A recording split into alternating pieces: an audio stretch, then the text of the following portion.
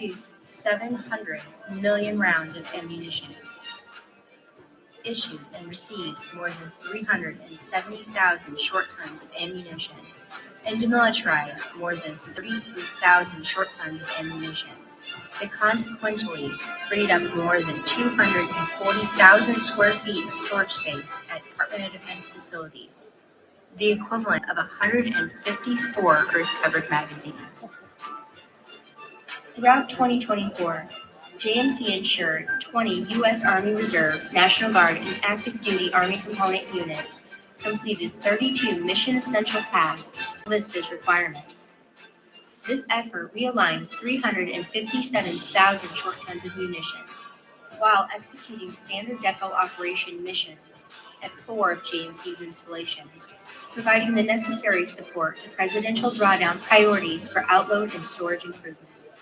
In addition, Headquarters JMC won the Army Superior Unit Award for supporting missions in Afghanistan, received the Exceptional Organization Safety Award, the Industrial Operations Safety Award, the Excellence and Explosive Safety Award, and the Dave Harris Award for having Small Unit Public Affairs Organization of the Year. As another year ends and our focus shift, at the end of the fight, the priority is our people, ensuring that every Department of Defense employee, be it a soldier, contractor, or civilian, comes home safely to their family. Ready, reliable, lethal. JMC.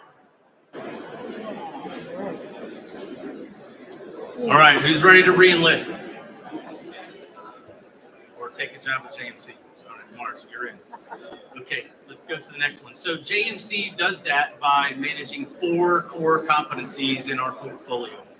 We produce munitions, store the munitions, distribute the munitions, and then as they reach the end of their useful life, we treat or demilitarize those munitions, either in open burn, open detonation, or closed detonation technologies. And I'll talk to you about that as part of our future efforts where we could really use some industry help. In addition to all of the things that you just saw in the last 18 months that have occurred, we also started actually executing the first portion of the 15-year, $18 billion OIB modernization implementation plan. So we'll talk about some of those projects and some things where we think industry could be of assistance to us there. So what we've really looked at, one of the things that has changed our focus a bit in the last 18 months, as you saw all of the outload operations, has been a focus on our go-to-war mission for the OIB. And that is our depot and outload operations. So you saw all of those outload operations. You saw how we integrated with Army National Guard, Army Reserve units. We also had Marine Corps Reserve units. We had active component units, and they came in and helped us realign our storage so that it is as efficient as it can be, and that it is staged in the depots where it is most needed, so that in a large-scale combat operation, we can be the most effective and get our assets out to the warfighters and before their time of need. So that's what we do, a little bit about how we do it, and this is where we do it. JMC operates at 19 of the 23 OIB sites, 19 of the 23. 4 of the sites that we're responsible for are chemical sites, and then the rest are our OIB modernization. So what I've demonstrated in this map highlights our government-owned, government-operated facilities. So think of these as our storage depots where we produce, that we do all 4 core functions. Only a couple of them don't do demilitarization. The grade sites are all of our government-owned, contractor-operated sites. So these are our sites that the government oversees, our operating contractors. Many of them are here at the symposium today. And they actually have a contracted workforce from the corporate entity that operates the equipment and maintains the government property on the installation. The government-owned, government-operated are Department of the Army civilians who do this work. They are our artisans who make large caliber bombs. They make 40 millimeter ammunition. They maintain Gimler's rockets, and they help experiment to make ground launched small diameter bombs. These are our civilian artisans that are out there every single day with feet between them and an explosive device to make sure that our warfighters have what they need. They will also receive new production, put that into our depot stores, and ensure that it is safely stored, that it is monitored, that it is maintained. And then when it comes time to demilitarize it, they will take it out of there and make sure that it is treated so that it is appropriately disposed of. And one of the things that we have been doing in the last 12 months has reinvigorated our business development operations. So one of the things that we do to ensure that as production reduces, or in the future as any production reduces, we have to maintain that warm industrial base at our organic industrial base sites. So in order to do that, we have reinvigorated public-private partnerships so that if an industry out there wants to make a munition, but they don't have a secure facility, they don't have an explosively sited facility, they don't have a safe storage facility, they can enter into an agreement with one of our OIB sites. They can do anything from just pay us to store their products all the way up to and including training our workforce on your product, on your process, and use our government labor to produce a munition for your corporation. We're already doing that with several entities, and we'll continue to grow those. And what that does is it brings additional munitions and more capabilities into the OIB, while also driving down the cost of all the munitions that our PNs and PEOs purchase. At a government-owned contractor-operated site, we have the opportunity to enter into arms agreements. So our operating contractor has the authorities to enter into a similar business arrangement where they can work with other subcontractors, other related industries, other companies that need that safe storage or the security of our fence or the cyber protections for their industrial control network, so that they can operate and have depth in capability, depth in capacity, and again, it's a revenue stream that drives down the overall cost so that every PM gets more product for their dollars that they invest from their portfolios. So how are we going to take this into the next generation with OIB modernization? Most of our organic industrial based sites are 80 years old or more. So the majority were built during World War II and the ramp up, and we have really been doing just maintaining the capability and using the bones of the infrastructure and bringing in new equipment and new processes as things have come online. So we started with 84 government-owned ammunition production sites at the end of World War II, and we've streamlined that down to just 10 active production sites that we have today. You heard a little bit about the OIB modernization plan in the video there. So we are in the first of 3 phases. The first phase for FY 24 through 29 is really bringing in 21st century technology into our production.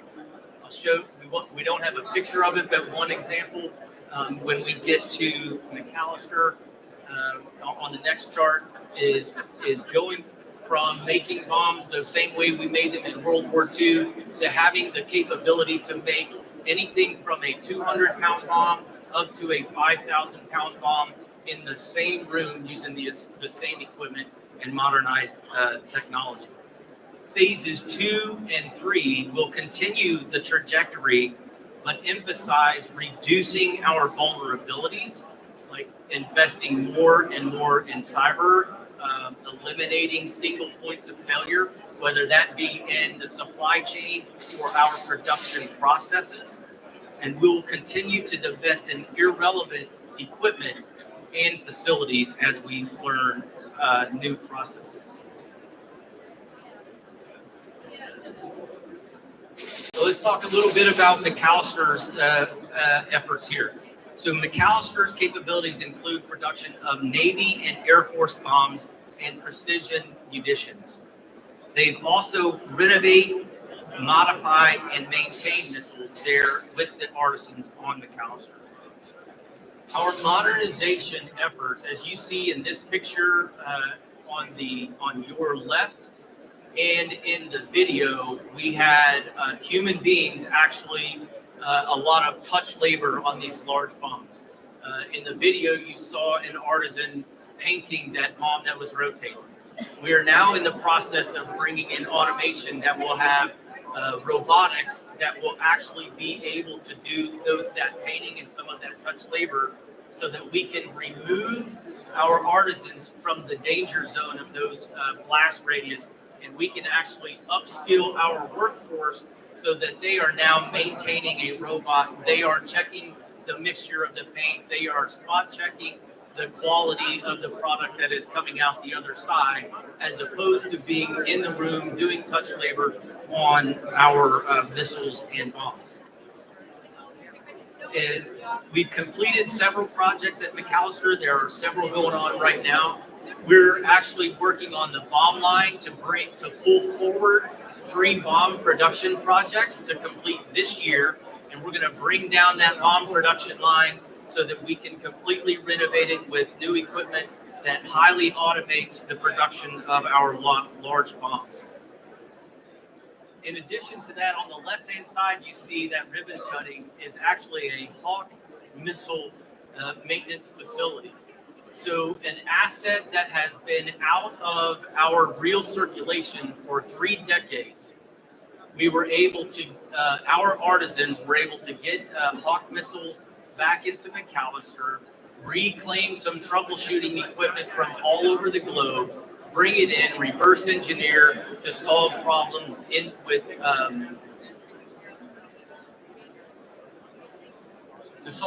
with some electronics on the inside. We'll just leave it at that.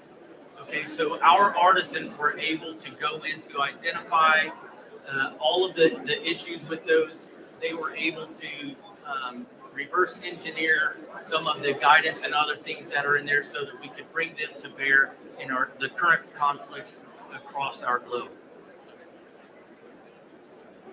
I talked a little bit about the bomb cast, melt pour, and cure modernization project. So this initiative started with really one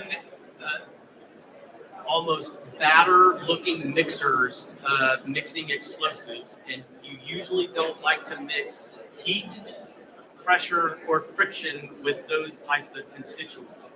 So now in our new multi-purpose load facility, all of the constituents that go into these large bombs are using a state-of-the-art facility that's using acoustic mixers. So now we have automated measures to take the weights of each of the constituents, make sure that they're safely loaded into these mixers, and an acoustic mixer actually gets all of those grains aerated and then mixed back into the consistency that meets a more consistent curing process. It's faster, it's safer, and it removes our artisans from that process in total. So that's at the McAllister Army Ammunition Plant in Oklahoma. Let's go to Crane, Indiana. I'm an Indiana boy, but not a Hoosier because I went to Purdue. All right, somebody over there is getting fired. So at Crane, Indiana, their current capabilities include production of pyrotechnics, which include mortar and artillery illumination rounds. They produce countermeasure flares, signals, and markers, as well as several other refurbishment projects. They are enhancing their modernizations through three strategies. First of all, a public-private partnership with the American Center for Manufacturing and Innovating. So ACME selected Indiana to build a campus just outside of Crane Naval Base, where they are using venture capital along with government dollars to take new industries in the munitions portfolio and take them from bench test all the way up and investing in those companies so that they can ramp up to production scale of new techniques, new products, and new procedures so that we can continue to innovate there. While we're innovating on new processes, new products, and new techniques, on the inside of Crane Army Ammunition, we're planned to invest $777 million of investment to improve our storage, so our earth-covered magazines. Again, 80 to 90 years old in all of our magazines, so we're maintaining those now as opposed to letting them get to a state where we have to invest to replace them. We can put in $250,000 into a bunker today, and that will extend that lifespan at least 40 years. Or in today's dollars, and every 6 months it goes up another 25%, more than $2 million to build a new bunker, and that's without any of the climate control or humidity control or anything that is going to be required of our advanced munitions. So improving transportation as well. So rail repairs in addition of $62 million. So as many of these were built, some of our earth-covered magazines and some of our production areas are only accessible by rail, as opposed to having a truck and a truck driver and then a forklift and everything that goes back and forth. So many of those by rail. So investing in rail for production, rail for storage, and rail for outload that goes into Crane Army Ammunition activity. Okay, so let me transition a little bit to the future where we could use some industry partners and some thought leaders to help us. Let's look at the bunker strategy. So I'm working now through my headquarters and the Department of the Army to develop a 20 to 30 year program to invest in our earth-covered magazine or our magazine storage for munitions. So as I just said, we can either invest in maintaining and restoring a bunker today for $250,000, whether that be repairing the head wall, whether that be ventilating, or improving some of the spalling concrete that's on the inside, all the way up to removing some of the dirt and then putting tarps that are that allow them to breathe but do not allow moisture to get in. Those investments alone will extend the life of a bunker for 40 years. So we can take an 80-year-old bunker and extend the life at a minimum of 40 years. Or in some are within 5 years of ending their usable life. And in the next 40 years, we could be in a position where we would have to start replacing 10,000 magazines across the continental United States. So we're working now to have a strategy where we have an investment every year of $20 million over the next 20 to 30 years. But thought leaders who can extend the life of concrete that can endure any, we have magazines in Indiana, very humid, very cold, Pennsylvania, all the way out to in Utah or Nevada, which have much different climatic requirements. So any thought leaders that we can partner with and how to extend those, we would be very grateful. As the JMC commander, I'm also the senior commander of 13 of our 19 operating sites. McAllister Army Ammunition Plant is larger than the District of Columbia. And most of its perimeter fencing is cattle fencing, 3-strand barbed wire. So on the inside, we then have an inner perimeter that we have to maintain. As a senior commander, it's my responsibility in AR 600-20 to secure and protect any installation that is my responsibility. So we have 3 partners now that are experimenting at Bluegrass Army Depot, and we're initiating another experiment at Lake City Army Ammunition Plant, where we're applying AI to do wide area security. Right. So anything from an $80,000 per unit, or adding advanced radar and drone protection, and we can get to about $250,000 per unit to have a mobile sensing capability that we can put around one of our installations. So at Pine Bluff Arsenal alone, our estimate to do fencing around the entire depot was over $80 million. Today, for less than $5 million, we can have an AI-enabled mobile trailer with sensors, cameras, radar, and communicate back through a 5G network back to the control center that senses and alarms the EOC of something that either is a threat or is not a threat. In Pine Bluff Arsenal last year, just an innocent boater who wanted to go duck hunting came down the river, which is a border with the arsenal, parks the boat on the river, gets out with a shotgun, and starts roaming into the protected area.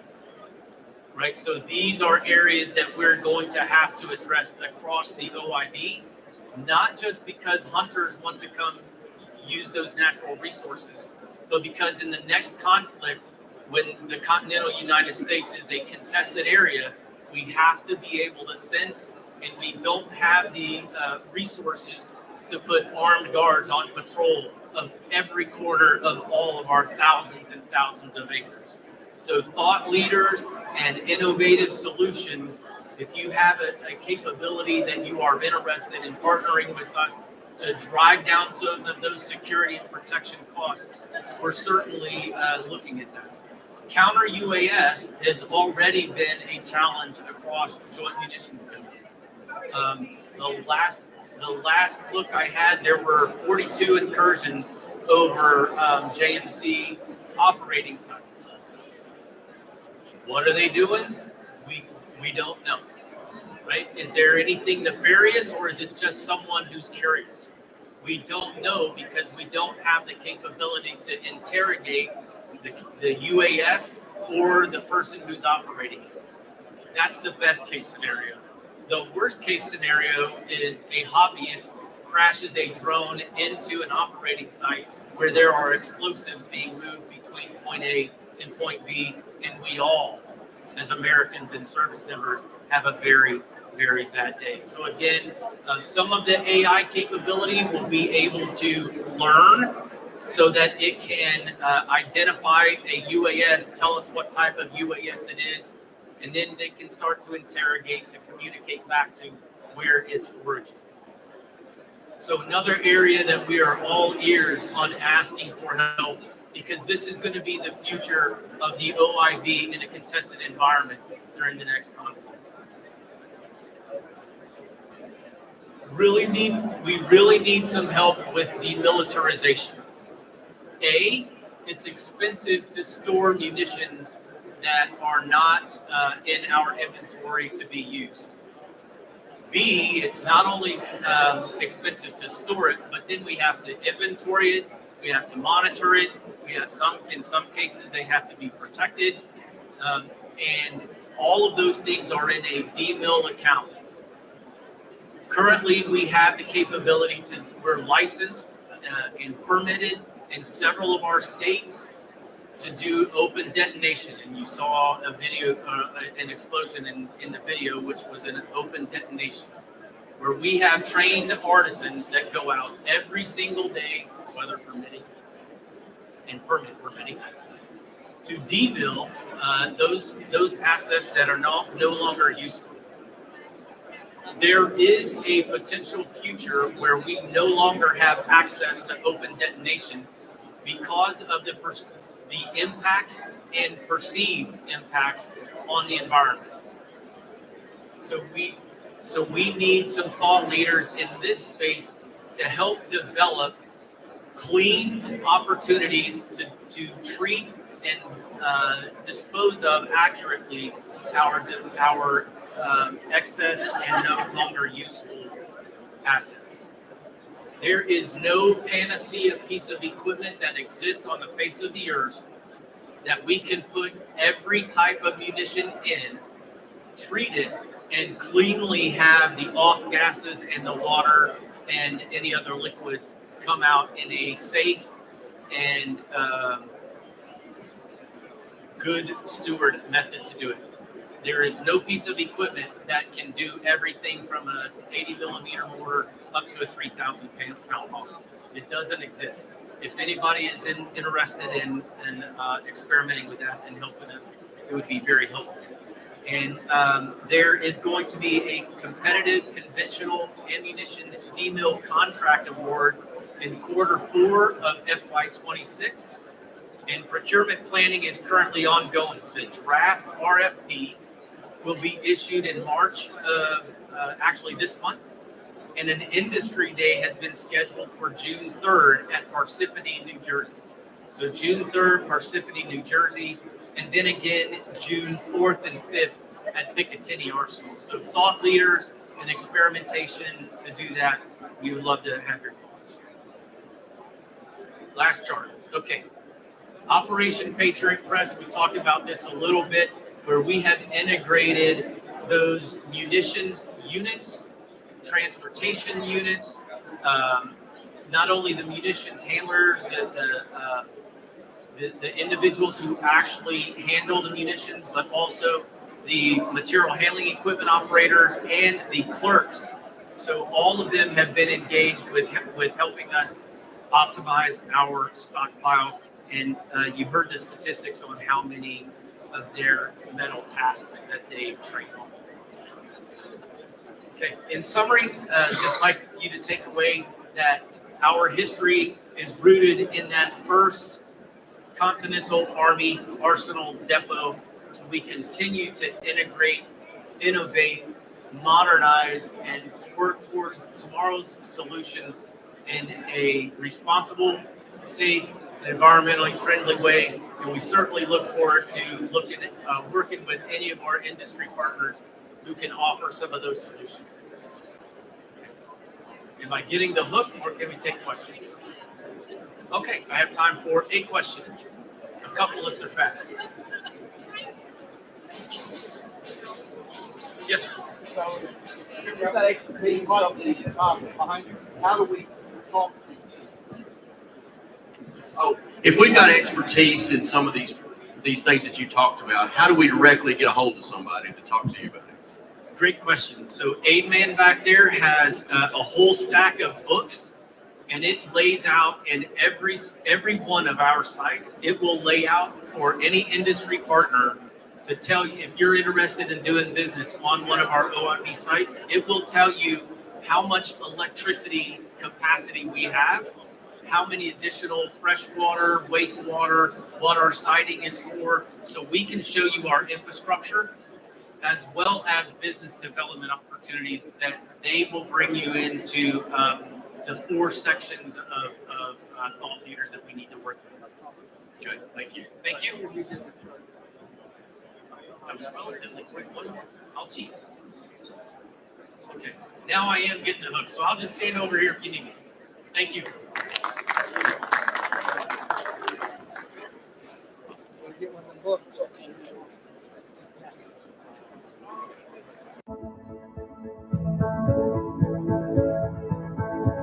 The Secretariat here at the George C. Marshall Center is the hub for the Partnership for Peace Consortium. The Partnership for Peace Consortium is a cooperation of more than 850 institutions in the professional military education within NATO and all NATO partners to support those institutions in developing future leaders. By the end of the 90s, they came up together with this idea of establishing the consortium for their defense academies and security studies institutes, with the idea that identifying common problems, sharing experience, sharing good practices will facilitate the transition to the desired end state, and everyone will benefit from it. The consortium has its value, it has proven its value over the years, and look forward to a bright future for it.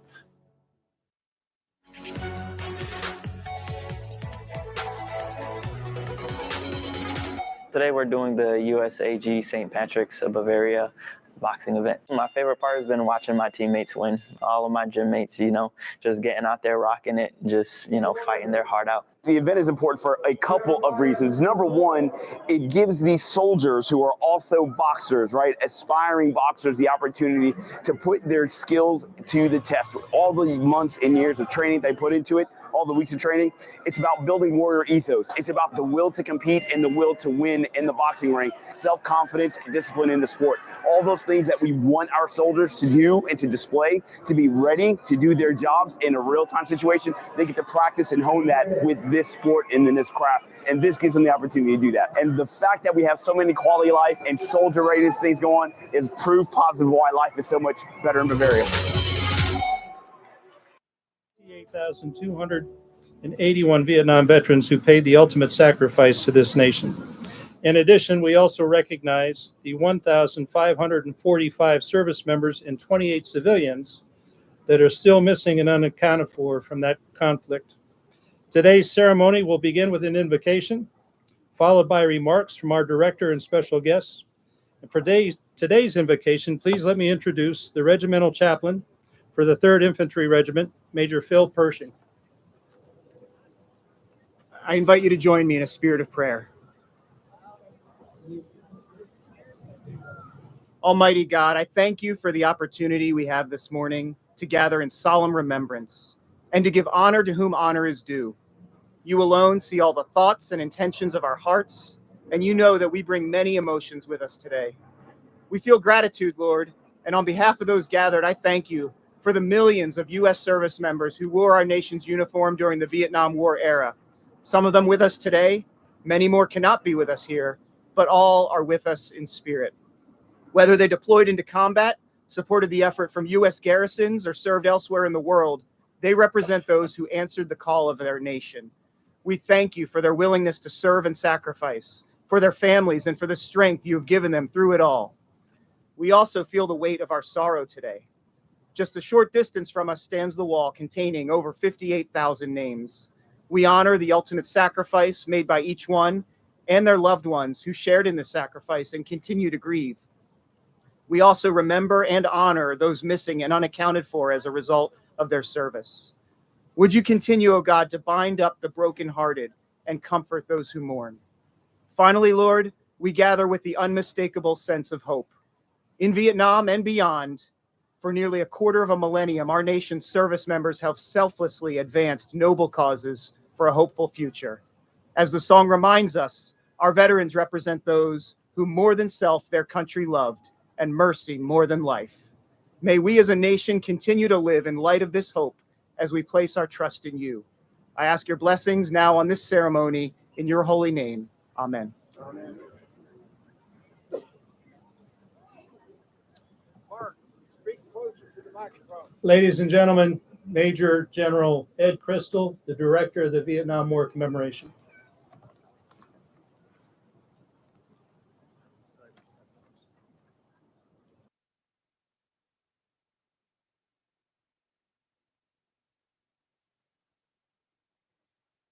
Morning, it's have you all here today. Thanks for making sure that you can hear us. It really is an honor to be here. It's also bittersweet knowing that this is, as a commemoration, the last time we will host this event at the National Vietnam War Veterans Day ceremony here at the Wall. We want to welcome our distinguished guests with us today, especially the Secretary of the Department of Veterans Affairs, the Honorable Doug Collins. Sir, thank you for making time out of your busy schedule to come here today. We also have the Principal Deputy Director of Defense POW MIA Accounting Agency, Mrs. Fern Sumter Winbush. Virginia Department of Veterans Affairs, Commissioner Chuck Zingler. Founder of the Vietnam Veterans Memorial, Mr. Jan Scruggs. The National President of the Vietnam Veterans of America Organization, Mr. Jack McManus.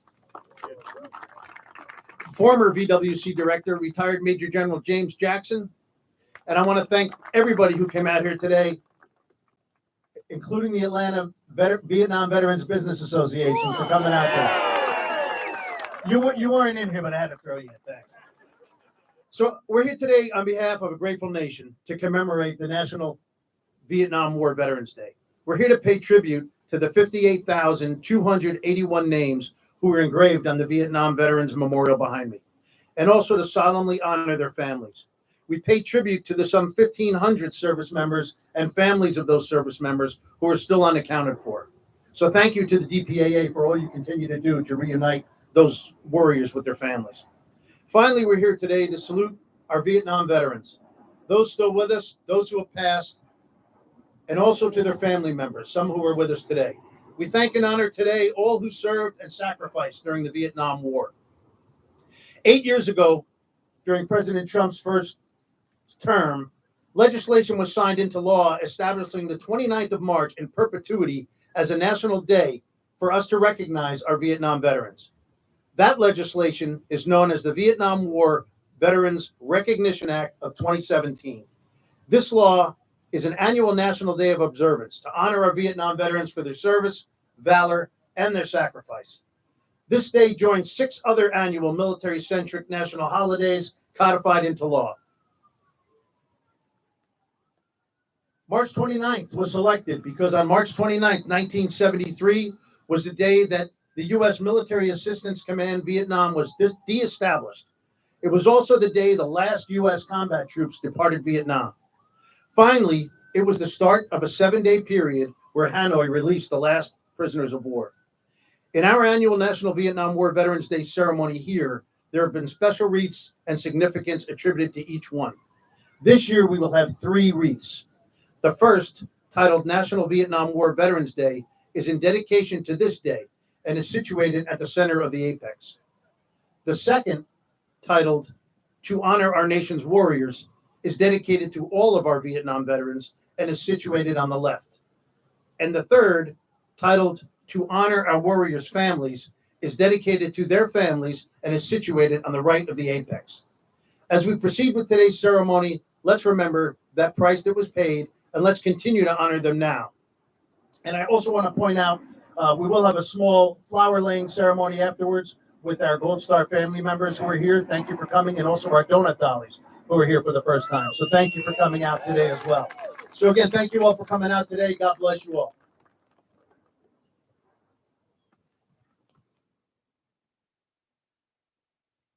Ladies and gentlemen, the Honorable Doug Collins, Secretary of the Department of Veterans.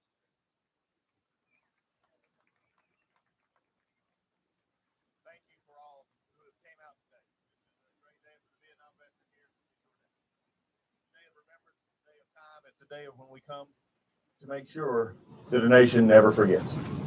We're standing at the feet of a memorial to Abraham Lincoln, the one who actually talked about giving the last full measure of devotion, and just a few steps away from those who gave that last full measure. So between Lincoln, who reminded us, and between the wall that is ever living, this is why we're here. This is why we remember this day. This is why we honor those who gave their life.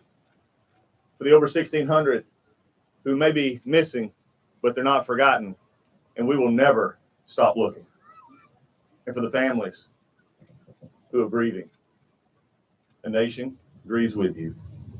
But you know, as we look forward we also have to look back in honesty.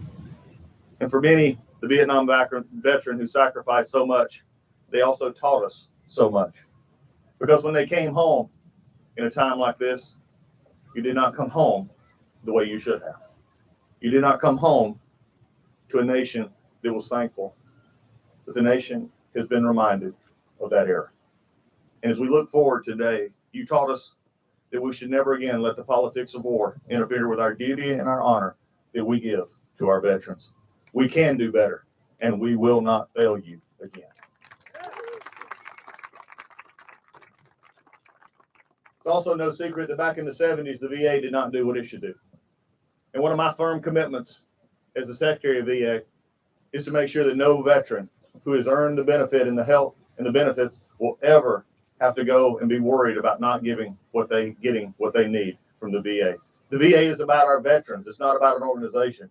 It's about the veteran that is served. And when you came back, you taught us things that we needed to hear. You taught us things and lived through things that are now being played out. Alan Perkle, a gentleman in Asheville that I met just the other day, who came through the Vietnam War, who came home to that problem and came home and then decided to get busy working. He worked in the VA and now he's retired, but yet still taking care of Vietnam veterans in any way possible. That's the spirit that lives on. That's the spirit that drives me to get up every morning and go out and say, what can we do better?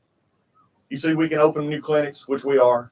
We're going to make more of healthcare available in rural areas and give more choice to our veterans so that you get what you need. But really, it just comes back to an honest discussion. And the honest discussion is respect. It's honor. It is dignity. Today, as I went around and seen and spoke to many of you, I was reminded that I was born in 1966. For some of you, you're laughing because I'm still a child. But only in one that looks up with honor and respect with eyes of thankfulness to the Vietnam veteran. I had an uncle who was there, other members who were there. My uncle, till the day he passed, mourned his service dog that went into the field with him and was killed right in front of him. A few more steps, and it would have been him. He remembered, and we remember. The first person I spoke to today and said I was born in 1966 said that was the year that my husband was killed. I grew up with the news reports. I grew up watching the names. I felt attachment to this generation. And in a moment when we go down to that wall, there's nothing that I think symbolizes more what the Vietnam veteran has went through, continues to fight through, and the honor that lies ahead. The wall is a singular, silent moment that says these sacrifices shall not be forgotten. These sacrifices will not ever be demeaned or put down or let by anymore. All our veterans serve under the wonderful flag of the United States.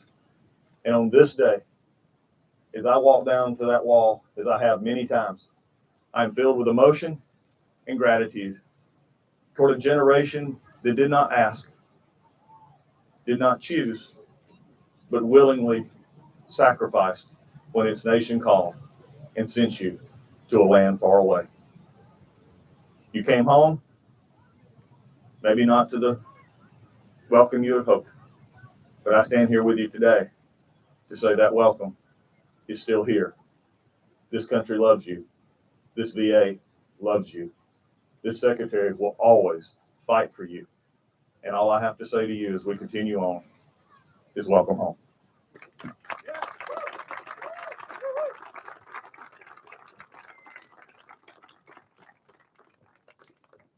Ladies and gentlemen, as General Crystal mentioned earlier, today there are 3 wreaths presented at the wall.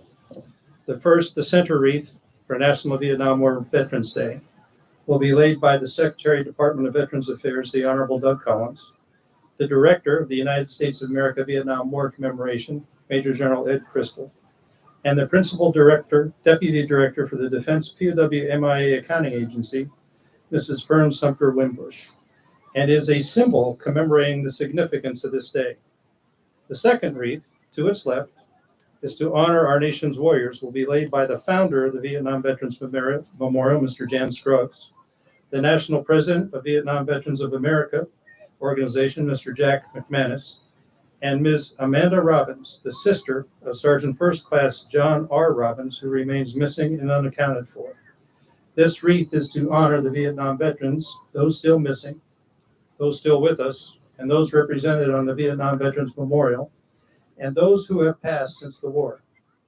Finally, the last wreath to the right is to honor our warriors' families and will be laid by the Gold Star daughter of Lieutenant Commander James T. Ruffin, Ms. Wendy Ruffin Lowry, the Gold Star son of Staff Sergeant Thomas J. Barrett Jr., Dr. Thomas Barrett III, and Gold Star wife of Lieutenant Commander Barton S. Creed, Ms. Susan Creed Percy.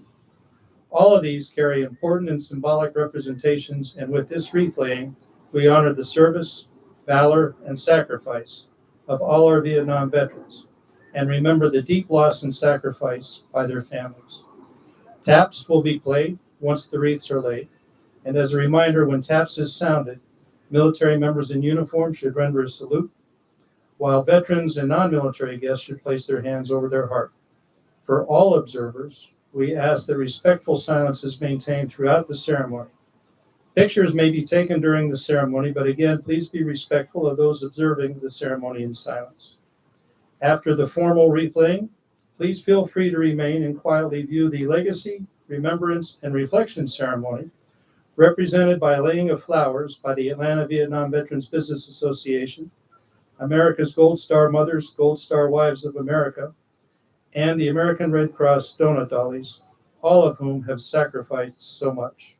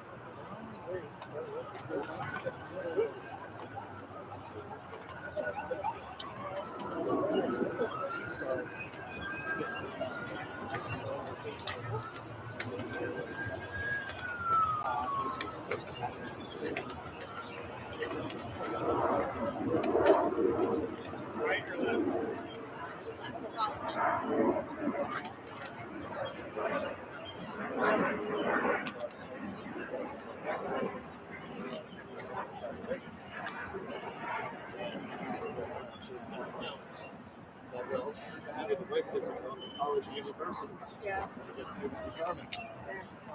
He thought that was wrong. It was. Yeah. So he ended that and put together a glass water. Really good. It's enabled the ability for the monument to change it and so it was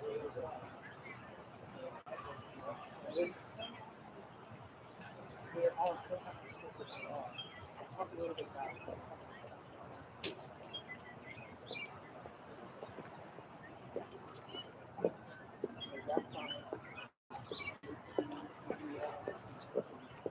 Take a few minutes to correct.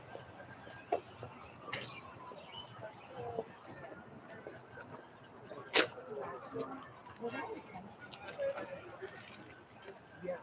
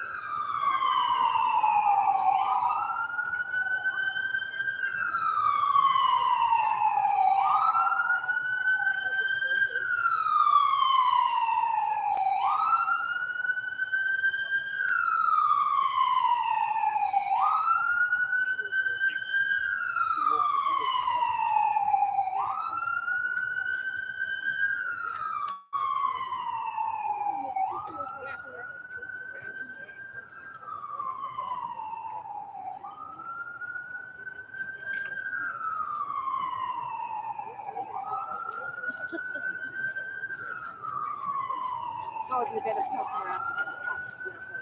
No, 4.5. Oh, yeah. Rated leader.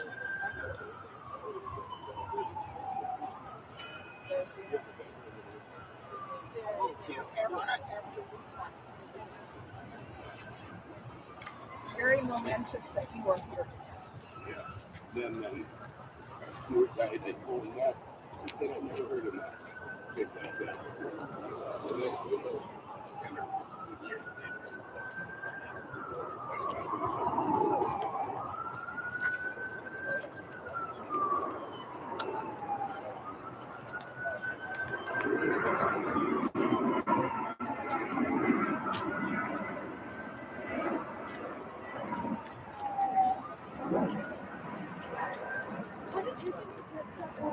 She's like,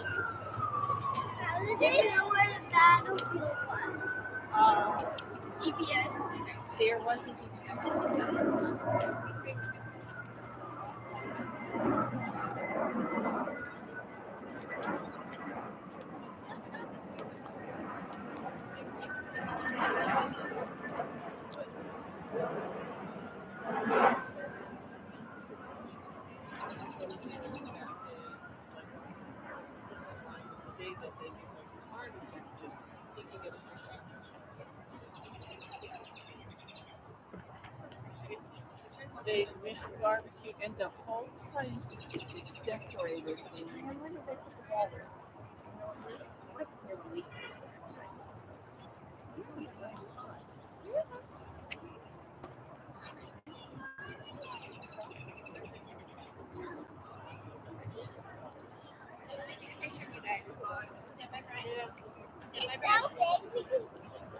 Yeah.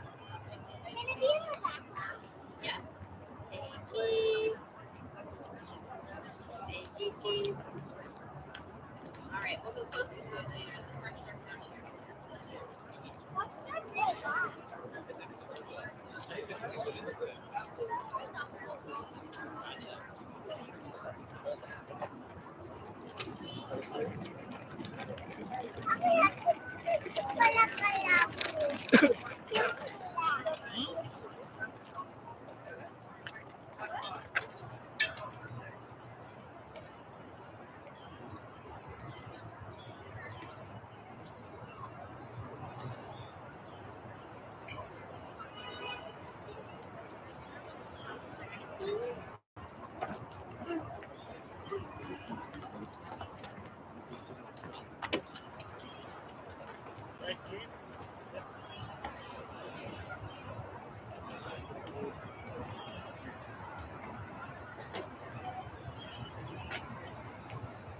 I really want to go do that.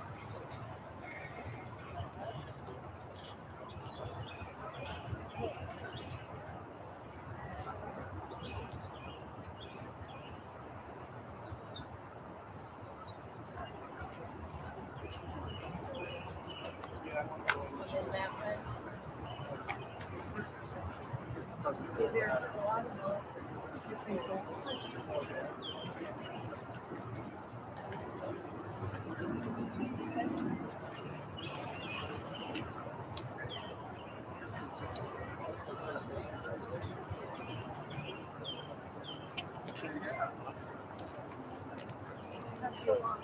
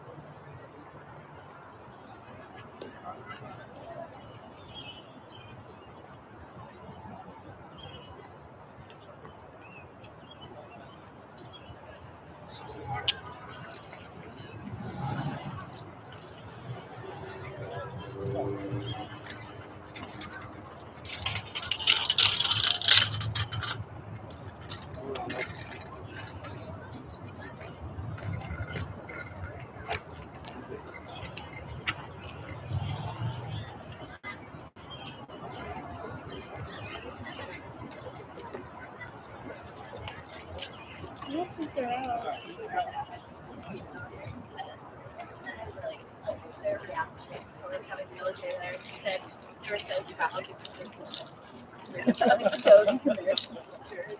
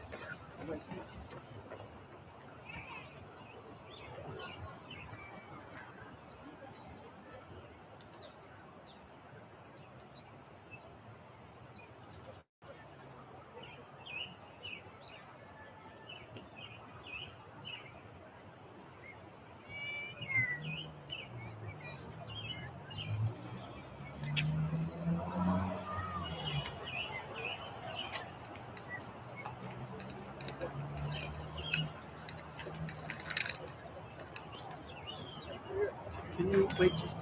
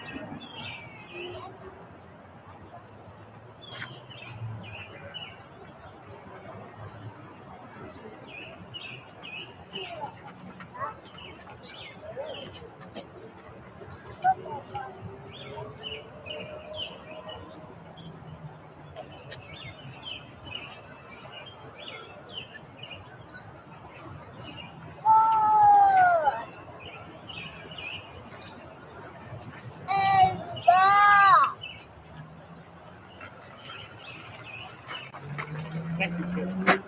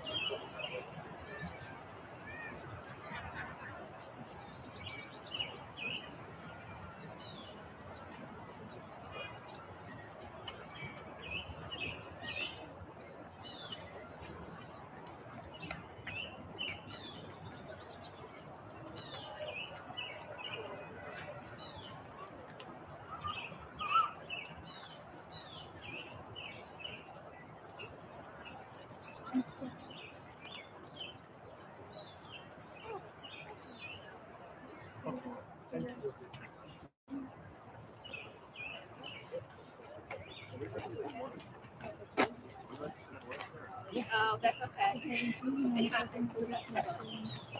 I'll be better. But thank you, I appreciate it. It looks really nice in here.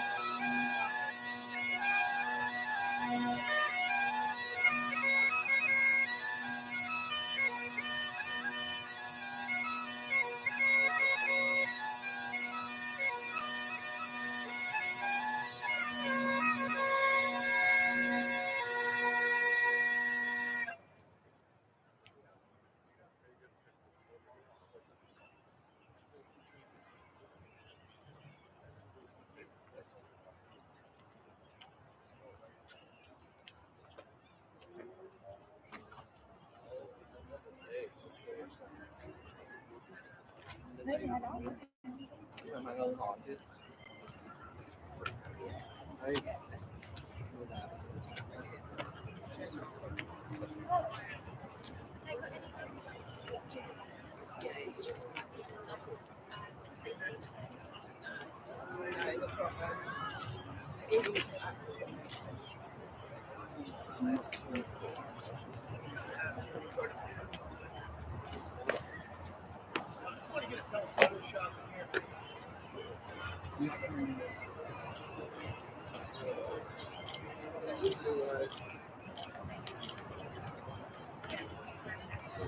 can probably store. Oh, yeah. Okay. So, yeah, there's something. And it's a travel.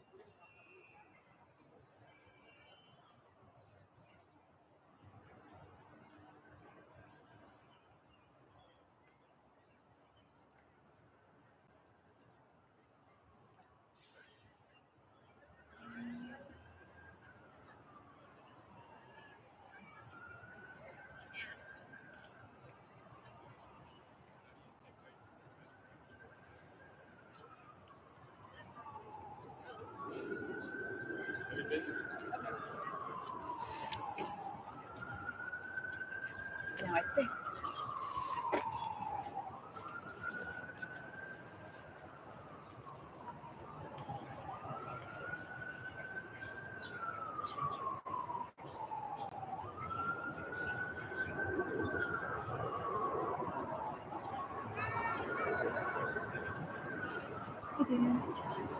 yes, they're awesome.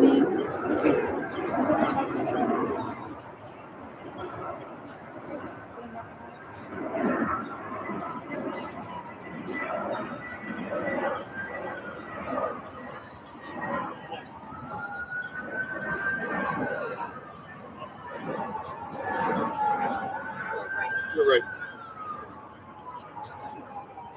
Oh, we just want to go over here and see the nurses.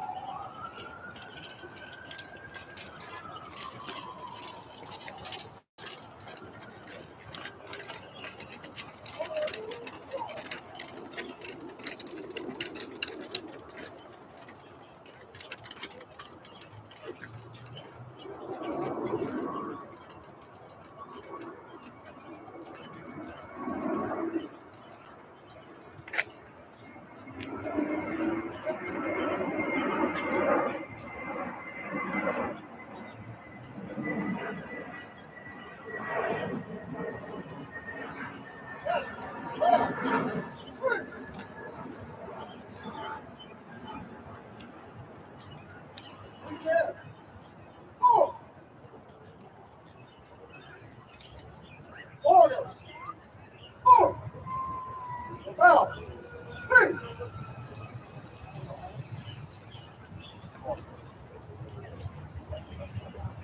Left. Hey. Forward. Give him the leg. Forward. Left. Left. Left.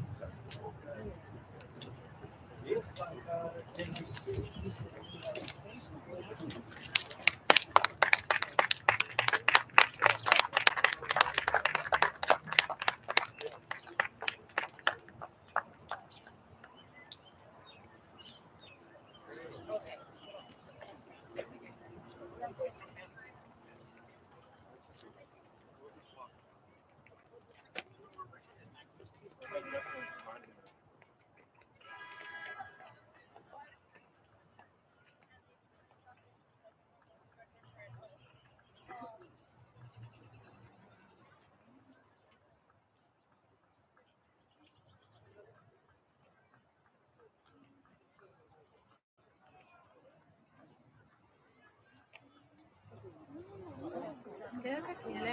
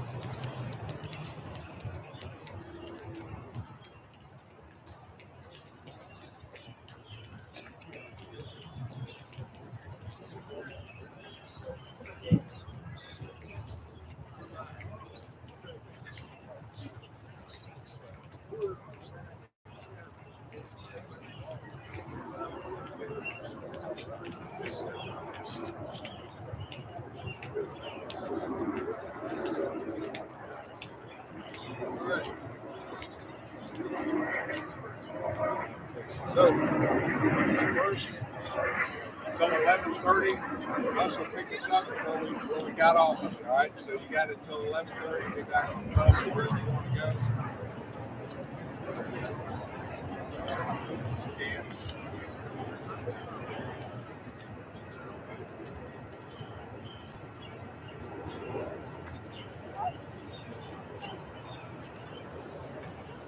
Yeah.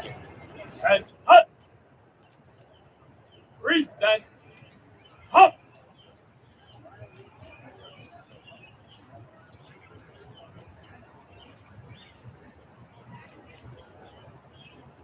Order. Hop.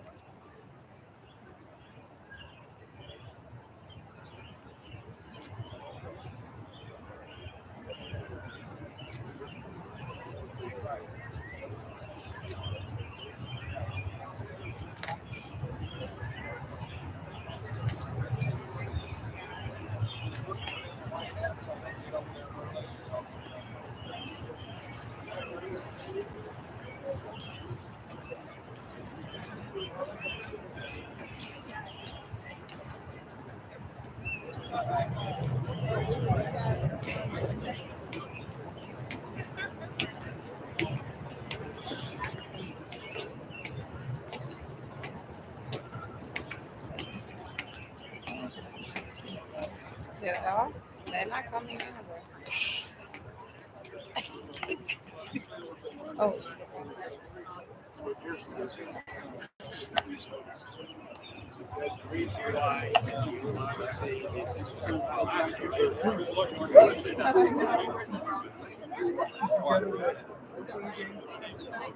All right, get out front.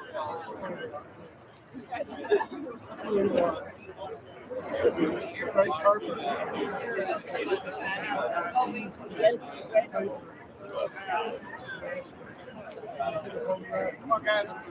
Oh!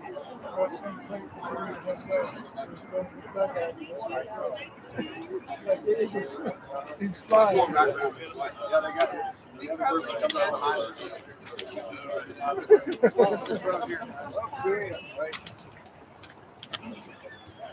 No, right. Now.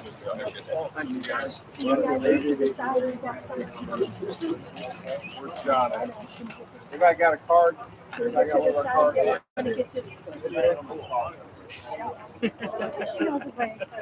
Online and Sam Elliott did a video. Cool.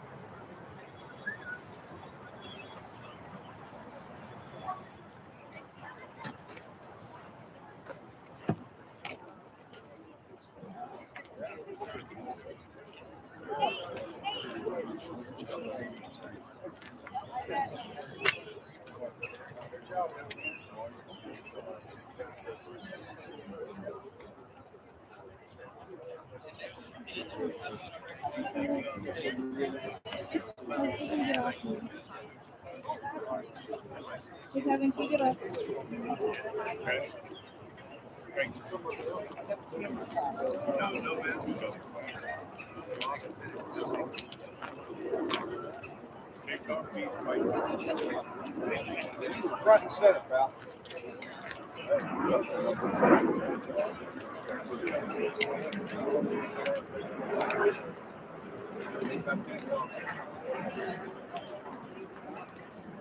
How'd it look?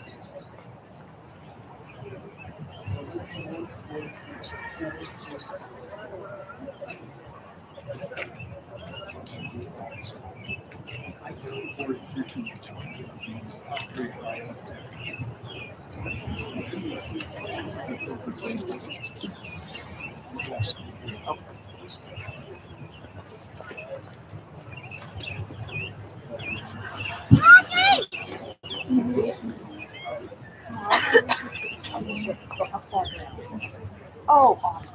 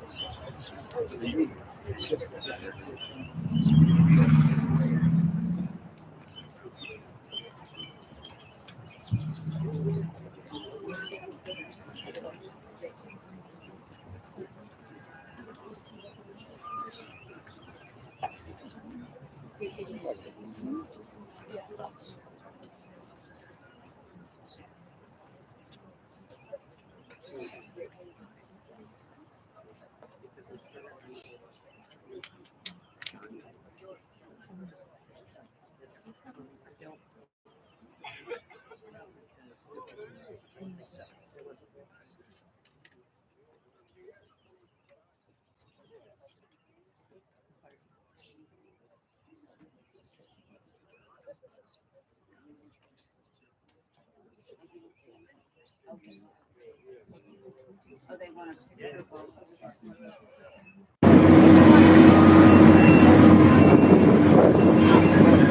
When Hurricane Helene tore through western North Carolina, it left a path of destruction, flooded roads, debris-choked waterways, and communities struggling to recover. But in the face of disaster, the Army stood ready.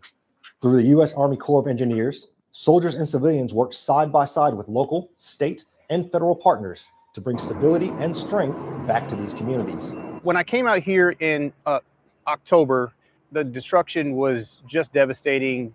Homes were gone, businesses were ruined, and it was a sense of people in the local community were just trying to help each other, and they were just trying to survive. Now we're coming up on the 6-month anniversary of the hurricane. I would tell you the progress is amazing.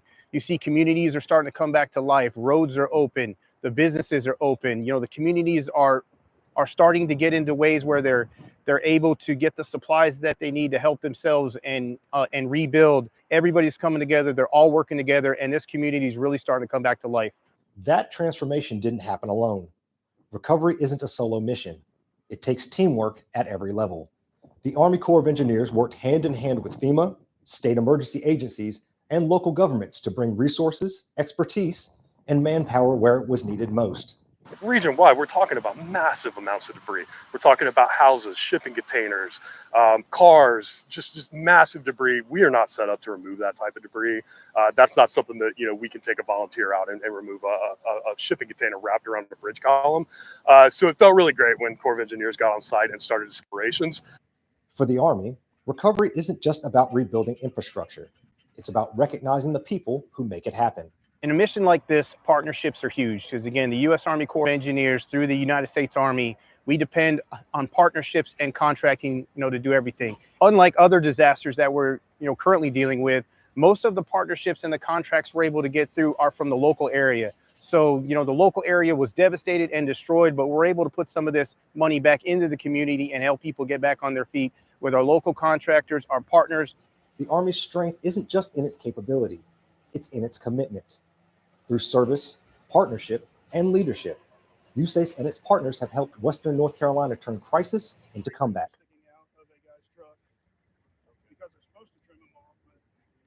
Good afternoon. Welcome to the Global Forest 2025. I am Sergeant Major Retired Julie Guerra, the Director of NCO and Soldier Programs for AUSA. Today I have the distinct pleasure of moderating 3 Senior Sergeants Major on the topic of the role of NCOs in driving continuous transformation while delivering combat-ready formations. To my right is Sergeant Major Brian Hester, Command Sergeant Major, United States Army Futures Command.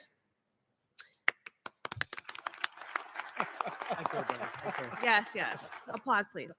Sergeant Major T.J. Holland, Command Sergeant Major, United States Army Forces Command. Yay, yeah. It's unfair. Who came with his own cheering section. And lastly, Command Sergeant Major Ray Harris, United States Army Training and Doctrine Command. There you go. It's a competition now. We will now start with opening comments. Sergeant Major Hester, over to you. Okay, thanks, Julie. Thanks to AUSA too. These are always great events, and we're really appreciative of what they do for our soldiers and our families. So I just want to start off with saying and pointing out the obvious that the character war is changing really rapidly. Unprecedented acceleration continues out there. So the necessity to transform and with which we manage all these interrelated processes on 3 time horizons is really important to Army Futures Command. And this isn't something that folks haven't heard before, but the efforts for transformation and contact, deliberate transformation, and concept-driven transformation are hugely important and are driving all the things that Army Futures Command is doing in this space. I think as the Army continues to innovate, one of the things that we announced just last year, or maybe it was the year before that, I don't know, my memory's not that great, the Contested Logistics CFT, which is, for the folks in the AMC enterprise here in Huntsville, is probably near and dear to their heart. It's really getting after those challenges with where we are with contested logistics. And then, how we streamline the acquisition process and how we invest in modernization really is important. And I think for the folks here, what's really demonstrated is how we interact with industry, how we innovate with industry, how we invest there, and how industry also does that investment in emerging technologies. And, the things that are always on everybody's mind, things like artificial intelligence and how that plays a part in the contested domains with which we're going to fight in the future. So we're really happy to be here, really happy to talk with everybody and answer their questions. And I'm going to pass it over to TJ on my right. Thank you, Brian. Hey, I'm going to talk about a couple things up here, and I'm really kind of interested in the Q&A portion of this. And I know Julie, I'm waiting for some tough questions down there. But, I'm going to talk about the fierce urgency of now, FORSCOM's role in transformation, and really the NCO's role in driving change and in this transformation in contact. I'll talk about training for purpose, lethality at our CTCs. But most importantly, I think no better way to kind of open this conversation right where the coffee ended, and that's with the Army of 250 birthday. And I think about the Continental Army 250 years ago, although not quite 250 years to the a little bit sooner than that was the Continental Army at Valley Forge, where this guy named Von Steuben wrote a blue book that Sergeant Major Harris took on as TRADOC CSM last year to get out to the force, an updated version. That blue book gave NCOs authorities and discipline to discipline soldiers in training and laying the foundation for professional NCO Corps we have today. I'm biased. I think our NCO Corps is better than anybody else's. Throughout our Army's history, we've had courageous NCOs, unwavering, undetermined, or fully determined in earning the title of the backbone of the Army through their service and sacrifice. And just like at Valley Forge, where the NCOs had a role in driving change in that Continental Army, our NCOs still have an important role in driving change in our Army now, transformation and contact, because we're the most lethal fighting force. Our Army has to be able to fight, win, prevail on any battlefield. So to all the non-commissioned officers, past, present, and those yet to come, thank you for all you do. Yeah, thanks, TJ, and really thanks again for the opportunity to be able to speak. The three of us got to do it last year too, and I think this was hugely beneficial for us also just to get the questions that we got so we can go back and really refine the things that we're doing. In Training and Doctrine Command, we're there to train, develop, shape, and guide. And as we go through continuous transformation, we really had to take a look within TRADOC of how do we do that. So we have kind of coined the institutional transformation as what we're getting after to stay pace with our transformation and contact and our deliberate transformation. Because as we drive that continuous transformation to deliver our ready combat forces, it's essential that we do transform our institutional processes to ensure that we deliver the combat leader that the unit needs in order to deploy, fight, win, and kill the enemy. So that's really near and dear to our hearts as we kind of guide how we look at our things. So and this is more just about changing processes. It's also about creating a culture of innovation. And I know the team down here is really going to talk about it, especially with AFC and Sergeant Major Hester, with the things that AFC is doing. But the great thing about our non-commissioned officers, like Sergeant Major Holland said, is that they are the backbone, right? And they drive the transformation that we're doing because they can see the need and the requirement at the speed of what we want. And then they give it to big guys like us. We're really those two right there. And they try to figure it out. And then we try to put it into proponency, into doctrine, and how we fight to go win. So really excited to get after questions. And if you listen to the fireside chat before with the SMA, I can dive in on a lot of those things because really the topics I'm going to talk about or would like to focus on because it affects our non-commissioned officer population is really, our PME review, functional courses. We talked about the kind of the SQT MOS competency assessment, talk about those things about how we in Training and Doctrine Command are going to deliver the leader that you need in your formation. Thank you. Awesome. So we're going to get started. Let's begin. For all three of you, what does continuous transformation within your specific organizations look like? And how do you translate that at Echelon? All right, I'll try to start off there. Well, I think continuous transformation, just like I described, is interrelated across 3 periods of time, right? The chief made a decision we were going to do transform and contact. That was, we know we have some technologies and some things that are ready right now that we should be able to put into formations to make them more lethal and make them more protected. And we have to prioritize that with everything we have. We might fight tonight, and our formations need to have the best things out there that industry can produce or that our labs and centers can produce. So transforming contact, the deliberate transformation thing, about 6 years ago, we started off with 6 priorities. Those 6 priorities have stood the test of time. We have aligned funding to those and we're continuing to drive forward. And candidly, we've had way more success than we thought we would. And now we have challenges with funding all those things. So the fact that we wrote some things on a napkin, so to speak, and we've been driving to that, and it's right in that deliberate transformation space. It's critically important. And then, we have to try to understand and get it about 50% right when we think about concept-driven transformation. So the future operating environment is a thing. We're trying to make the best guess that we possibly can. And then what do we need in the future to be able to get after the way the enemy is evolving, the way the battlefield is evolving, the way the world is evolving. So it's really, from our perspective, is about how we can deliver in transformation contact, how we can drive that deliberate transformation, and then how we do future, PCC and the future studies program to really get after that concept-driven transformation. You kind of hit a little bit of it in your opening statement there, Brian, too.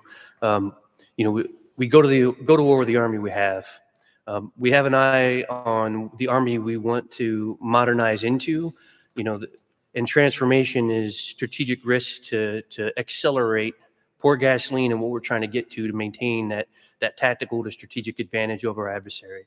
So, the current conflicts that are out there, you can name a few of them, whether it's Ukraine, what you see on Gaza, but they illustrate the changing character of war and new forms of battlefield mass that demonstrate our need to not just master warfighting at echelon and continually transform to win the next fight, but really it's about how we as Forces Command help increase the Army's warfighting advantage through experimentation, partner with AFC and TRADOC, the transformation that we have at our DIRT CTCs with your scientists, the ACMs and the CDIDs, and those field assessments help inform the Army what works and to really accelerate that process. And 2 quick points about that transformation. First off, there are challenges with transformation. I think we all recognize it. The system fights you. TIC 1.0 set the conditions for TIC 2.0 success. But in the end, what TIC is and what TIC isn't, commanders can still task organize for purpose. They can experiment with what and how they train their soldiers.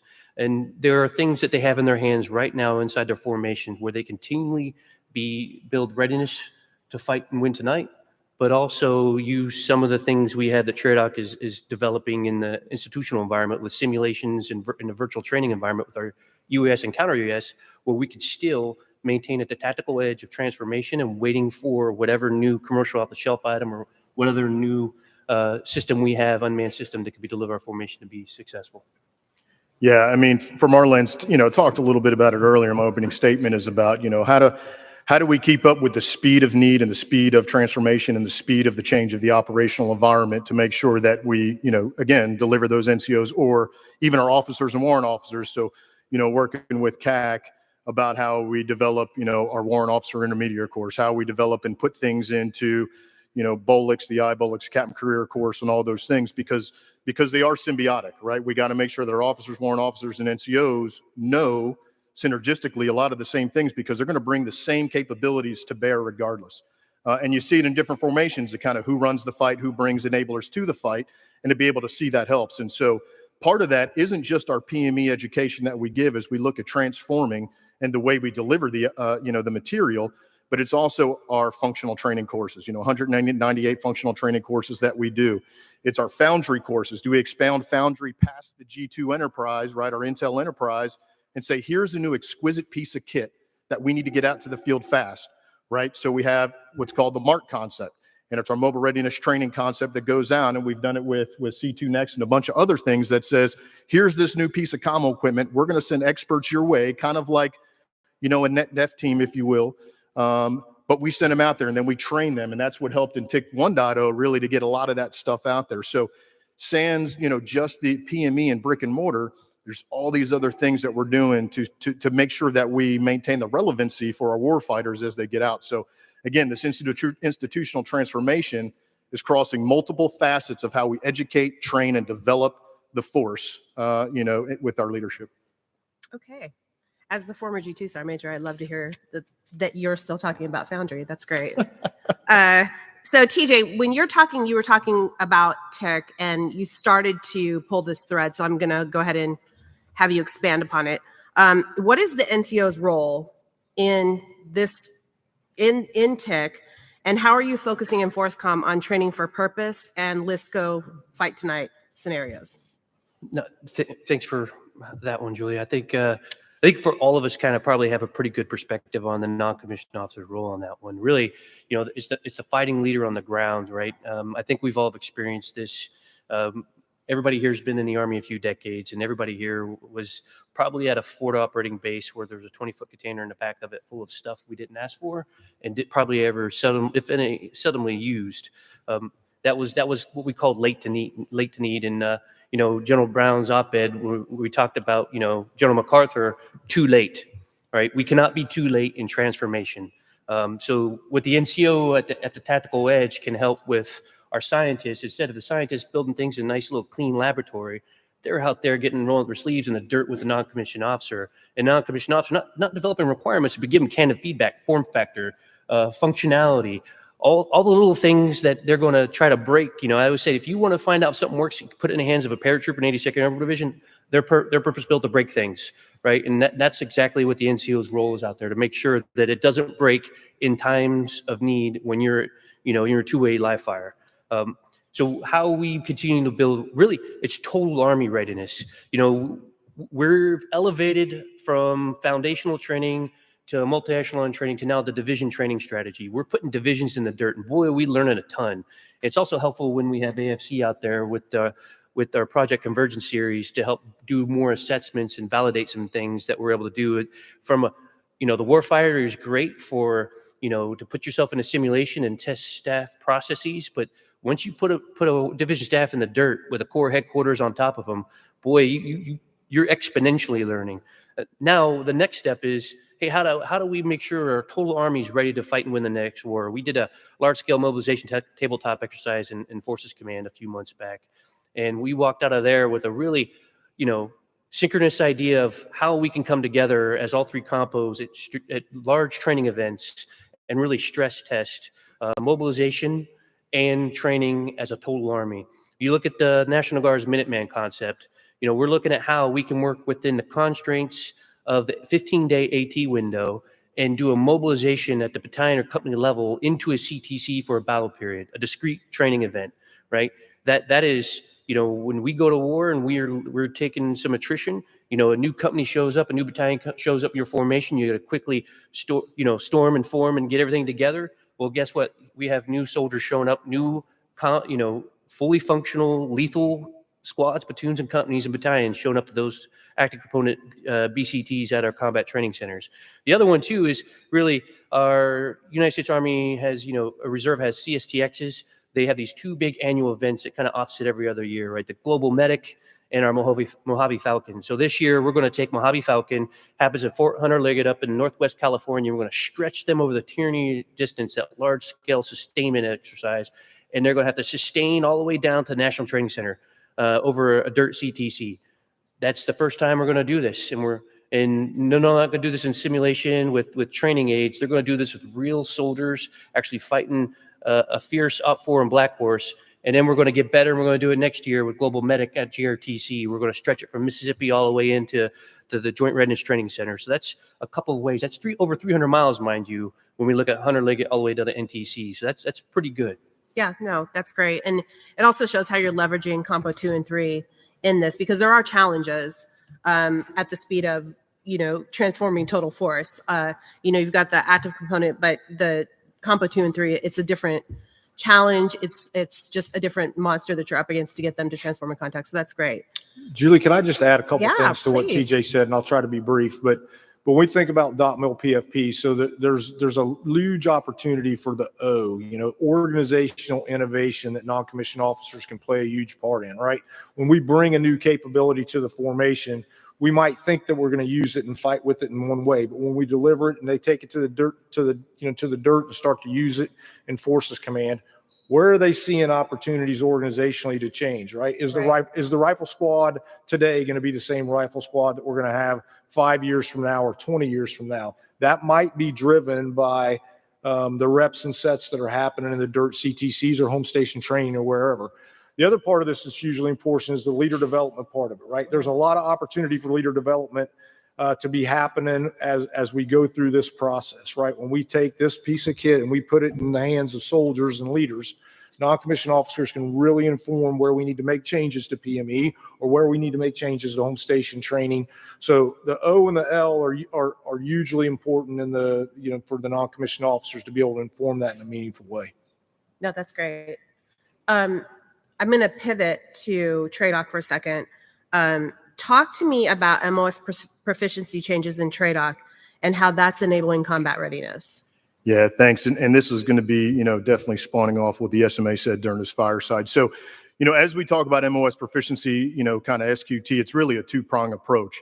And this is really where, us and Forces Command are really, really into it. So you think about tactile and cognitive, right? The operational unit, and I own that too, because my soldiers got to, within TRADOC, got to make sure they meet the same requirements, right, to be fully validated as a soldier.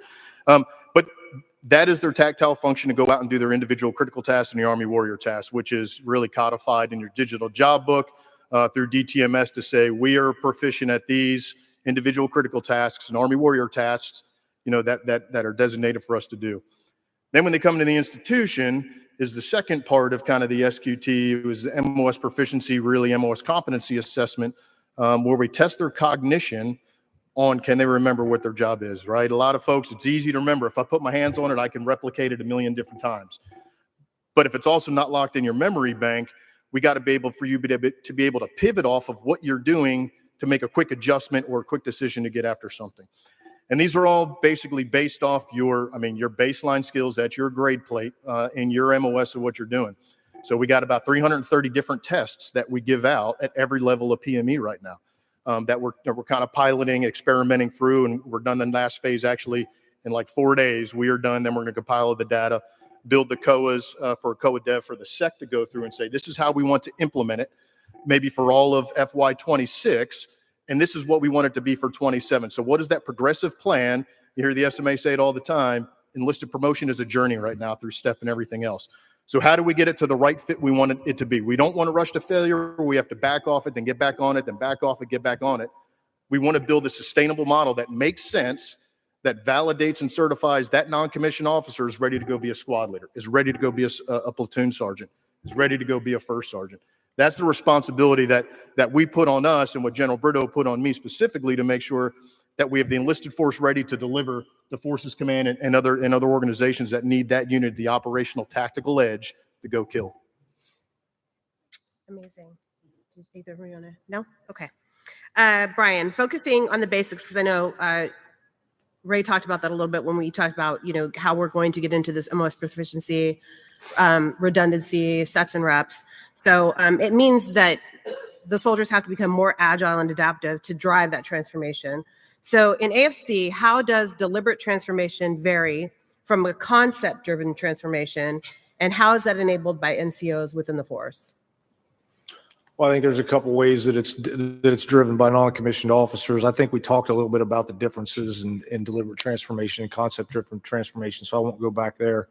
But I think when you look at things like soldier touch points, soldier-centered design, these are the opportunities for us to get bottom-up feedback from soldiers as we're doing experimentation, as we're doing development in the labs, development in the centers, development with industry, development with academia. The soldiers play a huge part. The biggest feedback that I get from industry all the time is how can we get more soldiers from the Pacific? How can we get more soldiers from Europe? How can we get more soldiers from our warfighting divisions to take place in these soldier touch points or these soldier-centered design events? So anytime we can, when we think about conceptually, what the next tank might look like, well, we want our master gunners, our tank master gunners involved in that. We want our scientists and our metallurgists and all these other kinds of folks involved in that too. But we want master gunners, we want tank crews involved in that developmental process and that developmental cycle. So we're partnered through the ASARC and through the Army Future Readiness Conference to make sure that we're bringing the right leaders, the right soldiers at echelon to these touch points so that we can get the right feedback from them. And then we can go in that rapid innovation cycle where our scientists and our engineers and our soldiers are working hand in hand, whether it's in the lab or whether it's in the dirt, to really get after that transformation process. And then, this is no news flash to anybody out there, but we've got a lot of innovation, upstart, spark facilities that are happening all across our formations.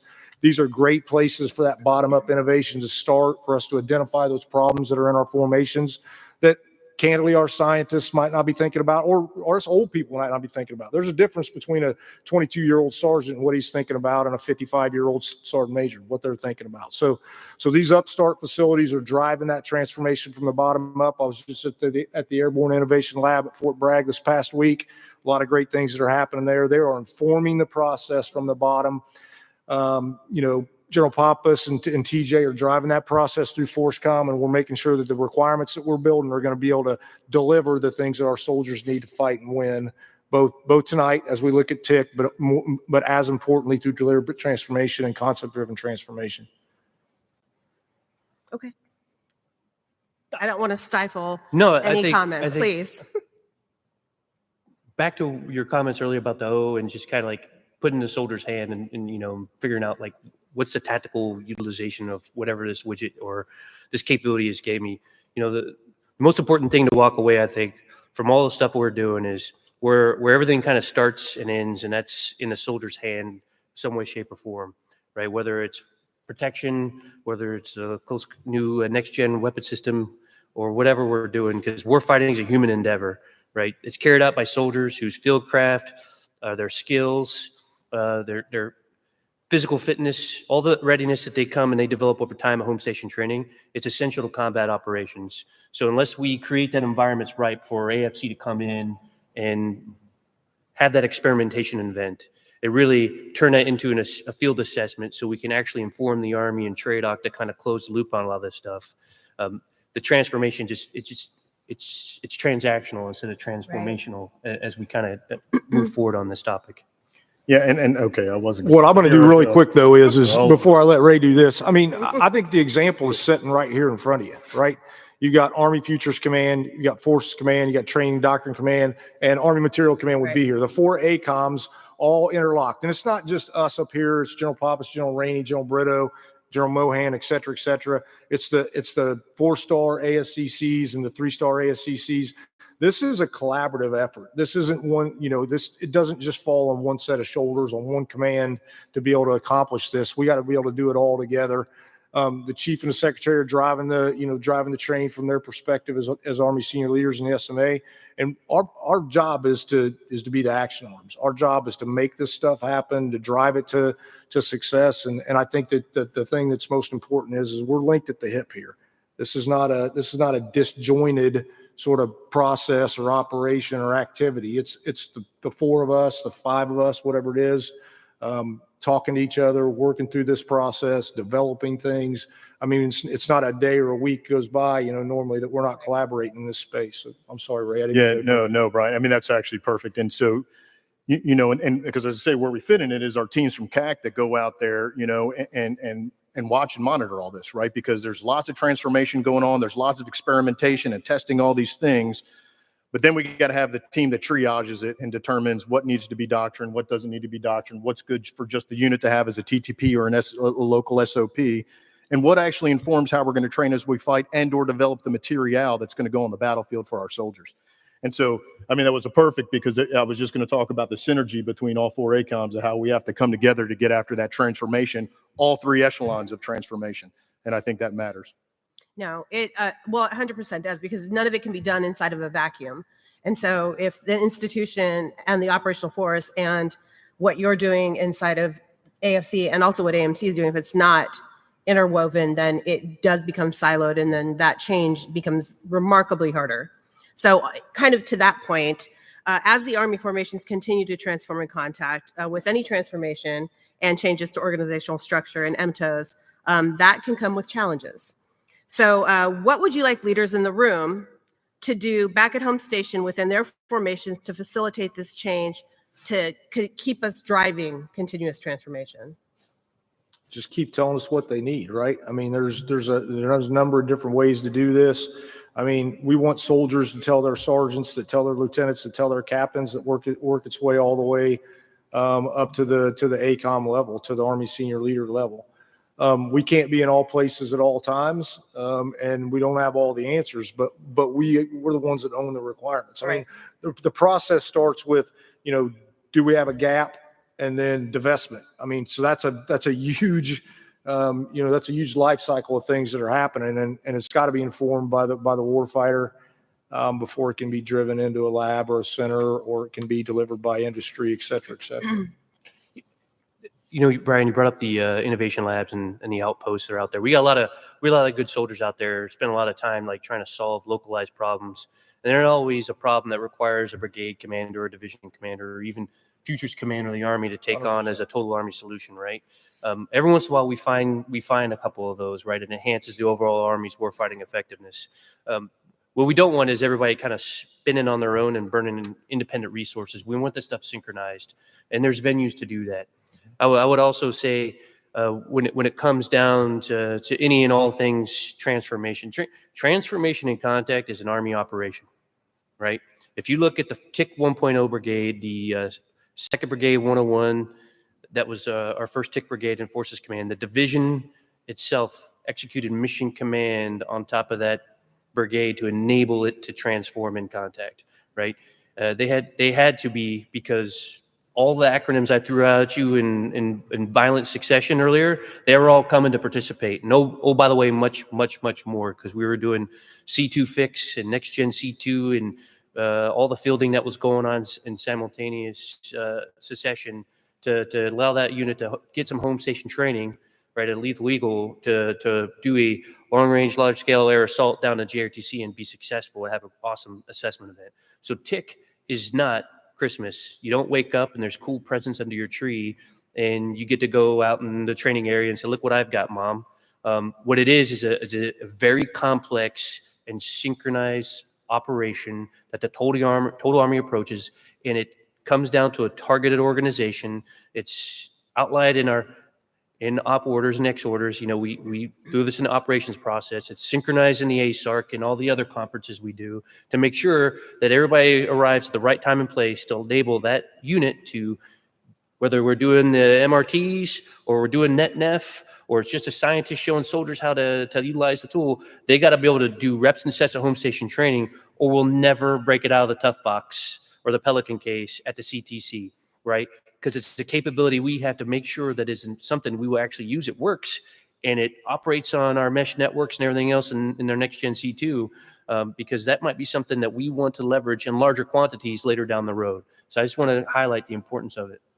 Yeah, I want to talk really the other side of that, and that's those units that aren't in TIC, right? There's only so many formations that are out there that are actually going through, you know, that went through TIC 1.0, that's going to go through 2.0 as that expands out. And so, you know, you asked, what do you want leaders to be able to do at home station? And I've always been of the principle of you got what you got. And so how are you going to organize the formation and equipment that you have currently right now to be successful for combat? How are you ensuring that you're fighting hard every day when you go out to train? How are you ensuring that you're fighting under the harshest conditions you can while you train, to build that grit, to build that resilience? Because you may not get that next cool thing, right? We still have to determine what is the right thing we want to put in the formation, and then it takes time to get it to that formation. So you may not get that kit for 10 years. So you can't harp on that cool kit that's coming out either. And so let the TIC formations really focus on that for you. That's what they're designed and why they were picked to do it. But the ones that aren't in those things, you got what you got. How are you going to organize for combat to go fight? Yeah, it's interesting because when SMA Weimer came to do the coffee series, he talked about that too. And there is a hunger in the operational force and a desire. Like everyone wants this. Everyone wants to transform in contact.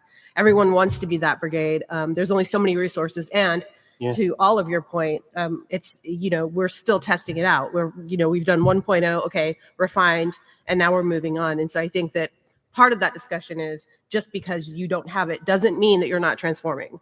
It's exciting, Julie. 2101 almost doubled their retention because of the excitement of being a TIC brigade. That's amazing. It was purely just like the culture that was in that formation to be the lead in an effort for the Army. It was infectious. I'm sure, yeah. And the purpose. Yeah. It's exciting. So we're going to take some questions. First up. Well, we just took a bunch of questions, Julie. Well, those were from me. I still have more, but we're gonna transition real quick. So Sergeant Major Holland. Oh boy. Can you discuss how FORSCOM is focusing on training management and ensuring battalions and companies can actually train on night lethality, our #1 MOE MOP? Signed, yours truly, the Sergeant Major of the Army. Well done. You finally got that question. Well done. I think that was asked of you during the fireside chat, SMA. It almost sounds like it's kind of inherent in what we should be doing anyway, right? Fight and win at night. I was a young paratrooper in 82nd, and I date myself, many moons ago.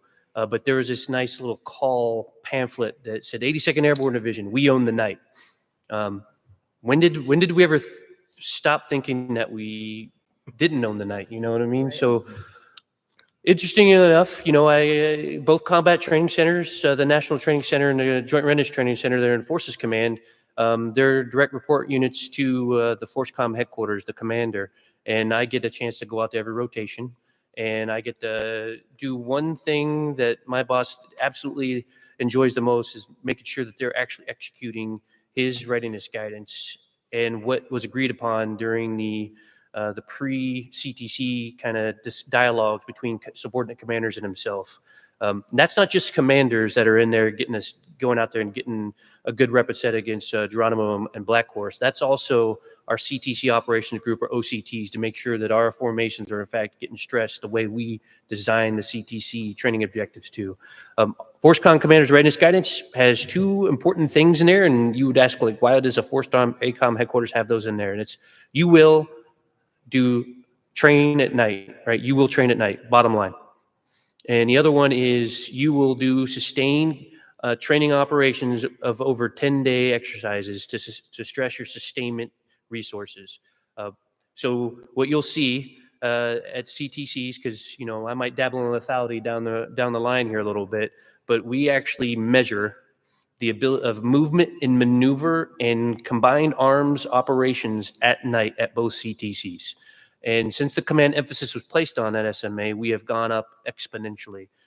Just recently, it's become, obviously the commander's readiness guidance has been nested all the way down to subordinate, corps, divisions, and, all the DRUs. Third ID just did a home station training event, 45 days in the field. Guess what? The OR rates were really high because everybody was in the field and they were completely laser focused on warfighting. Their gunnery was exceptional. The culture of just getting out there and getting the rigor of fighting through the friction of just getting to the field, because those 5-day duty day, we kind of sometimes mix up between duty days and training days. Nothing ever really good happens on Monday when we're trying to mobilize and get out to the field, and then everybody wants to get the tanks parked online on Friday so we can get home and enjoy Saturday and Sunday with the family. But when you unburden the unit and go start training days, sustained training days in the field, and do field maintenance, and you start doing things at night, then you start realizing, like, hey, my STANO, that's Surveillance Target Acquisition Night Observation, for those that haven't been in the Army a few decades, that those systems, I don't have enough of them, or they're not all serviceable. And then we realize the most two fundamental things that are on every AR to CTCs, PCCs, PCIs. Maybe we should do more of those and create opportunities to do more of those. So I think SMA, we've grown a lot in Forces Command just by driving things at the CTC and measuring what matters. I take my job seriously, and I would tell you that at echelon, commanders and command sergeants major all the way down to first sergeant company commanders, they get it, they understand the message, and they know that they're going to be put to the test against Black Horse and Geronimo. Okay. Thank you, SMA, for your question. For all of you, are there venues by which NCOs and TIC brigades can share lessons learned with fellow NCOs in non-TIC brigades about to take on these tasks? Let me answer. Let me go first. Anybody heard of the Harding Project? How about we pick up our pen or paper? It's probably actually a computer, and think of a title. And not fall forward in the process, and write about it, and ask the NCO Journal to publish it. Ask one of our the Infantry Journal or the Armor Journal or Sustainment Journal to publish it. I mean, it's a great opportunity. It builds understanding. It builds the cognitive space, and it communicates the lessons that we're learning from a non-commissioned officer's perspective. Yeah, the one I have, it's ran by CAC. It's called Quickfire, and Quickfire is a tool you can download on your phone, and that's how we're getting a lot of lessons learned from overseas right now, both in Europe, in Indo-PACOM, and out of the TIC brigades. And so it allows real time for a soldier, a leader, to get on their phone, whenever they're coming back recovering, because obviously we don't want them on their phone while they're training. But they get on there and say, hey, here's an observation that we have, or a lesson that we found, and then it goes into Gonculator, and then we use that. And so now we have this repository of all these lessons learned. It goes back to what I said earlier. Then the team kind of goes back and triages and says, hey, ASLs, here's where we think we need to adjust, and we propose this as a way to fight. And that's how we kind of turn those lessons learned, those observations, indicators into doctrine. And so Quickfire, I implore everybody, if you've never heard of it, go on the CAC website, download Quickfire and utilize it. And we can do it for anything. Doesn't have to be for tick. It's any observations, lessons learned that you've seen throughout training, whatever it is. And that helps us in real time get feedback. Yeah, it's informing the M too, in Very .mil much so. PFP. I mean, we've got, CACs and direct support for AFC for this endeavor, and we're learning a lot of lessons from Quickfire and bringing that into the development of M along .mil PFP.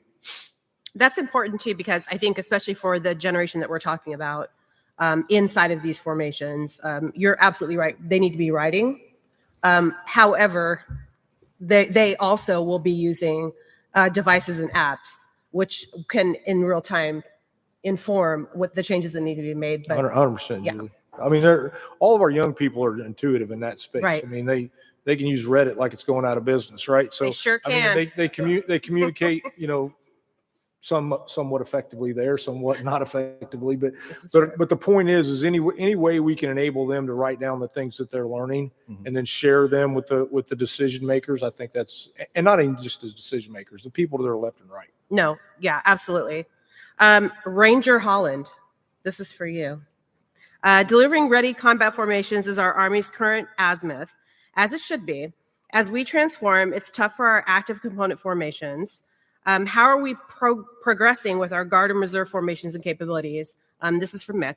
So I know you talked about this from a CTC rotation, JRTC standpoint, but I think you could probably, to his question, expand a little bit more on that for Compo 2 and 3. Yeah, I kind of touched on it earlier, readiness for purpose. I'll kind of speak in generalities with it. The number one thing we kind of fight with building generational readiness or developing readiness for purpose in both the National Guard and the United States Army Reserve is really time, right? It's the available time to train for those soldiers, because they have a full-time job for a lot of them that are out there, and just like the service retained formations that are in Forces Command, there is an insatiable demand for our soldiers and our formations globally. And it always feels like we don't have enough of them. And then we got to look at like where that capability that the combatant commander is where's it nested? That combatant commander wants that thing in his theater, his or her theater. So where does that capability reside? Is it in the active component? Is it in Compo 2? Is it in Compo 3? And then a lot of our sustainment is in combat service sports out there in Compo 3. And when we go back to when February, a few years back, when Ukraine was invaded by Russia, a lot of what at the time the combatant commander wanted in EUCOM for sustainment was in the reserve. But at the time of need, time of crisis, there just wasn't enough in the active component, really in the service retained formations and Forces Command to deliver at the time of need. So when we look at readiness for purpose, it's the time of crisis, large scale combat operations, you snap the chalk line, and where everybody's at, that's where you're at, and everybody else get ready. And that time phased action starts progressing.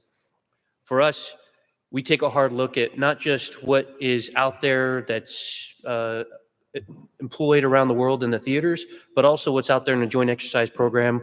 We want to make sure that when we're committing, whether it's state partnerships or the Joint Exercise Program with our Compo 2, Compo 3 formations, that formation that's out there is a contiguous formation, right? It's a warfighting element.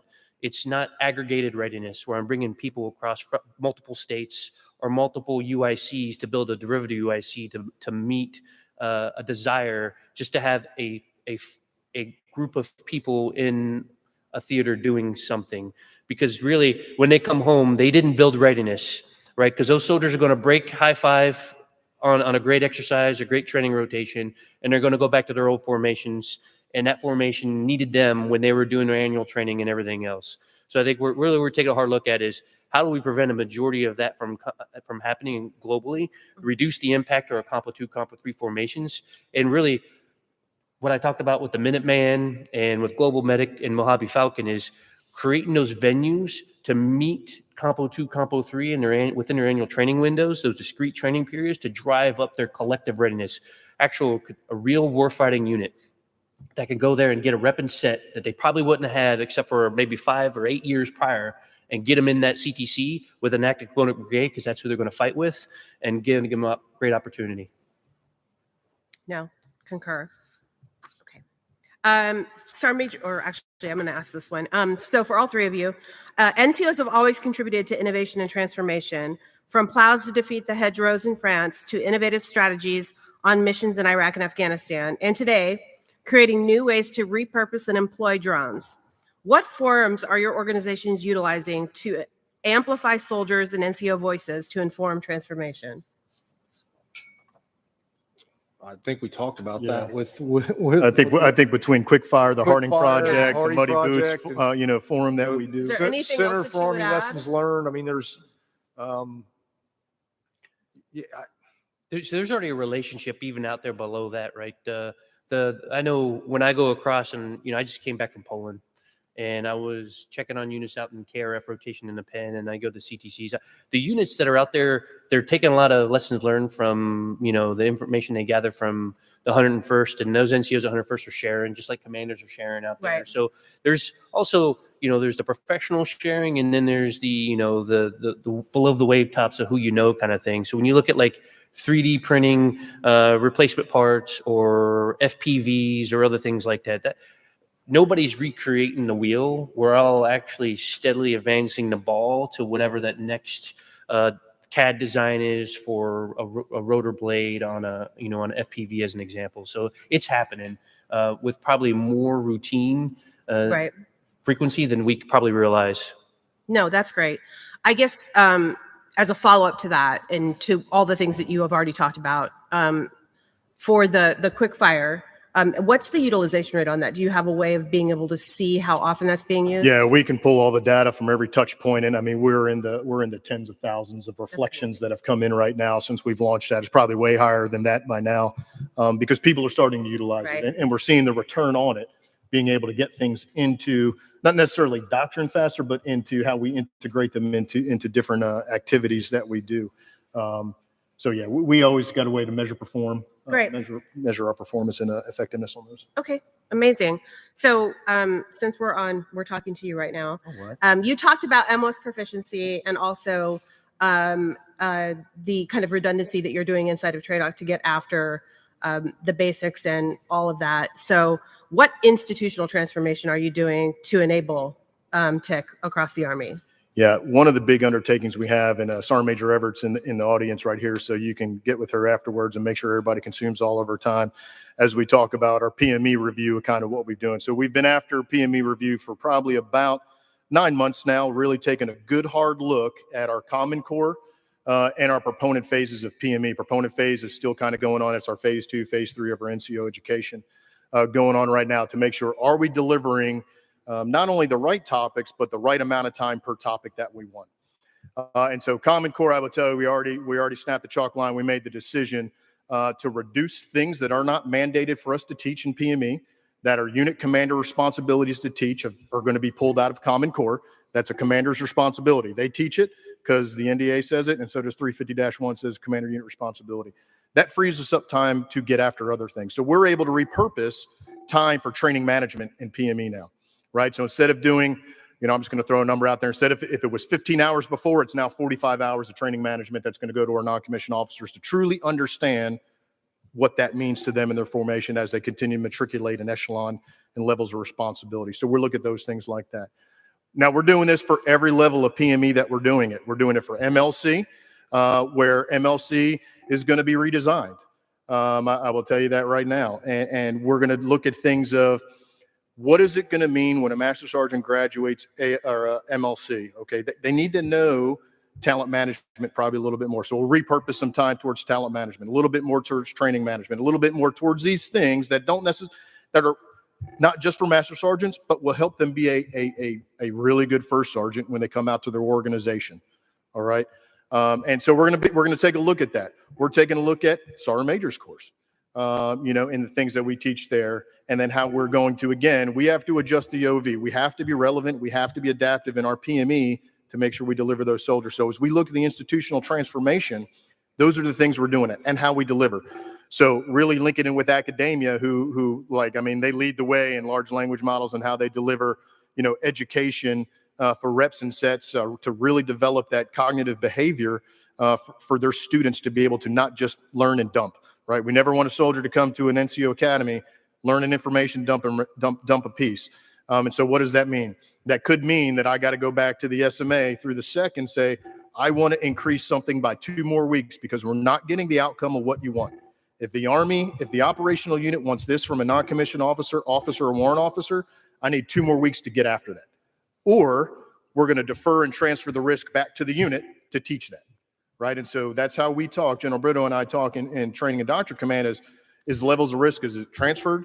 Is it deferred? Or is it going to be a shared risk because we just don't have the time and we got to understand what it is we want? So that's kind of how we take a look at that. And I think to kind of as supporting fires from FORSCOM, because you're receiving this inside of your formation. So I'm interested in what your perspective is on how you're enabling that when they get to you at the first duty assignment, what he's institutionally doing, but also I guess at echelon, because he's talking about PME. So how are you and FORSCOM enabling that, what he's doing inside the institution? So we actually kind of talked about this at lunch a little bit, and this morning as well with the SMA is, you know, training management, right? And for FORSCOM's approach, you know, I talked about our growth from the foundational training to the multi-echelon training to now division training strategy. We're always in competition for time. So really for the product that we're receiving from IET, IIT, and out of PME, it's, you know, what we're doing at Home Station is just fundamentally three big things to our approach. It's train as your life depends on it. The Home Station training builds proficiency, but it can't replicate the friction of live environment that'll enable our formation to build that warfighting readiness for LSCO, right? So soldiers that leave AIT, they're disciplined, they're fit, they're learn to be, they want to be experts on whatever profession that they join the Army to be that MOS competency. And our leaders that come back from PME all fired up, ready to go to leverage that experience. It's creating that training environment at Home Station to bring it all together and to build overall lethality. Because it's not just, you know, readiness, it's lethality. It's fight, win, strive, thrive, dominate an adversary. And that inner survivability is lethality. We have to prepare our soldiers to overcome the realities of warfare. Discipline and resilience degrades in combat. So, you know, I steal this one from my boss. If you have a discipline problem in your formation, you think you're going to go to war and it's going to get better, you're mistaken, right? It degrades. All right? You have to have a culture of being a disciplined, winning formation at home. And you have to work tirelessly every day, whether it's in the field in Home Station training or you're going to LSCO, to continue to maintain that same level of competency and discipline. There's a preparation competition. I talked about the changing character of war, but it's a time factor, right? It's the urgent need we need to upskill our soldiers to technical proficiency in unmanned systems and the competition in EMS. And it's at tension with mastering the fundamentals need to fight, win, survive, and thrive during vicious and punishing environment of LSCO. And you hear the SMA and us talk about brilliance at the basics. So are you willing to trade brilliance at the basics for being tech savvy? Well, no. Well, we need to be both, but we really need to be as masters of our chosen profession. Whatever your MOS you sign up for, I need an expert in that. But I also need you to be a little bit more broadly experienced, because anybody's like the first thing in consolidation reorganization is reman key weapon systems and reman key leadership positions. So you have to know everything that's in your formation. So that's all what we're doing in Forces Command, to create that environment at Home Station training to allow multi-echelon training, to really enable multi-echelon training, so we could touch all those things to build experts. And so kind of going down the line for you, Brian, we talked about, you know, continuous transformation overall, institutional, organizational. And so inside of AFC, how are you getting after that with human machine integrated formations and data centricity? Well, I mean, I think everybody acknowledges the fact that we don't want to trade blood for first contact, right? So we don't want to send a soldier into a building, into a breach when we can send a robot or we can send a machine, right? So we got to figure out how we enable the machine and the soldier to be able to do that in an optimized way, right? Assault and support and security still holds fast, whether we're using a machine or we're using a human. So we got to continue to make sure that we're focused on that. But it's the right combination of those two things to be able to gain the tactical advantage that really is the key. So, machines don't need to sleep. Machines don't need to eat. Machines I guess they do need fuel occasionally. They have operating systems that have to be maintained. But they offer us a different capability than we have with humans, right? On the flip side of that, machines are not curious, all right? They don't abide by the law of land warfare. It takes a human to be able to do that, right? It takes a human to be able to solve complex problems that machines might not be able to do. They may have some sort of artificial intelligence, some sort of autonomy stack that allows them to do some human-like activities. But at the end of the day, we still want commanders making decisions about the execution of violence. So the integration of humans and machines to tackle these challenges in the future is it's both neat, it's innovative, and it's a necessity. We can't continue to think that we're going to put humans in these situations where we can just trade that for a machine. And if the machine gets blown up, we'll just throw another machine at it. And so this isn't probably the way other folks may talk about this, but it's absolutely applicable to the way we're gonna fight in the future. It's going to be increasingly violent. There's going to be no place that you can hide. So you got to be, you just don't want to be understood, and machines are going to offer us the opportunity to do that. Where a machine might be able to say there are 1,000 command posts out here, but we know there are only one command post out there. That's part of data centricity, which is the second part of what you're talking about, Timmy. So when we think about data centricity, we think about reliability, the redundancy of voice communications. We think about a common operating picture that can be seen at the core level all the way down to the squad level. It's scalable within that formation. It allows us to do things like coordinate fires faster. We don't have the luxury to be able to outshoot our enemy. Right. We have to be able to make decisions faster and then kill the archer rather than take care of the arrow, so to speak. So it allows us to do things like digital fires, offensive and defensive, non-lethal fires, et cetera, et cetera.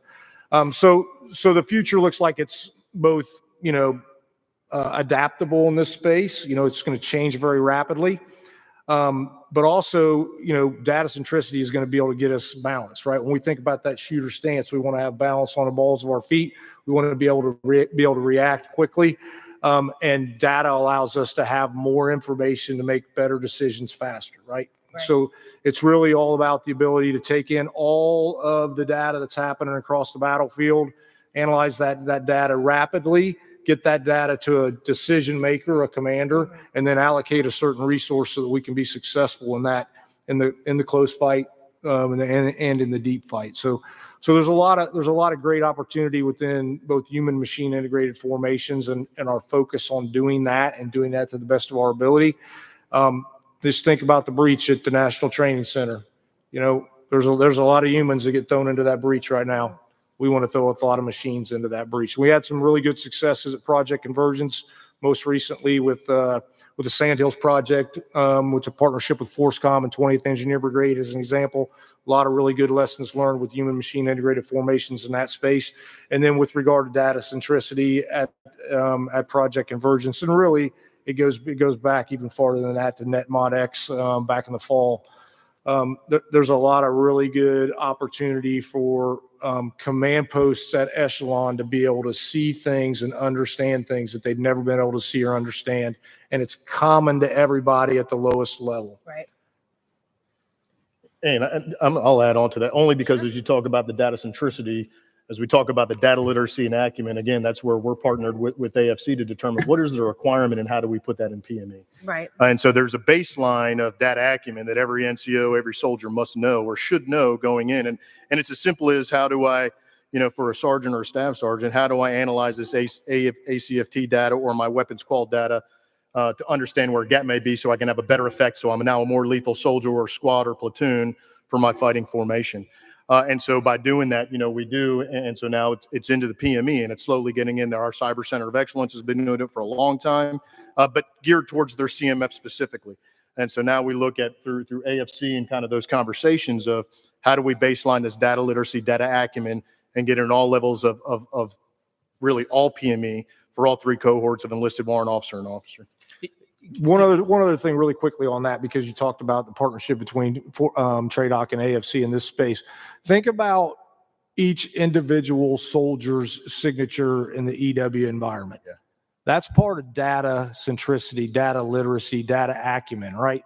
When, we carry around a computer in our pocket everywhere we go.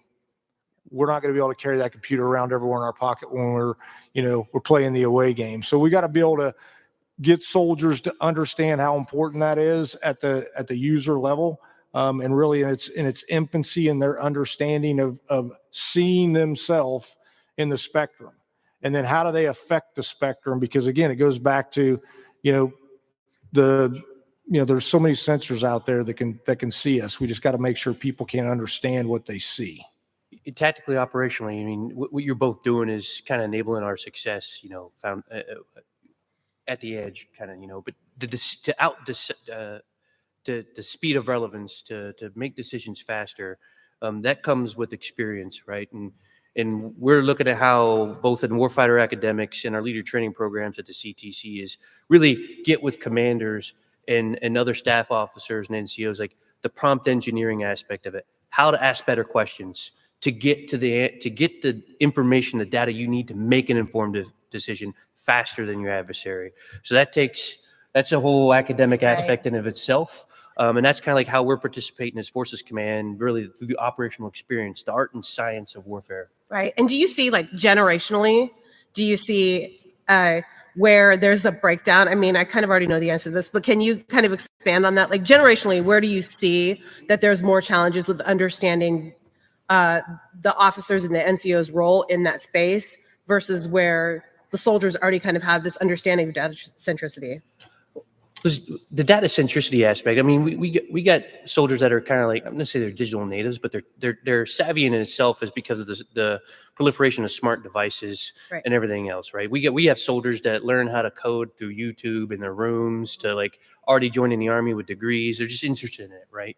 I think to the point where I just made previously is it's your exposure to it, to be honest with you. And the more that we operate in this space and the more we get into our formations and the more we train on it, because AI is just another unmanned system.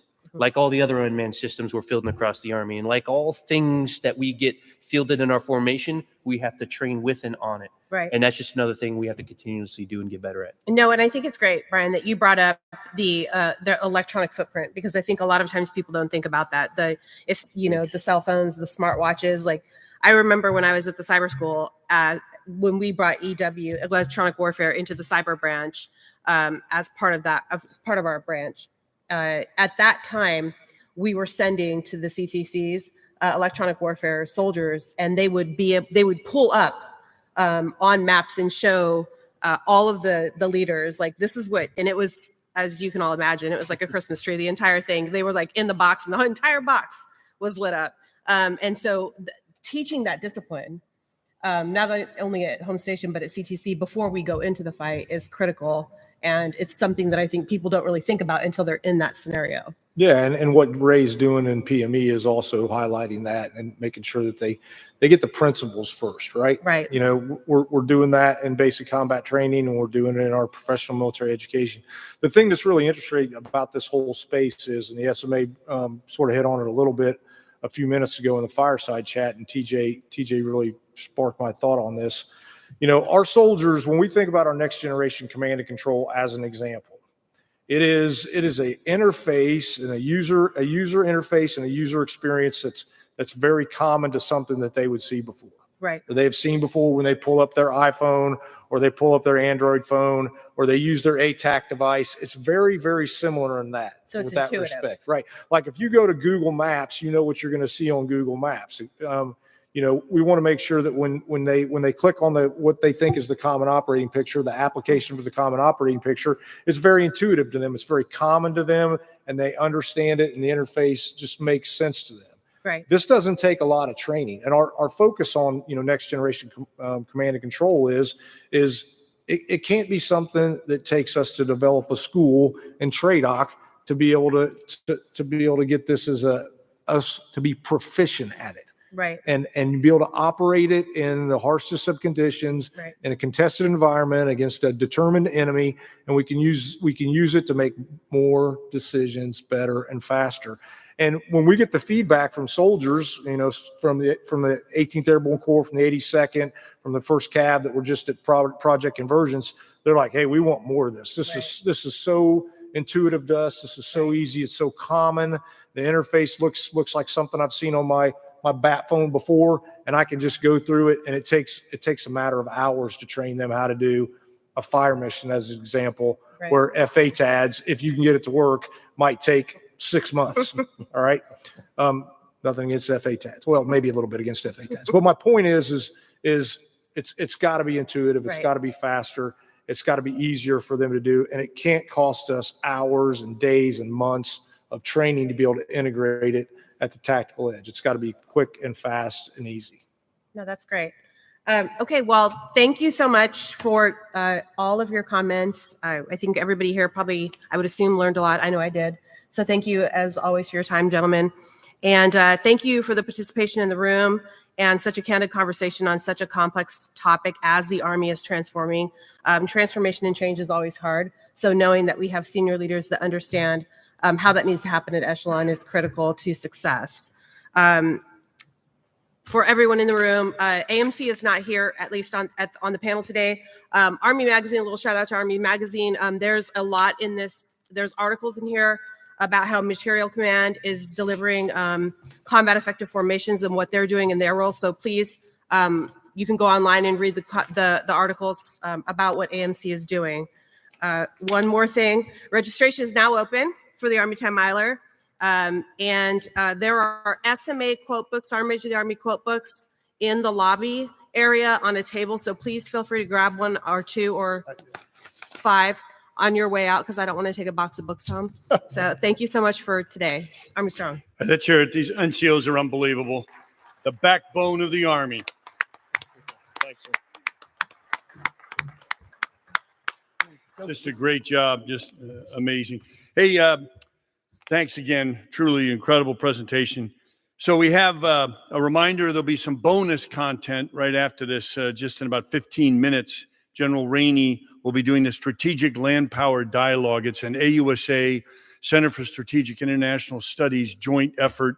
It usually is done in D.C. at CSIS headquarters, but we'll do it here since everybody's here. And Dr. Tom Carrico will be with General Rainey, and you're welcome to watch. It's also being streamed live on their YouTube channel. So a little bonus info.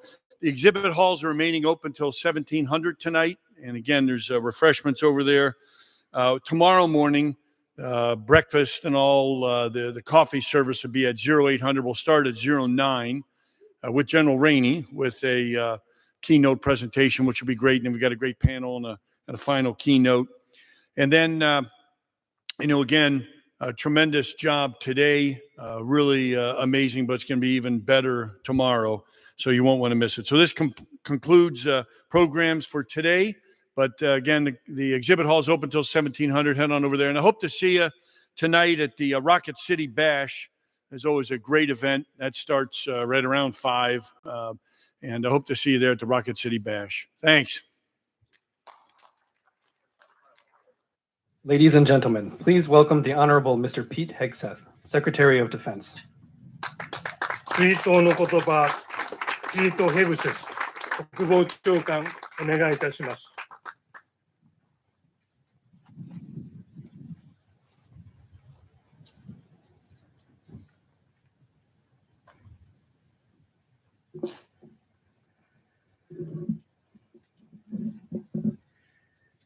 What a beautiful morning. To Prime Minister Ishiba, Defense Minister Nakatani, ministers, Diet members, members of Congress, Japanese and U.S. military leaders, and most importantly, those who fought here and their descendants. It is an absolute honor and a privilege to be with you here today. I'm humbled to pilgrim, there's no other way to put it, to this hallowed ground. Over 80,000 Marines, soldiers, and sailors from our two countries fought at Iwo Jima. More than 26,000 died here. Today, we revere their courage. Today, we remember their valor and their sacrifice. Those who fought here, they had faith and they had belief. Faith and a belief in the idea that what they were fighting for and what they were defending was right. Faith and belief in their country.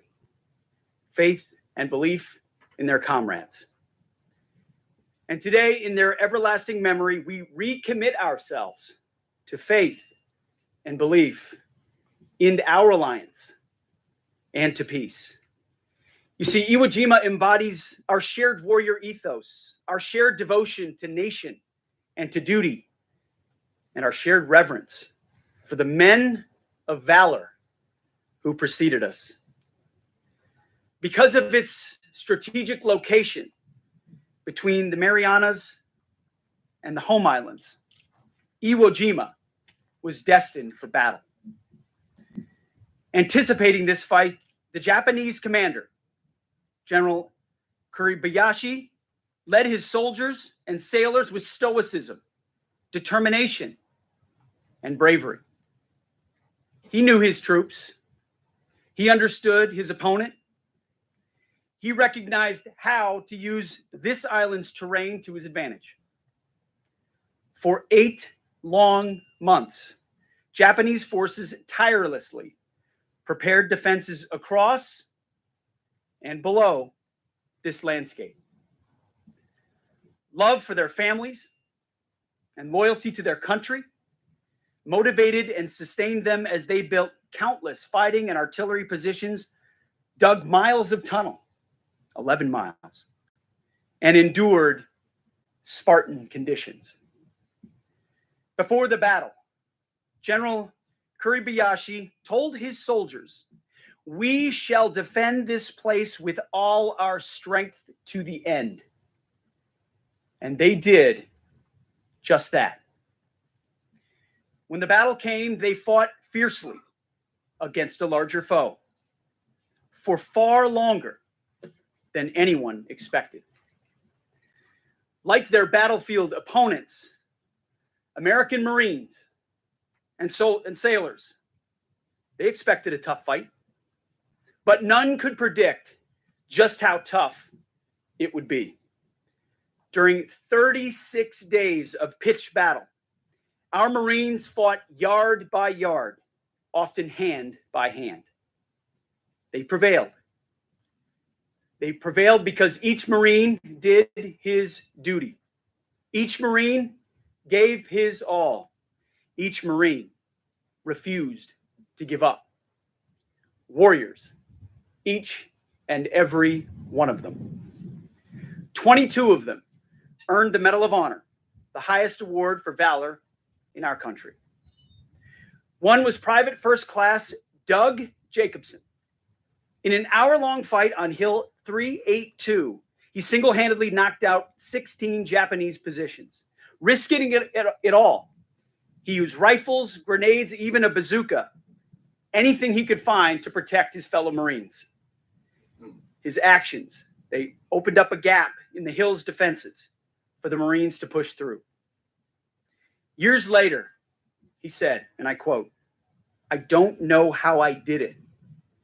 You charge ahead and you do what you have to do." You know, I heard much the same from my men in other far-flung places. He, like so many, was a common American with uncommon courage.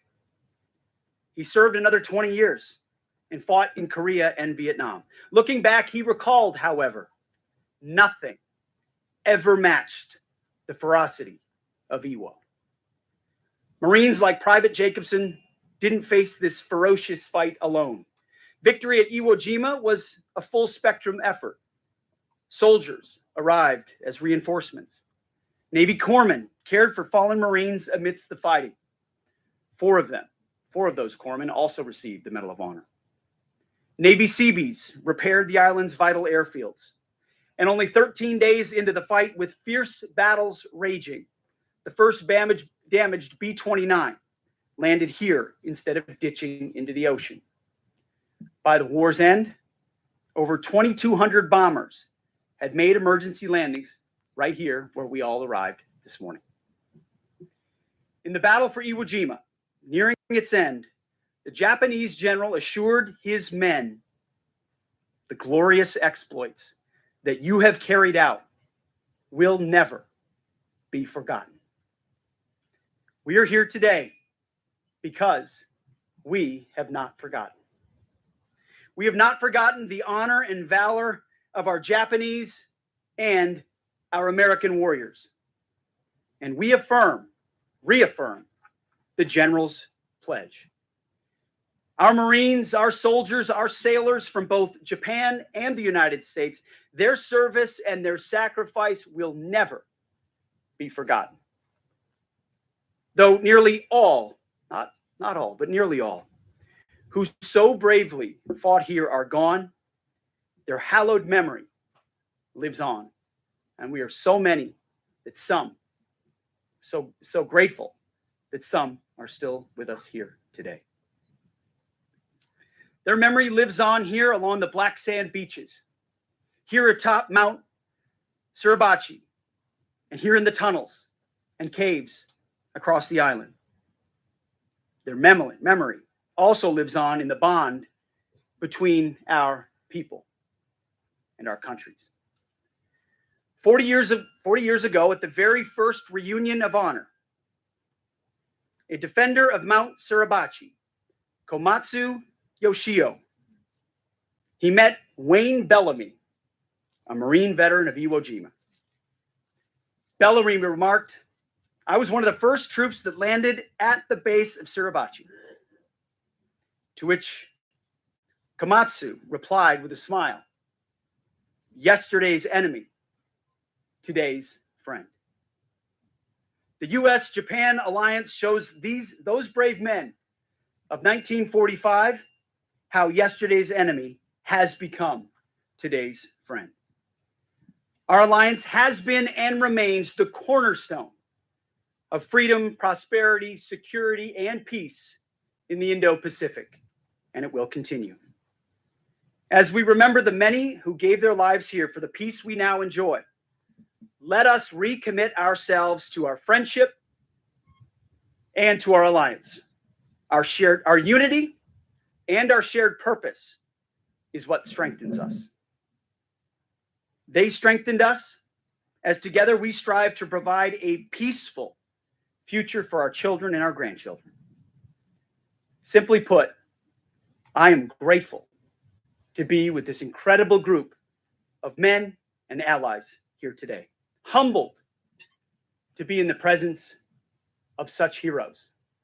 Humbled to think I have a 14-year-old son, it's my oldest son, that in just 4 years, he could have been one of those men asked to do such a thing. And I ask myself, could he? Would he? Do we raise such men? And together, may we commit ourselves to raising such men, that at a tender young age, we'll stand up and choose to fight for freedom. We are all proud to bear brief witness to the bravery, courage, and sacrifice that occurred on this battlefield. Heroes were forged here. Their memory reminds us of the horrors and the costs of war. Their brave example inspires us and steels our resolve. If they could serve so selflessly, so can we. Sweat running down my forehead. Imagine how it felt there, those days on this island, 80 years ago. If they could summon the courage to face such a fearsome foe, so can we. If they could so completely dedicate themselves to their countries, to their families, and to each other, so can we. We are fortunate to stand here together, shoulder to shoulder as friends and allies, living their legacy of honor. May Almighty God bless our allies. And may Almighty God and the grace and mercies of our Savior, Jesus Christ, always surround our American warriors. Thank you, and God bless.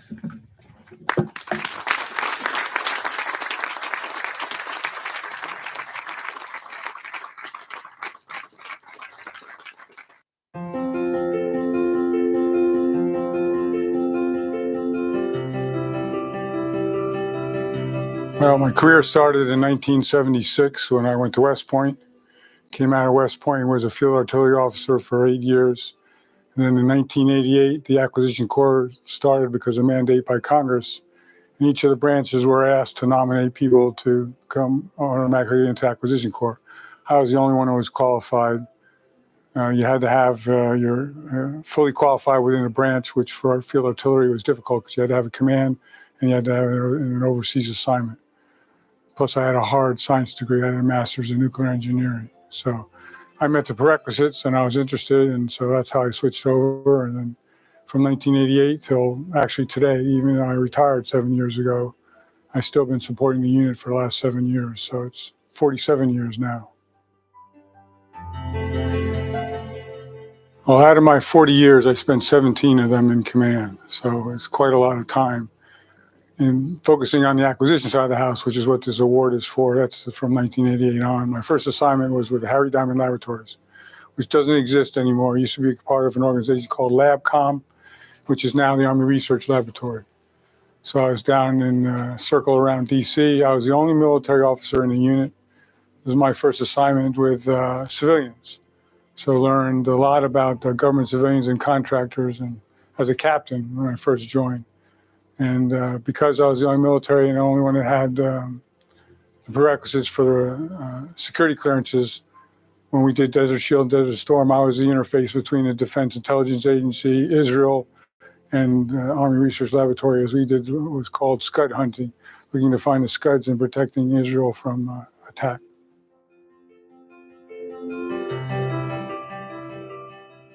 Well, the fondest memories are always around people, but I'll talk organizations. There are 3 assignments that I really enjoyed having. My first one was as a PM for the Multiple Launch Rocket System. Major system, 7 different foreign countries involved in it as a young lieutenant colonel. It was a 5-nation program management. I had a PM from Germany, Italy, France, and the United Kingdom as part of my staff. And so we fielded to 13 units, and actually I was in the job for 5 years. It really taught me acquisition because it had some part of the program in every life cycle of acquisition. Some new development, some remanufacturing, some sustainment, some getting rid of the system because it's been around for a while.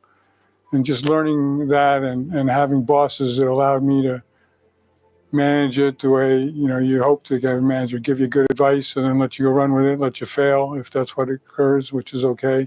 Learn from it and then continue going on. So I learned an awful lot about acquisition then, and that just helped me keep going in other assignments.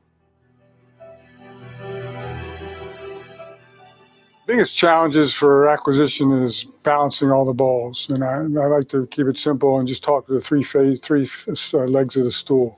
The acquisition part, which most acquisition people know about, the money part, which is the hardest thing to really manage, and then the requirements side of the house. If you don't have the 3 of those coming together, then you don't have a program. You're always fighting the process. You're not getting money in time. You're losing money. You go to a test and you don't have a requirement, so you're not looking at the right thing at the test. You don't have a requirement, and you're not asking the contractor to build the right thing because it changes. And so just balancing that has always been the hardest construct, whether it be a new program, whether during Iraq and Afghanistan, we had things called quick reaction programs. quick requirements coming in from a unit or whatever. Well, PEO IWS, my last command, had 123 of those systems for the war. That's more than the other 11 PEOs put together. So managing that, because it's not part of the normal acquisition process, fielding it. Every Friday morning I was on video conference with the theater, because I had 7,000 people in the theater, either in Iraq or Afghanistan, supporting the soldiers. You know, I was in charge of the 123 balloons that went around the circle of Afghanistan, over 100 intelligence aircraft. We built a unit while we were there called the 116th MI Brigade down at Fort Gordon, which is aircraft analysis. And so we had DSIGs, which is a collection of information downrange, piped it over the air to Fort Gordon, had analysts review it, and before the next time the command needed something, it gave them an analysis report for 700 plus different sensor systems. And so, you know, working those type of things and the challenges and working it, but it all comes down to balancing the cost, schedule, and performance, which is requirements, acquisition, and dollars.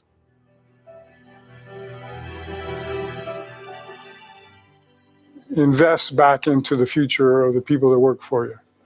You get to know them, get to understand their strengths and weaknesses, help them get training for the weaknesses, help to enhance the strengths, mentor them when they need it, you know, be frank with them when you're giving an evaluation, and just stay with the people. So I've had people from my times, early 80s, that I still mentor and talk to, and that's the investment back in, not for your benefit, but for the benefit of the organization.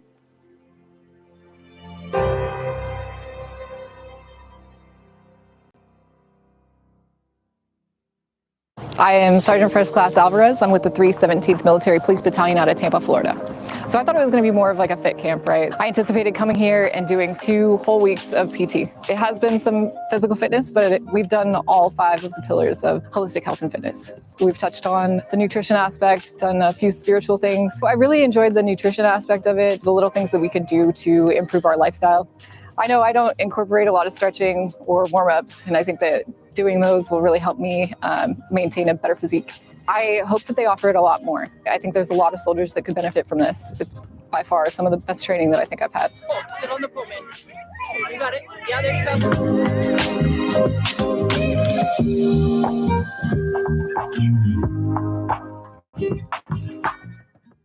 How does the FDA determine the reliability of TBI diagnostic devices? Did you know that TBI diagnostic devices must go through extensive FDA reviews before they can go on market? The FDA has safeguards in place to ensure that these TBI diagnostic devices are safe and effective for patients.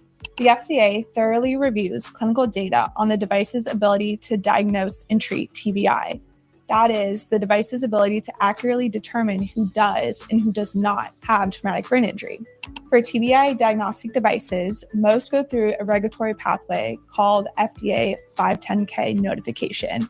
And that is, the device has to show that it's substantially equivalent to another device on the market. The FDA will review data on the device's design and materials to ensure that holistically the device is safe to use. Once a device goes to market, the FDA will monitor the device to ensure that it is continuously safe for patients. What are the limits of FDA-cleared TBI diagnostics, and how can they improve?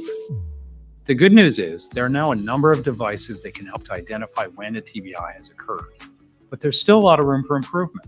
Effects of one brain injury can be very different from another, and so we need more than just a TBI diagnosis if we're going to deliver personalized treatments. Most of the devices that are currently available aren't necessarily designed to separate out different kinds of problems in brain function or to track recovery over time. After mild TBI, most patients will get normal results on those devices within a week or sooner, but actual brain recovery often continues for up to 90 days. If we were able to effectively track brain recovery across this full time frame, we could use this to tailor treatment plans and potentially help them recover better and faster. Whether we're talking about diagnosis or tracking recovery, some more research and development is needed so that we can make sure we have accurate results in the right place at the right time. For example, some blood biomarkers require special lab equipment that's not widely available, and it may not provide immediate results. Meanwhile, many other devices that measure cognitive performance, pupil response, or brain activity are affected by common conditions like stress, pain, or sleep deprivation, which could result in misdiagnosis.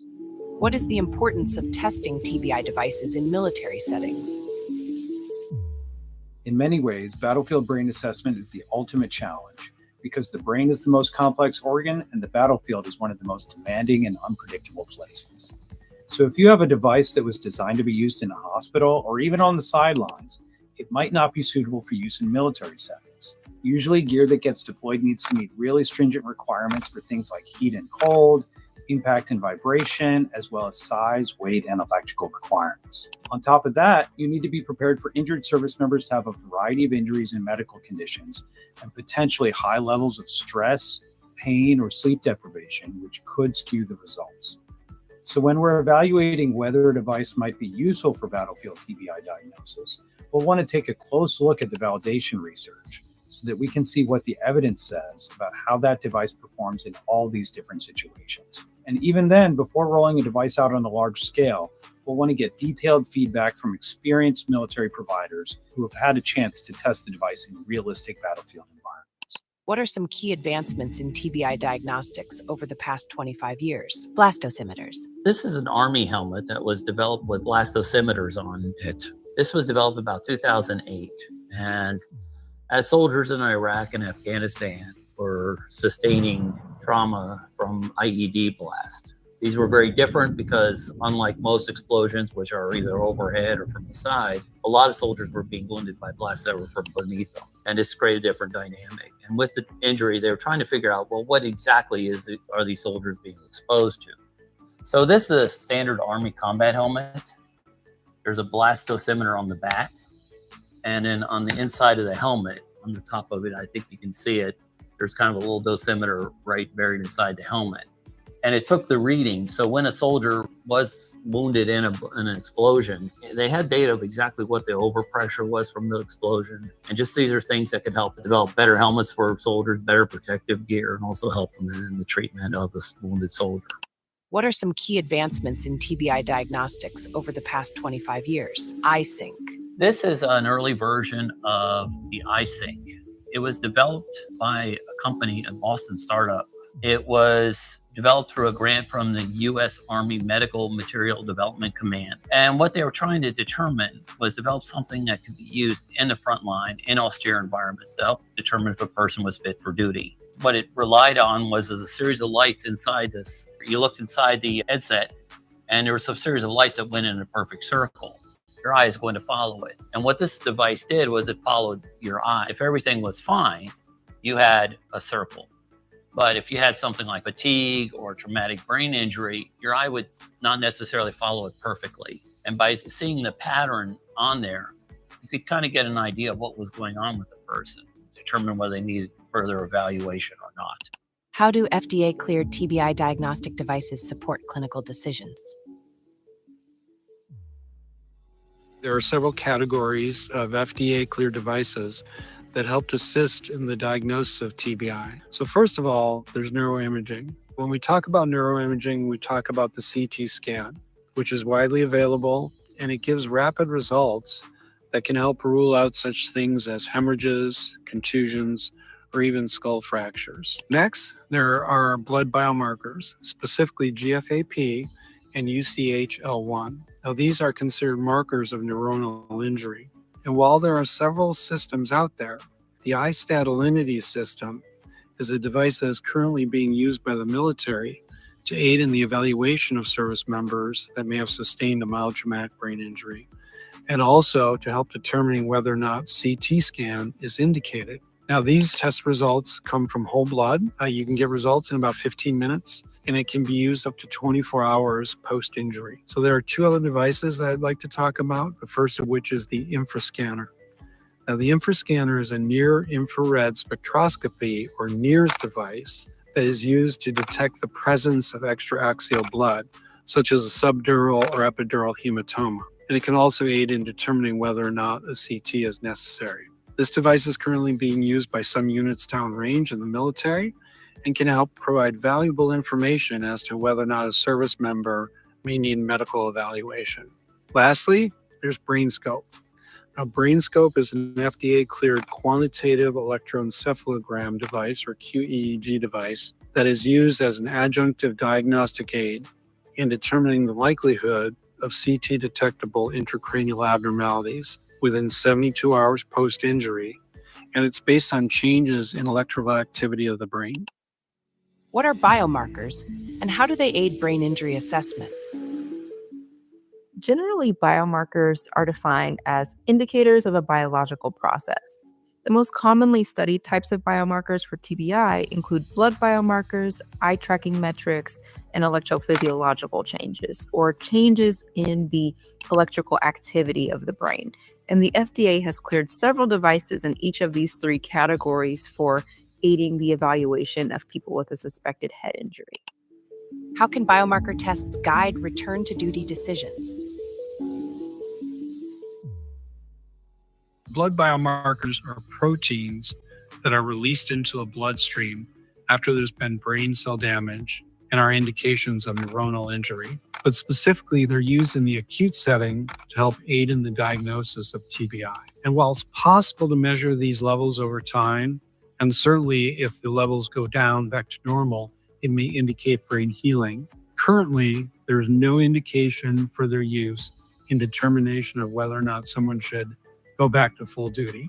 In the military, we recommend using the progressive return to activity, which is an evidence-based stepwise approach to safely increasing activity before someone gets cleared to go back to full duty. And once they're ready to go back to full duty, we recommend using both a physical and cognitive screening exam to ensure medical readiness. So for now, blood biomarkers need more research before they're used in determination for return to duty. What are the key challenges in using biomarkers to diagnose TBI? One of the current challenges with using biomarkers to assess TBI is timing. For example, evidence suggests that the currently FDA-cleared blood biomarkers for assessing TBI are most accurate when they're measured within the first 24 to 48 hours after the injury. Beyond this period, they become less accurate at detecting a TBI. Another challenge is that sometimes changes in these markers can be detected in people who have not had a brain injury, leading to false positive results. And this is because many factors, including exercise and other medical conditions, can also affect these markers. And this is one reason the currently FDA-cleared biomarker assessments should not be used as standalone tools and should instead be combined with a routine clinical evaluation to make a definitive TBI diagnosis. How does military research advance biomarkers and TBI diagnostics? Military research is driving innovation in TBI biomarker development by investigating ways to use and adapt these tools to military-relevant environments. That includes austere environments and conditions of prolonged field care. For example, research is looking at ways to make these clinic-based assessments more portable and easier to use in these environments while maintaining diagnostic accuracy. Ultimately, the goal for the future is to be able to use these assessments to quickly evaluate warfighters for brain injury and get them the care that they need faster.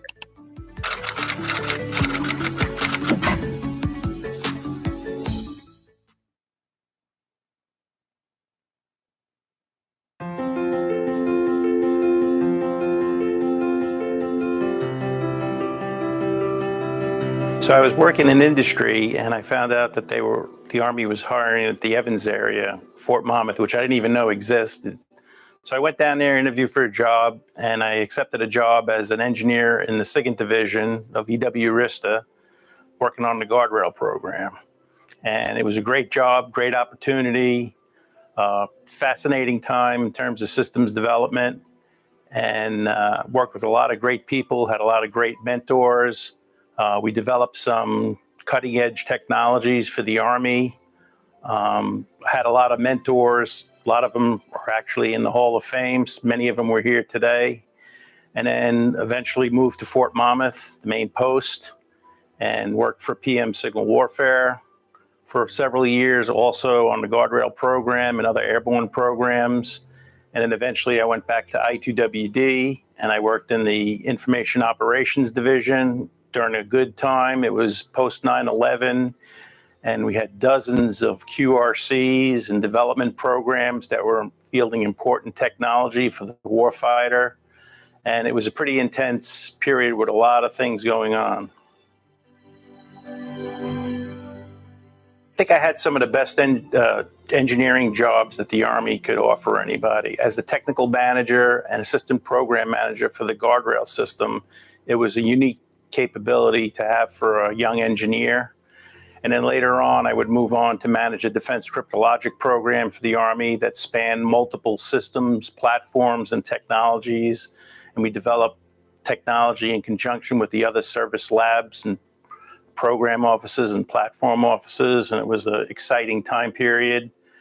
And then later on, I moved over to PM Signal Warfare and was involved in a lot of joint service studies and efforts, things like the Precision SIGINT Targeting System, SIGINT Mix Study, electronic attack studies, that many of which are still influencing operations today.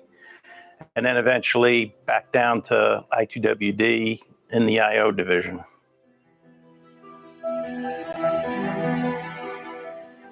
I have a lot of fond memories, probably too many to list. The first one was when I first started working guardrail. I went out to Moffett Field in California, and I watched a guardrail aircraft take off for the first time, and it lumbered down the runway. The antennas were whistling from the wind, and then I saw that tail boom antenna rotate into position, and right then I knew this was a great program to work on. Later on, there was a study that the Office of the Secretary of Defense undertook where they recommended terminating guardrail and replacing it with satellites and UAVs, in particular the Global Hawk. So there was a year-long study done in the National Capital Region that I had to go down every week for, and we had to provide all kinds of technical data sheets. We poured over technical data. We disputed the results of their modeling and simulation. We questioned some of their assumptions on future technology and the ability of Global Hawk to do the guardrail mission. It was pretty contentious and heated at times, but in the end, we prevailed, and guardrail not only went on, but prospered as a program for many decades after that. So we had difficulties, programmatic and technical, but in terms of what the soldiers had to face on a daily basis, I wouldn't really consider them challenges. At one point on the guardrail program, we were running multiple production programs for various subsystems, and we were doing integration and flight testing. And all of a sudden, we had to do quick reaction capabilities for systems that were getting deployed to CENTCOM. So basically, in 6 months, we had to do all the research. We had to identify technologies. We had to do the contracting. We had to get them implemented in the system, get it flight tested and fielded, which we actually did and accomplished within 6 months while doing all these other programs. So that was a pretty significant effort that we undertook. And as a team, we got it done when most folks didn't think we could get it done in 6 months.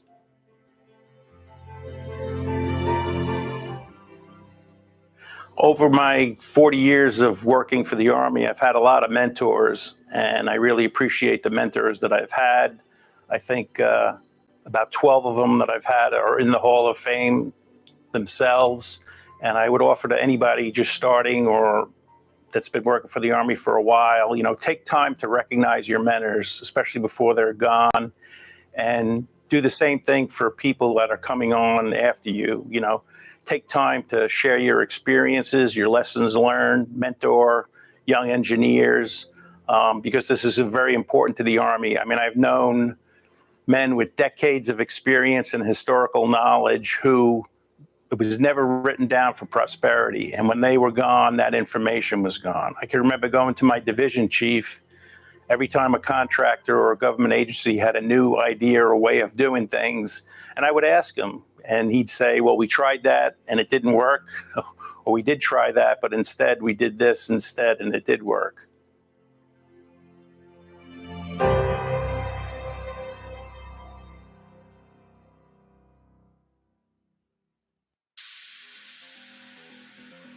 My name is Private First Class Charles Ott.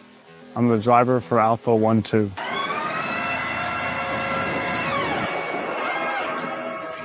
I am PFC Robert McRae. I am the driver for Bravo 1-2. We were doing the brigade best box to see who goes to the best red light competition, which is throughout the whole Army. People come from all over to compete.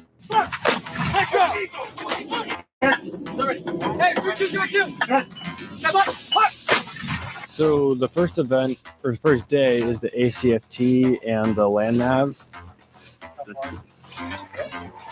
That's it. And the second day, you move into the artillery tables 2 to 5. Then the third day is the 12-mile ruck and the stress firing range. I think it went really great. It shows your weaknesses, where you need to improve. It also shows where you're strong at, and just keep working at it. It has good parts and bad parts. We figured out what we need to improve on for the best red light competition. I think overall we did pretty good.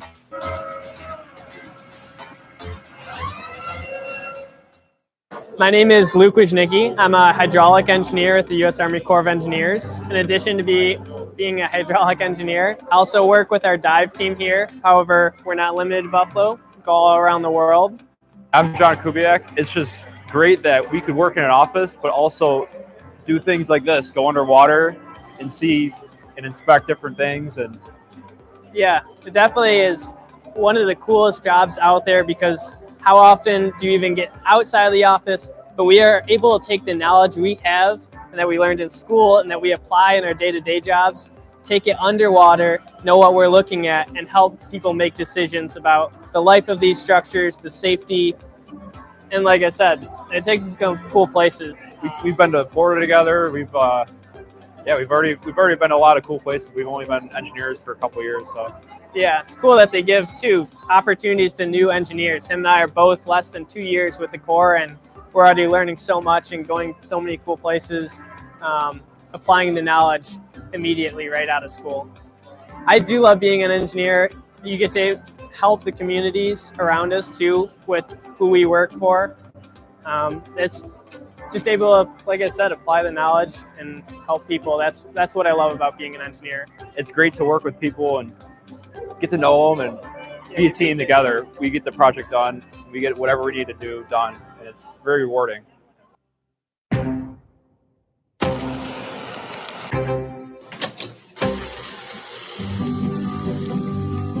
The team will be successful this year due to the enormous amount of talent that we have and the drive and the heart, that teamwork and that camaraderie that help, drive us and push us forward.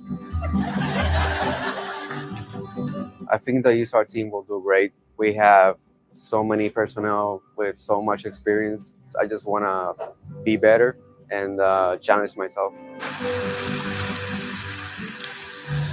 For the team, the goal is to do our best. At the end of the day, for me, the most important thing is that you learn and you take the critiques and use them to better prepare for future competitions. But overall, the morale is high. The team is doing great. See that? Beautiful. I had great mentors teaching me how can I be better, how can I do better plating, better presentation, choosing my ingredients carefully. That way I can impress the judges. We definitely would love to see more soldiers joining the team. We could benefit so much from sharing our knowledge with junior 92 Golfs. If I can show them that I did it, they'll be more inclined to follow.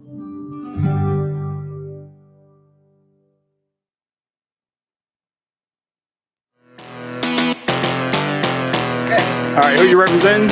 87 Training Division, ready to serve. Hooah!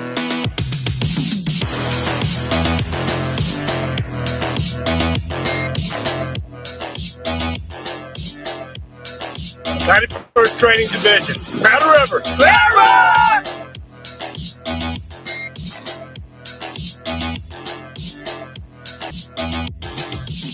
78th Lightning Division, Ambassador.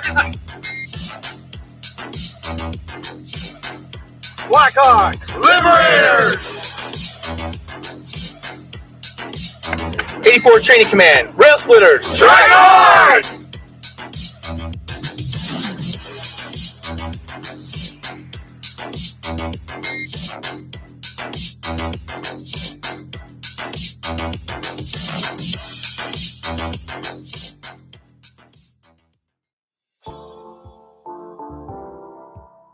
From the beginning, the focus of Army dentistry has been on prevention, education, quality care, and research.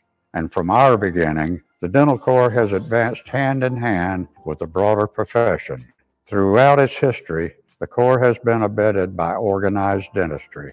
Sometimes the broader profession is led, and sometimes it has been the Army Dental Corps. But there is no doubt that dentistry came of age when dental officers were commissioned. This event made dentistry a full-fledged partner in the delivery of vital healthcare services. No individual is more responsible for the Corps' early success than the father of Army dentistry, Dr. John S. Marshall.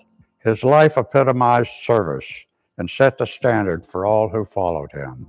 On February 18, 1901, Dr. Marshall began his duties as a contract dental surgeon for the Army. He left much behind to begin his new duties. He was a highly esteemed leader of the dental and medical professions. His textbooks were standard at dental schools across the nation, and he had been founding dean of the Department of Dentistry at Northwestern University. He was willing to risk prestige and station to assume the humble and precarious position of contractor to serve soldiers and advance his beloved profession. And he was just shy of his 55th birthday. Nobody has risked so much to be part of Army dentistry. Fortunately, his life experiences up to the point of his becoming a contract dental surgeon made him the perfect founding father of Army dentistry. While Marshall was distinguishing himself in his profession, the American Dental Association was pressing to create a cadre of dental surgeons for the Army and Navy. In fact, its efforts extend back to its first convention in Washington, D.C. in 1860, when it petitioned Congress to create a dental establishment for the services. Unfortunately, it was 41 years before limited success was achieved. The acquisition of far-flung territories in the aftermath of the Spanish-American War finally made military dental surgeons a necessity that could no longer be argued. So, on February the 2nd, 1901, Congress provided for the establishment of a cadre of contract dental surgeons.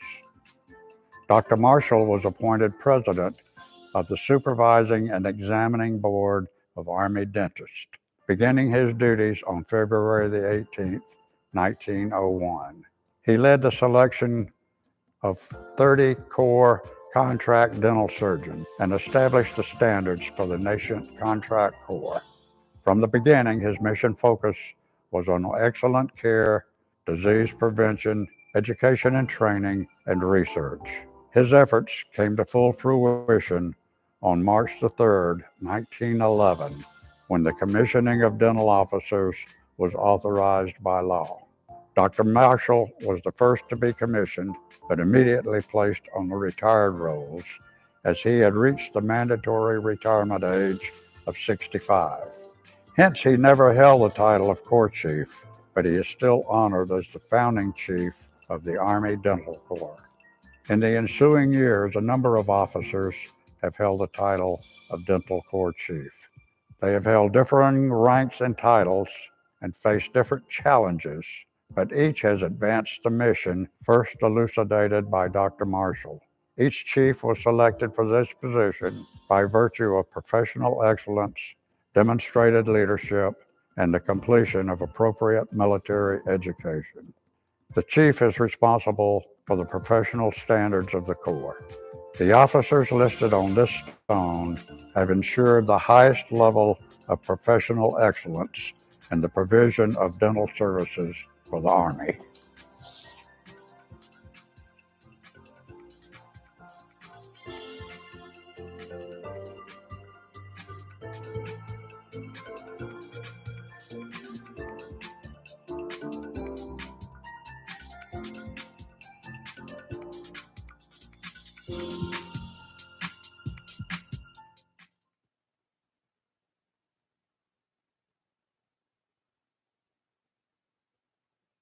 Good afternoon, ladies and gentlemen. We'll go ahead and get started with our next panel.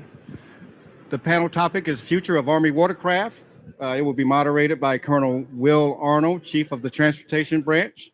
Panel members are Major General Michael Lawler, TACOM Commanding General, Brigadier General Shane Upton, AFC Contested Logistics CFT Commander, and CW5 Nicholas Laverte, CASCOM Chief Warrant Officer.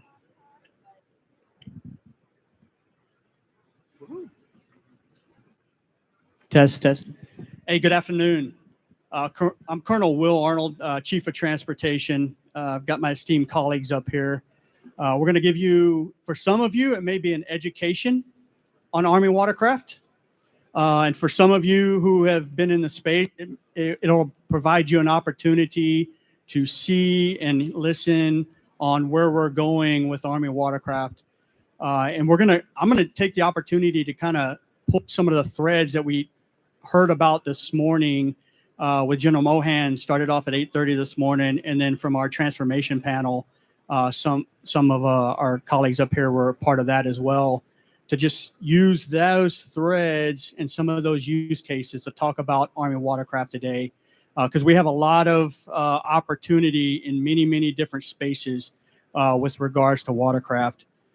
So what I'll start off with is, as the Chief of Transportation, a couple hats that I wear. Not only am I the commandant of the school, where we have the Mariner training down at Fort Eustis at Joint Base Langley Eustis for our mariners. We got 2 MOSs for our enlisted, and we got 2 MOSs for our warrant officers. I'm also the transportation modernization proponent to bring to bear the full .mil-PF reality for this topic today, Army watercraft. Yes, Army has watercraft, and they are a very critical capability for our Army.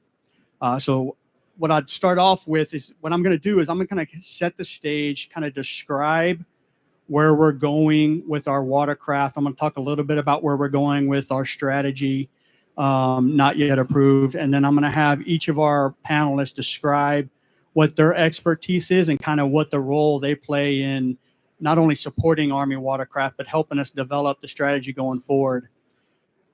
I'll start off with something that I think General Mohan and the panel talked about today is, you heard General Donahue talk a little bit about, being transparent, and that's really why we're here, is to be transparent, because it's a partnership between the Army and industry to bring to bear capabilities into the future, and watercraft is no different than that. And so it's really about the outcomes that we're trying to achieve, not specific things within each of the portfolios. And so what I'm going to do is hopefully help describe the outcome that we're looking to achieve, and where we think industry and our commercial partners can help us get after different solutions and those type of things. So to set the stage, if you remember the vignette, if you were out there this morning, General Mohan talked about a vignette of a HIMARS being employed. So think, if you will, in a combatant commander's area of responsibility, where we are using a watercraft to employ maneuver forces and maneuver capabilities. Let's use HIMARS, for example, and we're taking our watercraft in that area of responsibility, and we're going to employ that capability and put it to shore so they can conduct its mission on behalf of the combatant commander. And then once we have those forces employed, then a second task that we have with our Army watercraft, first task is enabling maneuver of our forces. The second task is providing the capabilities and the reinforcement and the sustainment to keep those forces employed as they go about their maneuver and their functions. Most everybody is familiar with ground locks of communications. I see many faces in here, and I'm usually talking to everybody about trucks moving along the ground and providing distribution. Most everybody's familiar with our rotary wing capabilities and our fixed wing capabilities through our airlines of communication and providing that distribution. And then we have the Army watercraft, which is essential in some areas of responsibility, where we have to use our sea lines of communication to bring forces to land and to bring sustainment to land. And it's a critical capability that we're looking to capitalize on industry to help us modernize into the future. I think what's significant to understand is Where Army craft operates is in intra-theater areas. So that's your operational and tactical zone. So as a strategic base brings forces and supplies into a theater of operation, you're going to have that strategic seam from the strategic modes of delivery, passing it to the theater commander, and our watercraft in some domains will play a critical role to get it off the strategic capabilities to shore, or once it's delivered to shore, or moving it between land masses, for example.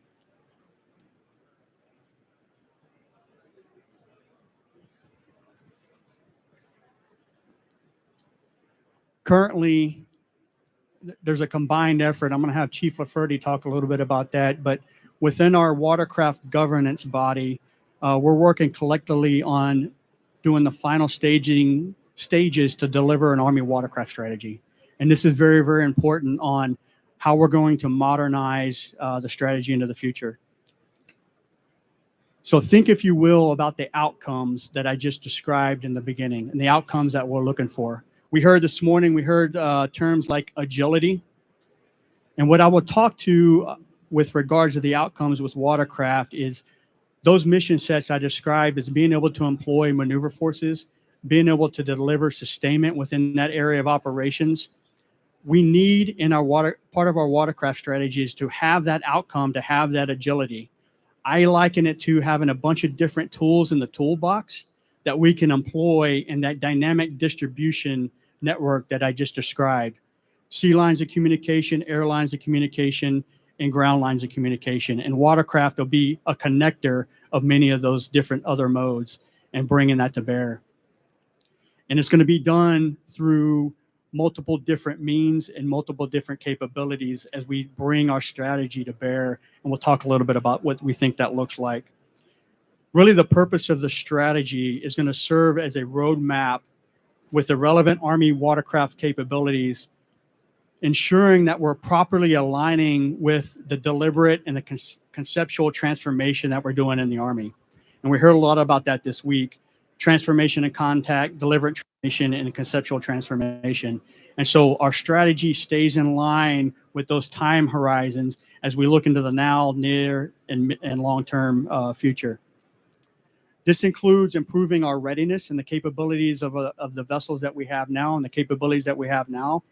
It includes looking at near-term gaps and where we can capitalize on capabilities that are out there, whether it's in our commercial sector or even in the partners and our allies.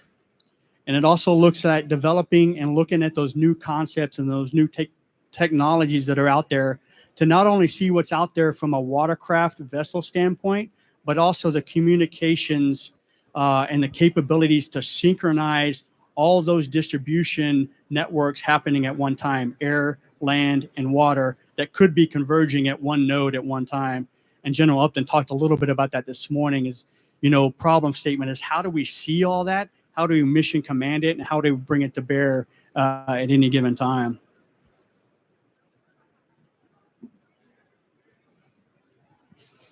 What I will say is, as we finalize this strategy and bring to bear, while our current fleet is old, it still remains very relevant. But it's only one or two different tools in the toolbox, and we need a bunch of different tools to bring that agility that I talked about. Currently, we have our logistics support vessels, which are our flat bottom vessel capability. What do we have? About 26, 28 tanks we can put on the logistics support vessel. If you look at size-wise and what that looks like, able to move stuff in and around that intra-theater lines of communication. We can bring it to a fixed port. We can bring it to beach and those type of capabilities. And then just below that, we have our landing craft utility that we have out in the field now. We've got old LCM-8s that are being replaced by the maneuver support vessel light, which is currently uploaded on a barge being towed to Hawaii right now with our first prototype. So we're going to send that prototype out to Hawaii with the capability. And so that capability right there is really new capability that we're bringing in that can maneuver in the tactical zone and maneuver forces very rapidly in and around the littoral areas. And so we're excited about that capability that's going to be pushed out to Hawaii, and ATSC is going to get to experiment with that to give us some feedback as we deliver that prototype.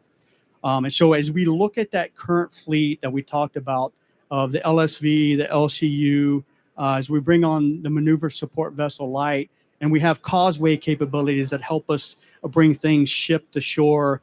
We're looking for other tools in the toolbox, whether it's from a commercial off-the-shelf capability, such as the offshore support vessel that we see out there in industry, may have some capabilities that we can capitalize on and bring those to bear, or even looking at and watching very closely what our allies and partners are doing in the maritime domain, especially in the littoral areas, where we find the Army operations happening.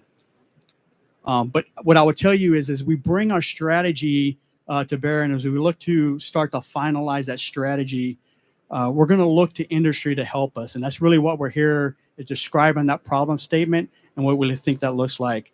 And where do we need help? We need help to understand what are those advanced communication capabilities that I described, and how do we do that mission command, and how do we set up that architecture with all those different moving pieces, some of them autonomous, some of them not autonomous, and how do we bring that to bear? And we'll talk a little bit more about that. We're going to need to integrate different technologies for protection of our watercraft and our maritime missions, and detection of our watercraft and maritime missions as well. So being able to detect things underneath the water, and how do we employ that very rapidly, or be able to detect things up in the air that are coming at us. We're looking for help to understand how can we do littoral mapping without having to put mariners in the water to go figure out what beach gradients are, for example, to see if we can beach one of our watercraft. We're looking for capabilities that are out there that can do that rapidly, be able to use AI to feed decisions back into the mariner populations before we decide we're going to bring any vessel or any capabilities to a beach, for example. And then we're looking for autonomy capabilities, and how can we bring autonomy to a separate vessel itself, or how can we bring autonomy on some of our vessels to help us do some of the tasks that our mariners do, so we can have them focused on the most important things, like making good decisions and limiting the amount of the mundane tasks that some of our mariners have to do. And so with that, I wanted to take the opportunity to set the stage and describe where we're going with the Army watercraft, where we are now, where we think industry can help us. And then I'm going to turn it over to Chief Lafferty for him to introduce yourself, then General Upton, and then General Layler. Chief. Thank you, sir. I want to thank everybody for coming out and spending some time with us as we talk about Army watercraft. I'm super biased, right? I'm a Marine deck officer by trade. This is what we do. I'm very excited about not only where Army watercraft is, but where the team is taking us across the board. So Colonel Arnold spoke about a toolbox. And I think before I get into my pre-described notes, I'm supposed to say, when he talks about a toolbox, be comfortable hearing fleet mix, right? We're not looking for our partners or support to the one item to solve all problems, right? We have to be more efficient and more effective than that. That's why we talk about a fleet mix that's manned, unmanned. Are we leveraging contracting support? Like, are we doing those things? Closer? All right. It's rarely that I have to be told to speak up. All right. So that's really what we're looking for. We're going to talk about the fleet mix, and then our teammates are probably going to hit on different aspects of that. I'm sure General Upton will. So the Army watercraft governance, the Army watercraft enterprise governance, is really about thinking differently about how we provide oversight for Army watercraft. And it's super important as we become more agile and more leaner that we have to be holistically more efficient. So one of the efforts, my previous position was at Headquarters DAG3 Force Management. We were working with our G4 teammates to establish the governance, and it was a great outcome because we started thinking differently about how we position ourselves in terms of focused energy and time. So I'm going to talk to you just a little bit about the governance, the couple fundamentals, and then a goal. So a couple fundamentals is the governance is made up of 3 working groups. The modernization, which is chaired by the ASALT community. The integration working group, which is chaired by G3 Force Management, or ultimately the G3. And then the Fleet Management and Readiness working group, which is chaired by the G4. Now, those working groups allow us to focus energy and apply focused energy. But if your interpretation of the naming convention, and I'm going to use the Fleet Management Readiness Working Group as an example, you may think that this is maintainers kind of in a silo talking about maintenance, and it's where that's critically important to ensure that we are delivering readiness. That's not what it is. It's a collaborative effort that has TRADOC, SC did. It's got AMC and TACOM, rightfully so, inside the working group, but it's got the user community. It's got the acquisition community in there. So at each one of our working groups, they're all modeled about collaboration at the lowest level. So we can have the focused energy of the topic, but inside of that, we can pick it apart and apply the operational impact to some of the maintenance and readiness initiatives that are being developed. And we do that early on, which allows us to buy more time. It allows us to present decision points to leaders that are relevant and timely so we can start to action and execute items. So this holistic effort kind of bleeds into the next fundamental, which is fundamental development of the governance, which is it converges. So it's collaborative in nature at the user level, and it every day there's the weekly working groups that funnel into a council or kernel meeting, and at that level everything converges. So now we're talking across modernization, integration, and maintenance, and we're presenting the council or kernels with the topics and decision points that are timely and relevant, but we protect the inherent responsibilities, roles and responsibilities for each one of those organizations. So that allows us, if the DAG4 is a proven authority for a decision point, to make sure it's funneled the right way, and we're not slowing the process down by getting adjudication of a topic prior to ever having to go back and engage the right organization. So that is already paid dividends. A couple examples, there's force management decisions that were made in the last GOSC that we're able to accelerate the decision point, so we're better postured to have actionable and executable items inside of the total Army analysis process, right? We're able to adjudicate tasks, and each one of these working groups are bottom fed and top fed. So the user can come up and bring up a problem that they're working hard on and gain a different perspective, right? It's not just a tactical or operational level. We can elevate it to the strategic level and help them understand that there's already an initiative in place that is going to solve that problem for them, or they've identified something that no one else has thought of. And like many of our leaders have articulated already at this symposium, that E4 probably knows the right answer to make the process a lot better in a rapid fashion. So we're capitalizing on that. Okay, so moving from the governance, I'm a mariner, so I have to kind of earmark some of the great things, right? We just activated last year the 5th composite watercraft company in Japan. We already had one composite watercraft company, the 329th at Fort Eustis, Virginia.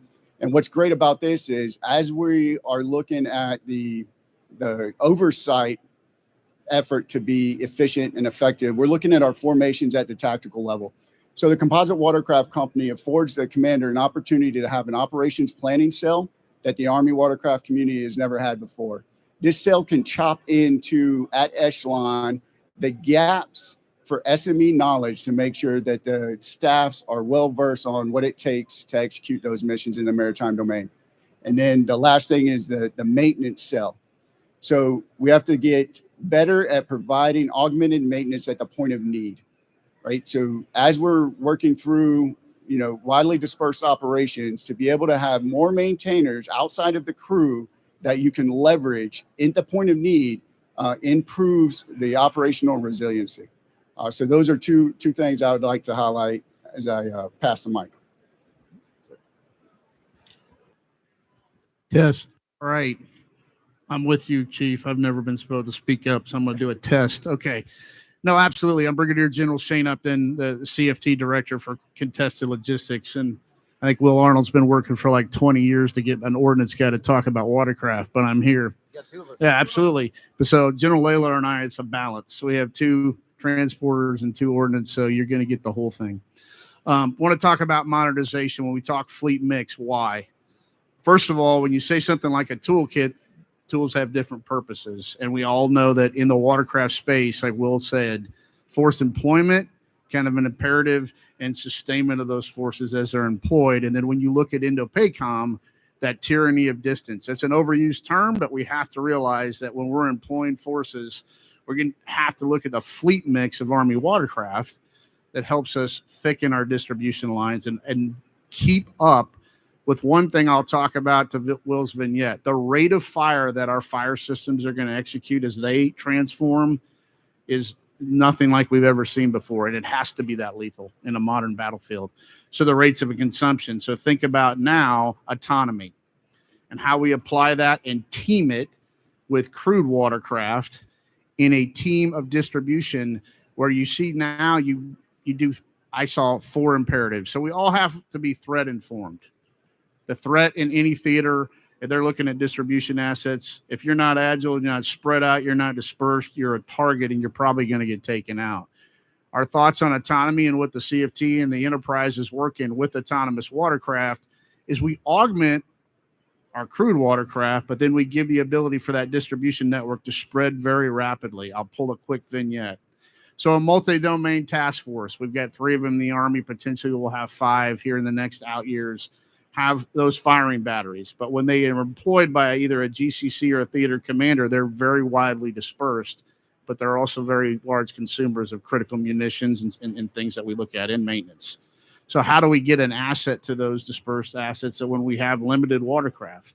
The problem set that we've all seen, at least Will and Chief and I, and I know General Layler, is we knew we had a requirement to move certain forces, but had a shortfall in filling that requirement. So then looked at alternate. And with industry partners out there, that's where autonomy comes in. And I'm going to steal one of my teammates' quotes. I saw him speak the other day, and I love this. I've known General Layler several years. We're moving out, and I just need you to come with me. So I'm going to talk about here in about 2 weeks out in Oahu with a composite watercraft company from the 8th Theater Sustainment Command. We're going to put autonomous boats in the water as the Army. And we're going to pair them with those mariners and have them learn the collaborative behaviors, how to command and control them, give us an assessment and feedback from a soldier that does this for the United States Army in a forward theater, not in a boat basin, not in a flat lake. We're going to put it as test. I mean, a lot of good coaching from our senior mariners. We're going to take it at tough sea states and see what autonomy will do and that. But I talk about 3 things in that space: the command and control of those autonomous behaviors, because we're going to interlock not just the boat, we're also going to use the cargo UAS. General Donahue had a slide that showed it this morning. If you were in the CMF panel that was in the main theater, Will talked about stabbing a beach. That concept, we may not have to go to the beach because we know it may be contested or actually targeted. So we have options. It's back to the toolkit mentality. It's about the fleet mix. We know where the force employee will have to stab the beach, but maybe to resupply, if that environment's contested, we stay a few nautical miles off the beach. The mariners do with that autonomous capability, and then we take a UAS out, pick the cargo up, and then take it right to point of need. You almost... And this is like my rookie language because you got 2 experts here. When you think logistics over the shore, that's kind of the future of one way to augment that capability. It is not a replacement for lots at all. But this is all about a fleet mix where you augment capabilities with the advent of technology like autonomy, like collaborative behaviors, and moving that way in the system. And then the last thing before I hand it over to General Layler, I just want to tell you, we're looking at industry to also come with us on how you bring and integrate your technology into existing watercraft we have. Because if we see the benefits as we experiment with mariners and they give us feedback that there's some goodness in expanding autonomy, which we think there is, I'll tell you, that's a hypothesis right now. It's not a proven fact. That we may look at our existing fleet and then how the mix of autonomy picks into that, where you almost end up with an optionally crewed system where you could go autonomous or put a crew. Some other things we're talking about, but welcome. And I know, Will, we want to turn it over here eventually after General Layler to questions. So, sir, over to you. Thank you, Shane. I appreciate it. So good afternoon, everybody. And I want to thank General Donahue for having me out here to this panel, and Will as well. So Mike Layler, I'm the TACOM commander, Tank Automotive Armaments Command. And some of you know that TACOM's involved with watercraft sustainment level maintenance, and some we're probably wondering, what does TACOM have to do with watercraft maintenance? Well, it's in our portfolio proudly. We do the sustainment level watercraft maintenance worldwide to meet the demands of the fleet and also the operators forward wherever they may need it. I'll hit you with three things, and then obviously open it up for questions. So one, we've really changed and revamped how we're doing watercraft maintenance the last 20 months in alignment with our partnership with the transportation community, but also with the TSC commanders forward, who are many times the consumers inside their theaters. So great partnerships with them. Our focus has been to be responsive, to fix forward, and to make sure that we get a fully mission capable system back to the mariners who need to execute their mission. I'll hit a couple of those themes. One, the fix forward theme. So right now we have flipped in terms of culturally where we're doing maintenance, sustainment level maintenance around the world in the last 18 to 20 months. Right now, as we speak here, we have 10 watercraft in sustainment level maintenance west of the international date line. That is a shift. They're in various locations. And what we're doing is aggressively contracting using the contract maintenance model to align the crew with that contract maintenance during the time it's in depot level maintenance, and then also making sure we get return back on our investment on the dollars we do have. We'll never, ever, no one ever gets all the money they want, but we got plenty. We just got to use it smartly. And what we've been able to do in a short period of time here is help lift the readiness rates, which have been sagging at least to some level on the way north now, where we can be proud of them down the line. The big idea here is we're going to get return on our investment on our money. I'll give you a scenario, or give you an example. We did a logistics support vessel in 2024. We put it in LSV3. We did that maintenance west of the date line. We used our existing multi-award task order, which sometimes is cumbersome but restrictive. But we used it in Korea instead of traditional locations on the east or west coast. We normally are over budget. We normally come in way late. We come in way over time. This time we flipped it. We came in a couple days early, and we came in, the budget was for $10 million plus, and we came in about 7.5 with $2.5 million that we could apply to another project, which we already did. So the idea is we're getting the word out. We've been all over shipyards all over the Pacific and other sites in the Mediterranean, and we're going to aggressively fix forward and get the crew what they need to operate. I would tell you that there's a lot of other work we're out there doing as well. Logistics assistance representative work out there forward in the theaters. We're adjusting our posture out in Japan to meet the needs of that watercraft company that needs everything out there, from shore power to a supply specialist to a maintenance rep forward. And we're doing that as we speak. We got some work to do on the shore power. And then we've seen great return on our readiness. In the last 4 months, we've seen the total fleet readiness increase by over 200% in 4 months. And that's from attention and fixing it forward. We think we can do more here, another 50% of that by fiscal year 26 next summer. And we have money this year to do APS work that we haven't done in a generation forward in the Pacific, and we're getting after that too. So we're looking for partners who can do some of that work, or can contribute to the supply chains and things we need to fix forward. We look forward to your any ideas you have. We need partners who are willing to commit resources and risk capital forward to fix forward and make a difference on readiness. That's the kind of partners we're looking for. And we're proud to continue to support the watercraft community and the enterprise. Nothing happens until something moves, right? But it's got to work first too. And that's what we're trying to do in TACOM. Proud to be part of the team. Thanks very much. Hey, gentlemen, thanks. So that's where we're going. We're moving out. We need partners. And what are your questions? I've got a question. Just, I know you're thinking about it. I'm going to ask Chief. I'm going to ask Chief a question. Hard one, Chief. So what makes our mariners and our maritime force different than the other sea services? So super biased, right? But reality. So this question comes up quite often when we try to do a comparative analysis between Army watercraft and, say, the Navy. The big difference is we multitask, right? So we man an LCU with 13 personnel, 15 if you get 2 cooks and then you eat well. But 13 personnel. The Navy's probably going to do that with at least 3 times the personnel because they're very specialized. And this is not a knock on the Navy. It's how they do business. Very specialized. You have damage control personnel. You have personnel that operate a radar. You have personnel that look out the vessel. And then you have someone that takes the commands, and then someone else that turns the wheel, and then someone else that logs that they turn the wheel. We do all of that, right? So you've got 2 warrant officers on an LCU. One's on the deck side, one's on the engine side. The engineers, they don't get enough credit. They fix everything, AC, plumbing, electrical, you name it, they do it. They are phenomenal at their job, and they have to multitask. And then back to the deck side, right? The lookout is also the person turning the wheel, is also the person writing in the logbook. That's also the person that's doing whatever else I ask them to do.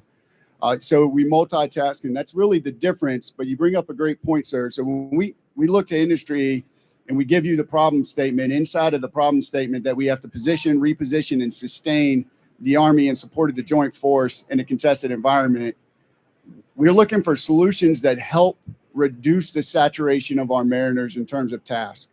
So whatever that looks like, whatever program, process, software, hardware that can help reduce the load, to General Upton's comment, AI, autonomy, and we're open to tiers of autonomy on our current craft. How we can just take one step up the ladder to potentially reduce that load and make those war fighters' lives a little bit more focused, right? Let their focused energy be on the threat at its hand. Thanks, sir. Thanks, Chief. Any questions out there from the audience? I've got one more for sure while you're thinking of them, because I know they're out there. General Layler, sir. So I've heard you talk several times this week about additive manufacturing and subtractive manufacturing. How do you see that in the maritime domain? Thank you, Will. I first of all, it's got a big place. A lot of vessels. We already have some vessels that have some level of additive manufacturing capability on the vessels. So I see that being able for the crew, give them some capability to fix forward, all part of the fix forward mentality. What I do think is that we will, over time, take advantage of our advanced manufacturing echelon of capability throughout the theaters, and where those crews could take advantage, or those contract maintenance or our maintenance personnel can take advantage of having a part manufactured forward, and then we can use some kind of a delivery, autonomous or otherwise, to get that part to the crew. So that's what we're looking at. And then just to add, one thing with it is giving us two, and that could be worldwide here. We are in next year going to expand our ability to contract maintenance to other countries that we haven't used before. Predominantly, we've been West Coast, East Coast, Hawaii, Japan, Korea. Now we're going to see us expand to Guam, Singapore, Philippines, Australia, you name it. I've been to most of them in the last 6 months, trying to drum up some business, and business will be good. The big thing that we tell our teammates out there, whether it's Hawaii or otherwise, because I had that question from an organization in Hawaii, we'd like to compete. I said compete, but come in at a reasonable price. Otherwise, we're going elsewhere. And I think that gets good results. But the idea is fix forward, deliver forward, and this particular level of maintenance in watercraft is ripe for it, because no two watercraft, as all you know out there, many of you who are near and dear to your heart, none of them are the same. They're snowflakes. And so there's all sorts of non-standard parts that could be advanced manufactured. And honestly, it's a great ground for expansion of technology and solving problems. Thanks, sir. Appreciate it. Anything from the audience? Oh, we got one back there, sir. Thank you. Thank you for your service. I just want to ask, we spend time in the Navy. They have their fleet of amphibious assault ships they're trying to maintain. They have a similar mission in littorals. I was just wondering how you coordinate with the Navy and kind of differentiate your mission. So that's a great question. So I'll shoot first. Maybe Chief go a little bit as well. So huge collaboration right now with the Navy and the Marine Corps as well. So I'll give you an example. So when I talked a little bit about the .mil PF integration, so from a doctrine standpoint, we're in a combined working group to understand how our doctrine's going to operate and how we mutually support doctrine within the littoral areas in of itself. From a training standpoint, what I will tell you is the training academy, the training school that we have there at Joint Base Langley Eustis, at Fort Eustis there, that's a huge starting point of discussion because they're seeing how efficient we're training our mariners, what you heard Chief talk about. They're coming to us from both the Navy and the Marine Corps, and they're asking us to help them set up similar training because they're trying to get after those same efficiencies.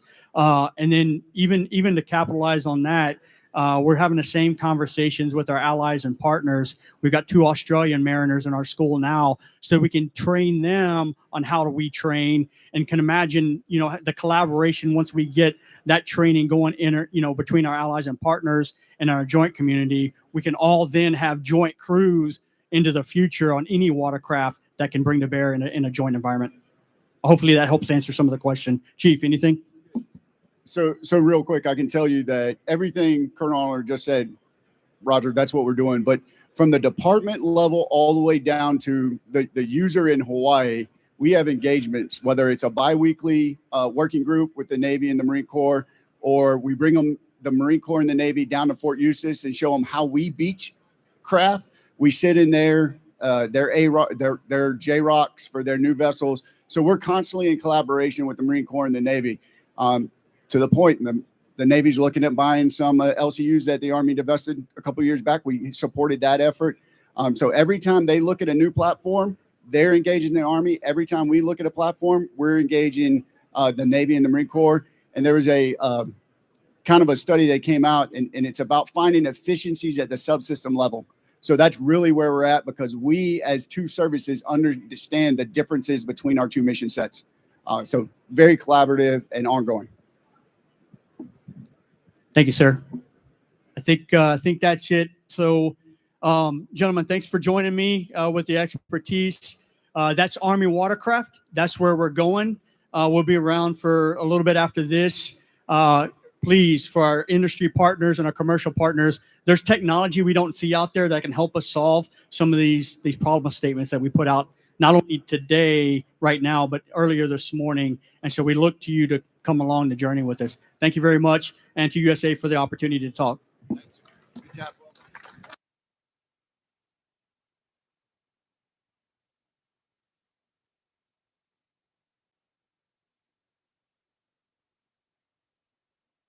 My name is Mikkel Banks. My rank is Staff Sergeant on home units with the 104th Training Division. Currently, I'm a drill sergeant. When I first started reading about it, I didn't know what it was about. All I knew was it was just a holistic approach to fitness. So I say, hey, maybe if I join in, I could probably increase my score on the sprint, drag, carry.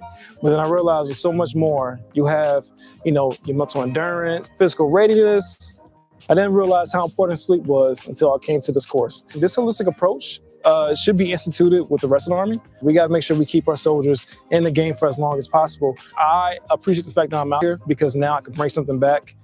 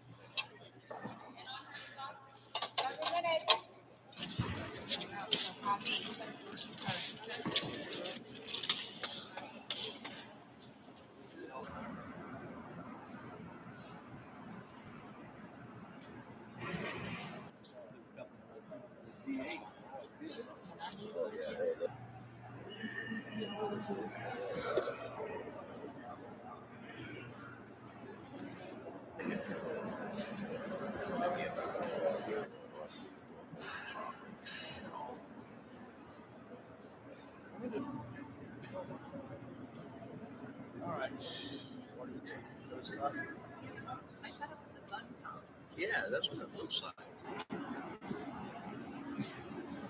It's demonstrating skill, and that's what this is about. So I thought calling her back. Wow, who did that? In here like an orange buttercream or something like that. You can do swim. Nice. So I'm looking at what's inside, and again, it's really nice. Tattoo is just kind of one component.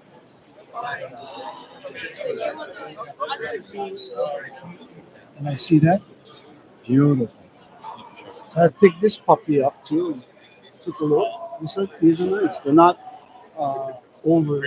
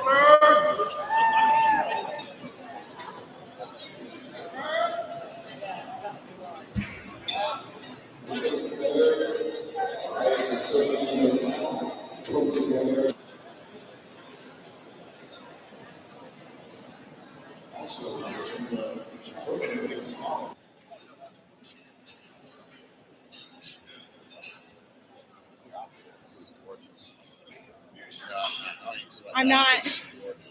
My torch didn't work. Please take that into consideration. Time! Service! I think the fruit might be dead.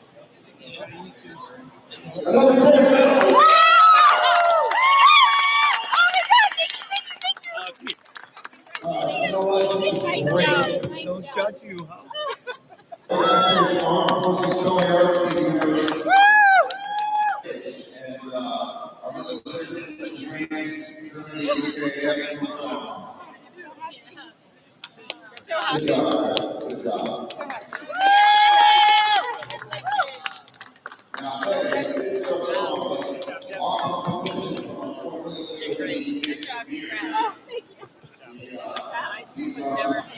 Shaking Yes, so much. Dad. Oh my God. Did you do a cleaner? Yeah, I did. I need a pointer.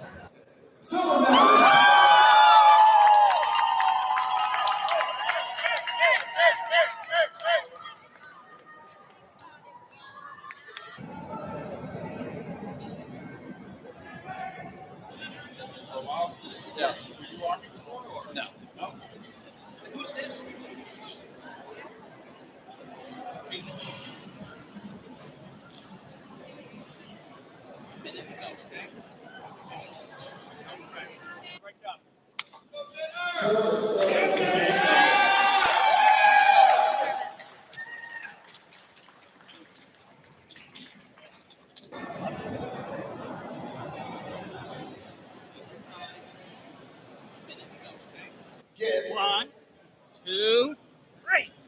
Gold medal! Gold over here. It just got awarded by her niece and nephew. That's amazing. Well, congratulations.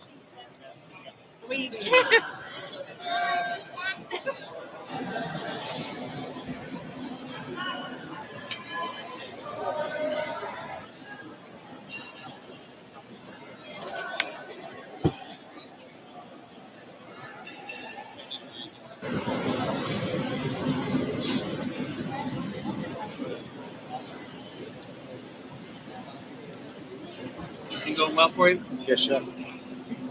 Remind yourself to 3 minutes. Hop the Thank you, leg chef. and get it done. Yes, chef. 30 seconds. Take a step back, kind of mentally walk yourself. Your layers look pretty good. Your insert, you want to shrink that down to just a little bit more. All right. That really helped me balance. It's like it didn't give me the full benefit of it.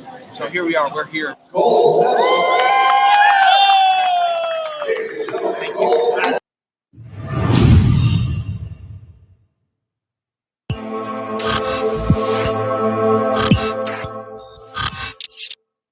Hello and welcome to CB Defense Today, an interview show where we talk about the latest chemical and biological defense technology to aid in warfighter readiness. I'm Jack Bunja, Public Affairs Specialist for the Army's DEVCOM Chemical Biological Center, and my guest this week is an engineer at the center who has been working on autonomous vehicle detection technology, which can integrate into existing systems. I'm happy to welcome Mr. Lester Stroud. Lester, thanks for joining me. Thank you, Jack. It's a pleasure to be here.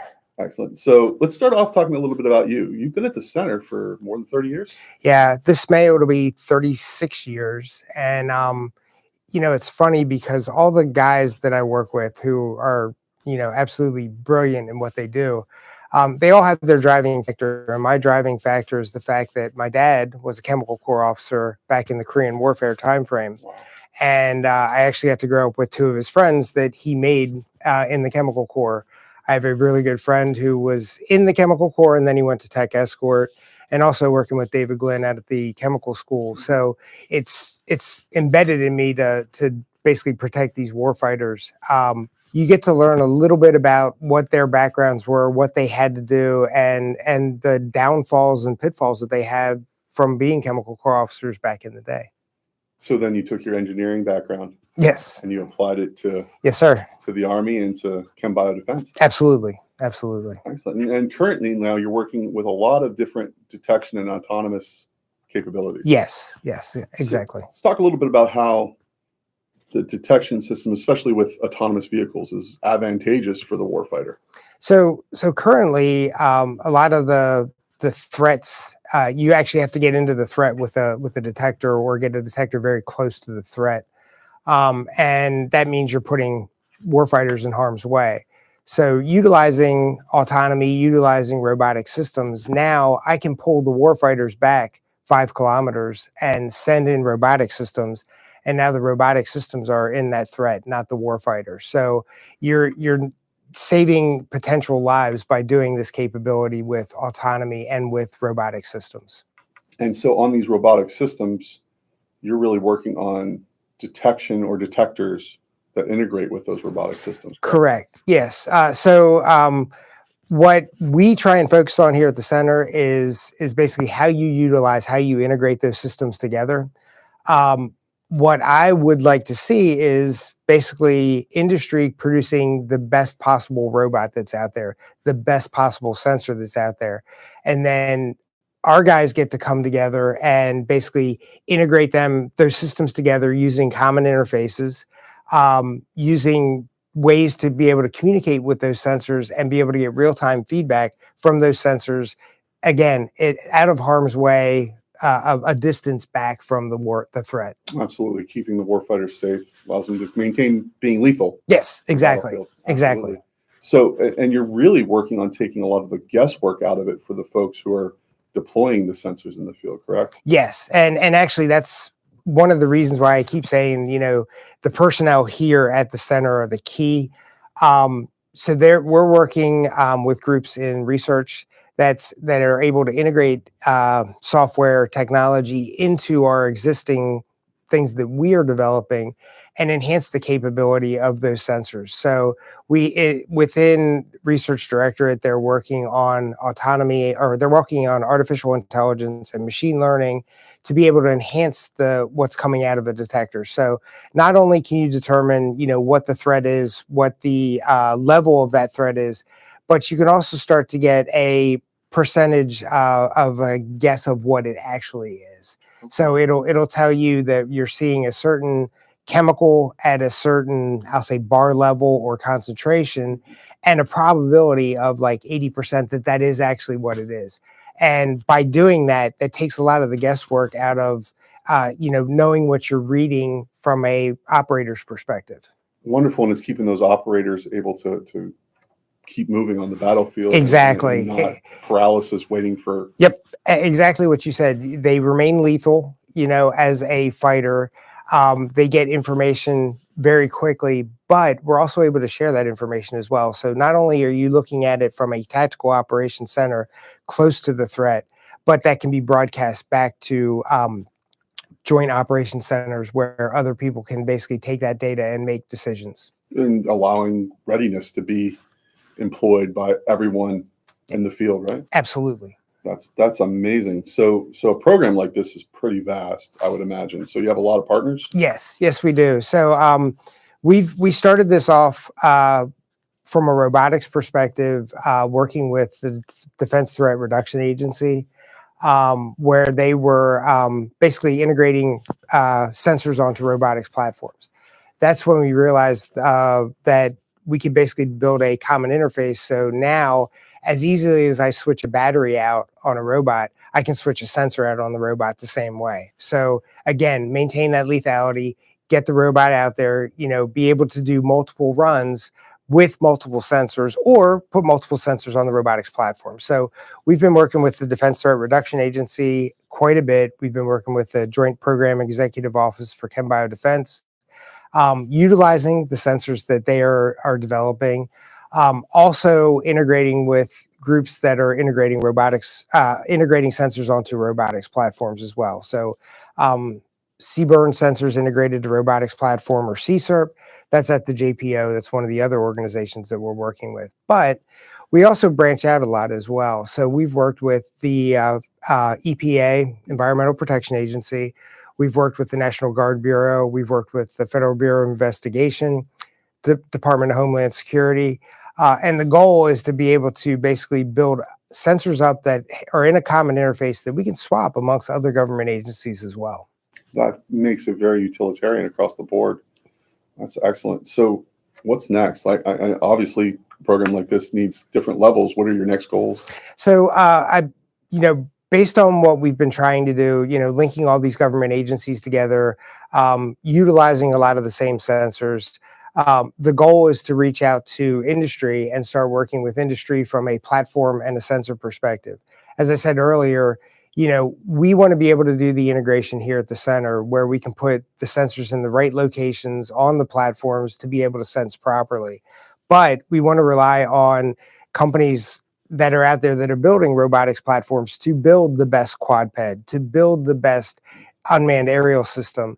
And the same way goes for sensors, reaching out to companies and being able to access the best sensor that's out there, integrated into our common interface so that we can actually move it around between those robotic systems and basically put that sensor in the best location to give us the best results from those sensors. And then obviously working to make them smaller, lighter. Absolutely. It's amazing to understand how, grams or ounces of payload on a UAS, basically how that affects flight time.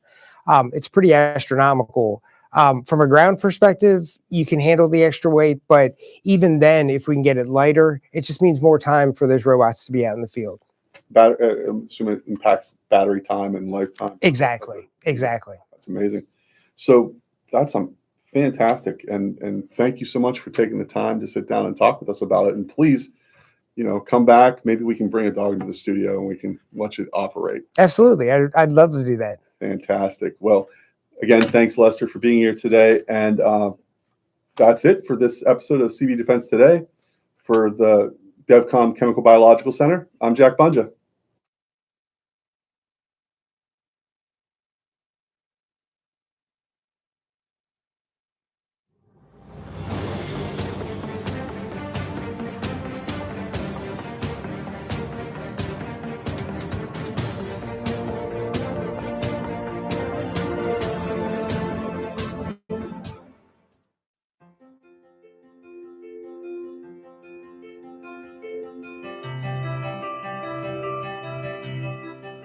When I asked to be transferred to become the director of Intelligence and Information Warfare Directorate, I2WD, as everyone knows it, as their director.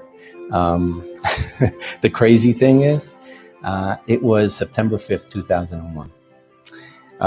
And everyone knows that it was an interesting transition because 6 days later, everything changed on September 11th. The people at I2WD, CCOM, that jumped in to support without hesitation. Initially, the search and rescue, and secondly, it turned into a recovery effort at Ground Zero. From the firefighters to the first responders at Fort Monmouth, to my team of government and industry, engineers and staff, that were all leveraging the capabilities that we had developed and the technologies that we had produced to successfully search for the survivors that were buried in the rubble. And we were kind of very successful in doing so.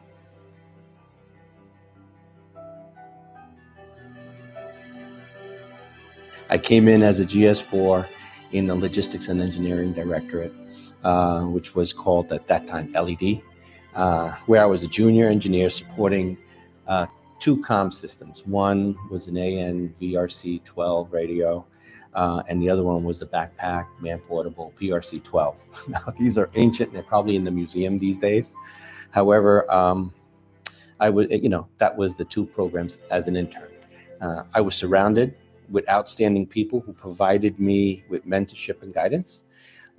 This gave me tremendous insights and solidified where I really wanted to work once I graduated college with the degree in EE. I was inspired and finally chose to serve the Army and help design and develop technology that protected our soldiers.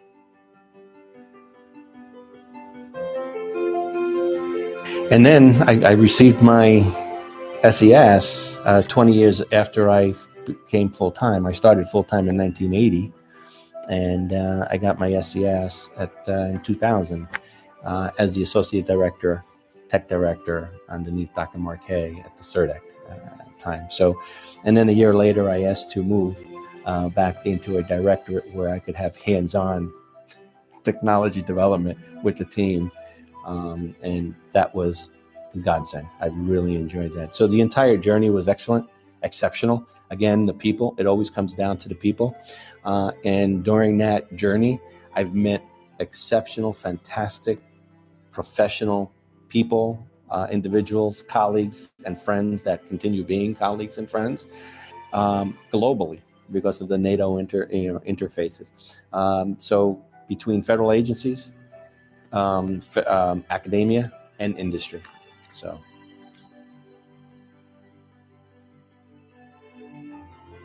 Is when Desert Storm came. We saw that the IEDs were having a major impact on missions and were injuring, maiming, or killing our men and women of the armed forces. So again, we pulled the best and brightest. We pulled a team together.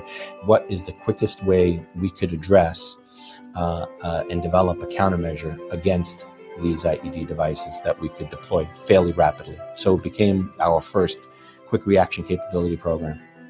So we did, and within 3 months, we had developed an IED jammer and we started deploying it. And we continue deploying on 50,000 jammers across the force. And this was a team, again, CCOM, the Acquisition Center, the Legal Center, the Sustainment Center, the PEOs, all of us were instrumental in getting those capabilities out, and they have saved lives.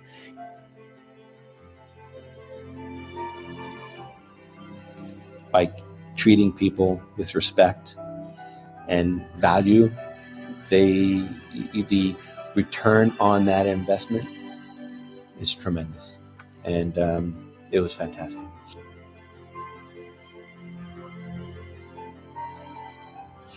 Trust in their ability, trust in the individual's ability to do what they were hired to do. Set the scene and avoid micromanagement. That was the biggest thing. Let them do, because even if they fail, they'll learn. And in an R&D environment or any environment, they'll carry that for life.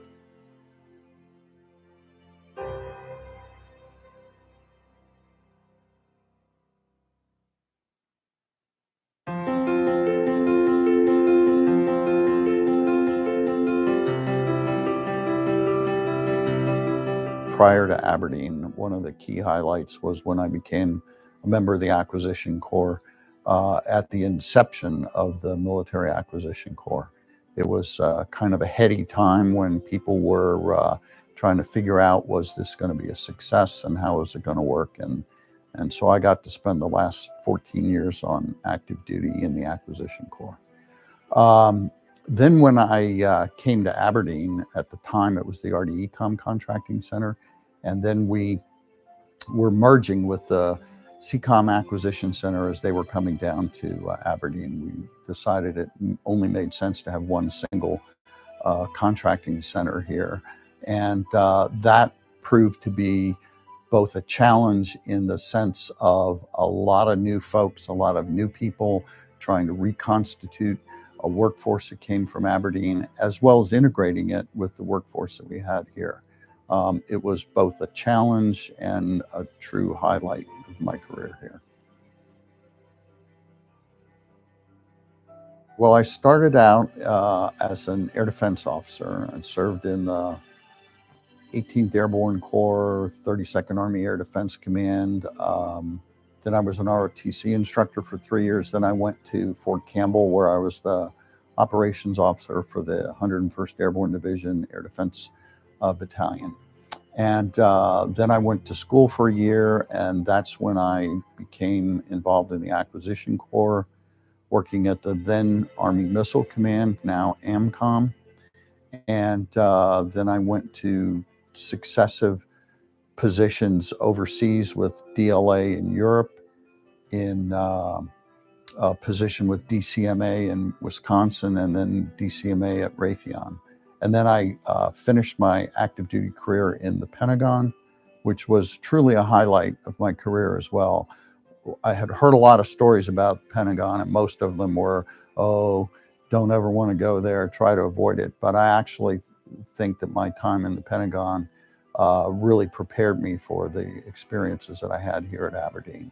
It was a lot of very senior folks, didn't have a lot of time to entertain a bunch of ambling around. You needed to pretty much get to the point, make your point, and move on. And they were very, very demanding, yet very, very astute and fair. And I really had a great time working in the Pentagon. So I'm probably one of the minority that say that. Then after that, we stood up the Army Contracting Agency. I was director of that for a while, and then the Mission and Installation Contracting Center, part of the command, and then I came here to Aberdeen and spent the last 10 years of my career here at Aberdeen.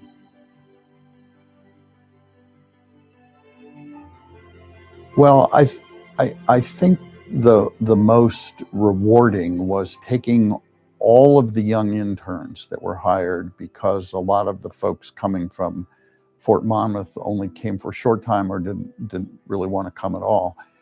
I think it was taking the hundreds, literally hundreds of interns and throwing them into the deep end of the pool, trying to help them out, give them a little bit of help and guidance, but they pretty much had to learn a lot on their own with some key leaders giving them assistance, and they grew into the job very quickly and very professionally. And I think that was the highlight of seeing those young folks really mature and become the dedicated professionals that they are today.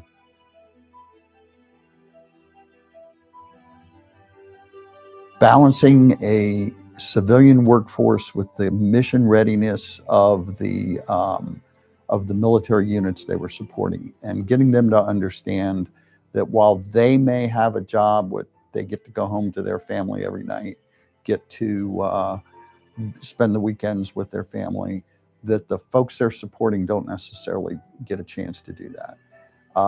And getting military folks who had been deployed and been overseas to come back into the organization and provide insight into what it's like to be on the receiving end of the products that we gave. I think that was one of the challenges. I think the other big challenge was the work culture, the professional culture, and merging two different organizations and making them into one, and getting everybody to believe that they were part of a single organization.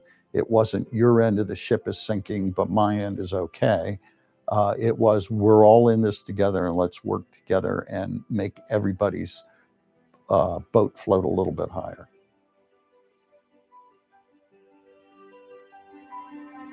The only thing that I would say is that from having observed folks who say things like, well, we need to maintain workplace balance and family life, is you've got to lead by example in that area too. And that means unless it's absolutely necessary, you're not emailing folks at 10 o'clock at night.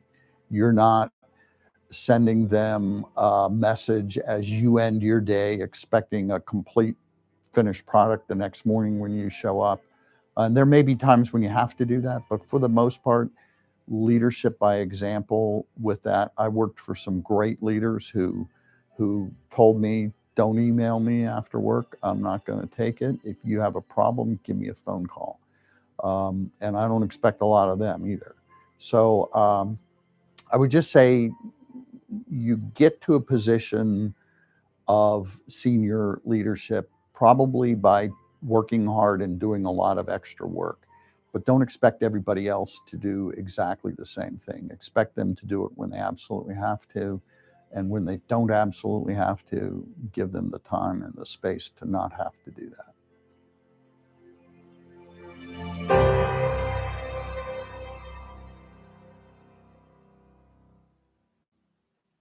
Hi, I'm AJ Moore. I'm a COR here at the Burnett Reservoir Water Treatment Mission. I'm a civil engineer from New Orleans District. And I am Tyler Baggett, also a COR on the water mission here, also from the New Orleans District, and also a civil engineer. So we're here at the Burnett Reservoir providing a pre-treatment system for the city of Asheville. Hurricane Helene really affected the water quality and its clarity and the amount of solids that are in the water. The city of Asheville's water treatment plant is one of two within the nation that is a direct filtration system.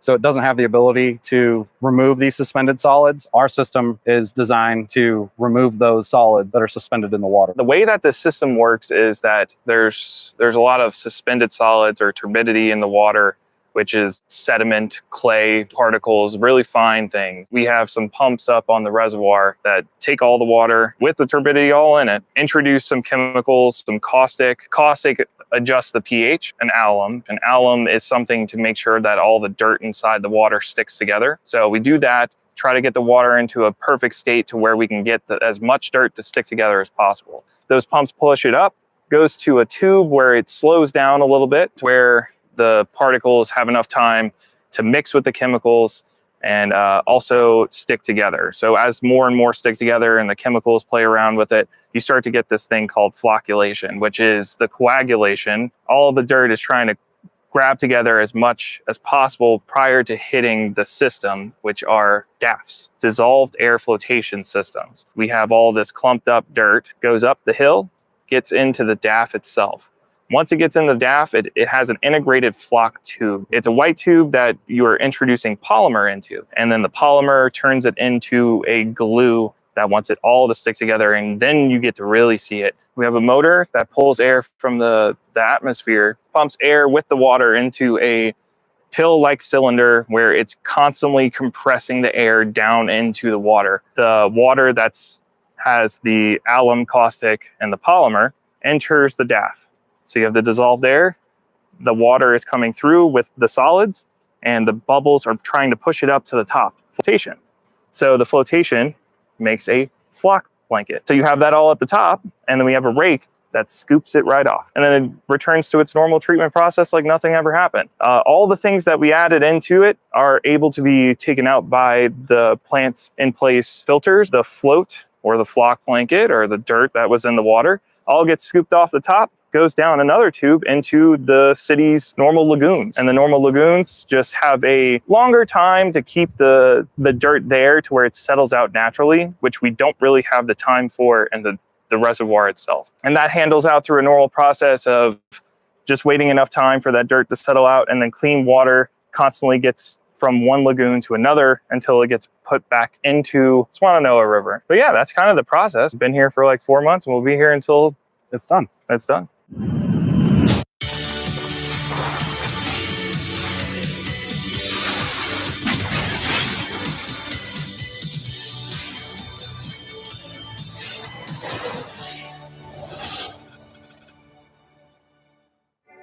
I am with the Defense Logistics Agency. I serve as a DLA liaison officer to the U.S. Army Corps of Engineers. Specifically, I'm a conduit for any support requirements USACE may have into DLA. DLA is a force multiplier for USACE, specifically in the realm of acquisition, Class 4 construction acquisition. We're definitely known for supporting the Corps with the larger scale contingency environment type scenarios like natural disasters, hurricanes, earthquakes, things like that. But I think a lot of people don't realize we're supporting smaller scale supply buys, but really go a long way to the partnership and adding value to the U.S. Corps of Engineers supply chain. The partnership between the U.S. Army Corps of Engineers and DLA allows the Corps of Engineers to meet national mission requirements. Our partnership with the Defense Logistics Agency is really about bringing together technical and contracting experts. You think about the Corps of Engineers, and we're experts in building and managing water. But when it comes to rebuilding a power grid like we did after Hurricane Maria, we needed technical and contracting experts to help us there. And so once we partnered with DLA, not only did we have that technical partnership, then that gave us access to industry. We conduct site visits. Specifically, we want to know how to better support USACE in helping them and not only promulgate DLA capabilities to their end user, but also to understand where there may be some shortfalls within our services. We're located at New Hogan Dam in Valley Springs. It's one of the many Army Corps of Engineer projects we have across the state. Maintenance is very crucial because of the severity of the dam and the criticality of the things that could happen if something fails. Having a logistical supply chain where we can actually get the concrete, the equipment, fuel, all of those things out to these rural areas is extraordinarily important in maintaining our facilities. DLA plays a very pivotal role, especially with acquiring equipment. We provide them with scopes of work, and they in turn do all of the market research for us. They do all of the bidding for us, and it really allows me to keep my staff and my team out in the field doing critical stuff. DLA is a great partner when we have to do planning and mission analysis. DLA is then a great partner with the U.S. Army Corps of Engineers because they can bring capability and resources to the table to help us deliver the mission. We're located here on Galveston Island, here in Southeast Texas, and our district encompasses the whole coastline of Texas from the Sabine River down to the Rio Grande and about 150 miles inland. Since 2012, we have been able to leverage are purchasing with the Defense Logistics Agency to purchase large survey vessels like you see behind me. That includes the trailer and the motors that came with it. We've also procured other equipment like lawn mowers, all the way up to dump trucks. We've procured a lot of supplies, erosion protection rocks, matting, gravel, sand, and other equipment for the operations and maintenance of a lot of our facilities. The USACE and DLA partnership is a mutually beneficial partnership. Not only does DLA provide extraordinary service to USACE, but USACE also complements that service to DLA through their MILCON management on behalf of DLA. The partnership we have with the Defense Logistics Agency aligns with our mission because both the DLA and the Army Corps of Engineers are to provide for the safe, efficient navigation and commerce across our waterways, not only here in the Galveston District, but across the nation.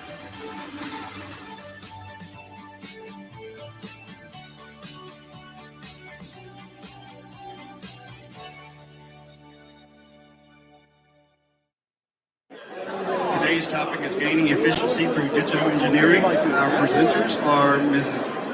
Jennifer Swanson. She's the DASA for Digital Data and Engineering Software. Colonel Jeffrey Poquette, he's the PM for FLRAA, Future Long Range Assault Aircraft. And Mr. Ryan Anger, VP and Program Director for FLRAA.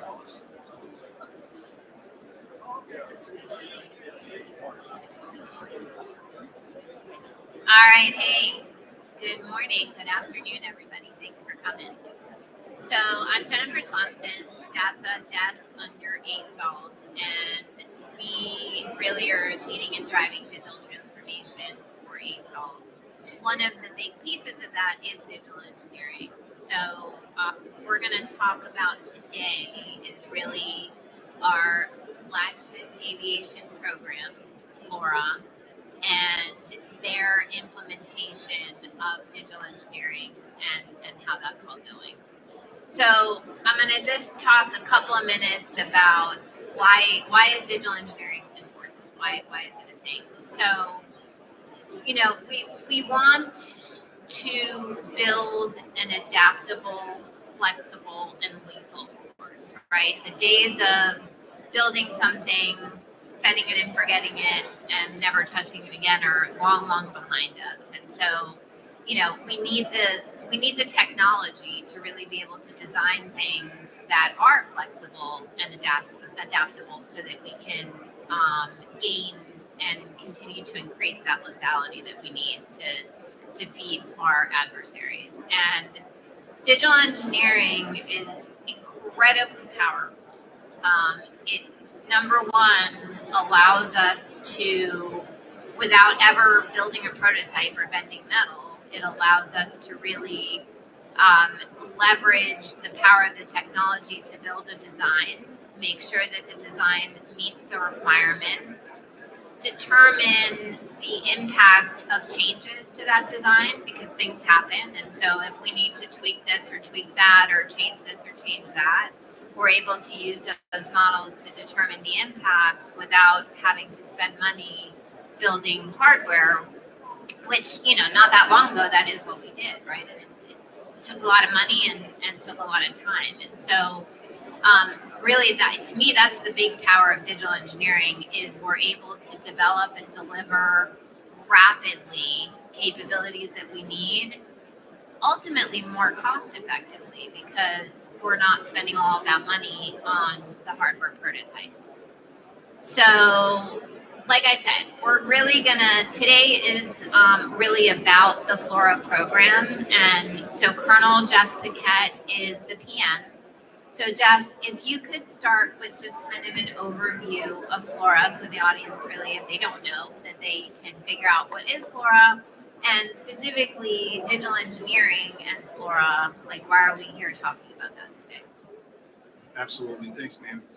So I see a lot of familiar faces out there, so I believe most of you know that the Future Long Range Assault Aircraft is the next generation assault aircraft, right? It's a tilt rudder aircraft designed by Bell, and I like to characterize it as two very important things. we say twice as far, twice as fast. So it is a game-changing capability in terms of speed and range, and it's an open system, right? So the architecture of the aircraft will be open, and that complies with our modular open systems approach, MOSA. And that is super interesting, and that's what most people are really interested in. What can it do, and what can I make it do in the future, and how easily can I do that thing in the future? That's really important. The other maybe unsung hero of this program is the digital engineering approach. And we are a digital engineering pathfinder for the Army. So we're kind of at the tip of the spear. It isn't easy. It's actually quite difficult because this is new for us and it's new for Bell. But the level of insight that the government gets into the design is unprecedented. And what we get from that is ensuring that we build the right thing. So we are going to build prototypes, and often when you build prototypes, you test them, you find things you got to fix, and some of those things could be big, some of those things could be expensive, and then that inevitably would extend the timeline of the acquisition because the test program gets much longer. So I'm not even going to say that digital engineering is faster up front. It's an investment in time. It's an investment in intellectual capital. But when we build the prototypes, we're going to be so confident that anything we need to fix should be small, should not be expensive, and that we can quickly fix those prototypes, continue on with the test program, and get the capability into soldiers' hands as soon as possible. So digital engineering isn't magic. It's just a really deep look in a common environment where we have a single source of truth. We never don't know what the design is today. I can take my phone out right now and look at the design and see where we are. And if Ryan changes it an hour from now, I'm going to be able to see that as well. So that's powerful.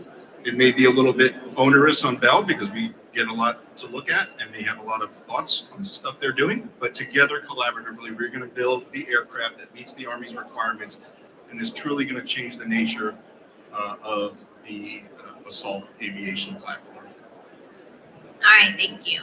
So you talked about requirements, and you know the old way of doing business is we had paper requirements documents, lots of time spent breaking those down, allocating them to different components or portions of your program, and then trying to make sure that when you pull the whole thing together, that you meet the totality of those requirements. And that's a very difficult thing to do. So how is digital engineering helping you make sure that the design is going to meet the requirements for Fluoro? Yeah, so we do get paper requirements, right? That's the CDD, right? And then all my smart systems engineers took that multi-100-page document and turned it into a model. So everything's built on this thing called model-based systems engineering. And when I first came to the program, I had no idea what that was. And I said, I think you need to show me what you mean. And then they opened the model, and I could see the requirement. Must fly this far or must fly this fast. And then it breaks down into a different baseline, an allocated baseline, a functional baseline. I think I got those reversed, functional, then allocated, and then down to the product level. We're in the process right now of breaking it all the way down to the product level baseline, such that every requirement can trace to a component that enables that, and every component can trace back up to the requirement. Now, these models aren't small. I don't know how many elements are in there, but I'm going to say hundreds of thousands, right? So it's big, and it takes a group of experts to be able to look at that efficiently. But as I alluded to about building the right thing, the chances of us missing something are much less. There's a lot of eyeballs on it. There's a lot of eyeballs that can see those requirements traced down, and we won't say, oh, we forgot to do the whole twice as far, twice as fast, right? That's not going to happen. And of course, there's many underlying requirements that are much smaller than the big things that I try to describe. So really, that's how we do it. We take paper, we turn it into a model, and then that model resides on a digital environment that we can always see together, and we refer to that as the single source of truth.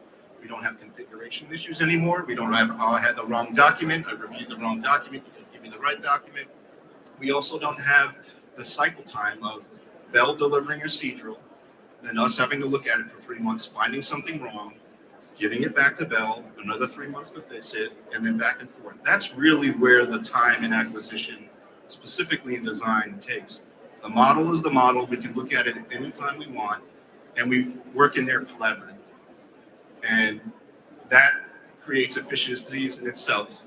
And then from there, when we finally build it and we approve this design at CDR, we know that the thing that they build, if it reflects the design, it's going to do all the things that the model said it was going to do. Yeah, I mean, that makes a lot of sense. Paper is one dimensional. And I think it's very difficult in the days where everything was paper-based to be able to, for humans to process and somehow put all of that into some 3D image in the big picture. I think that's really what the model gets you, right? Is that 3D, complete solution, and it allows you to really get that traceability back to the requirements, and your brain can kind of, manage all of that and see it, which is amazing. I think it's going to help us really do a lot of things. So one of the things that you mentioned as well is it's not cheap, right? There is certainly an initial investment in digital engineering, both, I would say, money and people. We need, obviously, to stand up digital engineering environments. We need people with the skills, and it's somewhat of a newer technology, certainly for the government, and I would say even probably for our defense partners. And so, there's an initial investment, but it pays off. I think is really the moral, right? Operations and sustainment costs, we know, are always 70% of the life cycle cost of a program, right? It's mostly there. How does digital engineering implementation help us to really save money on the back end?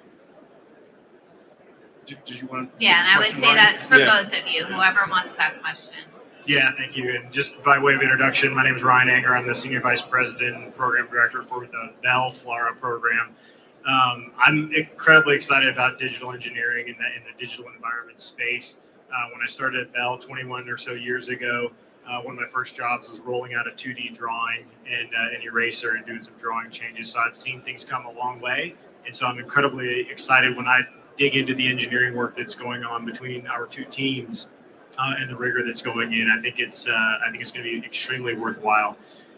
So the question about how are we using the digital engineering and the digital modeling? I think one way we're using that is to interrogate and check ourselves. Are we meeting the requirements, and are we meeting them in a way that both Bell and the customer agree? And things like MOSA, and how are we achieving the modular open systems approach goals and requirements of the program?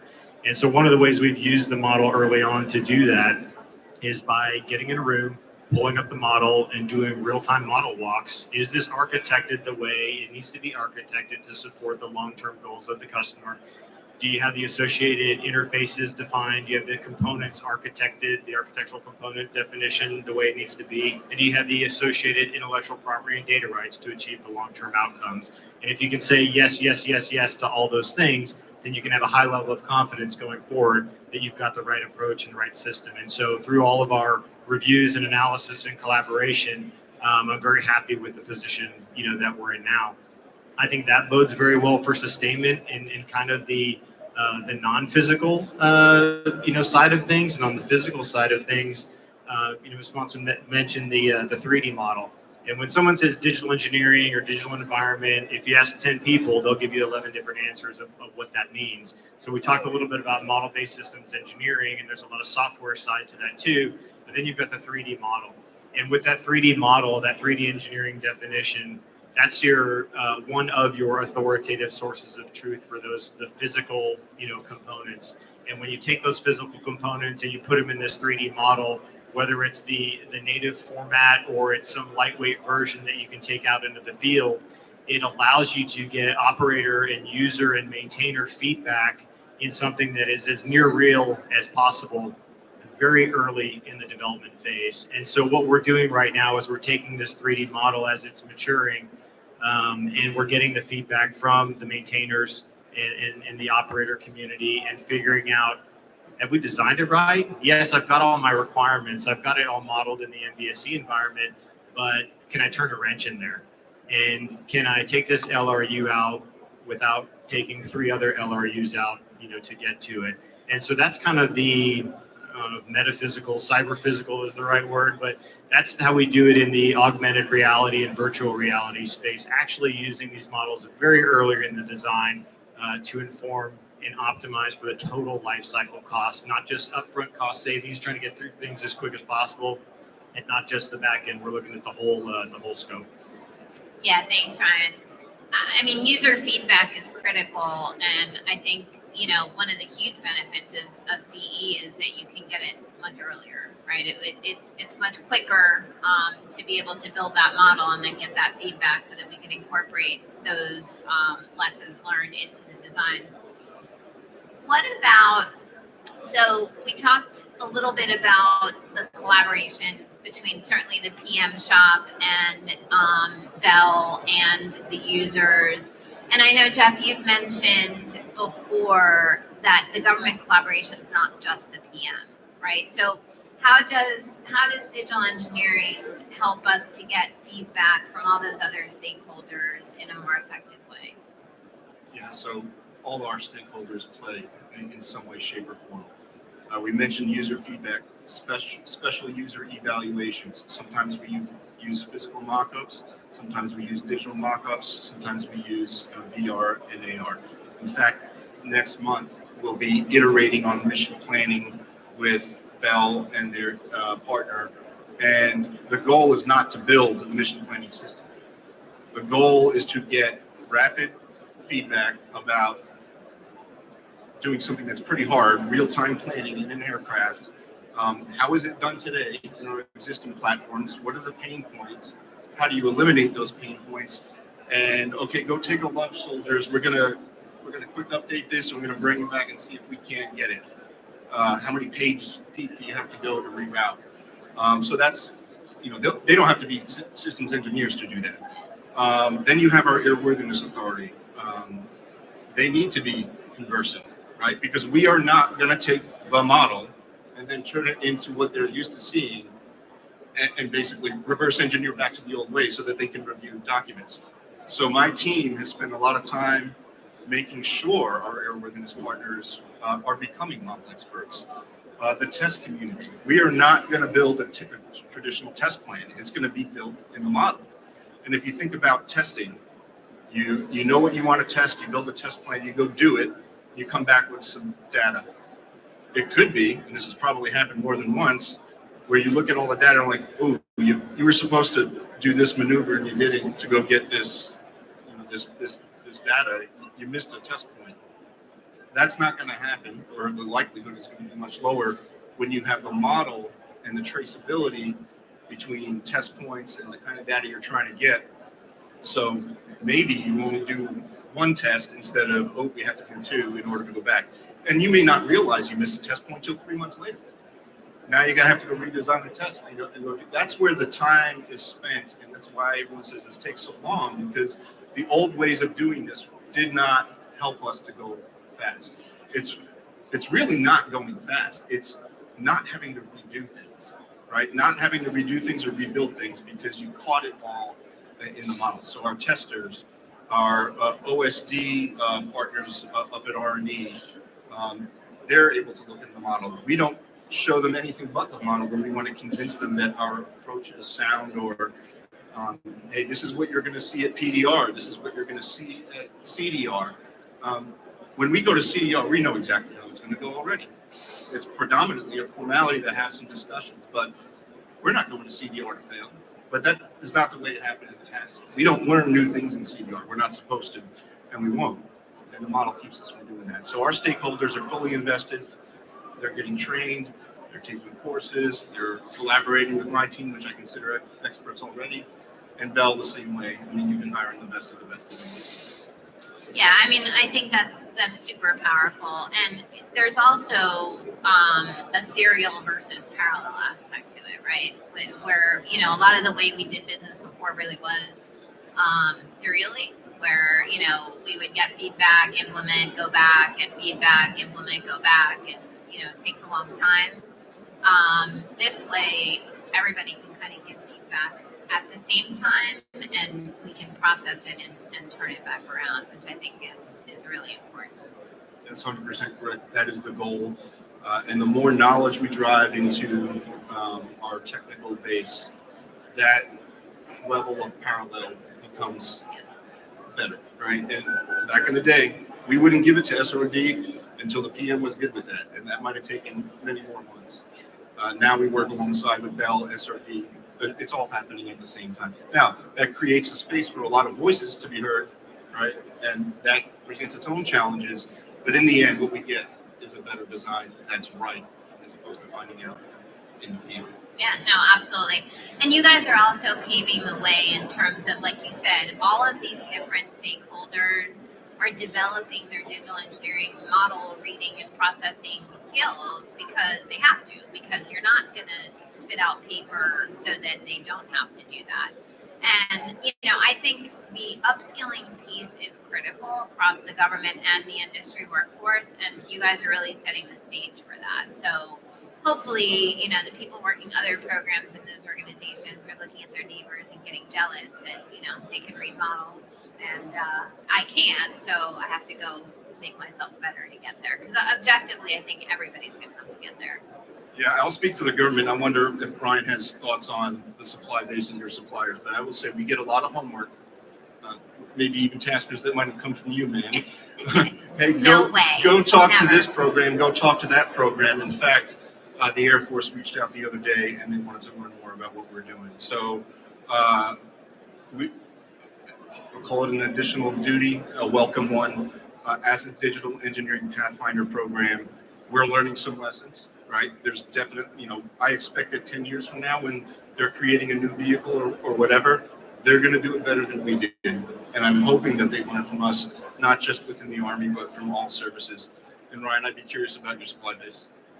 Yeah, that's a great question. I think what DE is really good at doing is breaking down the silos and kind of democratizing data. So it's not the engineering data, the supply chain data, the customer's data. It's just the data, and everybody has access to it in a perfect world, as long as they can read it. And so people are having to learn new languages, SysML, other things, depending on what part of the DE you're talking about. Are you looking at the information through native software applications, or are you using some type of lightweight reader? And so a lot of the things we look at with our supply base is making sure that they can understand both, can they access the data, and then can they understand and interpret and use the data the way we would use it internally, or the way that the customer would use it. But again, I think breaking down those silos and democratizing the data for access to a lot of people is really important. The other thing I would say is we're kind of pathfinding in this DE space is you have to break down the silos to enable DE to work. And what I mean by that is to enable the type of collaboration that we've been talking about between industry and government. It doesn't just take ACC and program managers. It takes IT, it takes legal, it takes many, many departments and many different people that weren't necessarily always used to talking to each other to come together and connect all the dots to make these systems work, because they do touch all kinds of different things, from data rights to the ones and zeros, and everybody has to be kind of in lockstep, marching towards a common goal of collaboration and getting things to talk to each other. Yeah, no, absolutely agree. So last question. Secretary Hegseth has talked a lot about lethality. We talked a little bit about it earlier, right? We need to be able to continue creating, developing, getting better at delivering lethal systems and capabilities. So we've done a lot already with DE. We talked about some of that today. What else is needed? Like, what do you guys think are the next steps that we need to take to be able to achieve that vision based on where we are today? So I think we heard some comments this morning in the opening ceremonies about the American soldier, right? There's no better soldier in the world. And the air assault, the doctrinal air assault, has always been a delivery mechanism for the soldier to what we sometimes call the X, right? To the objective, to where the enemy is. That's what an air assault is. That's what differentiates it from an air movement, right? And the joke about Black Hawk drivers is we're a bus driver. No, we're not a bus driver. We take lethality to the enemy. Okay, so FLRAA is a delivery vehicle. It's a weapon system, and we deliver soldiers to where they can bring lethality to our enemy. And we're going to do that twice as far, twice as fast. It's transformational. It gets at our geography problems that exist in the world in places that we all think of when we think about future conflict. No other system that I know is being purpose-built to go further and faster. Not, FLRAA is the only thing I can think of in the Army that is going further and faster, purpose-built for that reason. And the open system, right? Open systems have to be the way of the future. Now, I get that that disrupts the business models of a lot of the companies out here, but it's not going away, right? It's not going away, and the business model should be everyone's got an opportunity. If it's an open system, everyone's got an opportunity to kick off the incumbent because your stuff is better. So it fosters innovation, and that's what you really are. Your companies are innovative technology, warfighting capabilities. And it used to be that if you got on the platform, you wiped the sweat off your brow, you won, you celebrated, and you were never getting off. That's not going to happen anymore. You can get on in 2 years. I'm looking for something else if I can find it. So you have to compete against yourself to make yourself better. You have to compete against your competitors that you all know and are sitting next to today. Open systems are the thing that we have to embrace. And FLRAA is doing that in spades.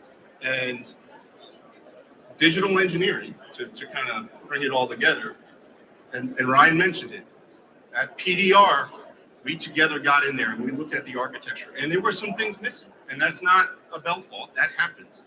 But we didn't find it in test. Oh, it's not as MOSA as we thought it was. We said in the model, it needs to be more MOSA. Let's go do some more work. Spend another month or two. That's time well spent. So FLRAA is very much about lethality. It brings the most lethal thing the Army has, which is American soldiers, to places that traditional rotorcraft just can't get. And that's what it's going to do. Yeah, thanks, Jeff. Ryan, anything to add? I agree. And I agree as well. So just to kind of double down on the open architectures, because certainly you've done that in FLRAA, and it really does give you the ability to plug and play new capabilities and technologies in over time. And that's critical to be able to keep the aircraft on the cutting edge, right? But it's not just FLRAA, that's true for everything. And so going back to what the under said this morning about, we want to really be able to leverage companies that are spending their own money developing products and bring them into the architecture. The open architecture is critical to do that. So open APIs, open architectures, things that allow us to really bring in that next technology and really inspire competition and innovation out there is what will keep us on the cutting edge of lethal today and tomorrow. So could not agree more. All right, I think we have time for like a question or two, if anybody has any. Yep, sure. Yeah. Oh, perfect. Great presentation. I thought it was really, really good. In terms of sustainment and adoption of new capability, obviously, MOSA is one of the best ways to do that. Have you guys started to plan for that at this point? And how, as new capabilities become available, how are you able to get them through testing quicker so that they can be adopted and ultimately given to the warfighter quicker? 100%. Before we even went to Milestone B, Milestone B is the decision to develop and detail the aircraft. I would say 1/3 of my documentation was about sustainment. And if you read through that sustainment documentation, our life cycle sustainment plan, it is littered with words like intellectual property. It's littered with words like MOSA and open architecture. So what's my implementation? Yes, we can have a MOSA aircraft. How do I take advantage of it? So I'm going to tell you, I have 3 PMs. All right. My first PM is the one that Ryan deals with every single day. He is the development PM. I have a production and fielding PM that we're about to stand up that office because we already got to think about the next contract, and we got to think about going into production and productionizing and fielding and training. And then for a couple of years now, we've had a modernization PM. So we are already, and his name is Lieutenant Colonel Zach Kiefer. If you don't know him, you should know him, right? Because his job is to take meetings with you and start thinking about how to implement MOSA. That means, what's the contract strategy? Are we going to build a lab that has a digital backbone ready to go? Are we going to hire a third party to do it? Are we going to do it ourselves? When are we going to release RFIs and RFPs? What technologies do we want to go after first? Like, get that guidance from the CFT and the aviation GOSC. SWAP, we're always looking at, and look, weight equals cost on an aircraft and weight equals performance on an aircraft. We always have to find ways to reduce weight. Technology gets smaller as it gets more mature. That's always been the case. So how do I combine technologies into one sensor? Can I have a sensor that can see a missile and shoot it down and let me see through degraded visual environments? Can I have one sensor that does that instead of 12? Can I have one chassis that has 7 or 8 cards in there and handles my communications? Or do I have 7 radios like I do today?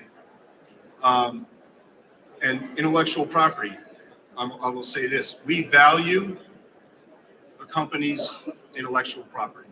We value it. Part of the strategy was to ask Bell and its competitor at the time, what can you provide to meet the things we want to do? We did not ask for specific intellectual property. We said, this is what we need to do. And we gave hundreds of different, what we called use cases, sustainment use cases. This is what we need to do. What can you provide? What are you willing to provide? And the more they were willing to provide, the more benefit they got in the competition. And then now it's about delivering that.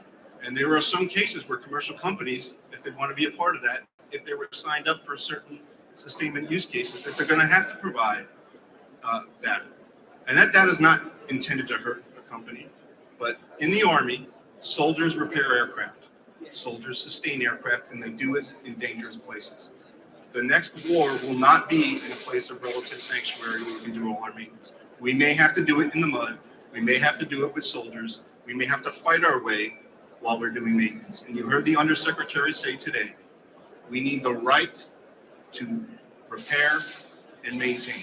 We don't want to own all the data. We don't need to own the data. We need the right to repair and maintain, and we will not buy equipment that we can't repair and maintain ourselves, because that's what soldiers do. So there's a lot of stuff I can talk about that. It was a great question, by the way. It's very important to us. We have a PM stood up. We are developing the modernization strategy today, and we want to get the latest and greatest stuff in as soon as possible, because our acquisition strategy was build the aircraft, get it right, get MOSA right, put mature technologies in there, stuff that we see on all the current fleet, and then all of you out here have great stuff, and we know it. And you're going to be offered every opportunity to become part of this FLRAA ecosystem. Yeah, thanks, Jeff. And I would just add to that. So I think Jeff did a great job answering for FLRAA. I think this applies to everybody, right? And so more broadly, MOSA, you asked, how does MOSA help us to be able to test new products faster, get them in the soldiers' hands faster? So I think one of the big time-consuming drags on anything that we build is the integration piece.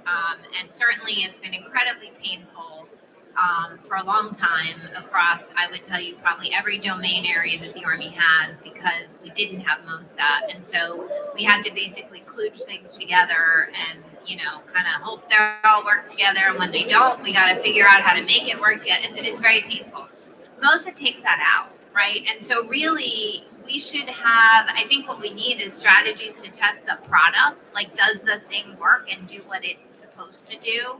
And then as long as the interfaces match our architecture, which is going to be a requirement, that is MOSA, then the plug and play is easy. Now, obviously, you have to do some validation to make sure it doesn't make anything, break anything or whatever, but it's much, much easier. Yeah, exactly. So I think it'll really make us go a lot faster. All right, we are out of time. We're getting the high sign from the people in the back. But thanks all for coming. Appreciate it. And Jeff and Ryan, thank you so much. Thank you.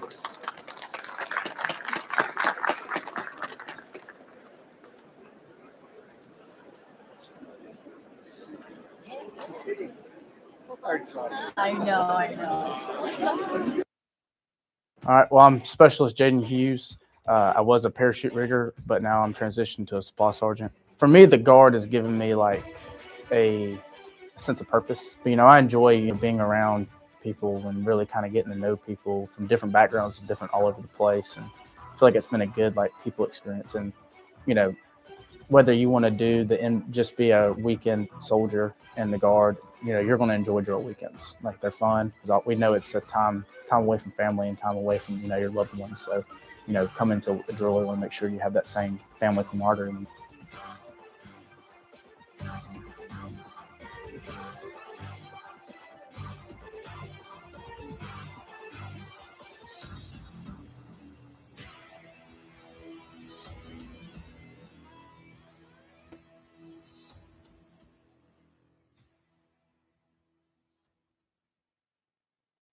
Hey, Sky Soldier Nation, Colonel Josh Gasper, Bayonet 6. Bayonet 7, Joshua Peterson. Hey, so want to kind of bring you up to date for a state of the herd in terms of what we have going on, where we're at, and where we're going. So number one, I'll kind of lead off with, I was doing some math the other day in my office, and over the last 90 plus days or so, the brigade's been in 13 different nations, 3 on the fringe of going into, in terms of Morocco, Tunisia, and Senegal with African Lions. So you think about where we've been and what we've been doing, it's unbelievably impressive. And where paratroopers have been at, and most importantly, the readiness that they've been building there. The second part I think is important for today, for the State of the Herd, is really to formally welcome Sergeant Major Peterson as Bayonet 7 to the team. Fired up to have him as a Ranger buddy and know the things he's going to accomplish for the brigade. Appreciate it, sir. Yeah, very humbled to be here. Very excited, motivated to be new Bayonet 7. And with that, want to talk about, what Colonel Gasper was talking about there with all the different places that we've been lately. We just finished up at Allied Spirit up north in Germany, getting ready to go jump into Morocco, Tunisia. And then a little bit later, a couple months down the road, we're going to be jumping into Swift Response over in Latvia and Lithuania. A lot of good things happening across the herd. And on top of that, we got Memorial Day coming up soon too. And one of our own Vietnam veteran, Jim Manchin, has been working diligently and hard alongside of the brigade to make sure that the nearly 1,800 soldiers that fought and died in Vietnam are going to be memorialized by the new stones that we're going to be putting out front. No, Sergeant Major, that's awesome. The legacy work from the team, they kind of highlight powerful, and I think that's what makes this place special. The one thing I will kind of bring up when we talk about our legacy is where we need help. We're not perfect, and we have some own work to do ourselves inside our own ranks. Over the last 90 days, we've had 5 DUIs. We've had 14 different moments where paratroopers popped hot for illicit substances, and then we had 4 domestic violence cases.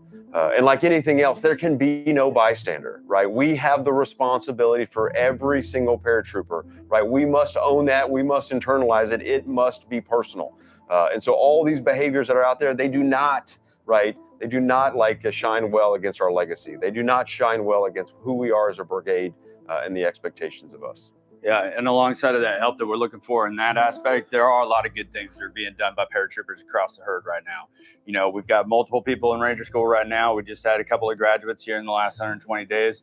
And big win, we got 45 newly minted jump masters that we just got. All right, putting paratroopers out of the door, that's exactly what we need from our NCOs and our leaders across the herd.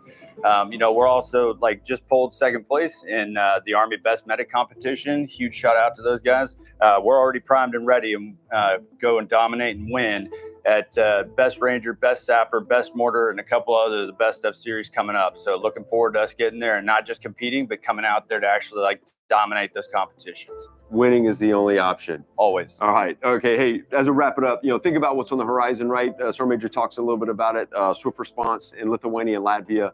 The most important part of those exercises is really all the preparatory work that the teams have been doing up to this point, and then over the next really 45 days to prepare us and ensure that we are at our optimal peak going to those things. So I really appreciate the airborne operations, the different mini exercises we're doing to ensure that we're at and all the deployed for training that the companies and battalions have done over the last few months. You think about swift response, right on the trail edge of swift response to Memorial Day, the Sergeant Major talks about, and then D-Day 81. Again, another phenomenal opportunity to go connect with the history of the U.S. Army in particular, what it did for the folks of Northern France, what it did for the Allies, and for the paratroopers that get to go up there and support and jump out of a airplane. Like, it is a once-in-a-lifetime memory that folks will remember for the rest of their life.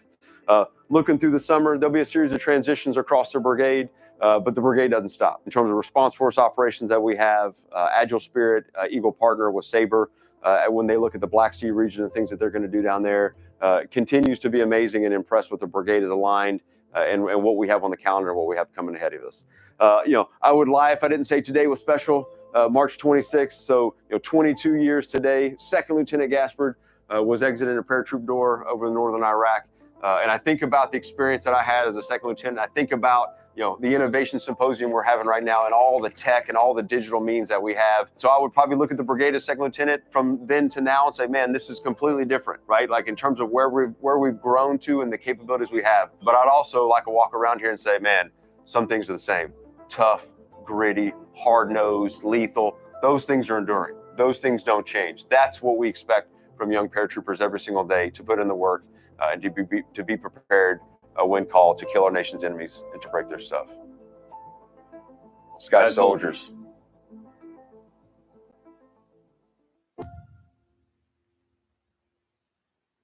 All right, we are on the road and we're still working. And today I want to announce that we are initiating the Workforce Acceleration and Recapitalization Initiative. It's an important new opportunity to right-size DoD. For more information, check the information below. Good afternoon, Vietnam veterans and families, distinguished guests, ladies and gentlemen. On behalf of Colonel Michelle M. Williams, the commander of the United States Army Financial Management Command,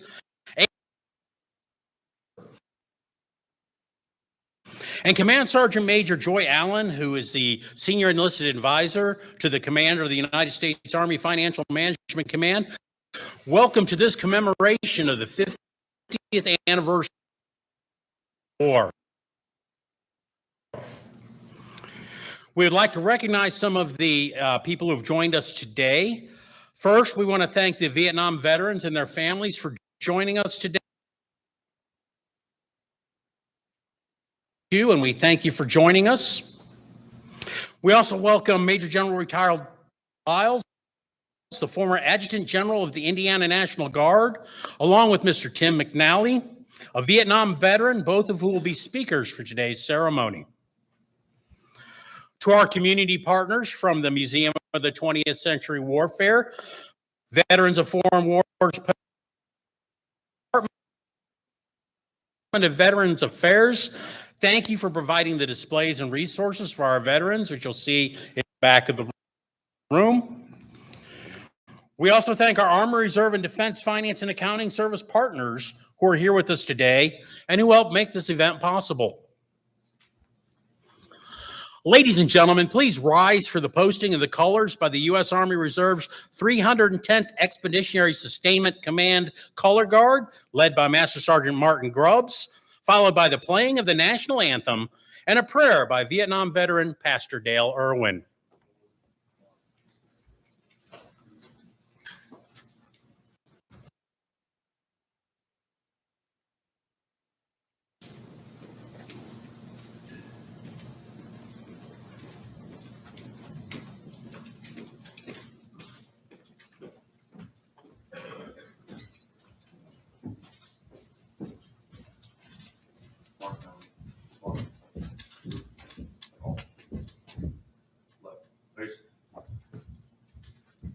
Present arms.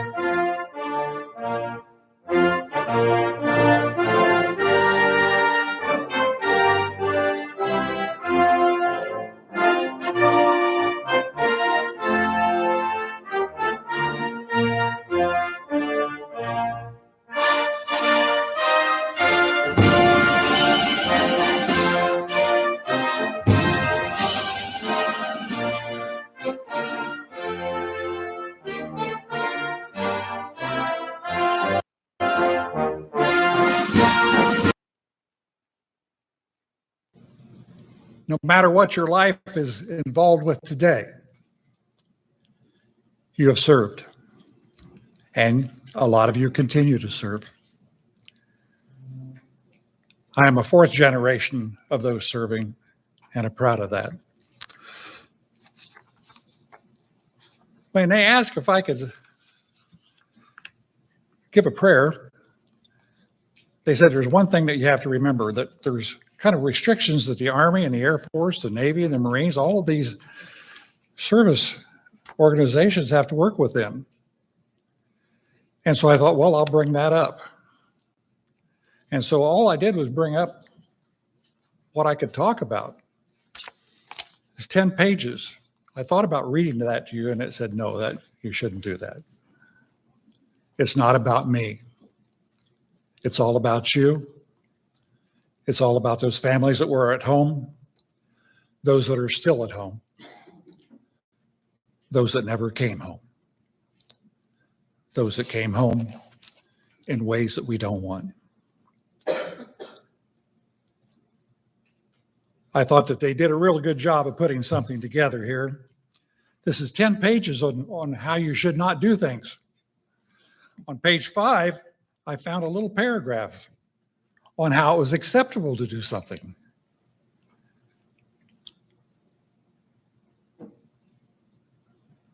Even though I'm a pastor, I still understand all of that.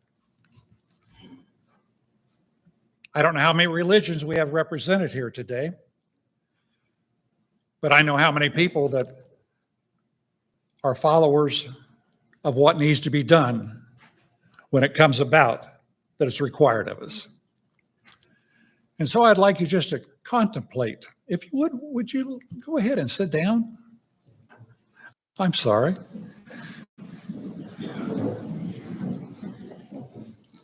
My wife's going to tell me about that one. But just contemplate while I read something that was put together, and I'm just changing it a little bit.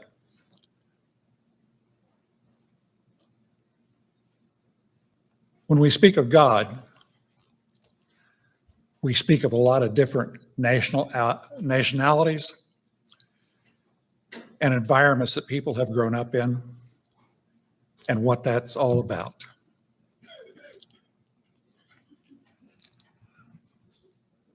Let us just think about today and what we've been thinking about since we were called to ask if we would like to come. Let us pray. God, we do thank you for the privilege of being here tonight. We thank you for the beautiful day you've given us for health and strength, for all things we take for granted. God, we read the paper today. The economic times are not good, and many people are suffering and doing without. We pray for them. We pray that you would help us to help. We pray for the decisions that we will make tonight, tomorrow, and all the days that we are upon this earth doing your will.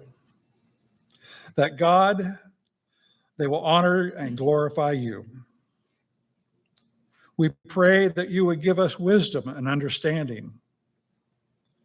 We'll thank you for it. In your name, God. Amen. We are all one. Thank you very much.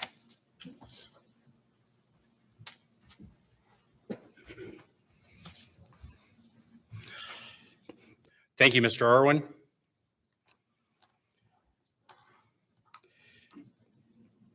Today we have 29 proud Americans, veterans of the Vietnam era, and 31 of their family members and guests with us today. Please join me in a resounding round of applause for these great veterans and their families and guests for being here this afternoon.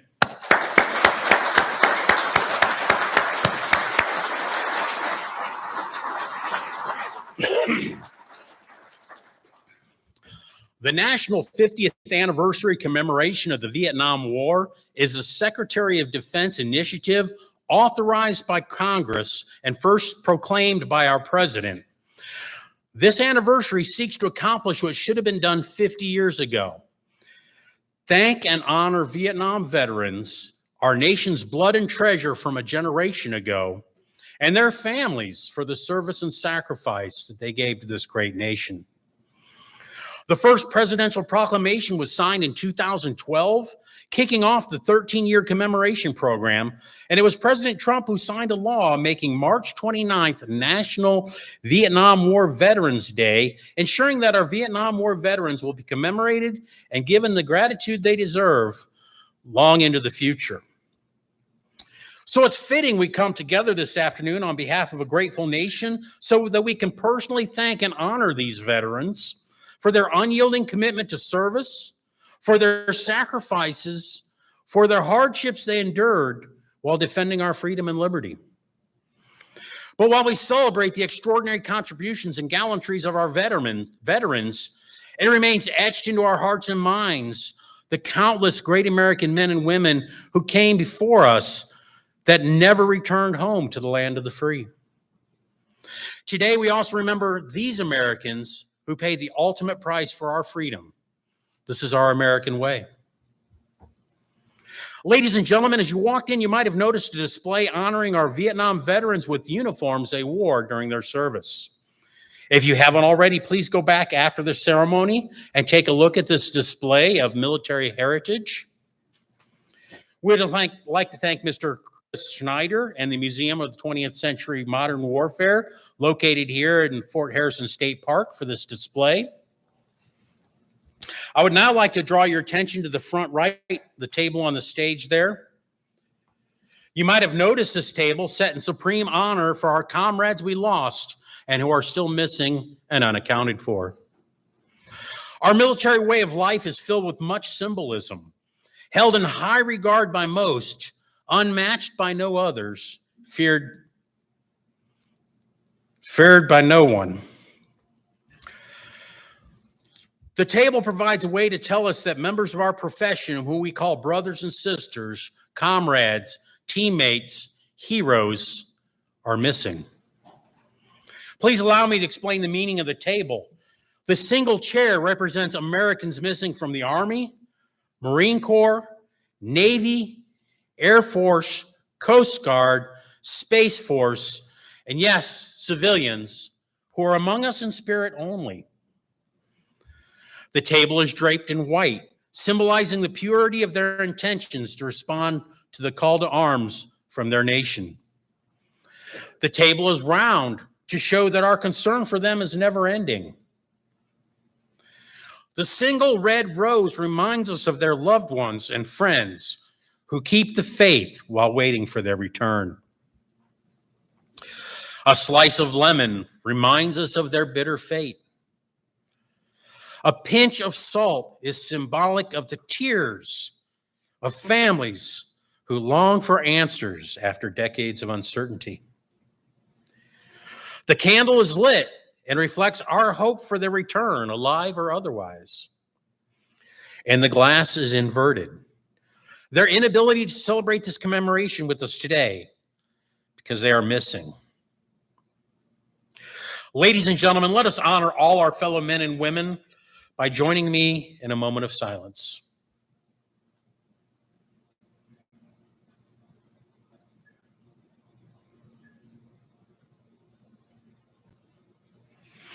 Thank you. Now we have a short video we'd like to present to you at this time.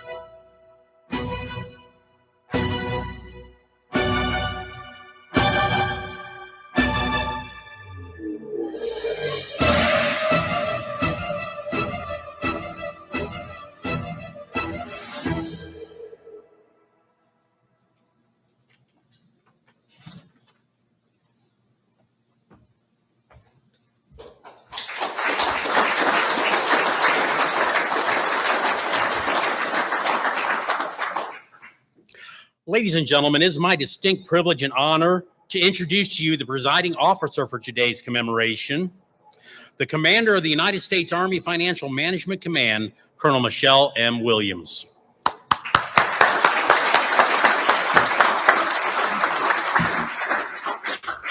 Wow. Ladies and gentlemen, it is an absolute honor to stand before you today as we commemorate the 50th anniversary of the Vietnam War. And as I made my way partly through the crowd, and I promise I'll get to you guys, the rest of you afterwards, many of you, this is the first time you've actually been to the United States Army Financial Management Command. So again, thank you for making the trip. To our 29 veterans and 31 family members, thank you very much. To our distinguished guests, fellow service members, and most importantly, our Vietnam veterans and their families, welcome. Welcome to the United States Army Financial Management Command. Today, we gather not only to reflect on a pivotal time in our nation's history, but more importantly, to recognize and honor the men and women who served with unwavering courage and selfless devotion. To our Vietnam-era veterans, you answered the call of duty in a time of great uncertainty. You fought in the jungles, the skies, and the waters of Vietnam. You displayed the very essence of American valor. You endured hardships few can comprehend, from the heat and the monsoon rains to the intense battles and the sacrifices made on behalf of our grateful nation. But your service did not end when you came home. Many of you still continue to serve, whether in uniform, in our communities, or as steadfast mentors to the generations that followed. I am one of those and very grateful. You carried the weight of your experiences with dignity, helping to shape our armed forces and our nation for the better. Unfortunately, as we know, our society as a whole mistakenly did not welcome you back with open arms, as you all truly deserved. There was a lot of anger, and that was unfortunately misplaced upon you. And for that, our entire nation owes you a full debt of gratitude. That said, today we reaffirm a simple yet profound truth. Your service mattered. Your sacrifice mattered, and you will never be forgotten. To the families who stood behind our Vietnam veterans, you too served in ways that history books may never fully capture. You wrote letters, you kept the home fires burning, you provided the strength when your loved ones returned home. And to the families of those who never came home, we will forever honor their memory. Their names are etched not only in stone, but in the hearts of each and every single one of us Americans. One of the most profound legacies of our Vietnam veterans is the role in shaping how we care for today's service members. Because of you, our country learned valuable lessons about honoring and supporting our warriors, not just in battle, but when they return home. Your perseverance ensured that future generations of veterans would receive the recognition, care, and gratitude that they deserve. I know that for most of you in this room who wore the uniform in one way or another over the past 30 years, our experiences in coming home were far different than yours. For that, thank you.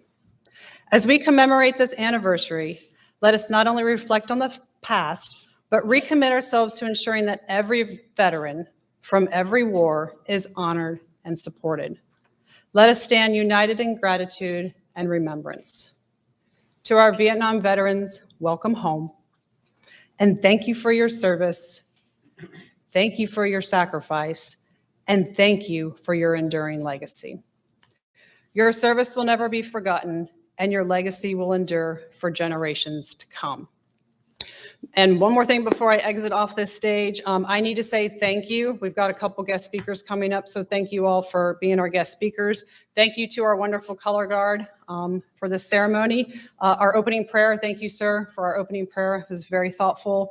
We also have some volunteers. We've got the museum that's here that put up a display in the back. And everybody who helped put this ceremony together, thank you for doing that. That being said, service to soldiers, this will defend.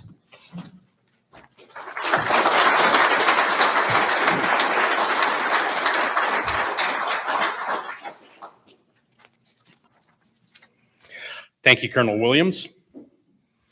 Ladies and gentlemen, it is now my distinct honor and privilege to introduce retired Major General R. Dale Lyles, former Indiana National Guard Adjutant General.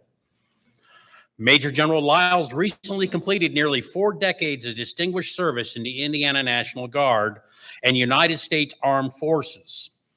Commissioned through the Officers Candidate School, he rose through the rank to become Indiana's Adjutant General in 2019, commanding more than 12,000 Army and Air National Guardsmen and overseeing their readiness, operations, and training. Throughout his career, General Lyles held key leadership roles at the state and national level, including Deputy Chief of Staff for Operations at the National Guard Bureau, impacting policy and readiness across all 54 states and territories. He led overseas deployments in Bosnia and Afghanistan and commanded elite organizations, including the 219th Engineer Brigade and the Muscatatuck Urban Training Center. A lifelong learner, he holds degrees from Indiana University Southeast, Oakland City University, and the U.S. Army War College.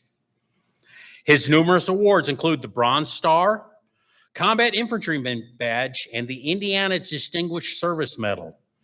He is also Ranger, Airborne, and Air Assault qualified. Please join me in welcoming Major General Dale Lyles.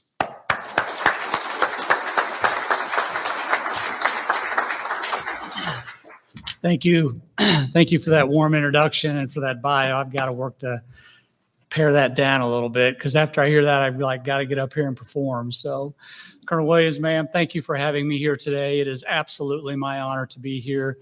And you know, to our federal employees that are here today, God bless you and all that you're going through and some of the uncertainty that you're facing now. But know this, men and women like me and men and women that are here today absolutely appreciate what you do for us, and you have our backs when we go to war. And without you, we cannot fight and win our nation's war. So keep after it. We know that sometimes the government can be a difficult person to work for, but keep after it because we have absolutely got to have you on our team. And to our veterans, our Vietnam veterans, you reassure me. To see you sitting here today reassures me and gives me renewed faith and confidence that our sovereignty will prevail. In a time where we are threatened by adversaries each and every day, when I look to my left, I see the men and women that stand between good and evil, and it makes me feel good to be here today. And so I really want to do a couple things today. First of all, I'd like to start off by asking 3 questions. And I want to frame my remarks around those 3 questions. And the basis for those questions is this. I've talked to a lot of Gold Star families, a lot of veterans, a lot of Vietnam veterans in the past. And the fact of the matter is there's only 2 things that our Gold Star families want and that our veterans want. And that's number 1, to always be remembered, that we never forget who you were and what you stood for. Number 2, that your sacrifice was not in vain. And so I've posed 3 questions to validate those 2 things that our veterans want and deserve. And that first question is this: is it really necessary that we fight? Is it really necessary that we fight our adversaries? Number 2, was the sacrifice worth it? Was it indeed worth the 50,000 lives that were lost, over 50,000 lives that were lost in the Vietnam War? And then finally, is it important that we have events like today? Do we need to put all of these things together? And by the way, this is a remarkable event. I can tell that there must be an infantry officer behind this because of the way that it's put together. Just kidding. And so I absolutely will say that we must continue to do events like this because we cannot forget them. So first of all, why do we need to continue to fight our adversaries? The reason for that is very simple. Is it really necessary that we are bombing targets in Yemen today? Is it really necessary that we have a defense strategy aimed at China, at Russia, at all of our adversaries? And the answer to that is absolutely yes, because this is why. We have dictatorships ruled with iron fists, communist regimes, theocracies, and other self-centered forms of government that absolutely want to do away with freedom and democracy because they want to have the power over their people to extract resources for self-gain. and power. And that is absolutely why we have to be on the offense. We have to pursue offensive doctrines in order to repel those adversaries from displacing America as the leader of the free world. And so, as history also teaches us, when good people stay silent, tyranny grows and tyranny prevails. And so the Vietnam War was more than just a conflict a world away. It was a stand against regimes that strip away liberty, silence dissent, and deny people of their basic rights. And our Vietnam veterans didn't choose the politics, but they carried the burden of it. They answered the call, not just for our country, but for those around the world who hoped for the same freedoms that we enjoy as Americans. They served in the name of liberty, and that makes their choice and their cause noble. Was the sacrifice worth it? Was it indeed worth the 50,000 lives, or over 50,000 lives that were lost in the Vietnam War, the countless prisoners of war, the sacrifices that our families made while our soldiers and airmen and others were deployed? And the answer to that, again, is yes. And I say that not as a retired Major General. I say that as a son of a Vietnam veteran. My dad is a retired Army officer who also served multiple years and retired from the Army. And he deployed to Vietnam as a rifleman, a platoon leader with the Big Red One. And I can tell you that he doesn't talk much about his deployment or his service in Vietnam, but I'll tell you this, he constantly reminded me when things got tough and it got hard, that I must prevail because it's for God, it's for family, and it's for country. And that's what he stood for. And those very same values are what propelled me to a 38-year career in the military. And that's what, as Colonel Williams alluded to, that's what has inspired many generations to continue to serve today. And for that, I am indeed thankful for the sacrifice that he and my mother made. I can still remember a very young 4 or 5-year-old boy and my dad deploying to Vietnam. Thirdly, are these events important? And I say that because of this. We know that they are, but we take it for granted because we think that you can do a Facebook post and get away with it, or a Twitter or an X or an email or something informal and not have an experience like you have today. When you do that, you diminish the importance of this event, and you don't teach other generations and future generations that need to have these events so that they don't take our democracy for granted. So yes, indeed. And my hat's off to the entire team that put this together, because this is absolutely a worthy event to recognize the sacrifices that you men and women made on our behalf. And so the answer to all three of these questions is yes. And the importance of these questions is extreme. It's more extreme today than ever because we have no shortage of adversaries seeking to displace us as the leader of the free world. Because of the brave men and women like these Vietnam veterans who raised their right hands, swore an oath, and stood watch against our nation's enemies, America endures. Their courage, sacrifice, and unyielding sense of duty help shape the freedoms we enjoy today. Our country remains the greatest nation on earth because of heroes like those gathered here today. We honor them not only with our words, but by living lives that are worthy of their service. In conclusion, I have had the privilege to travel this entire world. I have been to almost every continent. I've been to almost every Eastern and Western European nation. I've been to multiple countries in Africa, and I've been to multiple countries in the Middle East. And there is no better country than the United States of America, and it's because of the men and women sitting to my left. We owe a deep debt of gratitude to their service and to their sacrifice, and we should never, ever take democracy for granted. Democracy is hard, and we have got to participate, and we owe it to these men and women to do that each and every day. The heroes of Vietnam stood their ground in a time of great uncertainty and division, and because of their courage, we still live in the greatest world, in the greatest country in the world today. To our Vietnam veterans, your duty, your bravery, and your love of country are the reason we live in the greatest nation on the earth. You didn't ask for recognition, but you have more than earned it. Your legacy lives on in your families, your communities, and in all of us who continue to serve. May we always remember your sacrifice. May we always speak your names. And may we always be a nation worthy of the freedom that you fought for. God bless each and every one of you, and God bless this great country. Thank you.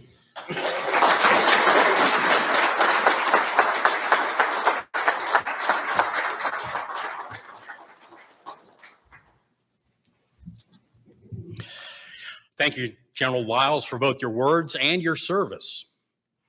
Now it is my distinct pleasure to introduce to you Mr. Timothy McNally. A native of Chicago, Mr. McNally grew up on the west side of the city, attending Quigley High School. After high school, McNally went to St. Mary's Seminary to serve in the priesthood. After meeting a young lady, he decided to change career paths, graduating from DePaul University with a degree in business administration and management. In 1965, after being drafted 13 times and receiving education, job, and medical deferments, Mr. McNally enlisted in 1969 at 25 years old. Shortly after joining, he signed up for OCS, initially deploying to Vietnam in 1970 as a signal officer with the 23rd Infantry Division. He was reassigned to the 716th Military Police Battalion after serving 13 months in Vietnam. He served with the Illinois National Guard until 1973. Achieving the rank of captain, Mr. McNally is a Bronze Star recipient. Ladies and gentlemen, Mr. Timothy McNally.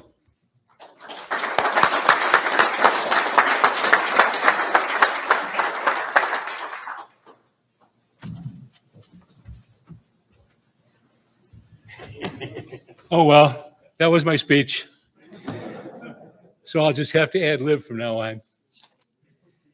You know, many speeches begin with the comment, I am humbled and honored to be here. So many speeches begin with that you got to wonder if they really are humbled and honored. I have to tell you this, I am humbled and honored. It is a privilege to be here for the 50th anniversary of the end of the Vietnam War. The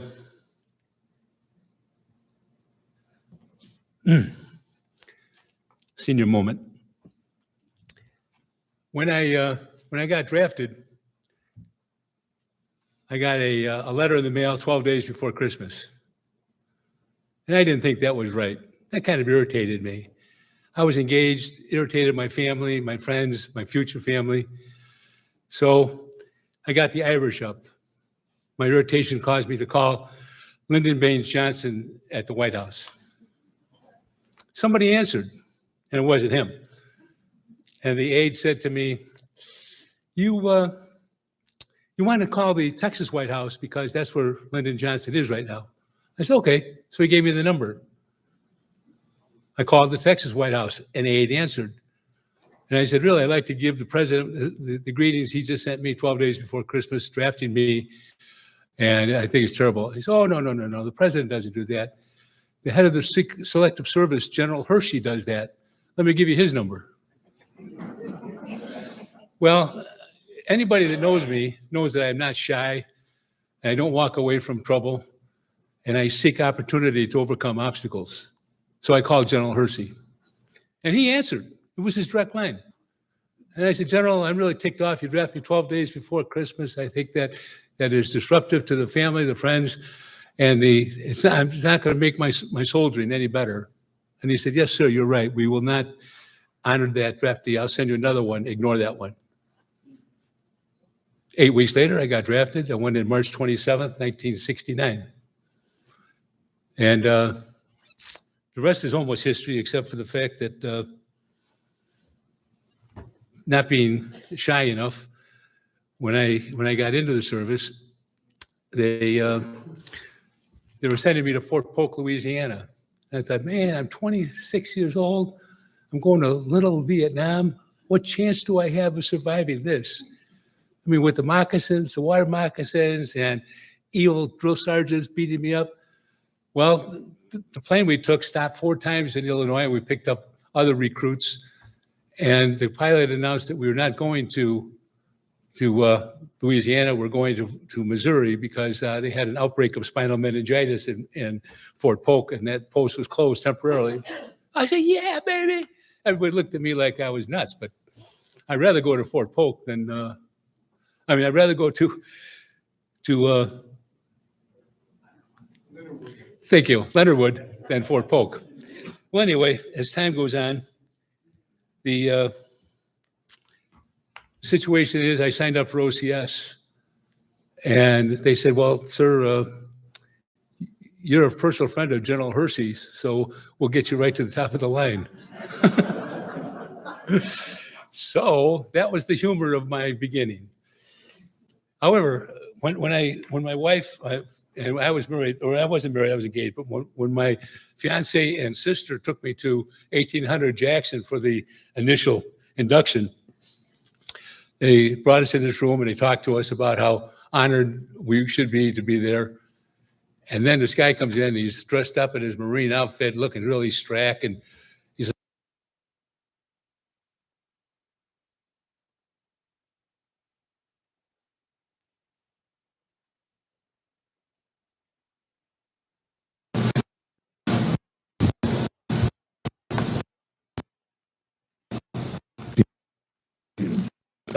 unfortunately, those laws haven't been passed in our favor yet. But there's always hope. So now, at the tender age of 81, I get an opportunity to tell you about some humorous things that happened to me to get here. And the only thing I can say, I'm really glad that I made.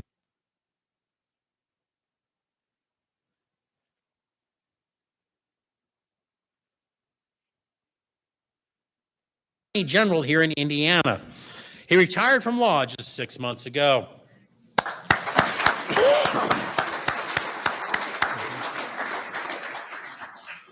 Lawrence O'Neill served in the U.S. Army from 1970 to 1972, earning the rank of Private First Class. After being drafted, O'Neill became a medic and graduated from jump school at Fort Benning. He then served in Europe supporting NATO forces.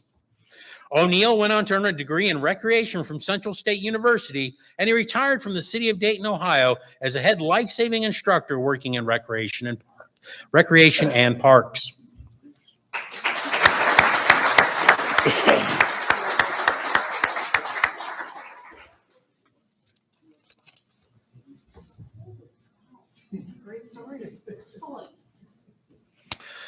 Sam Pierce served on active duty in the U.S. Army from 1972 to 1978, and then in the Army Reserves until 1981, achieving the rank of Specialist 5.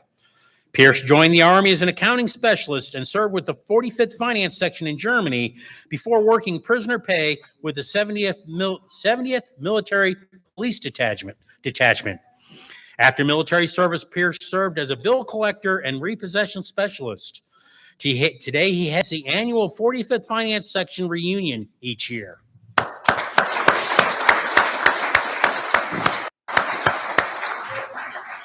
Michael Seaman served from 1969 to 1996 as a finance officer, achieving the rank of lieutenant colonel.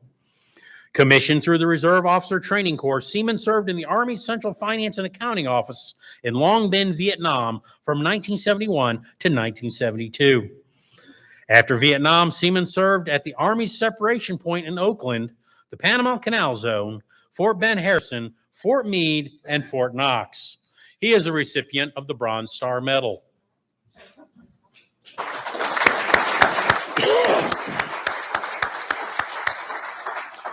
Dewey Shelton served in the U.S. Air Force as a clerk from 1958 to 1962, achieving the rank for Airman First Class.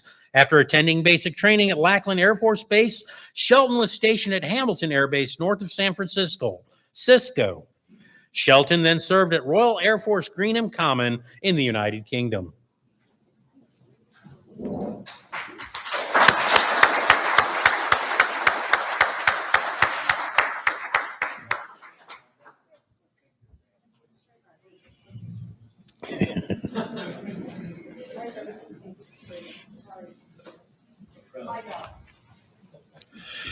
Terry Tabb served in the U.S. Army from 1969 to 1970, achieving the rank of sergeant. After being drafted, Tabb attended basic training at Fort Knox and then went on to Fort Polk to become an infantryman. In Vietnam, Tabb served with the 199th Light Infantry Brigade, working the Vietnam Delta under the 9th Infantry Division. After the military, Tabb worked for General Motors until his retirement in 2006.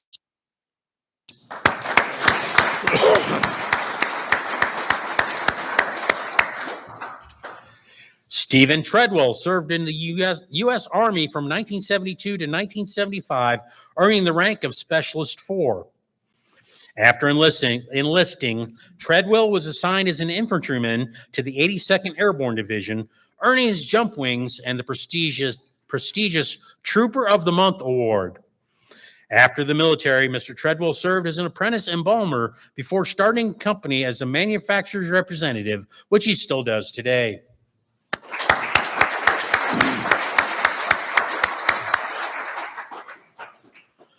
Keith Wallace served in the U.S. Navy from 1958 to 1962, achieving the rank of Aviation Maintenance Hydraulics Second Class Petty Officer. After enlisting in Indianapolis, Wallace attended boot camp at Great Lakes Naval Station and attended A school at Naval Air Station Milton before shipping off to Pawtucket Naval Air Station. He then served on an airborne early warning squadron deployed to Newfoundland, maintaining aircraft flying the barrier in which the North Atlantic and North Pacific, which was on the early warning defense line.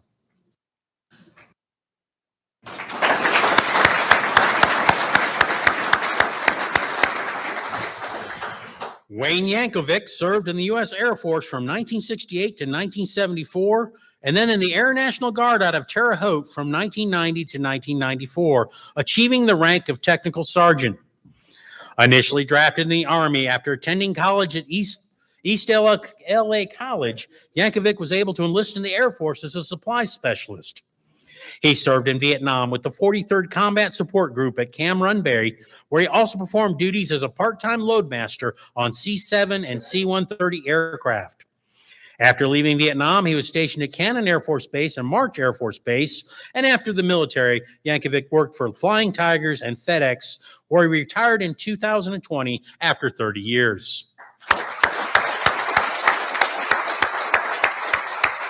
Ladies and gentlemen, please join me in a resounding round of applause for all of our veterans honored here today.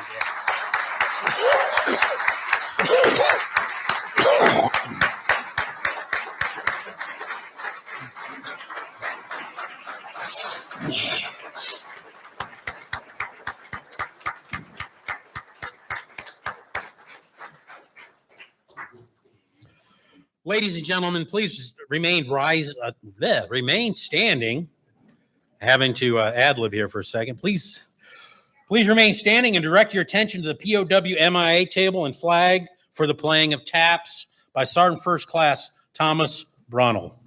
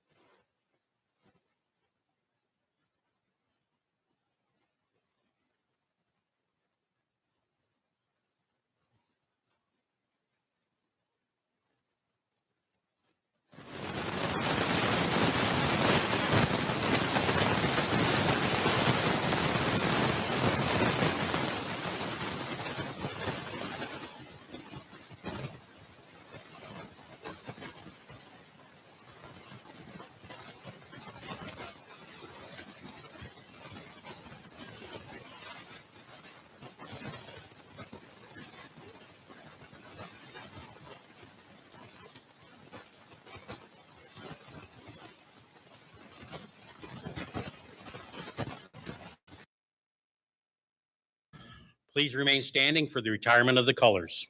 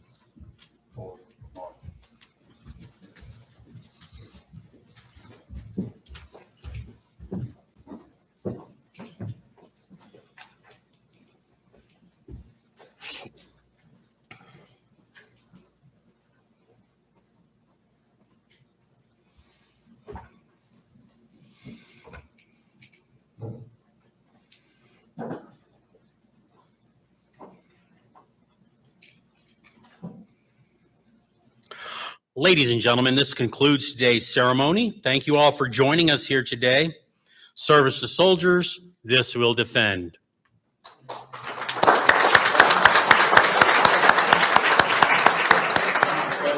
And I've been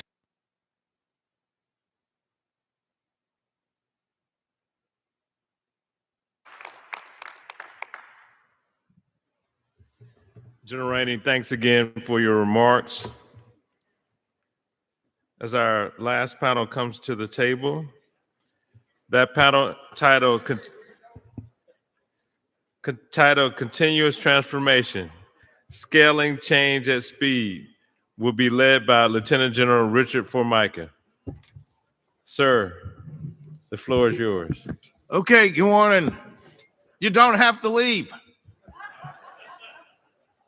Les, thank you for the introduction, for your service in our Army, and for all you and AUSA does for our soldiers, civilians, and families every day. Thanks for organizing this symposium. It's been a great 2 days, and we're looking forward to following General Rainey with this panel.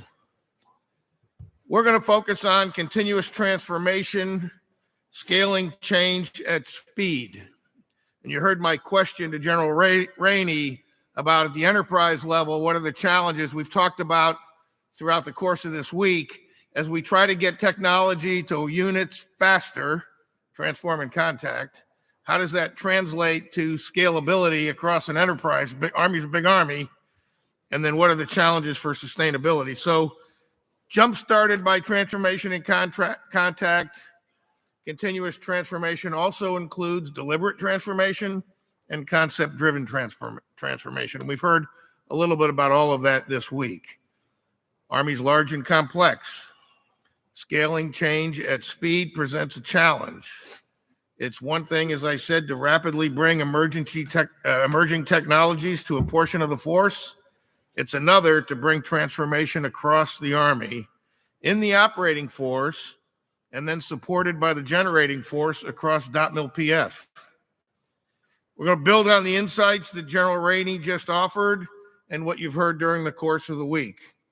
AUSA's assembled a really strong panel with 2 experienced CFT directors and partners from industry from emerging technologies that we've been talking about, land-based autonomy and drones. And they're going to share their thoughts on the opportunities and challenges of scaling change at speed. So with that, I want to introduce our panel. Brigadier General Kane Baker is the Director of Future Vertical Lift Cross-Functional Team at United States Army Futures Command. Brigadier General Rory Crooks, the Director of Long Range Precision Fires Cross-Functional Team, United States Army Futures Command. Mr. Scott Sanders, the Chief Growth Officer at Forterra. And then Mr. Ryan Gurry, the CEO and co-founder of PDW Performance Drone Works. Each of our panel members will offer opening comments. Then we should have about 45 minutes to respond to your questions, and we're looking forward to those. We'll finish with each panel member having about a minute to provide closing remarks. So with that, General Kane, sir, or General Baker. Hey, sir, I don't think we should have our feelings hurt people walking out. Tomorrow's the first day of turkey season in the state of Alabama, so I think they all rushed out to get their turkey calls together. So More importantly, today's opening day at Nat Stadium. Yeah, all right. So plus I'm on the clock here, so I just chewed in some time for General Formica pulls me off. Hey, thanks for letting me join the team here this morning. So, you know, we talk about continuous transformation and the ability to scale capability.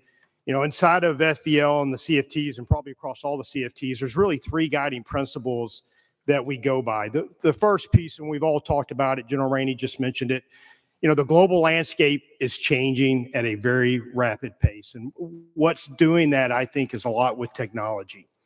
And when you look at that technology, the ability for us as CFTs, the CDIDs, the requirements owners to get emerging capability in the hands of soldiers so we can get immediate feedback and can develop that capability into our requirements inside of our doctrine is a key principle that helps guide how we do things in the CFT. The second principle And I'll build off of this with examples. The second principle is it's that partnership with industry that we go along this path together. And, General Rainey said it, just as a combat commander looks at his partners in that geographic area, we do that also with industry, but we do it with a mindset of expanding an industrial base so we can actually scale. And I'll talk about my examples here in a minute. The last piece here is we know this rapid pace is going to be an iterative approach. And we're not just looking for a one-type capability that we buy, we park it inside of a formation, and we put it in an AHA and leave it. That is not the partnership that we're doing with industry. It's an iterative, agile approach that we broaden the capability across multiple partners so we can scale quickly, scale as quickly as possible when the need is there. So the examples I'll use. So the first example that kind of, uses those three principles and that are underpinned by this is the first one's our launched effects. So launched effects was really a concept just a few years ago from the idea is how do you extend sensing capability and lethality out hundreds of nautical miles for the commander? It's back to that mass and precision. And how do we do it in a capability at echelon, brigade, division, corps, theater, MDTFs? How do we do that to drive survivability for these assets? And how do we do it in mass with the idea of putting this in type of a swarm wolf pack concept to give our ability to extend range into integrated air defense, command and control systems, integrated fire complexes. With that concept, there was a relationship that formed very quickly with multiple industry partners. And when I talk about launched effect, there's a couple critical components. One, the platform itself, the payloads that you need to be able to penetrate and to go look at those enemy systems that I talked about. It's the mission system on board, the network required for the swarms to talk internally and externally, and also back to the precision fires that Rory will talk about. But the critical part of this was the role of autonomy and really the collaborative behavior. So this concept tied to a partnership with industry drove us down this path to have an aerial launch effect capability. We wanted it to come off of an aviation platform. So we had an industry base that allowed us to do that. Last year, we realized, hey, we don't not only want it coming off of an aviation platform, we wanted to be able to come off of a ground capability. And, within the last year, we went in, updated the requirement document, expanded the industry base to do this off of multiple platforms, both air and ground. And just coming out of Project Convergence this year, we had launched effect off of a Bradley fighting vehicle out of a tow tube with a very low integration cost, minus the tow sleeve itself, and no modifications to that vehicle. That was very quick, and it drove multiple vendors, multiple partners that came together to deliver that capability. So that is one example inside of launched effects. The other aspect in launched effects is where we are in the program right now.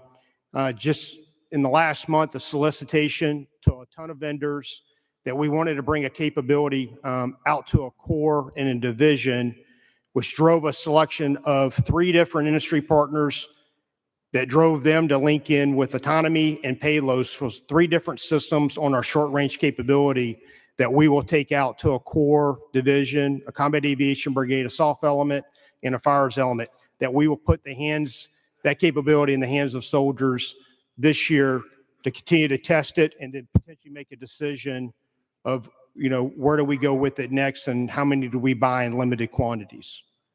Another example of working with industry this year, we do an FVL and experimentation called EDGE out at the Western Terrain area. We focus very specifically this year on autonomy and collaborative behavior, send an RFI out to industry that we wanted to bring them out to this test range and put them up against a series of threats at echelon. That solicitation drove us to review all these documents to see where we are on best in breed on autonomy. Ended up down selecting 6 vendors. We brought them out and we put them through a test range against actual enemy capability. That feedback is now driving our requirements documents that we're taking back into the building this year to get updated, that will continue to drive competition across multiple vendors. So it's the constant learning, the feedback, and the agile adaptation of where we are on behaviors. So, sir, what I'll just close here is continuous transformation only works with partnership with industry. It is a very close team capability. And the more partners that we look in, like, for example, launched effects, General Rainey gave the example on the brigade level UAS. We did that inside FVL. Expanding that base is the thought process, is how do we scale when we need to? How many partners do we have in here? How many partners are delivering payloads, platforms, autonomy? And as we work that and we compete it and we update it, it will eventually lead to, when we need to scale, we have multiple places to go to, multiple vendors, so we can bring a capability like FLRAA, like launched effects and future UAS systems at the brigade level is the whole intent of how we're going about this, back to those three principles I laid out. So, sir, I'll hold there and hand it over to Roy. Great, thanks. General Crooks. Hey, thanks everybody for sticking around and really helping us follow up on an important topic that General Rainey teed up for us. General Formica runs a pretty tight ship, so I'm going to keep it to 2 points, and then I know I'm going to pass to Scott Sanders. He's going to elaborate on some of it. But the 2 points I want to make is that, at the risk of sounding like a acquisition professional, which I'm not, we have to optimize for production versus performance. And that matters to the things that I deal with in my portfolio. The second is we have to reframe our requirements to incentivize that. You heard General Rainey mention that, and that is absolutely what we need to do to make this happen. So to walk you on to target, I'll put it from the perspective of my portfolio, why we need to do those two things: optimize for production and reframe our requirements to incentivize that. I'm about 2.5 years into this position as a director.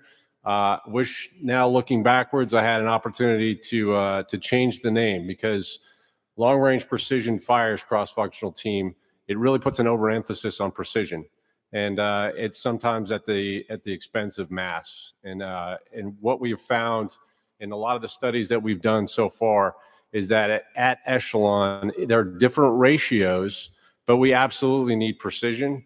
We need mass. And as General Rainey framed out, and what Kane does very much in his portfolio with launched effects, we need mass precision. So if that is what we need at different ratios at echelon, particularly when we are at the higher echelons, we need more in terms of precision. As we get to lower echelons, division and brigade, that scale of mass starts to increase. And what we need to scale that mass, I'm afraid that our paradigms that we use right now for acquisition are not helping us get there. It didn't really resonate with me, or I didn't think twice about the term that we use in acquisition a lot, which is best of breed. There are certainly programs that we want to adhere to a paradigm of best of breed and get the most value for the taxpayers' money and most capability. But what we're seeing for things that I need to scale, like mass or mass precision, is that doesn't lend itself well to scaling in industry. What we try to get when we optimize performance is that 5% of extra performance you might squeeze out, that starts to drive the cost so high that I can't acquire these things at volume. And that's a problem for me when I need a lot of mass or mass precision.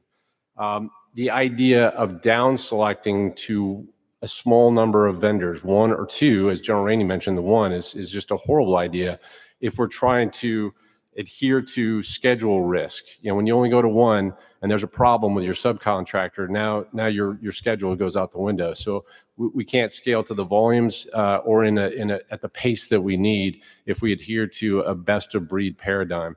So really the bottom line is we got to optimize for performance, and we have to change our requirements process to posture industry to do that for us. When we're optimizing for performance, I think, again, not to sound like an acquisition professional, but the idea of firm fixed pricing is something that really appeals to me when I look at those capabilities that we have to scale very quickly and get to achieve the mass that we need to. You have to have the volumes. So the second point is, how do we change the requirements to incentivize this? I think we're on the path. And General Rainey mentioned a new way of doing things, about a year old, maybe a little bit more, called the characteristic of need statement. And although it's not recognized by any ACIDS or JCIDS process right now as a requirement, it's not meant to be initially. What it is, it's a opportunity for us to collectively frame a problem. When I say we, I'm looking at the requirement developer like AFC, looking at our acquisition of professionals, and looking at our industry partners on getting together. What's the problem? What do we know about that problem? What capabilities are out there? And how do we team up and go for that which is attainable quickly and cheaply? That is a characteristic of need statement. And what we do with that is, as we all crush on this and learn, a lot of times that learning, by the way, is just awareness of what's out there. Many times we look at things from our own views and prisms, and we don't know what's out there. Once we learn that, we're shortening our other requirements documents, like abbreviated capability development document, to help us then drive and get those capabilities quickly. But it starts with that characteristic of need statement. And we want, when we engage with industry, we want to, I think Scott's going to talk about this, we want to avoid being too prescriptive, because for the first time in a long time, we have commercial industry getting into areas that used to be only the military domain. We have SpaceX. So now I can talk to industry that's very competent about rockets that didn't exist 10 years ago in the same way it does today. So as we change those requirements documents, make them less prescriptive, framing the problems and moving fast on them, we also have to do something that's typically not something we do in our requirements development, which is set a price range, a target for the price that we don't want to exceed, because then I can't scale these at volume, right? So we have to set in our requirements documents a fixed price or a price range or a target. And then we have to incentivize for industry to go after that. We have to come up with a tranche sort of method that General Rainey described, and certain procurement demand signals that would make it worthwhile, economically feasible for our industry partners to do that. And bottom line, to get off the stage, we're really interested in moving fast on getting to this, and we're doing it at the point that we can with the programming, the planning, programming, budgeting, and execution PPBE process that we have today. And again, we're going to anticipate success from our senior leaders in helping us with flexible funding to do that. But I'll cede the rest of my time to Scott Sanders. Okay, thanks, Rory. That was good. Mr. Sanders, and could you put the Forterra slide up, please? There you go.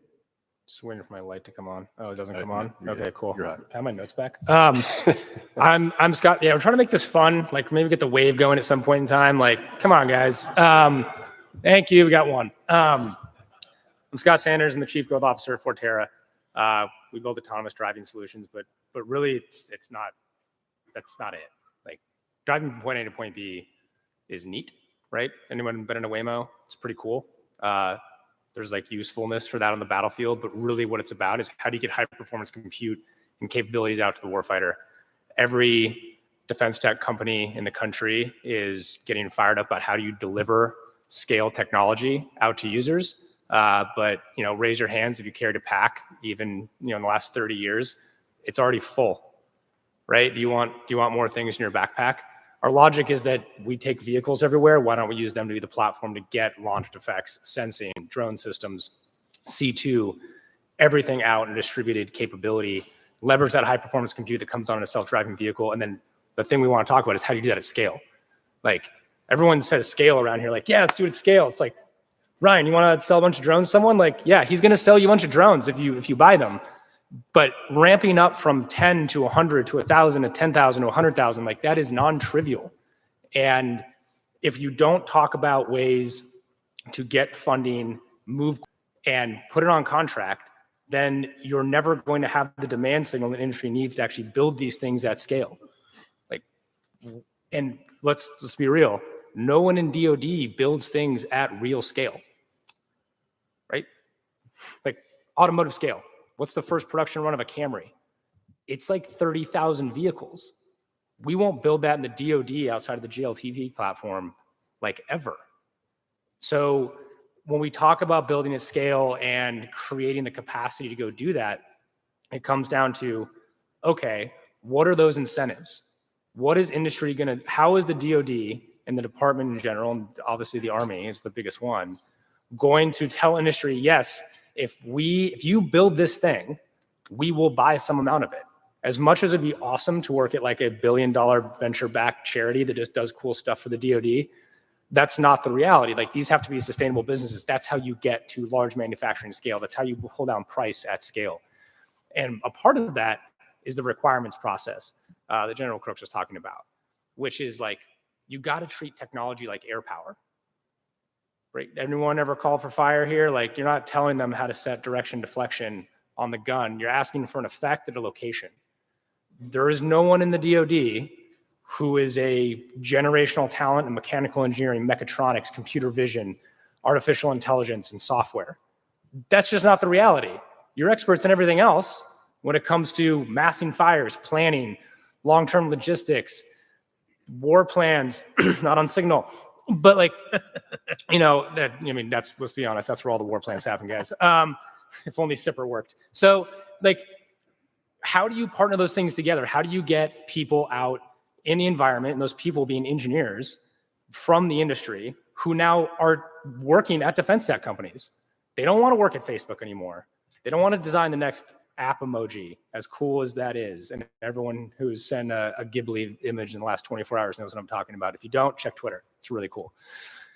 They want to come work on these super hard problems. They have to get reps with your users and like make a controversial statement here. Soldier touch points aren't it. You've got to give it to users and have them take it for a deployment cycle, 18 months. Like when I was in, you know, lowly Marine officer back in the day, someone will come out with some widget right before a capstone event. And they're like, hey, while you're getting evaluated to see if you're like any good at your actual job, please also take this new piece of technology you've never trained on and go do something neat with it. And you're like, yeah, dude, I'm for sure not doing any of that. I'm going to go write my op order in the corner and hope I don't get screamed at by my OPSO. Ironically, that guy's now my COO, so I just still get yelled at.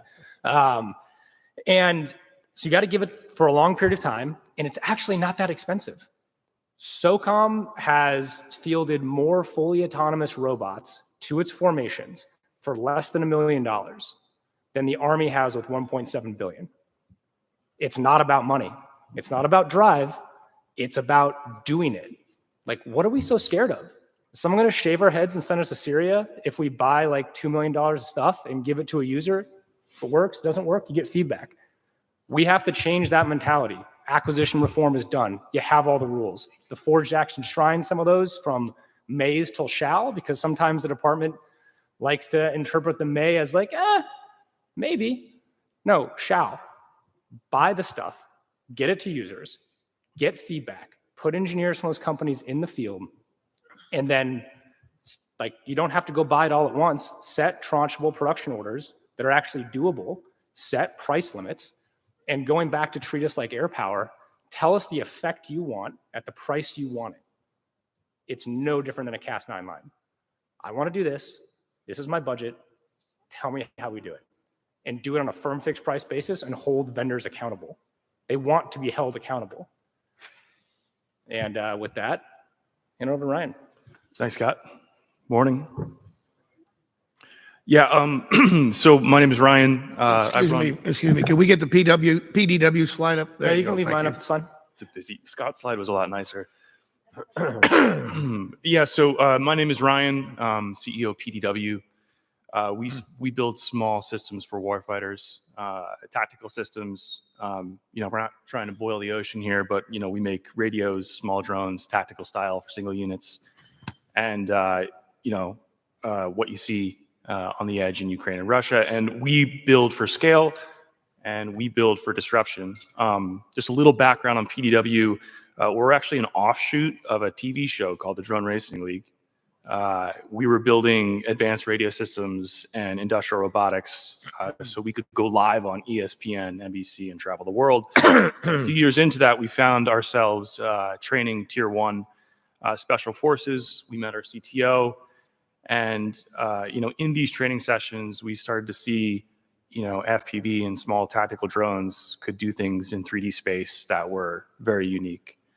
And, we started to understand that there was a massive technology gap between what was being fielded and what was currently, available. And a few years down the road, we convinced our venture backers to move our entire company from Manhattan to Huntsville, so we could establish, a greater defense culture. We're actually opening up our second facility. It's 90,000 square feet. We have a ribbon cutting in 2 months. If anybody wants to come, you're more than welcome. It's on Diamond Drive. We're very excited. But yeah, we make today. We're deployed to a handful of TIC brigades. We make a medium-style quadcopter that comes out of the back of a rucksack. It's deployed for a variety of different mission sets. Can host, FPVs, lethality, targeting, ISR, and we built this company to support speed, to accommodate the gap in technology, and that's what we saw, early in 2017. We have a few things that are different. We have combat veterans in executive positions where they are in charge of engineering and the product roadmap. They are also in charge of customer facing. And, that's how we kind of close the gap. In all of this, time is the main factor. And, the TIC initiative is built essentially like a startup, where iteration and trial and error are the most important facets for success. And all of this boils down to how do you assemble an engineering team and push that engineering team to be much more upstream into flight operations and testing, so that we can field fast iteration cycles, but also account for, hardened testing and stability that you would expect in an aerial asset. So we squeeze those two groups together. And ultimately, this is about getting feedback from your customer as fast as possible to integrate that feedback back into the engineering team. So speed is really the name of the game. More than half our company today is deployed against future requirements. And that includes manufacturing and operations, everything go into it. And, to really do that, we work out on a ledge, using intuition from, veteran-led and an amazing engineering group that's been around for quite a while. But ultimately, we work with, organizations like USASOC, SOCOM, and Five Eyes to understand what the bleeding edge requirements are. Today, we're working, we were just out on 9 Mile doing STAG-5 laser target designation off of a Group 2 asset to have precision fires downrange. We're working with APNT and visual navigation so that we could fly in contested GPS theater. We have, marsupial drops with FPV and signal relays, so we can go out, pretty far with an FPV using a mothership, lethality, and that list goes on and on. We have CRADAs with DevCom and SOCOM, and we show up. We're at, Apex, AV, we're in Arctic Strike last week, and we push really hard for fly days, for participation, anytime that we can be in the field with a customer. Whether it be fun or just for learning, that's core to what makes our business successful and what we believe will allow us to grow over the years. And we're a venture-backed company, so we love growth, we love TIC, we love fast fielding. In terms of scale, it's very important to look at scale in design for manufacturing. There are lots of different techniques to get area vehicles through fast manufacturing and into fast testing and scalability. That is probably the most important principle for scale. How you design for manufacturing, how you get that done quickly, your suppliers, your CNC, your sheet metal, everything goes into that. And I could talk about that at length, but it's pretty boring. For industry, we look to really understand demand signal. And you can only do so much of that with, open intel and understanding. But, combat veterans, again, in product and senior management are huge, and being as close to your customer as frequent as possible and going out on a limb every chance you can is really important. That's how you bring capability gaps to industry sooner. And really keeping a strict backlog, maintaining focus, pivoting with your customer, and making sure that you have a strong priority in your backlog. You can't do everything at once. Yeah, and we all know this, but streamlining events in coordination with end users to conduct trial and error is the name of the game, right? So as fast as we can get to the tick brigades, understand what we are doing wrong and how to improve is what we are after. That data is essential. And communication between technical experts and industry needs to be constant and collaborative. So our SEs, our whole GTM team, our engineering team, we're one single group. We meet weekly, bi-weekly to understand what our flaws are. And, I think a lot of that is built on startup methodology. I think it gets a lot harder with hardware and the scale of hardware and, lumpiness of procurement. But that cycle, and as fast as you can repeat it and get out there, is ultimately what's going to yield success. And that's what I think, industry really needs to wrap their head around. Sometimes you fail faster, but that's the idea. Okay, thanks. Hey, the panel did a great job of sticking to their time so that they left room for your questions. So I please, as Alex comes around, I invite you to send your questions up. I want to start off with a question that gives you an opportunity to expand on kind of the theme of the panel. We heard from General Rainey that the Army's transformation priorities are ambitious and we want to move out quickly. I'd like each of you, and you can go in whatever order, however you feel moved to respond. If you could tell, what is the one most significant enabler to bringing change at scale, or scaling change at speed, and what's, from your perspective, and what's the biggest inhibitor or challenge? Biggest opportunity, biggest inhibitor. Who wants to go first? You guys are all taking notes? All right. All right, I'll take the bait. Go. It's a cultural problem, right? You want to think about the department as like a single buyer environment, just from like a market perspective. It's really not, right? You get the right person on the right team, whether it's a PEO or it's an end user who wants to get something done, like they'll figure out a way to get it done. The biggest inhibitor, it's probably going to offend some people.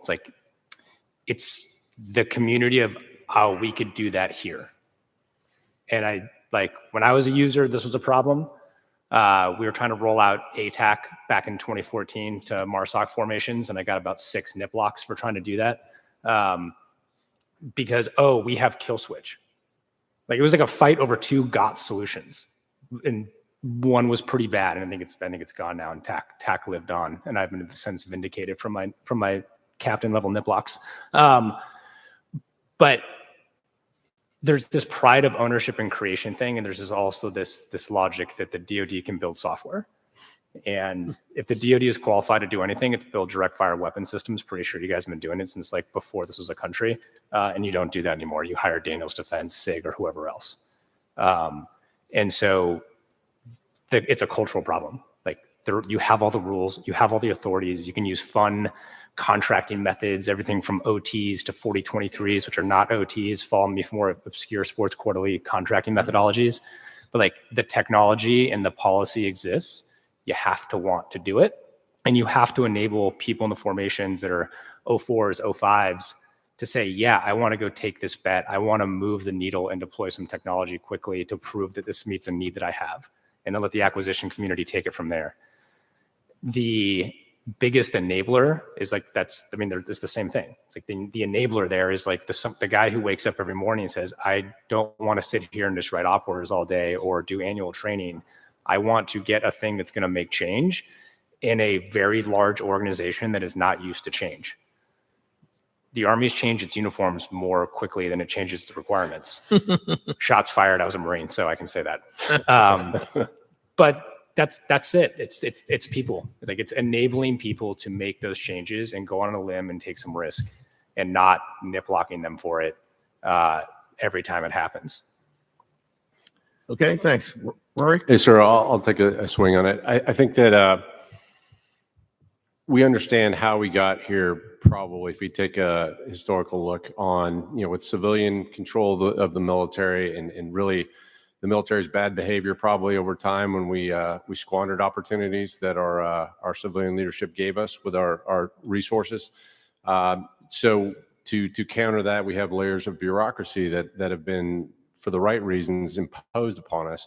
But as we've seen the scale of and pace of change accelerate in ways that we couldn't imagine generations from now or generations ago, the challenge that we have, or the biggest inhibitor to scaling that I see today, is trying to achieve consensus on what we need. So mention the requirements process. When a requirements process takes too long, the ability to gain consensus on one fixed item, one problem set, it leaves when some leadership changes out. And you now have new leadership come in sometimes and re-adjudicate. And we go into a process that just gets extended in ways that we can't reconcile with our PPBE process. If you think about it, if we adhered strictly to PPBE, we would have to completely understand what we need 5 years from now, and what changes in the environment that we're going to anticipate in that time, and then maintain consensus for 5 straight years. I think we can probably do the first part. We can't maintain consensus for 5 years on those that are stakeholders that have the ability to say yes. So that's the challenge. I think if we can't somehow bake in and give flexibility to those stakeholders that can gain consensus from what we're seeing, I think we're probably, it's going to be a hard problem to solve. Flip that, and what's the best enabler? I think what we use to get consensus really quickly are the experimentation opportunities we've taken. I'm really excited about what we've done in Army Futures Command in putting our resources and our emphasis and efforts behind where our verbs, or where our words are, in making sure that we have persistent experimentation so that we can bring in industry partners, we can bring in our ASOL partners, and we can contextualize what it is we're trying to solve right here in the dirt. And you all look at it the same way, and it's like, I've got something in my backyard, in my garage, that it can do that. We can gain consensus there in those experimentation venues in ways that we can really capitalize and move fast on. But if we can get the flexibility of the funding, once we achieve that consensus through experimentation, then we can move fast. That's good. Thank you. Want to go? Yeah. So I'll start off on the enabler piece and try not to sound so negative here. The enabler is, look, we've been in this space now, CFTs, AFC, for quite a few years. We know what is out there. We know where industry's at, and that constant understanding back and forth, like, hey, we've got capability, we can solve your problem, let's move out. The inhibitor is really back to the requirements. And so, we talked about threshold and objectives earlier. What I would rather do is, as we go through experimentation, to help write our requirement documents, but at the end of the day, we don't ever share the requirements with industry. We never actually lay out, here is the threshold and objective. What goes out is an RFI for a very small portion of the buy. And instead of a really controlled environment where we go, hey, appreciate all the help, we've got an approved requirement document, come in individually, we'll sit you down, we'll walk you through what the requirement document says, and then tied to that requirement document is the ability to just go out and buy tranches, buy portions of the capability that's just going to drive industry. You see the full spectrum that we want, and then you drive your product, you drive your company, you drive your collaboration with other industry partners to drive this entire program. But instead, it's kind of, we show experimentation, pull it back in, we write a requirement, we kind of pull it back in and hide it, and the next time you see it is through an RFI or through a solicitation. I think it has to be a continuous process. Until we start doing that, I think we're going to be in the same position we are right now, is we come out and you're just waiting to know, hey, when can we actually buy something? I've been a champion of the fact that at an experimentation event like Project Convergence or even my own event at Edge, is I want to do an event and then make a notification like, hey, I'm ready to buy you now. And just not to continue on this, but we brought in a technology at Edge this year that a company brought it in and said, hey, we want to show you the ability to map from an aerial system, send that digital mapping down to a ground robotic, so now they can operate inside of an urban area. We tested it and we were like, holy smokes, this is really good. Like really good. We brought it out, Project Convergence, put it through the ringer out there, said, wow, this is better than we thought. We got feedback from the op forum. Now we want to go put it in a unit. I want to tie it with a PDW. I want to tie it to a Ghost. I want to tie it to, a ground vehicle. But as Roy said, it'll take me 1.5 years to get that approved. We'll then have to send it back out, and y'all won't understand the requirement, and then you'll have to compete it and not really understand where the space is at. So I'll hold there. Excellent. Brian? Yeah, I mean, very different from your guys' perspectives. From my end, the biggest inhibitor and enabler is the ground war in Europe, alongside all the disruption it's having with commercial technology. I think that there's a lot of disruption coming out of that crucible, but not all of those things carry over to American, doctrine and defense. And, on our side, our backlog and the amount of noise that we see in the space is pretty heavy. What's going to work long term? What is safe? What is secure? There's disruption happening, with radio systems and electronic warfare, with attributable systems and one-ways, and our enemies having access to somewhat modern technology. I think that it takes a lot to understand what's relevant for the U.S. requirements, and it takes a lot of back and forth with industry, engineering, our veteran leadership, and our customer ultimately to really decide what is the best to invest into. Our backlog, I think currently at our company goes back like 5 years of all the things that we see out there that we really are interested in, but really prioritizing those, understanding what's going to work in the next 5 years, what to invest into over the next decade is critical. And at this time, really hot and heavy, right? There's a lot of vapor, a lot of different things, and a lot going on across defense tech, the VC market and defense, and industry, and worldwide. So I think like the ground war in Europe has shown light to what's possible, but how you cast that and move forward with that with customer and industry is something to be very careful about. And I think that's why we have veteran leadership at the tip of our product and essential to some of the success we see. Okay, thanks. Hey, next question. Colonel Trish Sellers, thanks for this. Good to see you out there. I actually could have written this myself, so I like this one. I know that we've talked about it in the panel, so I'm going to give them an opportunity to respond to it. But her question is, excuse me, as General Rainey mentioned, multi-vendor contracts and tranche buys, how do you balance the logistics requirements for maintenance and provisioning for parts versus wanting commonality and lower price points for logistics? And how do you value those trades? I'll answer just from my space. I think it's a great question. It's a great point. And so when I look at the unmanned space from a standpoint of UASs, launched effects, this idea of an attritable system. Now, this is completely different when you start talking high-end equipment like FLRAA, AML, and the stuff that Rory's doing. But I think we're very hung up right now as, hey, how do you sustain a Group 2? How do you sustain a launched effect that's attritable?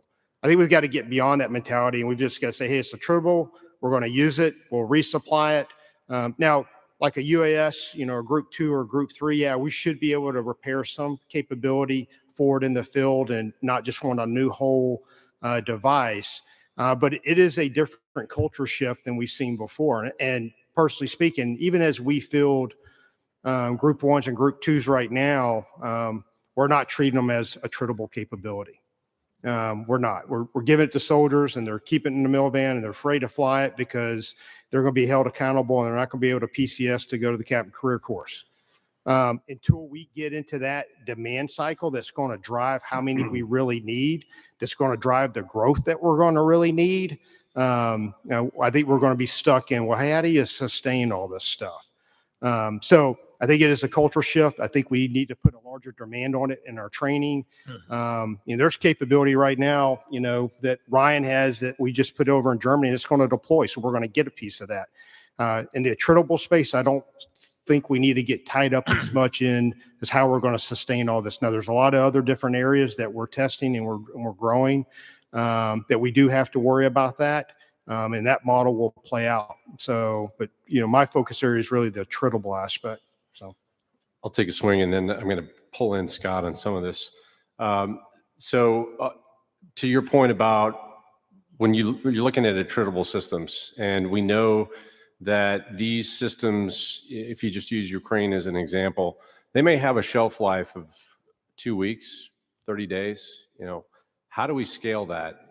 How do we, and if sustainment that we're worried about, we might be looking at it maybe through the wrong lens, or maybe not. I think for launched effects, for those things that we know the countermeasure cycle is so fast that instead of trying to come up with buying the best capability and scaling that quickly, we have to approach this as we would if we're preparing a meal, right? We know that meal, once we bake it or once we cook it, is perishable. It's only going to last for a certain amount of time. You got to eat it or you don't. Instead of going for that meal and hoping to buy a lot of that at once, we got to buy the right ingredients and to have a menu of options that we can possibly scale. So, in the food industry knows how to scale food, right? They buy a lot. They don't buy a lot of finished product. They buy a lot of ingredients, and they know that they have chefs that can somehow mix and match these ingredients to get something that will actually work. And even though that thing is perishable over time, I think that's a way that we can get after that. And the sustainment part of it is simply, how do we get line replaceable units? How do we get some things that are software defined, that we can quickly change and not upset the overall design? Once we have a good, stable design, if we can have a lot of components that we can interchange and throw into the mix of chaos that allows us to overcome countermeasures that are developed, then we have a way of moving forward. Scott, what were the 4 words you had on your slide? Build, test, deploy, repeat. So the idea of being able to create a design, put it in a unit's hands, allow it to fail, while in the background, Scott and his team are figuring out, okay, that didn't work, and I've already got to change for that. That we should be comfortable with that. It shouldn't be, well, you bought it, if you can't keep it, you can't have nice things. We have to get away from that and allow these things to break, allows our soldiers to break when we put them in transformation and contact units.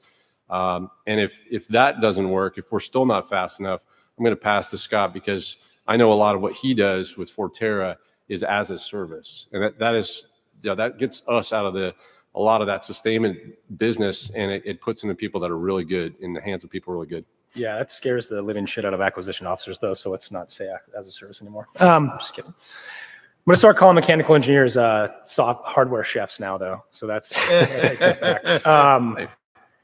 Look, it comes down to incentives. One, the DoD, you love to own things. You love a DD-250. I want to buy a thing. I want to get a widget. I want to put it in a warehouse. I'm going to feel really good about it every time someone goes and does a CMR or whatever they call it in the Army. And we're going to keep track of all of our things, and here's all our widgets, and we're going to take them to war one day. That's like not how anything else works in life. When you think about cars, homes, anything else you lease, you rent, the industry has figured out how to do sustainment. It's called give us the right incentives. If you buy a thing for a firm fixed price with a defined set of, what you're going to get out of it, then we can go back and say, all right, we know how often this product's going to fail. And if we're on the hook, at some point with some amount of data, which comes down to you got to get things in the field so we can figure out what's going to fail. But once you get it out and you say, hey, I'm going to pay, we'll make up numbers, $10,000 a year for a warranty. If that's my firm fixed price top line on it, and the first year my product failed every time, and it was a $5,000 part, it failed 3 times, Hey, guess who's getting locked in a room until the problem is solved? It's the mechanical engineers, it's the mechatronics guys, it's the production engineers. Why is that part failing? Oh, it's this $300 Amphenol connector that just doesn't like hold up under duress. So we're going to go redesign a new part, get it into test, take it back out, see if that solves the problem, because it hits our bottom line. If our warranty costs exceed what we're charging you, that's like really bad times. And it should be a fair price. And there's ways to determine this. Like Apple figured this out with AppleCare, right? Does everyone here use AppleCare or whatever Samsung version is? I put my phone through a snowblower 2 years ago, and I had a new one the next day. Snowblower. It actually still worked, which was shocking. But like they've figured out, okay, this is what I have to charge across this wide deployment of platforms. I have to pre-stage this amount of hardware forward because I have this SLA that I've signed up for. Give vendors SLAs, charge a firm fixed price. We will find a way to make that profitable, or we'll lose money and we will no longer be in business. Like, it's that simple. We don't need the DoD to be like, hey, we think that like this widget should be like forward staged here, and we're going to pre-buy a bunch of these things and we're going to stage them. 2 years, that part's going to be obsolete. Like, it doesn't work. But in order to get that data, you have to get formations with hundreds of systems in users' hands, and you have to get the data back so you can do predictive maintenance, right? What was the first CDAO experiment? It was predictive maintenance for Humvees. The problem is there's no actual electronics on a Humvee, right? There's like some, but like barely. Like, you're just stoked if the mirrors are there and the gas gauge works. And the doors. No, those are optional. You don't need those. It's better without. And so like as you go to more software-defined vehicles, you start to know everything that's happening on a platform. No different than a drone, no different than a complex missile system.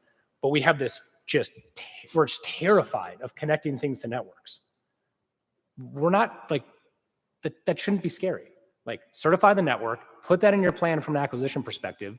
So you can say, hey, the requirement is I want to know where all these things are, what they're doing, and then that vendor can know, okay, I know what's going to fail. And if I'm on a firm fixed price sort of warranty model, then I'm going to go replace things before they fail because I'm incentivized by SLAs. And then if you're really good, you will make a very profitable company doing that. But it's only if you're good. It's only if the delivery to the warfighter is they have to touch less things, they need less FSRs, but every time the incentive is deploy as many FSRs as possible, you're going to get, from a contracting perspective and from a dollars perspective, you're going to get a product that requires a lot of service and support in the field. And you don't want that. But the idea of as a service just terrifies people. But we do as a service every day in our personal lives, right?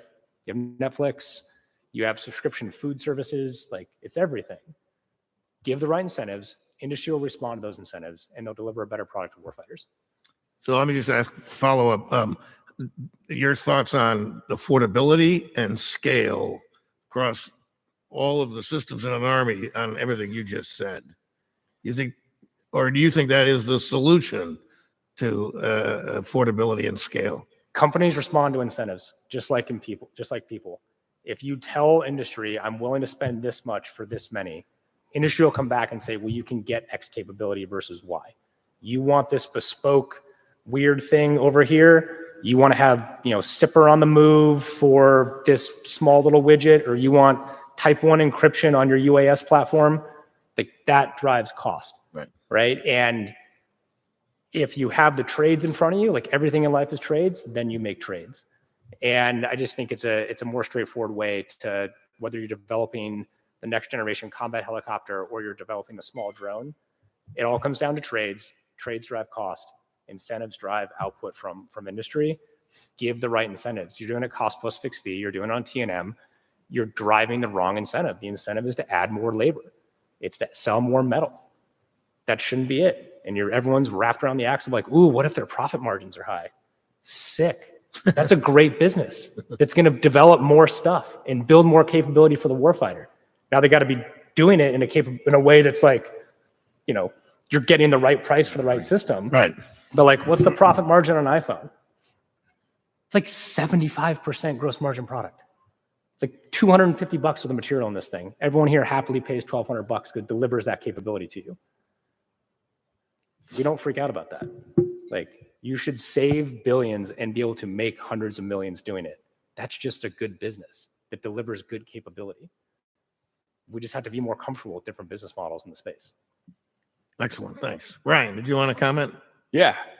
Please. Yeah, absolutely. My background's in engineering. So when I think about affordability and scale, I think it ultimately comes down to the decisions that you're making with the product. And I think what we're seeing, especially in the ground war, is commercial technology is really accessible. So I can go get an FPGA, I can get an SDR, IC, integrated circuit from Analog Devices and be off band. I can 3D print, CNC on the edge. I could drop CUDA cores on processor and have a supercomputer for $100. The accessibility to hardware is at an incredible place and time. And when you think about the potential of what you can do with affordability and scale, it's just amazing. For us, we're working really hard right now on our first non-attributable but consumable platform. Something we look at as a munition, as a one-time use. And the way that we go about designing that is completely different than everything we've ever done. We want a bomb that is a handful of parts. We want to sell a lethal 3D combat system for under $10,000 a piece. God bless you. And, but when we sit there and we put that together, we're looking at spreadsheets of the BOM, we're looking at on-the-edge manufacturing, we're looking at how fast we can iterate and scale, modularity, and, tackling that from a really pure sense. You could see the same thing happen with the Iranians and the Shahed. What's going on with, their block models. They have like 15 of them already. And the latest one on Telegram last week has a really awesome GPS array for directional guidance. There's the whole idea of attributable systems is practical hardware design and using the very latest tenets. And when I walk the floor, there still is like this classical aerospace mentality that goes into building these systems that is gone. And you have to do away with that style of engineering. You cannot be doing, we even look at injection molds as a high barrier, but you have to look at things and leverage the latest, scale in manufacturing and start from a pure place there. Ultimately, that's what's going to drive everything else. Your revenues, your profits, your speed to customer, it all comes from that. And I think when you're looking at a product and driving requirements, you have to start with the first principles. So I think attributable systems means in my head like 100,000 hours.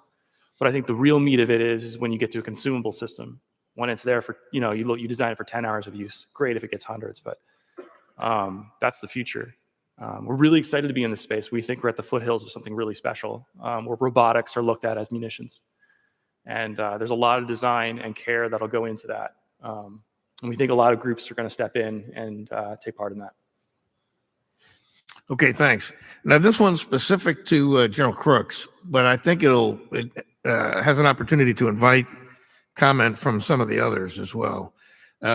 This said, General Rainey spoke about exquisite versus mass, and in your comments, you talked about precision mass. And what I really like, by the way, this is a Formica editorial. I liked that mass precision comment. But the question then goes on, flying drones is relatively expensive compared to 155 fire support. Drones can also be jammed. What is the Army doing to accelerate a requirement to replace the M777 and other brigade and division fire support? So it really gets to, for all of you, the question about precision versus mass. And if I were a drone manufacturer, I'd want to respond to some of those parts too. So go ahead. We're going to start with you. Okay. The way I would have to frame this problem is, certainly if you just take a look at the price of munitions, it seems like, of course, I want more 155. Why wouldn't I want more 155? Until you look at range, it's got to be on a scale or an axis where range is, that cost is the y-axis and range is your x-axis. You're going to get very, very cheap, and you should have a lot of cheap mass at those shorter ranges. And when I say short ranges for 155, I'm not talking more than 40 kilometers. It's going to be 40 kilometers or less. I start to really see that cost curve increase, though, once I get beyond 155 ranges for traditional, like we have 39 caliber 155, so that's about 20-foot long tubes, right? That can get us easily out to 30 plus kilometers with the 155, the new ones that we have. If you have a 52 kilometers, 25 or 52 caliber, 25-foot tube, you can get more than that. You can maybe 50. But once you hit that 50, the cost curve starts to go way up. And that's where we're looking at other alternatives that we can scale. Certainly massed precision, where I can leverage a lot of launched effects either from the air or from the ground. I can achieve the deliberate fires I need to set conditions right to get our crewed systems in, our crewed aviation, for example, or rotary wing attack aviation like Canes, our fixed wing from the Joint Force. And then we can saturate our targets with the mass that we have available. I think launched effects are a big part of that. If you've heard any other panels since you've been out here, this idea of direct support fires technology, of having shorter, smaller rockets that are shorter range between that 50-kilometer and 70-kilometer range, and have these at a reasonable price point. It's going to be more than 155, but it's going to get you mass at ranges between 50 and 70 kilometers that we can really shoot a lot at once. And that's called direct support fires technology. So I think the last part of the question was, what are we doing for our platforms like M777? General Rainey mentioned directed requirements. We have a directed requirement that's been signed to get us into a competitive evaluation for a new 52 caliber. I told you the differences. We have 39 calibers, 20-foot today. Many of our partners have 52 caliber, 25-foot tubes. We have a competitive evaluation that will start in 26 that allows us to take those industry candidates, those vendors that are bring their systems over to the United States. We will do a competitive evaluation next year, and then we will down select from there, and we'll work the quantities out from there. Hopefully that answers the question. Okay, anybody else want to talk about that? Because there's a couple of pieces to that question. Yeah, so I think a lot of times we bucket drones. We just say drones, we throw it in a bucket. And we don't sparse out what the capability and the effect that we're doing with these drones. And so when you look at UAS at brigade and below, that persistent ISR capability and how many you need and what's the actual task and what we're paying for them is a lot different when you look at a launched effect. A launched effect to give you pulsed operations at extreme ranges to go after very high-end enemy assets, multi-complex integrated air defense. So when you're a commander, you're like, well, I want to fly a bunch of UASs and I only want to pay, a couple $1,000s a piece because I just want to saturate the ground so I can make the battlefield more transparent. Versus a commander at a theater, core level where it's like, hey, I'm willing to put $100,000, $150,000 into a launched effect at a long range with a very sophisticated payload, because my payoff when I do find that SA-21 or I find that integrated air defense, it's going to allow me now to open up a joint capability to come in and bring in other capability to diminish the enemy. So I think we got to be careful on how we just throw drones in the bucket and how we look at price point versus really the capability and the desired end state and kind of that cost ratio of what we're trying to do to the enemy. So I'll just leave it at that. So. Did either one of you want to talk about that? Yeah, just repeat the question one more time. Well, the question as it might apply to you is drones are very expensive and they can be jammed. Oh, well. So how are you going to provide capability? Particularly, this question was at the division and brigade level. Yeah, we're going to make inexpensive drones that cannot be jammed. There you go. Ryan, Yeah, what's the current price point of a 155 round? $5,000. What's the current price point of small loitering munitions? Small, like a switchblade? I mean, like your version of that, because you're on. Well, I think that's FPV eventually, and I think that's around the same price point of a 155 round when we get there. And I think a small consumable, drone like that could also do eyes on target. You can have incredible range when you're using a mothership or a marsupial. Like we're watching people get 30, 40 clicks off of the FPV. They can fly for 35, 40 minutes. It's a different platform, so I would put less expensive payloads on it, right? We're not going to put a Stag-5 laser on a little tiny $10,000 drone.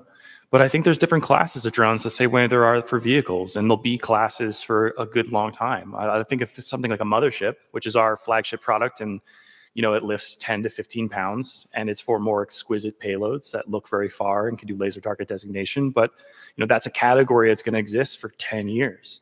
And then I think there's a small, some people say FPV, but consumable robotics can fly like a DJI, can do ATR and terminal guidance, but it can also fly aggressively like you see in Ukraine. I think that's going to be used, for one-ways, for eyes on targets, for sniffing around, and can be used for scale if you need to throw a lot of them downrange. So I think, drones is a big word. There's a lot of different things inside drones. And I think the classes that we're currently looking at for the Army are fantastic. There's SRR Gen 2, which we're excited to see the requirements for, purpose-built aircraft system, PBAS, which is incredible. MRR, which we're currently down selected in. I love those categories, and I believe in the same way, small arms are categories, right? Rifles and SMGs, they're going to exist for decades. And I think they'll evolve, right? The capability is going to be more lethality and more affordability and more scale over time as the industry grows and, as we mature. But remind, the first time a small drone was used in the ground war in Europe was like 20 months ago, so it just happened. And I think we're responding pretty damn well. And, it's an evolving thing. But I think, there's going to be a time where we're going to be able to look at, consumable robotics the same way we look at a 155 round. And I think it also comes down to giving commanders multiple options based on the environment in which they currently find themselves. Yeah, and I think if you look at jamming, like there's a huge industry, and jamming is also a big word. Does that mean you're GPS jamming? Does that mean you're doing tactical jamming? For select high value targets or for singular units like you see in the ground war? So for us, we have a radio system called Blackwave that we're in partnership for SOCOM. That's to penetrate electronic warfare. But there's also a huge industry of visual navigation that's made to use maps to understand where you are in the world. Palantir, Maxar, Leidos, KEF, Vermeer. There's all, Lockheed has one. There's all this industry coming to surround that. So I think there's problems that we're going to overcome over the next few years. And I think everything's going to evolve to be, consumable robotics, much more lethality, much more scale over time. Okay, thanks. We've got about 2 minutes left. Ryan, you've got the mic. So if you want to take a few minutes or a few seconds and think about your closing comments, what do you want to leave with this audience? So start with you and we'll work our way back this way. Yeah, I mean, I have 150 to 200 families across town in Huntsville. It's the best damn town in the world. We're opening up, we found a small facility to get us going before we were down selected for MRR. We outgrew that in 8 months, and now we're opening up our first big facility on Diamond Drive. We're picking out our flags and our logo, so we'll have a ribbon cutting event. We'll put that on our website if anybody wants to come by and join us. And this is just the best damn town to build, especially for drones. PM UAS office is here, best talent. That's my closing statement. Well, that was a good one. Thanks. Yeah, of course. Scott. I'll keep it basic. Thanks for having us out here. This is a fun discussion. And look forward to seeing all the technology in the field. Thank you. Rory. Hey, so I like to put a little bit of historical perspective on where we have been and where we've demonstrated, the United States that has demonstrated institutional flexibility. It's really that interwar period. It's right before World War II started. And the idea of the Forge Act, I think that draws back to the Arthur Herman's book, Freedom's Forge, in that we took largely government designs that were stable. We took some, technology equivalent of technology readiness level 6, and we handed it off to industry to mature it so they can manufacture it at scale. And then with those good designs, we postured our industry to really grow massively, and they did it in ways that our adversaries couldn't anticipate. I think we can get to that again. We just have to make a few changes. But there's no country in the world that can do it the way the United States can. Amen. And John Baker. Yeah, I think we're pretty rough on ourselves. I mean, we talk about, hey, we can go faster. But I think back to when I was a captain in Baghdad flying Apaches. And I think about the capability I had then versus what a company commander has now. And we are moving the ball down. Can we do better? Yes. Can we give them more capability? But I would tell you, the formations are getting better. Now, I probably as a captain could not have handled all the capability we're putting units now today. So we've got a lot of smart young officers and NCOs out there, but we are advancing and, but we can only do this. And this is, I'll finish where I started. The partnership with industry, that is the only way we're going to make our formations more lethal. And lastly, I'll just say there's a 7th grader sitting somewhere right now that we are going to ask to go to war. And they just don't know it when they get through high school and college, and they're the ones that are going to have to go off and do this. So everything we do, I doubt any of us up here will ever be in harm's way anytime soon. So the point is here is continue to make the Army better, continue to make the capability that they're going to take into the fight better. And that's our only goal in life right now. So Thank you. Hey, I'd like to thank our panelists for their remarks, their thoughtful comments, and their responses to your questions. I want to thank you for hanging in there with us and for your attendance and for your questions for the panel. And then, as always, thank AUSA for hosting this terrific forum. As General Rainey said, everything we're doing at this symposium is about getting capabilities into the hands of our soldiers, and so that we can take care of our soldiers, civilians, and families. They're the ones that we do this for. Thank you, and thanks to AUSA. So for us, it's about adaptation. I feel an urgency, and certainly the people around me feel an urgency to be ready and to change the way we do things. Yeah, it's important to equip our paratroopers with the next generation technologies because we're seeing the character of warfare change. It's a pretty unique charge, and especially as an infantry officer, like not what I thought I'd be doing, but really, really fun and rewarding. We had all these, next generation technologies where our adversary didn't have those things. Now, what we're seeing from these current conflicts is our adversaries are leveraging low-cost commercial capabilities to field these next generation technologies. So for our paratroopers, one, you got to understand how to use them, but you also have to be fully attuned for how to counter them as well. Being innovative means just not accepting that something is broken. It means trying to make it better. We use the word innovation a lot, but it's really about evolution and adaptation. And I'm incredibly grateful for the opportunity that I've had to basically look and find problems and then try to solve them. As we are gathering lessons from current conflicts right now, the world is watching. The world is watching. We saw this in the run-up to World War I, the Russo-Japanese War. You had observers from the entire world go out and observe a lot of the military innovations that happened during that war period. We're kind of in that period now. So as the world is watching and we're watching all of these next generation technologies, new sensing capabilities, new fire capabilities being integrated into the battlefield, it's on us to come up with a solution at the brigade level to enable us to conduct our core tasks. Ladies and gentlemen, welcome to the Warriors Corner. Our next panel, Creating Supply Chain Resiliency Utilizing the Organic Industrial Base. Moderator for this panel will be Ms. Stephanie Hoagland, AMC's OIB Modernization Director. Thank you. Panel members include Mrs. Liz Miranda, AMC Executive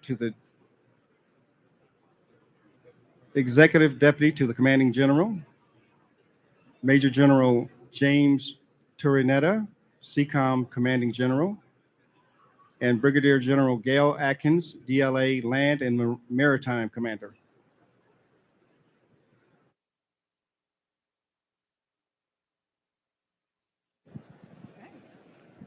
All right, good afternoon, everybody. As introduced, I'm Stephanie Hoagland. I'm the Director for OIB Modernization and Army Materiel Command, and we've already kind of introduced the panel, but I'm going to give a little bit more of an overview of their background in just a moment. So our OIB, it's our nation's strategic force multiplier. It's crucial for material readiness, surge capacity, and supporting future weapon system platforms. From small arms to tanks, the OIB provides critical material and sustainment support, enables rapid force deployment, and provides critical material and sustainment support to all of our weapon systems. So recent global events such as the pandemic, support to international partners like Taiwan and Ukraine, as well as rising costs due to supply chain disruptions and onshoring efforts have had significant impacts to our operations. So modernizing the OIB has become extremely important because of those things. This modernization requires focused investments to mitigate supply chain vulnerabilities, reduce single points of failure, as well as decrease reliance on foreign sources.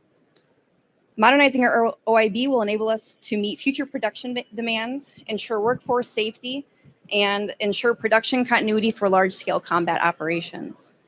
Today, we're going to take our opportunity to explore how the Army and our crucial logistics partner, DLA, are adopting new approaches to identify and address supply chain gaps, as well as build resiliency and to achieve the National Defense Industrial Strategy goals.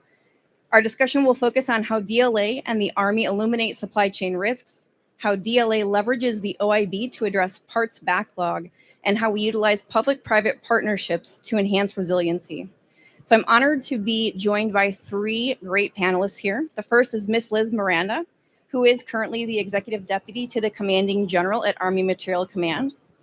In this role, she oversees material life cycle management, acquisition support, personnel and resource management, industrial-based operations, and enterprise integration for a global command of 165,000 personnel impacting operations worldwide.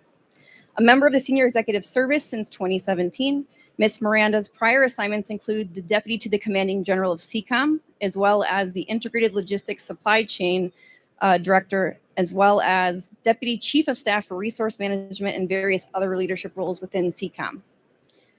To her right is Major General Turinetti, who is the 18th Commander of CECOM, our Communications Electronics Command. He's also the Senior Commander of Aberdeen Proving Ground. He leads a 9,000-person global command and oversees 28,000-person military bases, serving as the Army's C5ISR and medical material integrator. He's responsible for ensuring warfighter readiness through enabling C5ISR and medical material support. He's also served in various leadership roles throughout his 30-year military career. And then last but not least, Brigadier General Gail Atkins assumed command of DLA Land and Maritime in July of 2022. DLA Land and Maritime is headquarters in Columbus and manages almost 2.6 million spare and repair parts and supports more than 2,000 weapon systems and more than 20,800 customers throughout the military service, civil agencies, and other Department of Defense organizations. She's also responsible for more than 2,800 associates in 30 locations worldwide, to include 3 depot-level repairable detachments, Army and Marine Corps industrial sites, and 4 detachments supporting naval shipyards. She's also very familiar with the AMC enterprise, as she's a former commander of Corpus Christi Army Depot, as well as the former executive officer for the DCG of AMC from June of 2020 until May of 2021. So you see, we have a great distinguished panel with lots of experience, and it's going to provide a well-informed discussion. To enable a resilient and robust industrial base, we need it for maintaining critical military advantage. Guided by the National Defense Industrial Act, the DoD is investing in initiatives like DPA and Mantech to create resilient supply chains and support small businesses, as well as bolster American innovation and manufacturing across both public and private sectors. These investments are fortifying our industrial base while creating opportunities for groundbreaking collaboration. So with that, moving to Ms. Miranda, I'll start with you. Can you speak to the importance of the OIB and how AMC is supporting the National Defense Industrial Strategy, particularly Implementation Initiative Number 2, which focuses on production and supply chains? Thank you, Stephanie. So good afternoon, everyone. I'm glad that you were all able to join us. So let me start with defining for all of us, right, Initiative Number 2 of the National Defense Industrial Strategy implementation, which, as Stephanie mentioned, is production and supply chains. Specifically, what we're looking at is to address vulnerabilities and also protect resilient sourcing sources and strategies. And the OIB plays a critical role in that. So those of you that know what our organic industrial base currently does for the Army and or has historically done for the Army, quickly realize that it's a critical enabler for the Army to really sustain operations, more so in large scale conflict, right? Where we need rapid response and very key skills and artisans that know how to, in very not so good environments, right, still deliver the readiness that the Army needs at, like I said, rapid and quick response time. The OIB now more than ever, as technology continues to advance, right, needs to evolve and transform in itself so that it can sustain those highly technological advances on weapons that we are, as the Army, right, continues to transform, and we are investing in for the future fight, which the future is not so future, right? We're advancing or leveraging that advanced technology today. So our OIB is in really needing right now to evolve and have the capability that it needs to sustain those systems of today, right? The enduring capabilities today and the capabilities of the future. So I'm going to share with you the why and the how, right? As I mentioned earlier, when we talk OIB and the expectation that it has the skills and capability and capacity to support an Army, not necessarily at home station, but deployed, right? And in a contested environment, what do we need the OIB to have so that it can quickly deploy and take care of that responsibility, right, to sustain operations anywhere, everywhere, and at any time. So what we have done as the Army continues to transform, and we have very clear modernization strategies. And I say clear because we know what we need, but those material solutions it's what we're exploring, experimenting with, right? But at the same time, we don't have time for our organic industrial base to wait for that modernization to be acquired and fielded. We need to start evolving our capabilities today, right? But understanding that in continuous transformation, that may change in the very near future and in the distant future. So how are we doing that?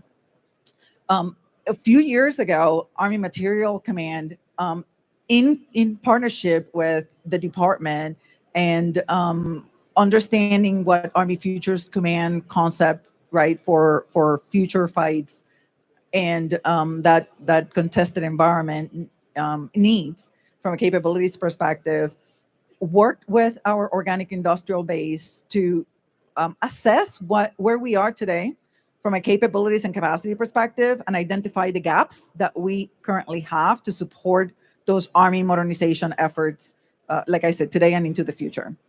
With that, a total of over 2,000 projects, $18 billion were identified as being needed in the next 15 years, right? And this started about a couple of years ago, right? 2022, 23.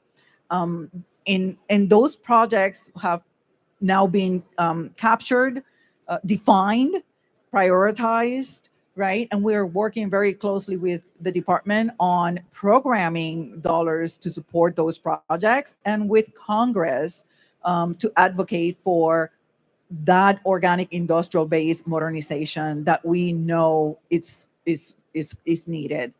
So how do we get there, right? As we all know, the programming, when you talk $18 billion in 15 years, it's not a small task. So we have an OIB modernization started as a task force. Now is the OIB Modernization Office or Division, because we know this is now an enduring requirement.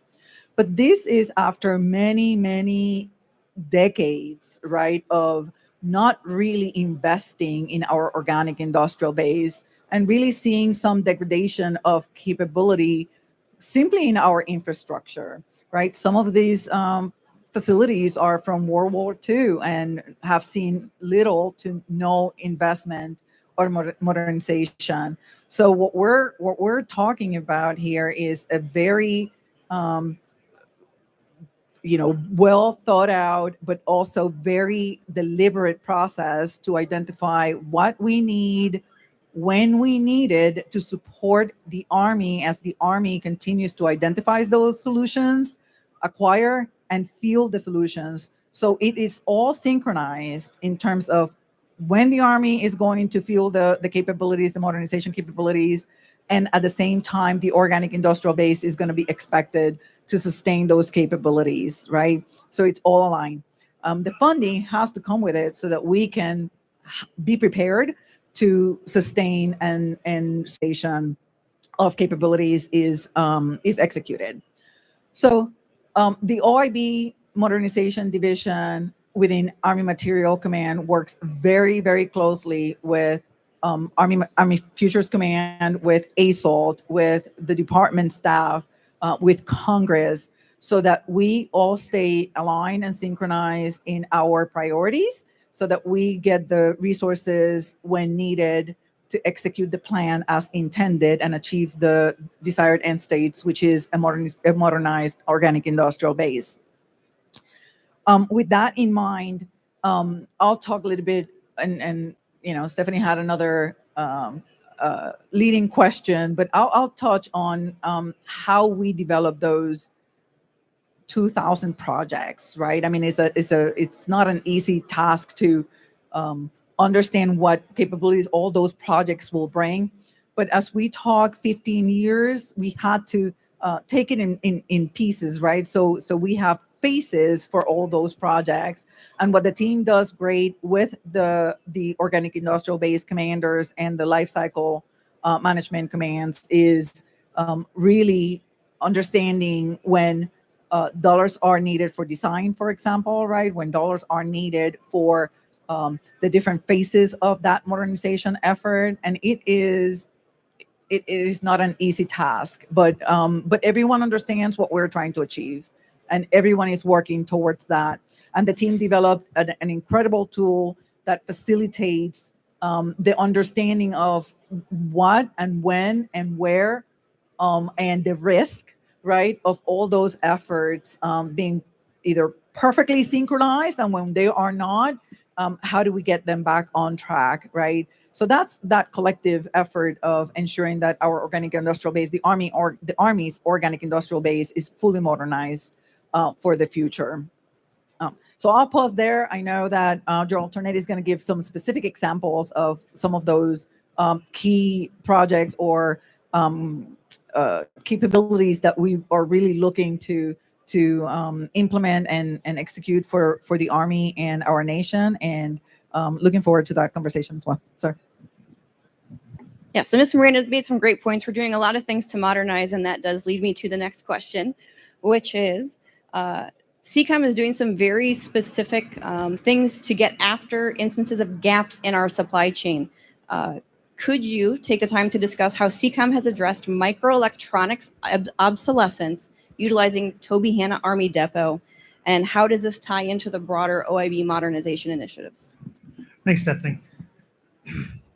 So when we think about microelectronics, what initially comes to my mind is reliance on foreign industry, the potential of counterfeit cards. But really the problem that initiated our effort here was the obsolescence of some of the equipment that we have. And it started in 2021 with the M139 Volcano mine layer. And it was a circuit card that had increased the deadline rate for that Volcano. And so AMC Commander directed us to come up with a microelectronics capability to meet that demand of obsolete parts. Things are designed in the 1980s, and we don't have a line for them right now. So Toby Hanna, commanded by James Crocker, who's in the back. If anybody has questions, I'm going to push him in front of me so he can handle all those. Has been working on that, and we'll have a microelectronics capability with a ribbon cutting ceremony on the 5th of June this year. So we've been doing surface mount for a little while, but this will be able to punch through with the resiliency that we need for the circuit cards of a tactical environment. With that, not only the capability, but the public-private partnerships that we've had to develop. And right now we're in the mid-40s with relationships that we have with vendors. So a vendor has a card that, or a module, that there's one specific part of this module that goes bad routinely. We're able to demill it reverse engineer it, and replace just that one part. And we can accomplish that in months, versus sometimes the years of delays and lag times that we have. And it's not always a large cost saver. It usually comes out about the same, but we're able to execute it much, much faster. All right.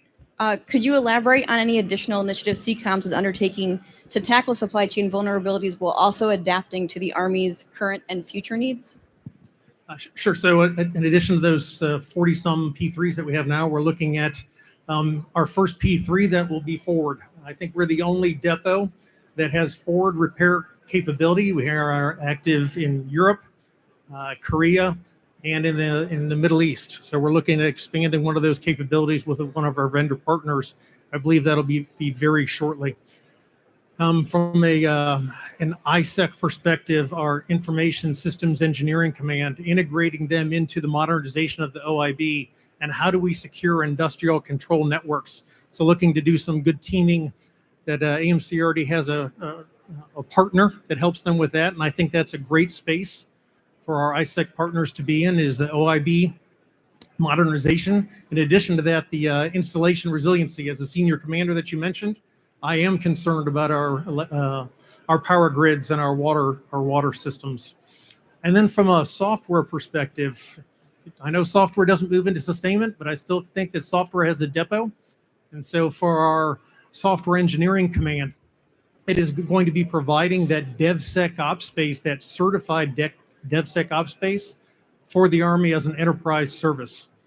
Lastly, I'd like to take it a step farther. And Gail and I were at a course recently together at Johns Hopkins, and we got a demonstration that we just jumped on. And to me, it was the perfect fit of where we need to go. So it's not just modernizing Tobyhanna, our organic industrial base in Pennsylvania, but how do we do that forward at the edge of the battlefield? So it's combining agentic AI, so training bots to be subject matter experts, combined with virtual reality to walk soldiers through troubleshooting. And then that last part of the 3D printing like we have at Tobyhanna to be able to repair circuit cards at the edge. So think of installing a card into a 3D printer, demilling, desoldering, and then reinstalling the parts, I think is where we want to go in the future. And I see that by the end of the year. Maybe not with the glasses, but at least with a pad to be able to combine those three capabilities. All right, thank you, sir. So that's just an example of very few of the things that we're taking on in the OIB to help ourselves modernize. So moving to one of our strategic partners, General Atkins, how is DLA expanding the utilization of the Army OIB as a manufacturing source to mitigate supply chain risks, sustain OIB critical manufacturing and core capabilities, and increase weapons system operational readiness? Thanks, Stephanie. I gave her the question, so you think I should know the answer. So I would tell you, not very well. We just have to be straight about this. What we have been unable to do historically is provide a predictive, consistent investment signal to the organic industrial base, right? But the agency is uniquely positioned, being in the Joint Logistics Enterprise, to face all 5 services. And each of the services, as you know, has an organic industrial base. But the organic industrial bases are not synchronized. So back in early calendar year 2024, the Assistant Secretary of Defense for Sustainment, underneath the direction of OUSD, said, we need to get this straight and come up with a campaign plan that is actually going to get us to a place where we can standardize the processes and the procedures. So like every good working group, they got together weekly, made a lot of light and heat, and came out with a strategy. The hard part is, how do you turn a strategy into something that you can actually do? And this goes back to Ms. Miranda's point, because we were able to identify very quickly the legislative, regulatory, and policy issues that persisted that have kept us from being able to do this for real, okay? But you have to remember that when you have federal acquisition and defense federal acquisition regulations, you follow them to the T. And DLA, which she mentioned, you know, we manage 6.5 million national stock numbers. We tend to wait until we are an extremis, meaning commercial industry is insufficient in providing the repair parts. That's when we tend to face back to the organic industrial base and say, it's time for help. General Mohan had said it this morning, and I had to kind of go down in my seat because he was looking at me when he said it. But, you know, he's got $300 million in Class 9 back orders right now, and that's just the Army. We're close to billions with a B in Class 9 back orders writ large in the department, right? And this was not a result of COVID. It was illuminated by COVID, perhaps. But the truth is that getting the supply base back to a level of resiliency, it's never going to be back to a place where we can manufacture everything. We will always have obsolescence. We will always have DMSMS, and there's got to be ways that we can get around this. So if we could flip to, you gotta have a slide, right? That way I can divert your attention away from me and you can stare at my slide. So what are we doing? All right, I go back to this working group that has been really working very, very hard to get to a place of what do we need to do? What we have found is that the language that is legislated and the regulatory language actually gives us maneuver space. But it does tell us that we are to go after the most economical supply base, and we have to maintain competition. So for my industry partners in here, obviously, we're looking for ways to be competitive across the board. It doesn't mean that I cannot source to the organic industrial base while simultaneously go to the commercial. What it does mean, though, is it has to be best value. Okay, so I explain we wait till we're in extremis. You can see up here over the general's head, I've got this little box of why do you go to the OIB? And it's hard to read, and that was intentional. It basically tells you we get to a point where our NSNs are non-procurable, right? I'm getting no quotes. I'm getting tech data that is obsolete. The general over here is trying to solve my microelectronics problem because, by the way, I gave it to him. I manage all the microelectronics for the Department of Defense. So with all that said, the lead times associated with much of this material has been extended 2-3 times in some cases. So if I don't go to Ms. Miranda's team until I'm inside that extremis, we're still years away from the organic industrial base being able to provide it. And then at that point, I'm not at best value because commercial industry has come back around and started producing again. So it's this vicious cycle that we have to break. Okay, great to always describe the problem, but what are you doing about it? The bottom line is DLA has been charged by the department to develop a marketplace. And this is what you see ahead of you is technically still notional, but it is a quick cartoon that goes to show you have to know who the stakeholders are in this process, and people need to come to the process before you have a problem. So what you see over the head here is we know all these NSNs. What we're needing is instead of going to the service and saying, ma'am, can you produce this part? It should be the service is telling us, I can produce this part. I could be a source of supply. And then in partnership with the engineering support activities, in our case for the Army DevCom, they need to come back with already being prepared in this marketplace repository. MECD is a way, is not the only way, already have the tech data approvals in place. If you heard General Mohan this morning, he mentioned one of the biggest challenges we have with agility is the approval process. So if that approval process is already leading the way, and we know the items that the industrial base is both capable of doing and honestly meets the capabilities that she mentioned are required for contingency and conflict, then theoretically the marketplace is already populated. And what DLA is doing at that point is facing the marketplace and letting a contract, in this case with the OIB.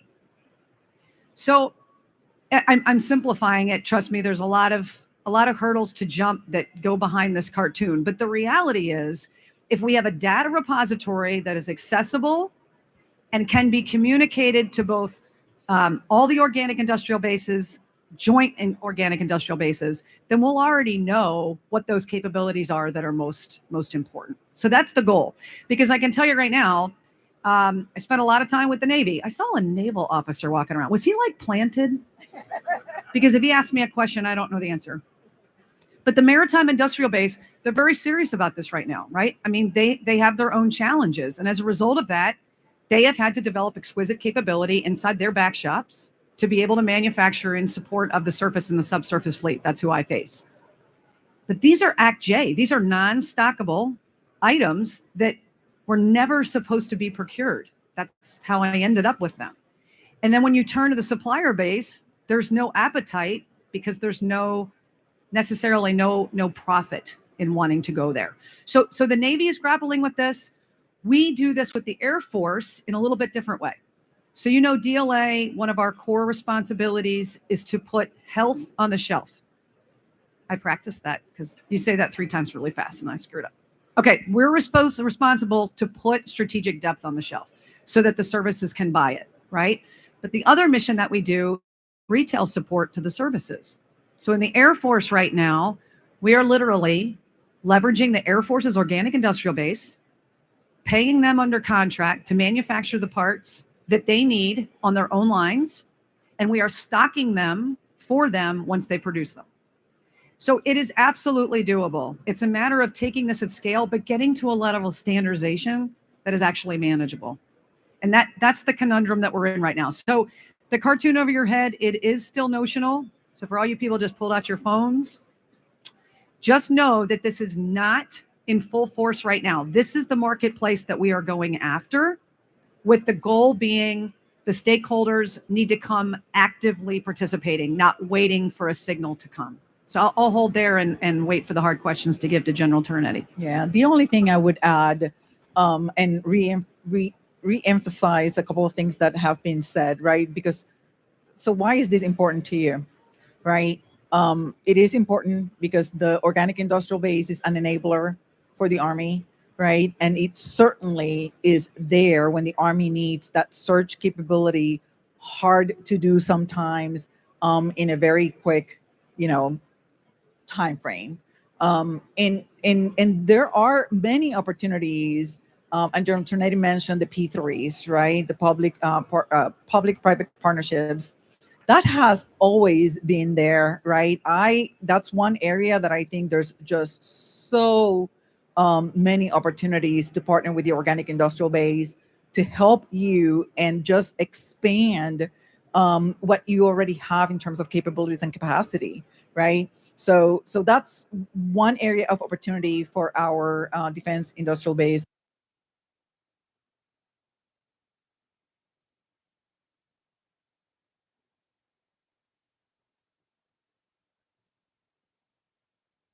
Need that technical data. And that's the bottom line, right? And it doesn't mean that we need to own it, buy it, but we need access to partner with you, right? And have access to that data so that then when we don't have a resilient and responsive, agile supply chain, the organic industrial base can fill that gap, right? And produce it, whether it is through advanced manufacturing, microelectronics, right? Production, you name it. But that is the partnership that we're looking for. So because again, we cannot afford it, right? Technically, we cannot afford it, but we can certainly afford that partnership and really identify how we can come together contractually through agreements, right? The P3s are a perfect way of getting after that partnership and have that mutual benefit, right, of leveraging the organic industrial base and industry's capabilities and capacity. So I just wanted to, foot stomp on that because I think there are many opportunities that we're not taking full advantage of at this time that could be of additional benefit to your business model. So thanks. All right, so I planned this perfect because we don't have time for questions. Do we have time for questions? One or two questions. Anyone in the audience have anything for the panelists? Oh, you guys killed it. Good job. All right. So thank you, everybody. Thank you to our panelists for participating, and thank you to the teammates at AMC and AUSA for setting this up. Important message, creating resiliency in the OIB is not something we do alone. It's something we need help with from industry, which is why we put on events and participated in events like this. So the OIB is a critical asset for our nation's security, and by working together, we can ensure its continued strength and resilience. Thank you for attending today. This will defend.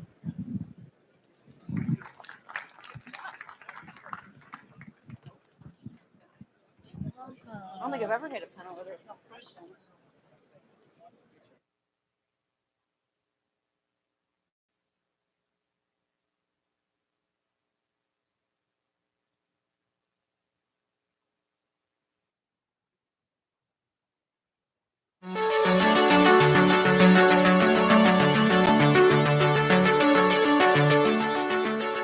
Hello, everyone. My name is Lieutenant Colonel Melissa Folsom. I currently serve as the Chief of Rehabilitation Services at Womack Army Medical Center, and I'm also an Army physical therapist. In recognition of National Physical Therapy Month, we proudly honor our dedicated physical therapists in the Army and across Fort Liberty. These physical therapists ensure our soldiers remain ready to fight and win our nation's wars. Our history is long and proud, dating back to the establishment of the Army's physical therapy program in World War I. And we remain critical to success through maximizing physical performance.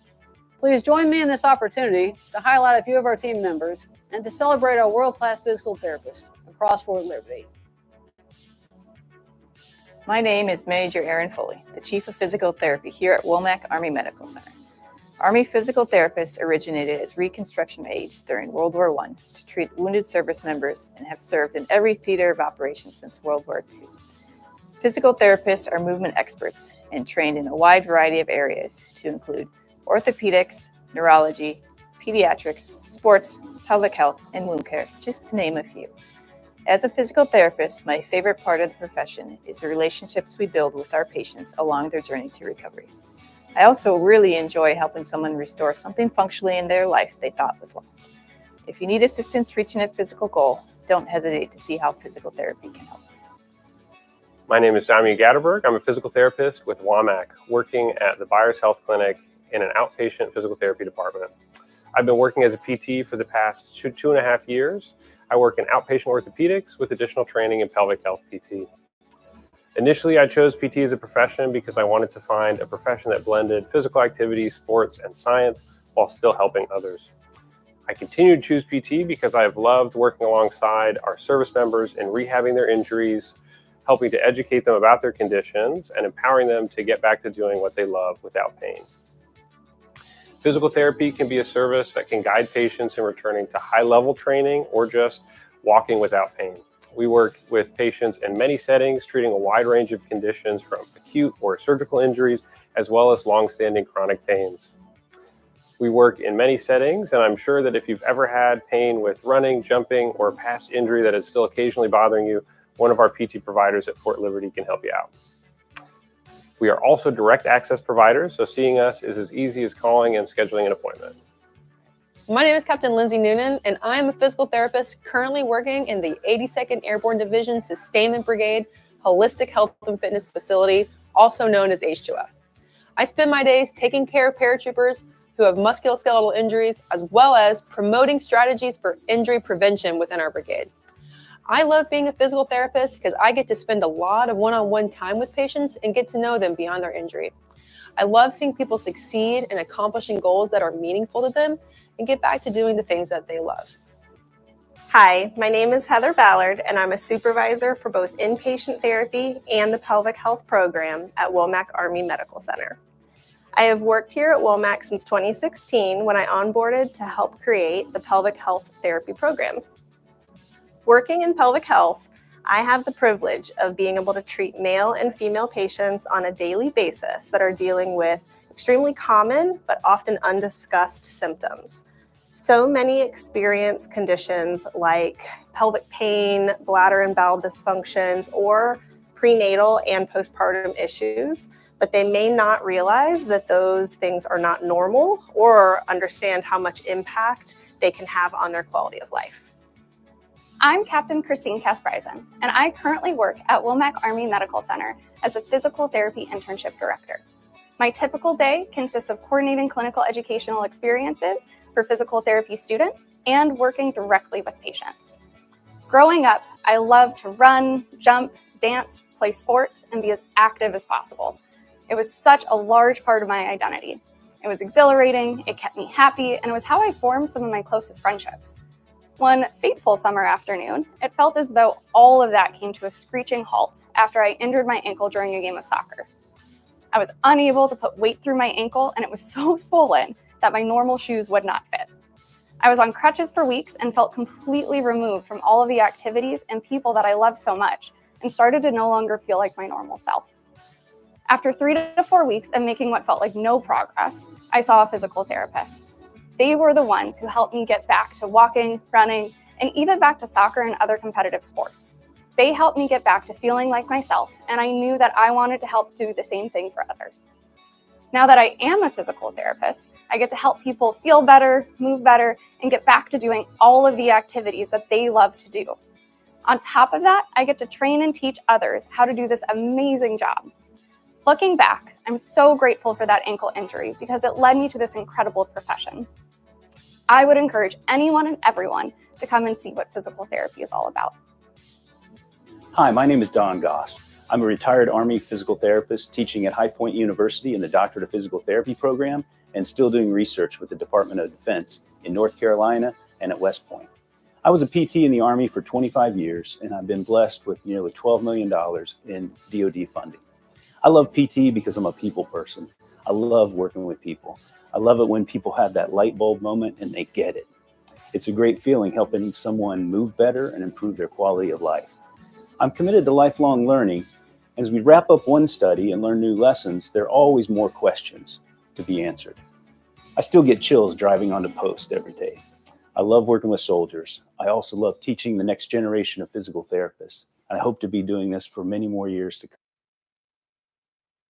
My name is Alejandro Escobar. I am a CSSN, culinary specialist. Today I compete as a student chef of the year, representing the Navy, of course. And I was going through a lot of emotions. It was very exciting. I was nervous. I was happy. Well, I would say pretty much nervous. But even though I was pretty confident about how everything was going to go, I knew from the beginning that everything was going to go good.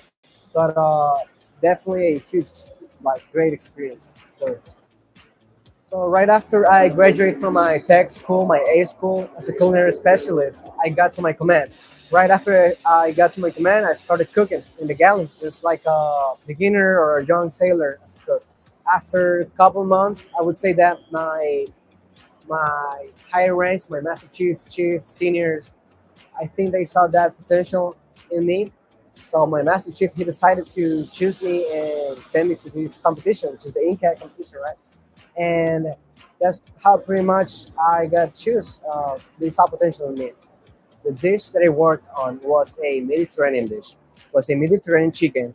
So this whole dish, it has a lot of components. It's a little complicated, I would say, for a student chef as a beginner, even though that's the point of what I choose it. You just gotta bring it all together to the plate, and it looks so compact and beautiful. But I would say it's also a lot of pressure on you because you got to keep in mind that everything got to come out on point. Otherwise, you won't get the result that you want. So that's very important when it comes to have so many different cooking methods in your dish. You got to be on point. You got to nail it. Obviously, I was shooting for a goal, and that's what I wanted from the beginning, obviously, as everybody. But whenever I was hearing to my friends, fiance, and all my shipmates, I was like, no matter what, these people, they made me feel proud of myself because they see something that I might not see about for myself. So I just felt very happy. I was going through a lot of happiness. I felt very, very happy.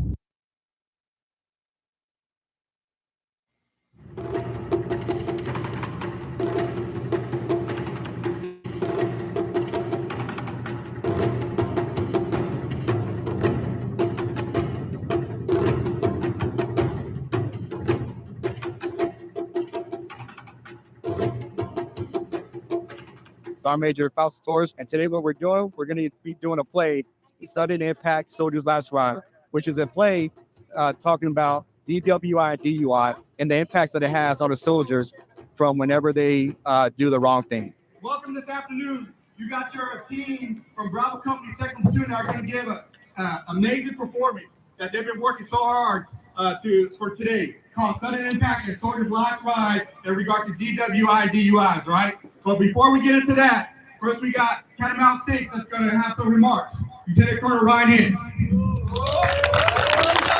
Hey, thank you, Sergeant Major. Hey, I appreciate everybody coming. Not that it was an option, but I know we are approaching the end of the duty week, and I'm incredibly appreciative of everything you guys have been up to. What I will say is a lot of effort went into putting this on. We have representatives from our police department, Department of Emergency Services, our fire department, our EMS, folks that take what we're going to talk about extremely seriously. Because every call, DUI-related traffic accident that they don't have to take because a soldier chose to take an Uber is a win for them. And it's a win for our organization. If we consider December to where we are now at the end of February, our brigade has had more DUIs in that 3-month span than we did the same 3 months a year ago. So we have a problem as an organization with choosing to drive when we shouldn't.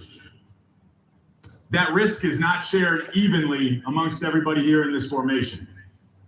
Our highest risk population are our E4s, our males, and who live on in the barracks. That's our highest risk population. So if you live in the middle of that description, consider yourself to be the target audience for what you're about to see. DUI, there's really 3 things that I want to hit as we get started before I give Colonel Frizzell an opportunity to address you. First, DUIs are about safety. The safety of the individual operating the motor vehicle, the safety of the passengers in that motor vehicle, and the safety of everybody else on the road or walking on the sidewalk. And that could be your loved ones in jeopardy because somebody else chose to take risk. It's about readiness. Because if you're in jail, if you are unable to drive on post because your license was revoked and you're late, you aren't in a position to contribute to your team, our team, to accomplish our mission. You will also not be in a position to provide the same way for your family. Because if you've seen any of the cost of a DUI flyers that have been hanging out, it can cost up to $17,000. It's going to be a little bit different for everybody, but I certainly don't have $17,000 extra dollars lying around. And you can save $17,000 by spending $5 on an Uber ride. And that seems like a pretty good deal. And so what I would ask you to do is make that extra phone call, designate a driver, use the Uber app, and get home safely. A lot of work went into this, so I appreciate your attention. All right, Catamounts, we're going to go ahead and get started, but I'm going to set the stage for you, okay?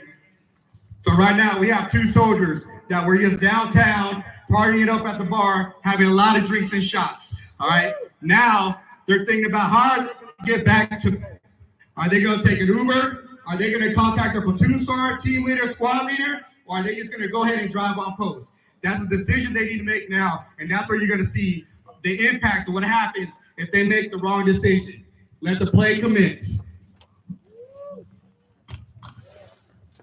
Bro, you think Buffalo Wild Wings on post is open right now?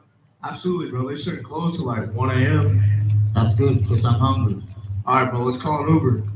Don't worry, bro. I do this all the time. Bro, you've had like 8 shots, 2 beers, and a Long Island iced tea. Let's call an Uber. Bro, I've been drinking since before you were born. Don't worry about it. I can hold my drink. Trust me. Let's go. All right, let's go then, bro.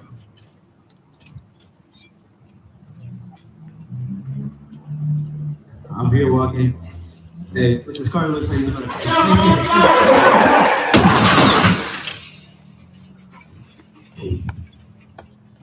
Hey, I know. He's a slut. That's our cue. Can't open the door. I gotta call 911. Hello? Hey, I just witnessed an accident. Yeah, it's my auntie. You gotta come help him. Please, we're here by Buffalo Wild Wings here. Please, you gotta come help him. You gotta come as fast as you can, please. I should call his wife now. Hello, ma'am? Hello, who's this? This is your husband's soldier. I just witnessed him in a car accident. Oh my God, an accident? Yeah, he's here. Where are you? Is he alive?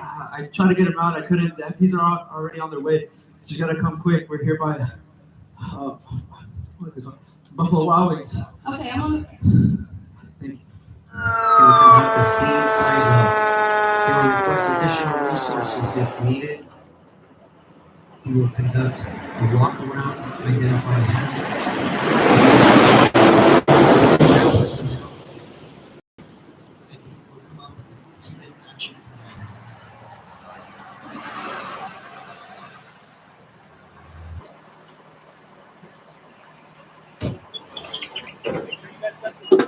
Chief Officer Engine 51 is conducting a 360, identify hazards, i.e.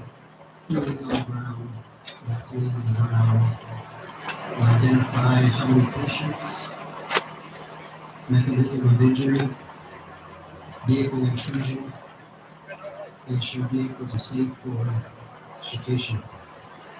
To replace roadblocks if needed. We have 2 vehicles that have collided. I have covered 3 patients on scene. No additional resources required. We will provide some education information.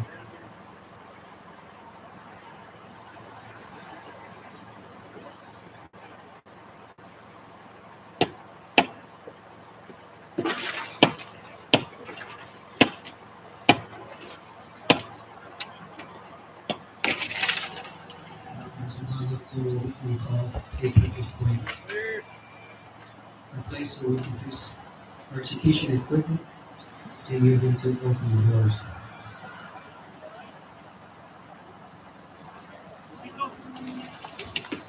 By squeezing the door, the ends of the door come up to the vehicle spread out, and he places education tool in between the door and the door frame of the vehicle.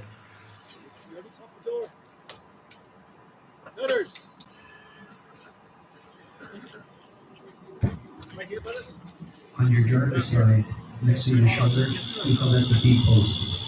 That B post is being cut with our education equipment. It will be cut from the bottom as well as the top.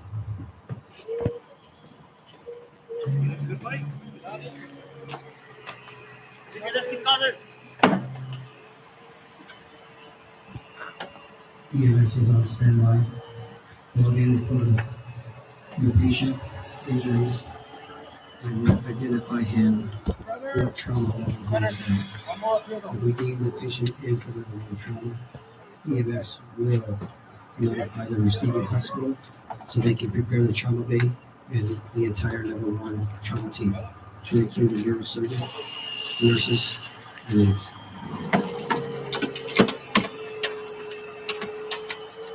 As education is in progress, patient care and patient is being monitored.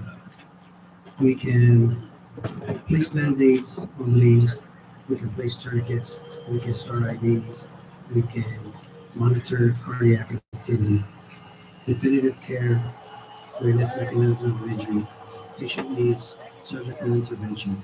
So key time is of essence.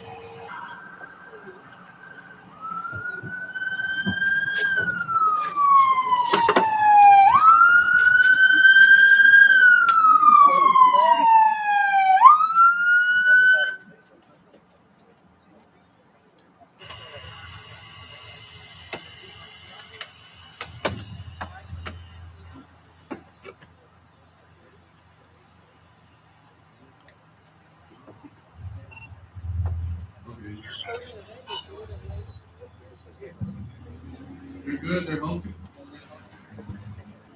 I appreciate it. And is the driver good for not unconscious right now? Okay.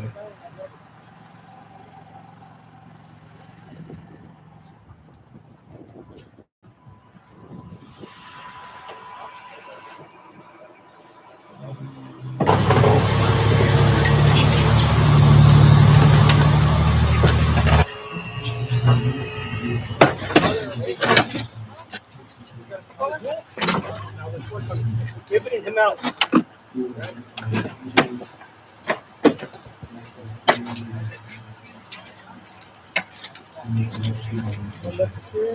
Get the pin off from the feet first.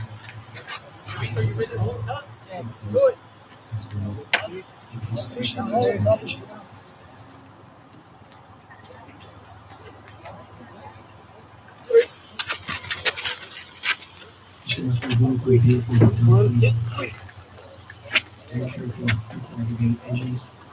What's that wire that he wrapped up on? Medical. Is that my husband? Get to him. Why did you drink and drive? Yeah, we need to step back. Why did you drink and drive? Now we need to step back. Not this!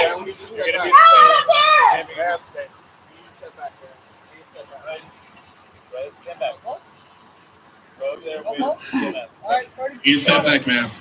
We're gonna handle it, but this time it's a law enforcement investigation. You need to step aside now, or you will be detained. Ma'am, no, you need to step back right now. We understand you're going through a lot of emotions, but you need to step back. Don't cross the job. We understand, ma'am.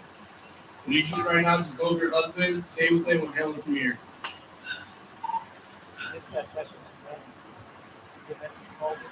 All right, sir, like I said earlier, I'm investigating my name with the Corpus traffic investigations. Do you know who that caused the incident?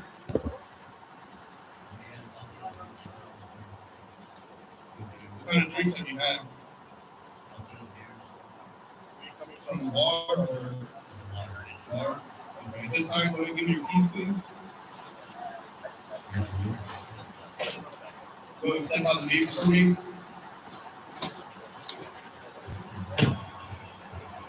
Yes, sir. All right, go ahead and follow me. All right, go ahead and stand right here, sir. All right, sir. So you said that you had a couple of drinks and you did make a positive incident. Will you swear to me? Back to where you were. Do you think I'll take your number at all? I do this all the time, so I was All right, this time, have you had any concussions within the past 6 months? Are you able to conduct a series of testing? All right, this time, when you stand together, you heel your arms off to your side, please. Follow the tip of the pen with your eyes and your eyes only. Do not move your head. Do you understand? Yes, sir. Do not move your head, sir. Keep following with your eyes and your eyes only. Move your eyes and your eyes only. Do you understand? Yes, sir.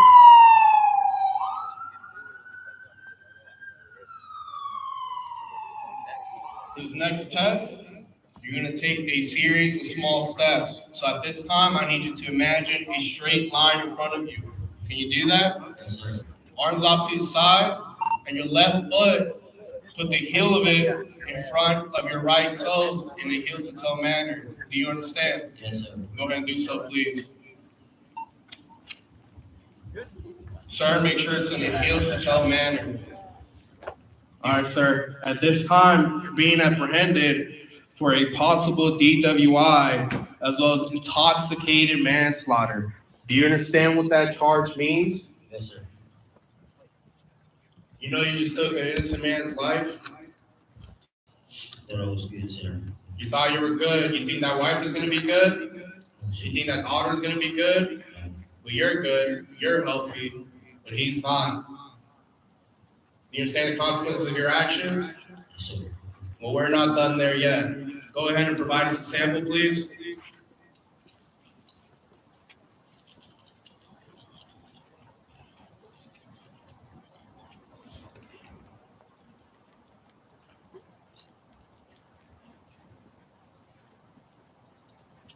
Excuse me, sir. You guys need anything else from us? No, sir, we appreciate it. What hospital that individual get pronounced dead at? William. Thank you, sir. We appreciate all your efforts. Thank you, sir. Go and stop.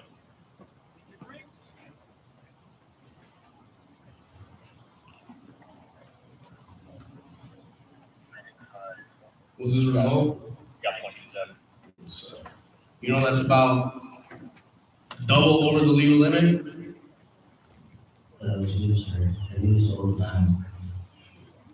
A couple of drinks can take away someone's life. Let's go. Started with the resiliency class, and then it turned into a program that we piloted for Mr. Jordan called Take a Knee. This program is where we take at least 15 minutes out of our day just to talk about topics that plague the Army, such as suicide, sexual harassment, finances, and drunk driving. So this is what it's came to. Obviously, the leaders take this serious. You have your brigade commander here, your battalion commander here. We're all part of the Winter Circle, 1st Brigade. So let's just make sure that we defeat drunk driving.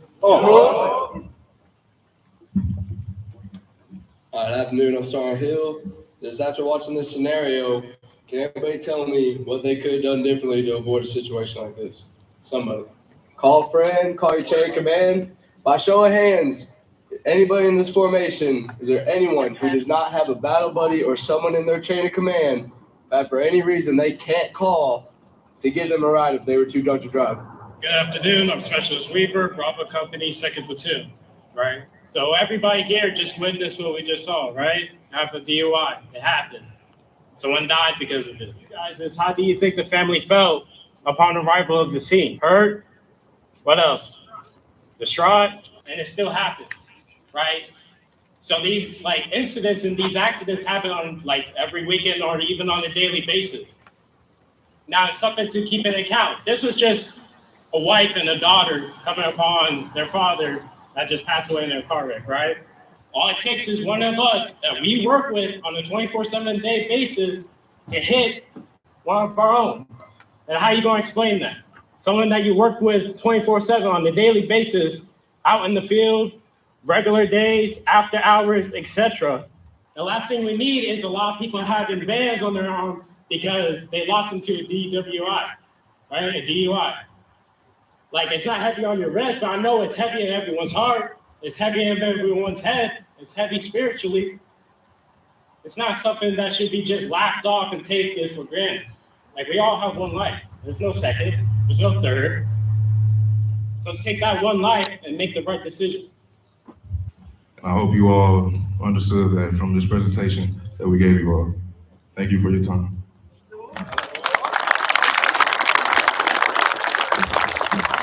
What's the alcohol percentage for a DUI? What is it? All right. Can you drive on post after getting a DUI? How long is your driving privilege suspended for? The ultimate outcome is something like this happening. This is the ultimate outcome. And the leaders are not going to tell you, don't go out and enjoy yourselves. They're going to tell you exactly that. Go out and enjoy yourself. All right, but let's drink responsibly. All right, let's go out this weekend. Let's all have a good time, but let's have a plan. All right, so don't let alcohol control you. All right, or steer your decisions. I appreciate it. What you all just saw, unfortunately, that happens in our Army on a daily basis. Not just here at Fort Bliss, it happens in our Army on a daily basis. We know about those kind of consequences. Come here for a second, specialist. We all know if you drink and drive, that can happen. We all know that. We all know what the consequences are. We all know you can't drive on post. And if you don't know, big and smalls, okay? So we all know this. We all know about extra duty and all those kinds of things, but people still put themselves in the position to drink and drive. What your battle showed you today, hopefully they took you from your head to your heart and back to your head. Because when we get ready to drink and drive, we don't think about the consequences. We don't think about the fact that because we are impaired, how we can take somebody's life. We don't think about how it affects a family. We don't think about how it affects our battle to our left and to our right. If you are drinking to the point in which you think you are okay to drive after having 8 shots, 2 beers, and a Long Island iced tea, you need to be referred to SETC, okay? Yeah, you do. What that means is that you have a high tolerance. And the tolerance is not an asset. It's a liability because it gives you the false illusion that you're in control of it, but the reality is that it's in control of you. Because first the man takes a drink, then the drink takes a drink, and then the drink takes the man or woman, you're not in control of it, obviously. So when we're talking about the victim. So, anywho, some things to think about before you guys disperse into your company AOs, have a more in-depth discussion on this. Really take some time to think about it, right? Go ahead and sit down, relax for a second. If you need to think about something for more than 10 seconds, maybe it's not too long, like should I drive? Should I do this? Everybody here has a wingman, all right? You guys are doing, you gals are doing great things for this battalion, all right? We've got a lot of stuff going on, and I can't afford to lose one person. I'm sitting in weekly meetings with Ready 7 talking about manning and where do we get people for every MOS, from people in the clerks and working the offices to the people out here laying bridges to the people digging holes. All right, we cannot afford to lose one to shenanigans. All right, let me hear your war cry on 3. You want to hear mine first? Yeah. Ah! All right, war cry on 3. 1, 2, 3. Ah! There we go. All right, Captain, I'll take it. So, welcome to the winner's circle. Raise your hand if you are a single soldier. Keep your hands up if you live in the barracks. All right. Raise your hand if you're a leader. Everybody has to be up. All right. Hey, so instead of talking about safety points, here's what I want to highlight. I lived in the barracks as a junior soldier, and I've been a leader, and I still am a leader. And I tell you, I'm here today because I had good battle buddies. I'm also here today because I had engaged leaders. And so here's what I ask of every single one of y'all. Be a good battle buddy. Seek good battle buddies. And if you're a leader, y'all best be engaged. That being said, hey, have a safe weekend. I am extremely proud and grateful to be part of this great organization. And I'm going to pass it over to Ray 6 for some closing remarks.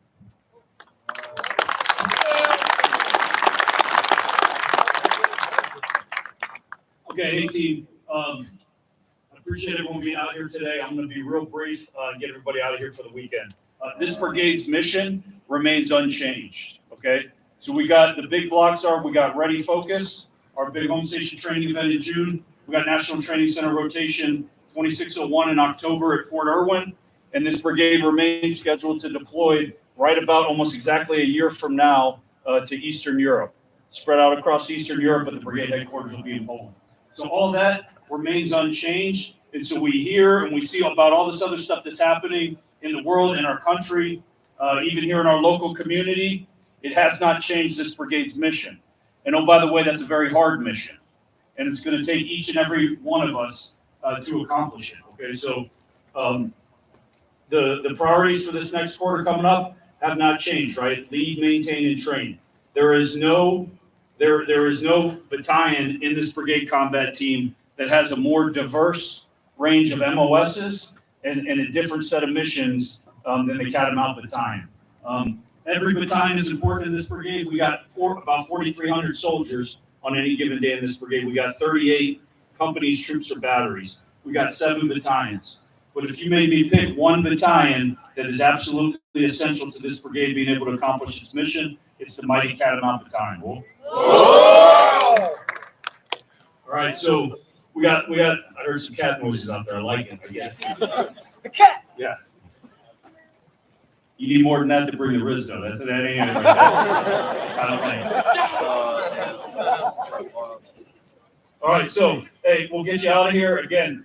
Sergeant Major and I, we love serving with you every single day. We love being part of your team. It's your team. It's my team. It's the Ready First Combat team. We are the winner's circle, and we'll see you out around in PT, in the field, and everywhere else. Whoa.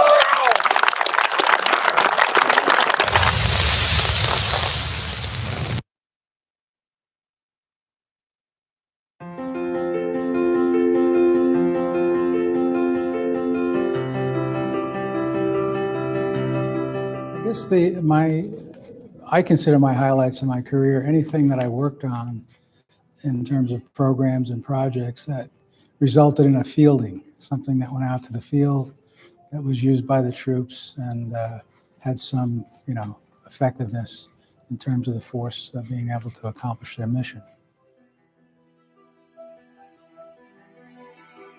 I guess the fondest memories are just people, the people that I worked with, worked with, some really fabulous folks, really high quality people, general officers who were very, very good leaders and role models, and it's hard to describe. You come to, when you're in the work with the Army for long enough, you come to understand just how good the officer corps is, how good the enlisted corps is, just how smart they are, how capable they are, and how good they are, in terms of their compassion and just general good people kind of thing.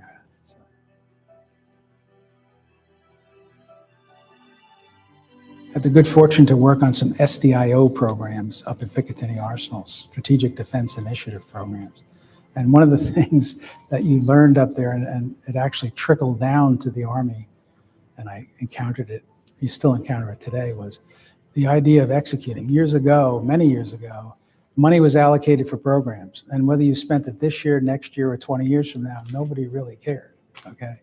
Well, that changed dramatically when SDIO came to be, because a large amount of money was being invested in a very difficult problem, and it had to be accounted for, right? And so there was people who accounted for it, and money was not allocated whenever you get around to it. It was allocated this year and maybe next year, and that was, and then yearly thereafter. And so you had to account for that execution. And so I learned that very well in the SDIO realm, trying to retain money for the Army's interests. And so it served me well when I came to PEO and IWNS, because by then the services were doing that. They were very, very execution focused. And so I knew how to do that. It was it's a unique talent because of my situation. The Army has a lot of opportunity for folks in terms of the diversity of products that they deal with. And, here, Aberdeen's a good example. You've got medical people, you've got ordnance folks, you've got command and control communications, C5 folks here. There's a diversity of efforts in the Army that's unique to the Army. Other services, a little bit more specialized, in my view, in certain areas, but here in the Army, there certainly are very specialized areas, but there's certainly a large breadth of them. So if you're a chemical engineer or a chemist, you can find something of great interest to you. If you're an electrical engineer, you've got a large number of things that you could find of great interest to you. If you're a computer guy, that's another huge field. And there's many more of those specialties that the Army, the medical guys are here, that kind of thing. There's a large opportunity to see the full spectrum of science and not only science, but manufacturing and the engineering end of it, delivering it to the field, making it work. That's a very unique thing within the Army, I think, and careers in the Army acquisition business, if you will, and the scientists in the acquisition business, engineers in the acquisition business. It's a unique place to be because you really get a really good piece of the action, if you will, in terms of challenges and program opportunity and difficulties that, it's not simple to solve some of these problems. And sometimes you don't solve them, right? You resolve them to a point where you can, address them. And then you're better than you were when you couldn't even, go after them at all. So I think that's the real glory. It's not the wealthiest place. It's not the most lucrative in terms of financial reward, although it's not bad. I mean, it's certainly, you can live a good life as a careerist in the Army, but there's more to it than that, right? I think there's a lot more to it than that, and I've had the opportunity to engage with warfighters, with real soldiers in real situations, and that's very, very rewarding because they have a mission, they know what it is, it's to protect you and I and the country, and they go about it very well, and it's a pleasure to support them, frankly.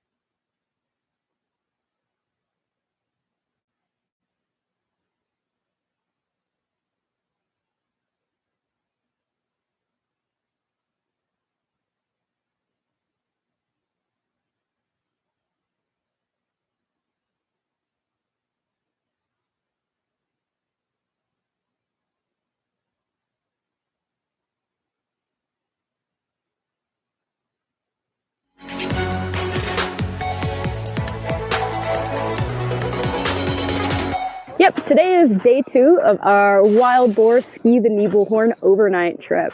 We just stayed in a mountain hut last night, and today we are at the Fellhorn skiing and snowboarding. This event is important because it allows the soldiers an opportunity to see something unique by skiing and snowboarding the Nebelhorn, but also sleeping in a mountain hut to decompress and get out in the mountains. It gives the opportunity for soldiers to actually travel and go somewhere with the MWR. It lets them go out, they don't have to try and plan it themselves. Where the MWR hosts all these events, they can just jump on those events and go where MWR takes them around Europe. So, you can't miss an opportunity like this. My favorite part here today is actually staying at a mountain hut. On the mountain, get to wake up, you see the sunlight coming over the mountain at the Alps. It's great. Any other soldiers out there, take advantage of these MWR trips because they are, once in a lifetime experiences if you get to go on them. So. Hey, imagine your car breaks down in the middle of nowhere, but instead of a car, it's a jet or a tank or a ship, and instead of nowhere, it's a combat zone. Who's coming through? The Defense Logistics Agency, aka DLA, aka the nation's logistics combat support agency. Need a new engine? DLA's got it. A fuel pump? Easy. A bolt the size of your thumb? You bet. They've got more parts stocked than your favorite sneaker drop, and they deliver.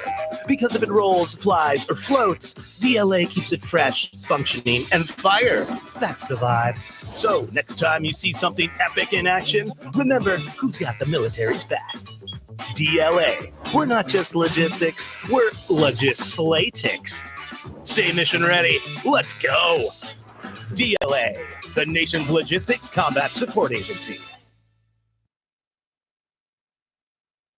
Aloha, teammates. I am Lieutenant Colonel C.T. Warren, commander of the 84th Engineer Battalion, joined by my battle buddy, Command Sergeant Major Ricky Brojas.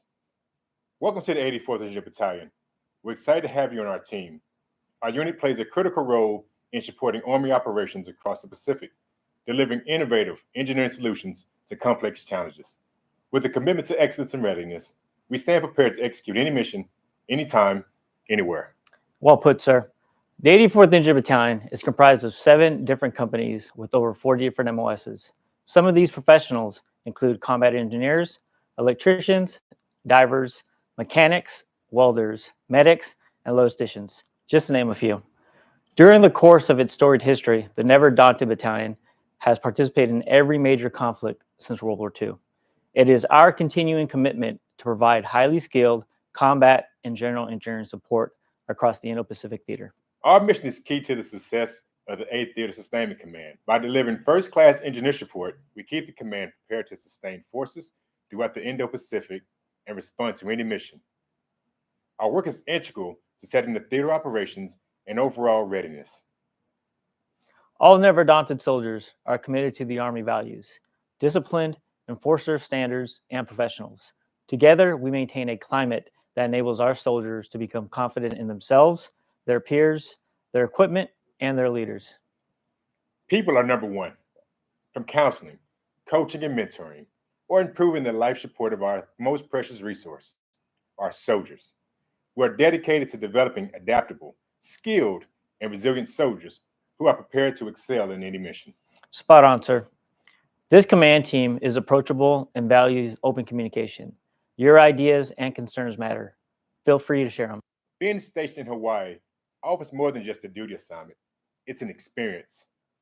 Explore the scenic trails, unwind on breathtaking beaches, dive into the island's vibrant culture, and make every moment count while you're assigned here. We look forward to you becoming part of our Ohana. Welcome to the 84th Engineer Battalion.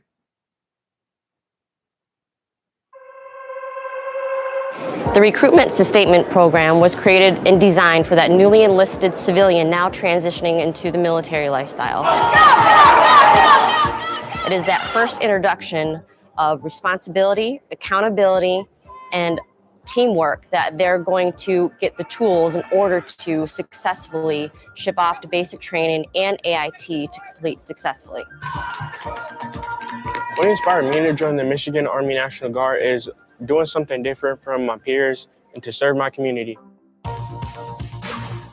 RSP has helped me prepare for basic training by teaching me some of the fundamentals like the ACFT, the 9-line report, and moving as a member of a team. I was inspired to join the Michigan Army National Guard because my recruiter came into my classroom and he explained a lot about it, and I felt like it seemed like a very good opportunity with lots of amazing experiences. RSP has helped me prepare for basic training by doing the ACFT, squad movement drill, marching, and weapons training. My favorite cadence is I'm a steamroller. So when I was 14 years old, I went down to Fort Benning, Georgia, and that was my first introduction in the military of seeing my cousin coming down over the hill in his company formation when they were all singing that cadence.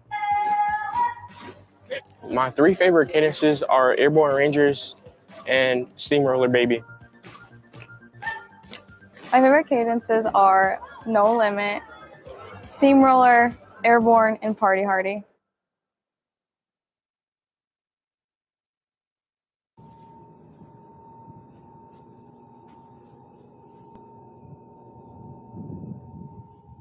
You had Korea, right? Who is the reigning champion. This for your ACS or certification because everybody's getting gold.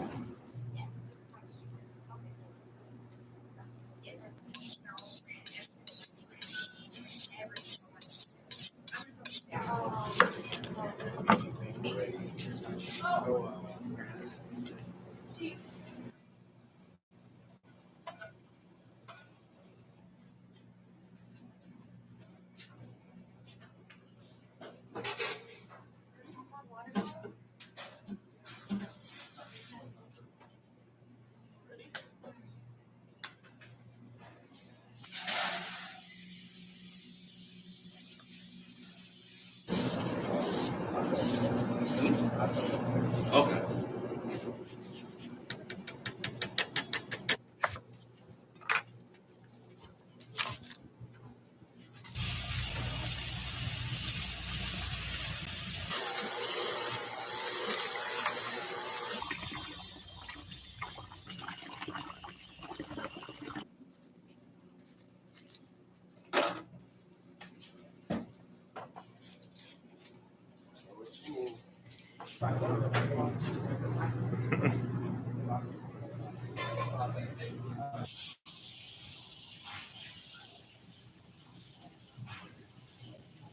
To go up to 325 and no more.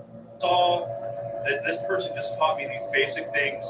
Happy little trees, lefty cut through the restroom. So I'll just leave it at that. So steam, it hurts and it probably burns really bad. This will hurt and will stick to you and continue to burn and melt you.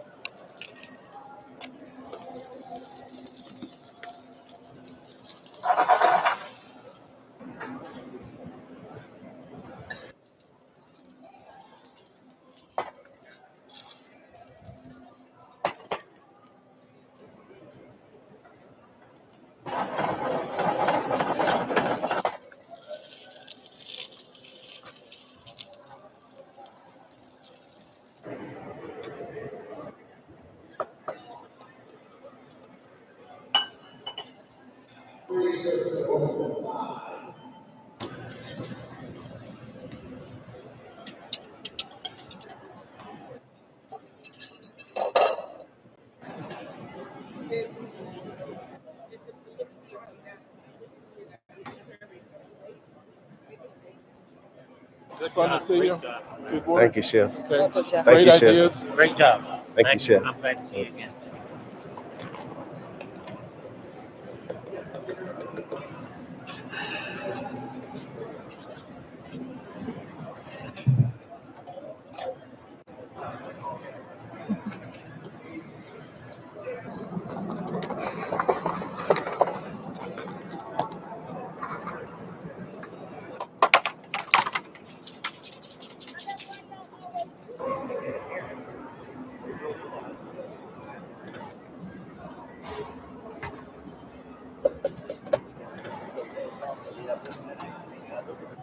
Dos o tres minutos.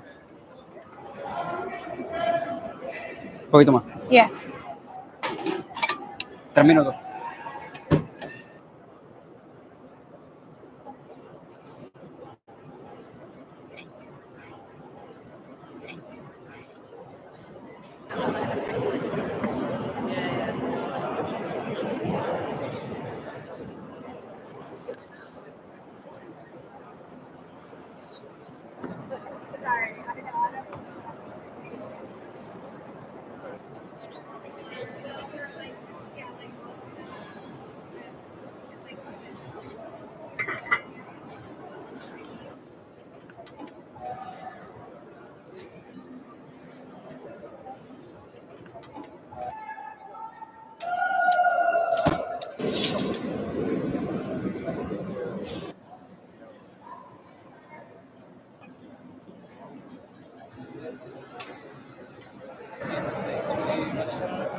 Careful with your sleeve.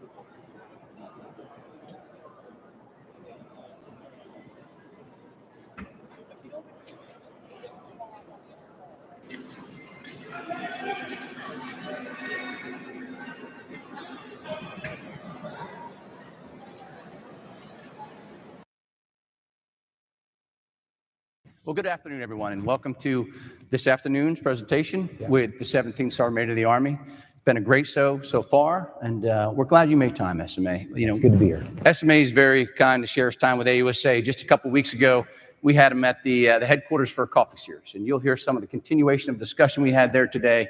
But SMA, I'd like to turn it over to you because we only have 30 minutes this afternoon, so for a couple open comments. Yeah, I think that 30 minutes is to save me, not you. So, hey, it's good to be here. It's not very often we get to kind of string a couple conversations together. And having just been at the headquarters and now down here, we get to do that. And so this is kind of cool. So thanks for providing us the opportunity. Well, we appreciate it. So, I mean, one thing, we didn't get to all the things we wanted to during the coffee series. Obviously, there's a lot to talk about, lots going on in the Army today. But I want to start with professional military education. You and the SEC have been working some initiatives. We got into it a little bit, but if you can continue the discussion of what's coming up in the future for PME, and I heard something about reintroduction of potentially SQT. Yeah, it's coming. There you go. There's at least one.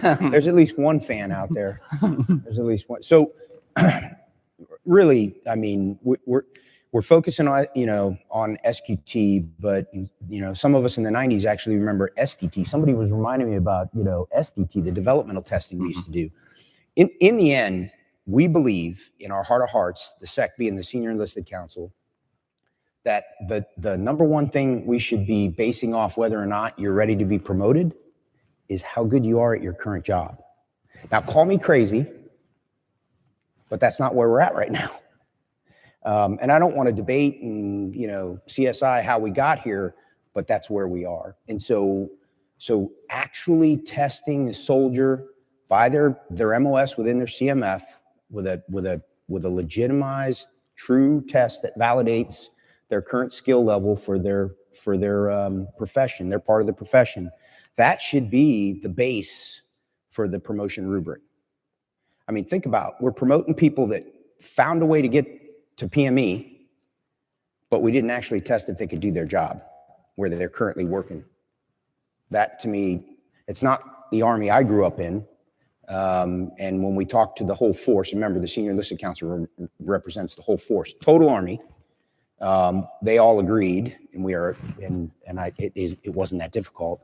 We really should reset that as one of the weighted data points for promotion. Absolutely. You mentioned it in the start, SMA, you know, this was developed in 77, I believe, if my recollection is correct. Well, not recollection because I wasn't in the Army in 77. No, but we heard about it. That's right, yeah. And then we did transform it to SDT in the 90s. We were part of that as we grew up. And both of those were canceled because of complexity of, you know, being able to do it across the force and the cost associated. So what are we going to do to help curve some of that as we try to implement this again in the future? Yeah, so TRADOC's working, and I see some Harris is over there in the crowd, right? I got some great supporting sergeant majors here. That's the beauty of the Senior Enlisted Councils. As you know, as the SMA, you don't have to know everything. That's right. Because it's not even possible. But they're working that right now. And I got to give Med COE and I think Fire COE was the other one. I'm getting a thumbs up over there. They've already been working pilots for TRADOC on this, right?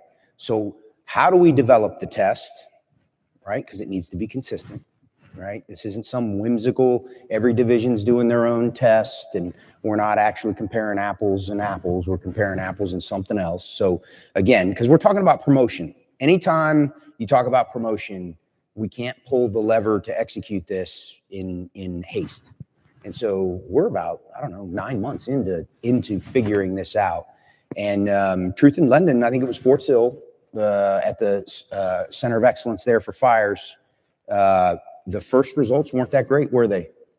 They were not that great. Then we actually told soldiers what they were piloting, and the test scores immediately got better.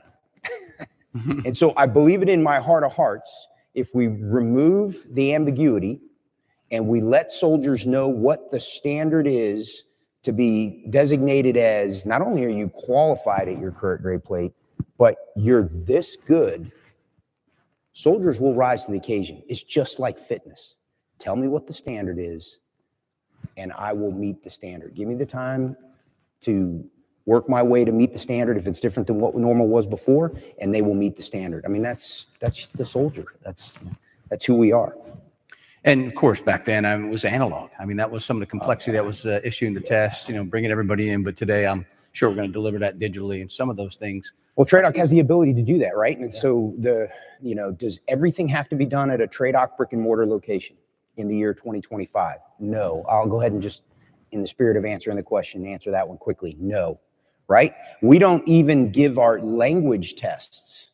Like if you're certified in a language, we have the ability to give language tests everywhere. It's the simplest one we've been doing for decades. So I use it as an example. Like, how have we figured out how to successfully and with trust and confidence administer that across the globe, right? We can figure this out at whatever post-camp station you're at. TRADOC's got to establish with the COEs what that is. And that's where we are in the journey right now. So implementation-wise, I actually not too worried about how we're going to implement it because we're not going to have to send you TDY. Now, there's some one-off post-camps and stations out there. I acknowledge some of you in the crowd are thinking of that 1 or 2 unicorn location that's not the same as the others.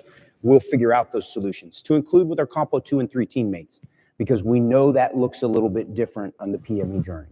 And so we're working within the OPT to be able to solve those problems and come up with solid implementation strategies. So I'm not trying to put you on the spot, SMA, but I am. You're the sergeant major of the Army, so you got to feel the pressure every once in a while. When should soldiers expect to see this? I know we're still working prototyping, we're still working, some concepts, but what's your goal to get this implemented? Yeah. So in all honesty, and again, we're not gonna rush to failure on this one, but 2025, and I am talking about fiscal year 2025. We actually started this in 24, but 25 is our year to come up with the when and how to do this. And so our goal is first quarter 26, which is right around the corner, to be able to brief what the full plan is on this. And so, you know, I'm not going to look over at CSM Harris right now because I can already sense the feeling. We're on glide path to meet that goal. Now, that's a plan to brief a course of action to actually implement this across the Army. And that'll look a little bit different. The active component is the simplest to make the change. And then we all know our Guard and our reserve teammates, that takes a little bit longer. And we're also leveraging technology to help us in this too. There's a lot of neat stuff that's happening at universities that are going to help us kind of transform how we do some of this with credibility.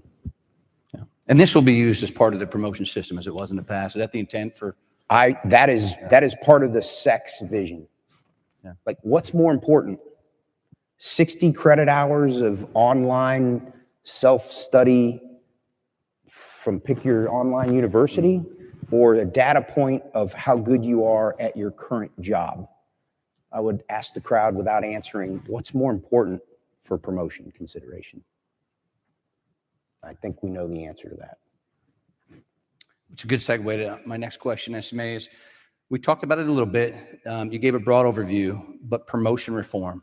Yeah. If there's something near and dear to a soldier's heart, it's promotion. So what do you and the SEC have in plan? And could you give us some insight on some of the changes we're making, especially in the mid-grade career NCO ranks? Yeah, so I'll leave the grade plate out of it. I won't pick on E6, E7, E8, or E9. I love the E8 to E9 one though, because truth in lending, it's our smallest controllable population that frankly we can, if there's a place to learn quickly for the rest of the Army, it's there. So we do talk about making changes there, potentially before making changes across the whole Army. Anyway, I'll leave that one alone if that's a follow-on question you want to have. But right now, HRC, General Drew was doing this before, and Major General Rampey's in the same space, and I'm excited about this one. But we're looking at promotion, just promotion reform writ large. What does that mean? It's 2025. I shouldn't need a human to evaluate my performance based off of solid, updated, and current proponency guidance. Shouldn't need me to go review that, and an evaluation. Like, to be honest with you, I think technology could have done this quite a few years in the past. Now, we do need technology to be certified, validated, and trustworthy, right? Because again, we're talking about people's promotions. And so I am willing, and the Senior Enlisted Council is willing to implement some of those. Now, I don't want a human in the loop not getting an ultimate vote. I want the human in the loop to end up having the ultimate vote. But I think Weimer, as a board member in promotion reform, my specialty to the process is potential. Like, I've got, if I'm in this process for a grade plate, and I'm 25 years of service as a non-commissioned officer, I mean, performance is pretty simple to evaluate. And proponent, I give TRADOC another big shout out. We're tough on TRADOC, but this is one time where they are pathfinding for us. They've already done that. They've baselined proponent guidance. There's no more question, is there, right now? None. We know what most qualified is, highly qualified, and just qualified is. Why do I have to take time to look at that for every person that I'm evaluating for a board in the year 2025? Why can't I spend my quality time on evaluating, Sergeant Smith's potential based off of what the senior rater says, if you will?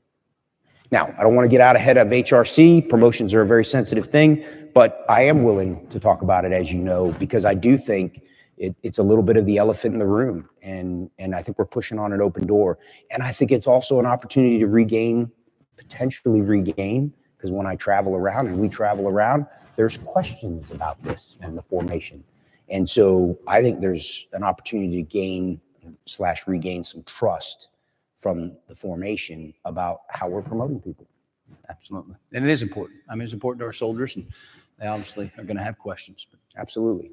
Non-commissioned officer education system. SMA, you announced as part of the annual meeting, we came a little bit off step. But are you in the SEC working any changes for NCOES for the future?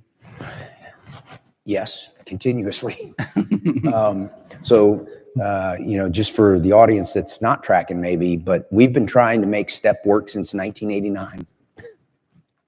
And when I asked for the white paper on the history of STEP, I was kind of taken back because everybody in the crowd knows my background. This isn't exactly something I spent a lot of time on. But it was important to understand the journey of how we got here. And that paper really informed me that we have really been trying to, put a square peg in a round hole for a long time.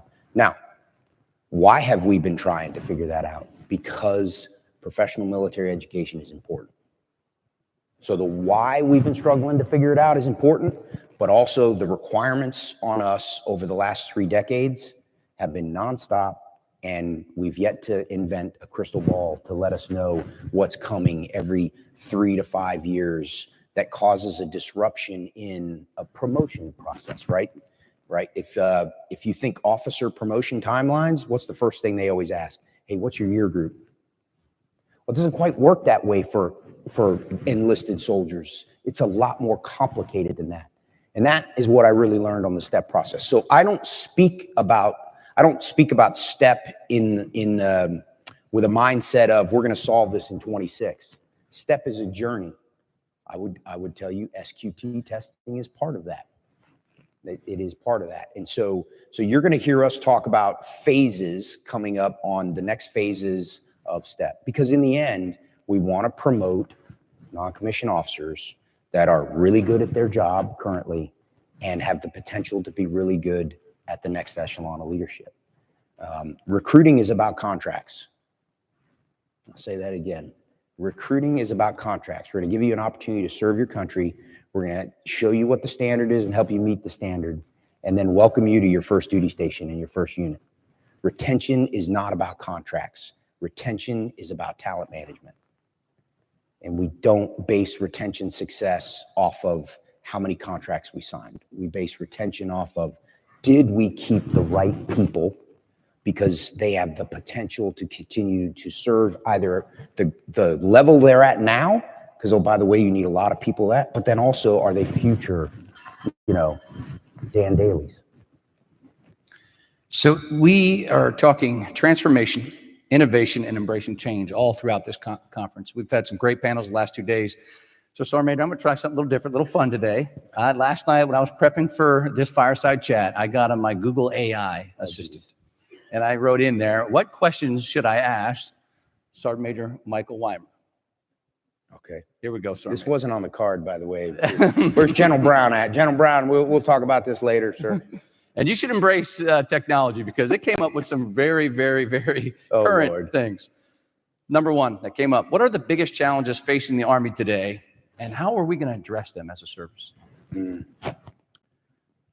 I would argue it's the amount of changes that are taking place. I mean, I'll just address the alligator closest to the boat right now. There's a lot of changes going on, a lot. And I'm actually, again, hopefully this doesn't come off as hubris, but I'm actually pretty proud of what the Army's been doing for 2.5 years, really. And I get to cheat. I'm looking at a room full of people that have been tracking, intimately the things the Army's been doing for 2.5 years. Now, there's a lot of additional things that have come out here in the last few months. I think we're all tracking that. So in addition to the transformation we were already working, there's a lot more.